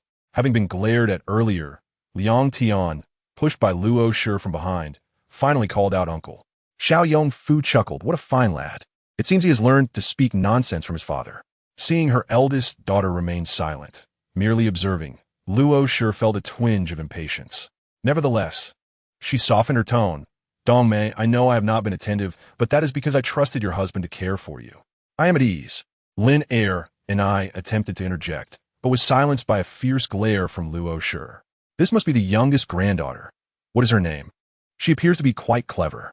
Luo Shi raised her hand to touch Nguyen Bao's face, but hesitated, recalling recent events, and let her hand fall. Instead, she gazed at Lin Shi with a look of satisfaction. Dong Mei, you have always desired a daughter, and now your wish has truly been fulfilled. This child is most filial. Lin Shi observed their anxious yet powerless expressions and felt a wave of satisfaction. They clearly did not favor daughters, yet they were forced to utter sweet words to Nguyen Bao. Husband, please fetch the village head. At Lin Shi's command, Xiao Fu understood her intent. Understood. There were few vacant houses in the village now, and none suitable for habitation. How long do you intend to stay? Lin Shi regarded Luo Shi coolly. Luo Shi exchanged glances with Old Man Lin, both calculating their next move. Initially, they had planned to stay only for a short while, but given Lin Shi's demeanor, they could surmise that she was living well. Moreover, the village had erected high walls, a considerable safety measure in these tumultuous times. We will not leave. We shall settle in Liugang Village. Settling in Liugang Village was no trivial matter. Before the village head could step out, he heard Luo Shi's declaration and regarded the group with a stern expression. Lin Shi, usually calling out to the village head, now bowed in respect. Village head, are these your maternal relatives? The village head's piercing gaze made the Lin family shiver. Though he appeared to be in his 30s and strikingly handsome, the women present found themselves blushing. Lin Shi nodded. Has anyone among you achieved any scholarly merit? His question was directed toward Linda Bao, who shook his head repeatedly. If I had any merit, I would have gone to the city. Who would come to this desolate place? The village head's expression grew more serious. In that case, you have a few options. First, join the clan. The benefit is that you will immediately receive food, firewood, and cotton clothing, whatever the other villagers have. The clan will provide. If you do not choose this, living here without land or clan support means you will not receive protection from the village. And we do not accept long-term residents. If you stay here, you must pay rent to the village. Nguyen Bao felt that the village head was not actually making things difficult for them. All his requests were quite reasonable. The choice made by the Lin family was not surprising, for their decision to seek refuge with the Lin clan indicated that their original village conditions were undoubtedly inadequate. With the decision made, the village head acted promptly, asking them to fill out forms, which someone would submit to LS when they traveled to the city. It would suffice for him to handle a batch of applications. The only unexpected aspect was that none of the Lin family members could read, and it was Xiao who assisted with the writing. He was aware that the Lin clan was educated and even wrote quite well. Our village has a private school. With a modest contribution, the children could be sent to study. The village head's words were truly sincere. Hearing this, Old Man Lin felt a surge of warmth in his heart. However, Lu Sh was indifferent, even curling her lip, revealing her lack of intellect. Unbeknownst to them, within this brief moment, the village head had already seen through them. For the next few days, they would have to squeeze into Xiao's home until the snow ceased and their house was repaired, which would likely take some time. They were reminded to avoid causing trouble. Should they offend or disrupt the village's customs, the clan would expel them from Liugang Village. Old Man Lin found this arrangement agreeable. Strict rules posed no fear, for as long as they did not commit offenses, they would be safe. However, Lu Sh and LN were somewhat dismissive. With the village head's approval, they could enter. Xiao helped carry items, while LN cradled new NBO and paid little attention to them. though her mind was occupied with arranging matters. Yu in Ling's room was off limits. Although he was sharing space with Nu and Bo, his room was absolutely untouchable. Thus, they could only squeeze into one room for now. Tomorrow, they would clear out the woodshed and see how they managed. Upon arriving at the Xiao residence, they were greeted by a row of new houses adorned with various meats hanging from the eaves. It was at this moment that the Lin family comprehended just how well the Lin clan was faring, and it was evident that she held the authority in the household. Liu resolved to pamper her eldest daughter, for all these would eventually belong to her son. The Lin family had brought 3 children, Rn's son and daughter, and Bo's son. None of these 3 children were easy to handle. As soon as they entered the courtyard, they disregarded Lnsh's arrangements and began choosing rooms on their own. However, Lnrn, whom she favored, was as foolish as a pig. Lnsh merely smiled and remained silent, for her children were no longer the timid ones who could be bullied. Moreover, there was a wolf in Nu Nbo's room. "What are you doing? Go outside." Xiao in Ling's voice thundered, and Lnrn's son, Lyn, was shoved out by Xiao Ling. Lnsh did not miss the expression of amusement on Lnrn's face. But since they had arrived at their home, if they were dragons, they would be coiled. If tigers, they would lie down. Besides, these were merely a bunch of forlorn curs. Chapter 98. Does love ever fade? When Lnrn saw her son being pushed out and stumbling to the ground, she immediately prepared to explode with rage. Liu's glare was ineffective. She directly slapped Lnrn across the face. It had been years since Lnrn had been struck, leaving her utterly stunned. Lnsh glanced à tons YNGF, concealing the smile in her eyes. She intended for Lnrn to fully experience everything she had once endured. Only after Lnrn was struck did Xiao step in to mediate. "Mother, please do not be angry." At this moment, Xiao was the only person Liu could rely on, as he had received unprecedented favor from his mother-in-law. "Do not be angry. It is all the fault of her for not teaching her children well." Nu Nbo was placed on the ground by Lnsh, eager to praise her 3rd brother for his impressive roar. As she passed by Liang, she overheard him whisper, "Little brat, just you wait." For the first time, Nu Nbo felt threatened, excitement coursing through her as she rubbed her hands together. This was an opportunity delivered to her doorstep. She even restrained the furious white wolf. Warning, stay in. Do not compete with me. I will make sure his mother does not recognize him. The white wolf longed to dig into the earth, feeling stifled in his role as a divine attendant. What happened to the promised grand slaughter? What about soaring through the heavens? For now, they could only squeeze together, and the remaining room would need to be tidied up by themselves. Lnsh led them to the door of the only vacant room. Liu took a glance. Although it appeared to be a woodshed, the interior was quite spacious. It likely remained unoccupied due to the absence of suitable tenants. However, with 6 adults and 3 children, one room would indeed be cramped. We adults can manage, but perhaps the children could squeeze in with the grandchildren? Liu had hastily glanced around and noticed that the Xiao residence had quite a few rooms. Xiao smiled apologetically. "I am sorry, mother, but we have many family members and every room is occupied, often by more than one person." His family's children also slept in close quarters, and moreover, the Lin children did not appear to be well behaved, causing Xiao to remain cautious. Liu did not wish to start on bad terms, so she refrained from saying more. "There is also a small kitchen. You can cook here, and I will bring you some supplies later." After Lnsh finished speaking, she departed. Eating separately was the best option. Upon hearing this, Xiao was momentarily taken aback. Soon, he was sent various supplies by Lnsh, though they were quite meager. After all, the village head had promised to provide, which meant he truly would. It made no sense for them to incur additional costs. Xiao, being of good character, helped to heat the Kong, earning him a gentle punch from Lnsh. "You truly do not intend to take charge?" Xiao, clutching his sore chest, was astonished that his wife was genuinely angered about him looking after them. "Then do you wish for them to stay long-term or leave sooner?" Lnsh sneered. "Let them stay if they wish. If not, they can leave. Who cares? Just wait and see, even if my mother can tolerate it. Lnrn will undoubtedly cause trouble. Make sure to inform the children. so they remained vigilant. Xiao Yngf admired the transformation of his wife. Her carefree demeanor delighted him. What are you doing? Someone is coming in. Loosen up. I am closing the door and turning off the valve. Son-in-law. Liu Sh called from the courtyard.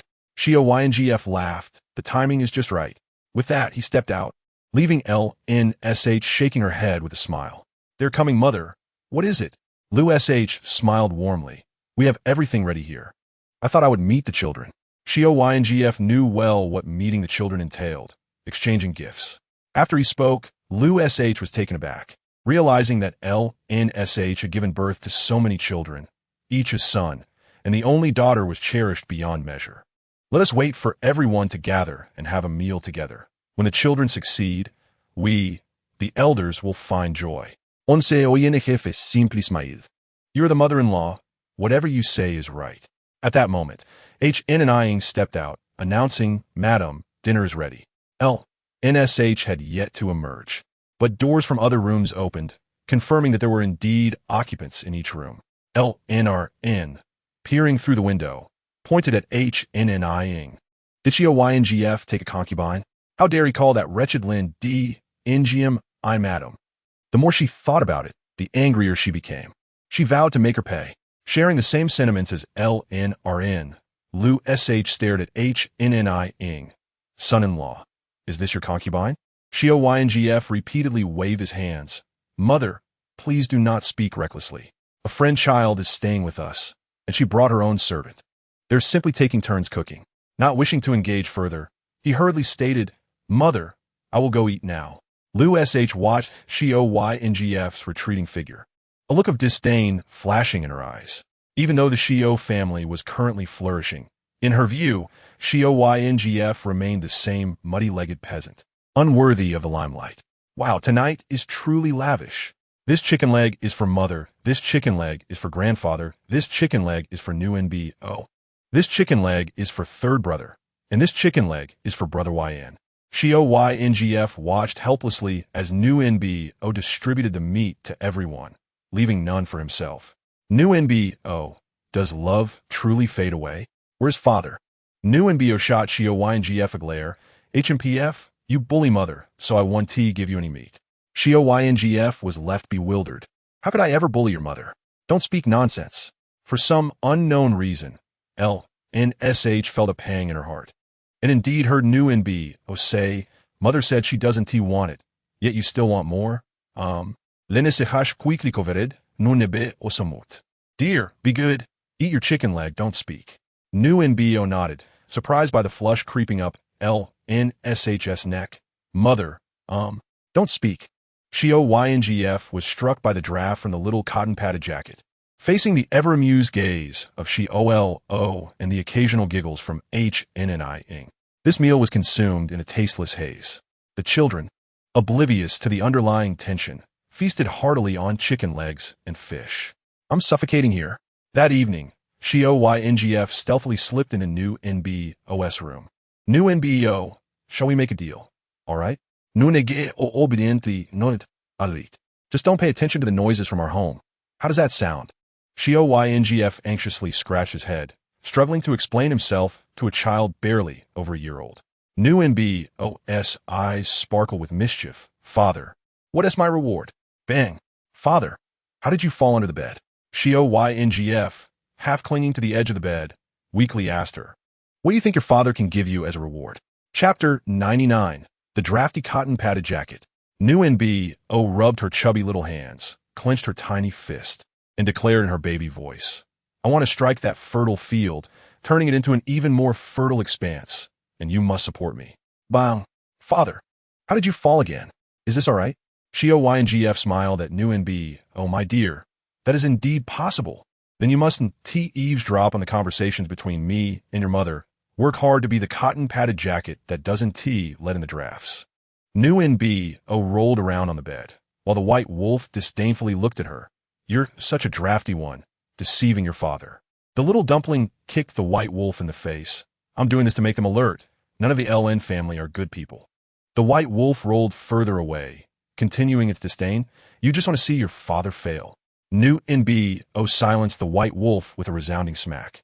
delivering a truly unforgettable blow. New and B was perched at the window, gazing at the sky. Sister, Lily wants to see too. Little Lee wants to follow sister forever. At the same time, YN secretly shook his head, your sister ISNT looking outside. Her ears are practically perked up. In the room where the LN family resided, LNRN was fuming, while Lou SH tried to soothe her. It was a picture of maternal love, a stark contrast to the earlier harshness of the day. Don't cause me any trouble recently. If you can't appease LNDNGMI, what will you eat and drink? Look at them, feasting on several chickens for dinner, and look at their attire. Don't you wish to live like that? LNRN's eyes sparkled. Of course, she desired it. The clothes LNSH wore were all made of brocade. Seeing her daughter's expression soften, Lou SH finally breathed a sigh of relief. So you must listen to your mother, speak sweetly to LNDNGMI, and be kind to their children. Understand? LNDB sat up from the quilt. Mother, I want to eat with them tomorrow. They didn't give us any meat. Lou SH hurriedly approached him, draping a garment over his shoulders. My dear ancestor, be careful not to catch a cold. I will speak to YNGF about it. You may dine with them tomorrow. YN pursed his lips and raised his eyebrows. The notion of kindness is indeed a clever strategy, but I suspect your mother will deal with them. LNSH's eyes held a glint of hatred and determination when facing this family, something YN observed keenly. New NBO, do not reveal your abilities before them in the future. Fortunately, the Zhang family's gifts have already arrived. Otherwise, who knows what would happen if they saw? While YN analyzed the pros and cons for New NBO, the little dumpling had already drifted into a peaceful slumber. This girl, after ensuring New NBO was tucked in, he laid down as well. Xiao, YNGF, and LNSH thought that YN would be kicked away for sleeping near New NBO, yet they were surprised he slept so soundly. What they did not know was that YN experienced nightmares every night when sleeping alone, but after sharing a room with New NBO, he enjoyed a restful night. This was a choice anyone would make. Moreover, New NBO, upon discovering her ability to kick while dreaming of the little golden dragon leaving her body at night, paid attention to this issue, naturally leading to even better sleep. The following day, son-in-law, just as YNGF stepped outside, he was called back by Lou SH. The lingering spirit, YNGF muttered a curse under his breath, then turned to smile. Mother, speak. I wish to say that from now on. Let your brother DB join you for meals. The rest of us are fine, but your brother is different. ISNT? Lou SH smiled like a blooming chrysanthemum, gently patting YNGF's arm, treating him as her beloved son. No, everyone eats separately. And SH emerged from within, her tone colder than the heavy snowfall outside. Lou SH nearly lost her smile. Oh, DNGMI, that is your brother? He eats alone, no one else. LNSH scoffed. He is of no use even if he were the king himself. The two families shall not share a word. After speaking, she took YNGF's arm and turned to leave, leaving Lou SH to mutter curses under her breath. Breakfast at the Xiao household, as usual, was sumptuous. The leftover chicken from the previous night was made into a large bowl of fried noodle. There were sweet red bean paste dumplings, chicken-filled wontons, 8 treasure porridge, sticky rice cakes, egg yolk pastries, and sweet steam cakes. The delightful aroma made the members of the LN family and the Lou family next door drool. Only L and LON was seriously eating the corn cake in his hand, while the others struggled to swallow. Mother, I don't want to eat this. LYN tossed the corn cake from his hand onto the plate. I want to eat what's in that room. LNRN recalled Lou SH's word from the night before. After glaring fiercely at her son, she gently said, Son, look, we are all eating this. It's actually quite delicious. Come, have a sip of porridge. She looked down to find the porridge in her bowl was nothing but watery broth with a few grains of rice, igniting a fire in her heart. It was only when her husband tugged at her sleeve that she managed to suppress her anger. However, her son was not buying her act, nearly kicking the table over in protest. His cries were deafening. I want to eat what's in that room. I want to eat. Smack. Enli Engdian slapped Ly into the ground, rolling twice. If you don't eat, stand outside, try shouting again. His voice was not loud, yet Lyn dared not make a sound. LNRN's face darkened, but seeing the spilled porridge on the table, she felt this child needed discipline. New and B took a bite of wonton, raising her little brow. realizing that Lyn was genuinely afraid of L and Liang. It seemed this little ghost was not ordinary. Some matters. Adults may remain unaware, yet children understand each other perfectly. Nu and Bo had no urgent matters, eating at a leisurely pace, consuming more than usual. Sometimes, Lnsh had already washed the dishes, yet Nu and Bo still hadn't tea finished. And she wasn't tea playing. She was simply eating continuously, with Little wiping her mouth beside her, while Yn fed her from the other side. This trio was practically inseparable. Nu and Bo, Li Gnsh shouted from outside. Xiao Jling had already finished eating and rushed to open the door.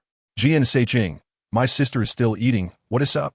Xiao Jling and Li Gnsh were quite familiar, walking in with their arms around each other, as they were truly of similar ages.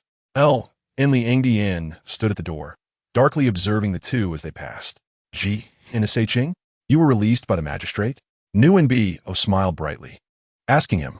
Li Gnsh's face turned slightly pale, having recently studied arithmetic with Xiao. He had reached the point where hearing the word arithmetic made him want to vomit. Grandfather remarked that there was a scarcity of meat in the village recently, and he called a few people to join him in fishing at the river. Lu Jinsheng dared not speak up, for grandfather's intention was that Bao would ensure everyone's safety. Upon hearing about this official invitation for a delightful outing, Bao promptly set down her bowl and exclaimed, "Let's go, brothers."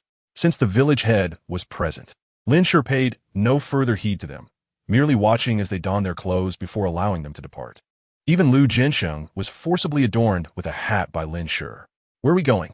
Bring your siblings along. A family should play together." Luo Shi intercepted them at the door, pushing the three Lin family members forward. Bao gazed at Lin Liangtian with a mischievous glint in her eyes, provoking him. Indeed, he became enraged. When the children arrived at the riverbank, a large hole had already been broken in the ice. A crowd of villagers surrounded the opening. Occasionally,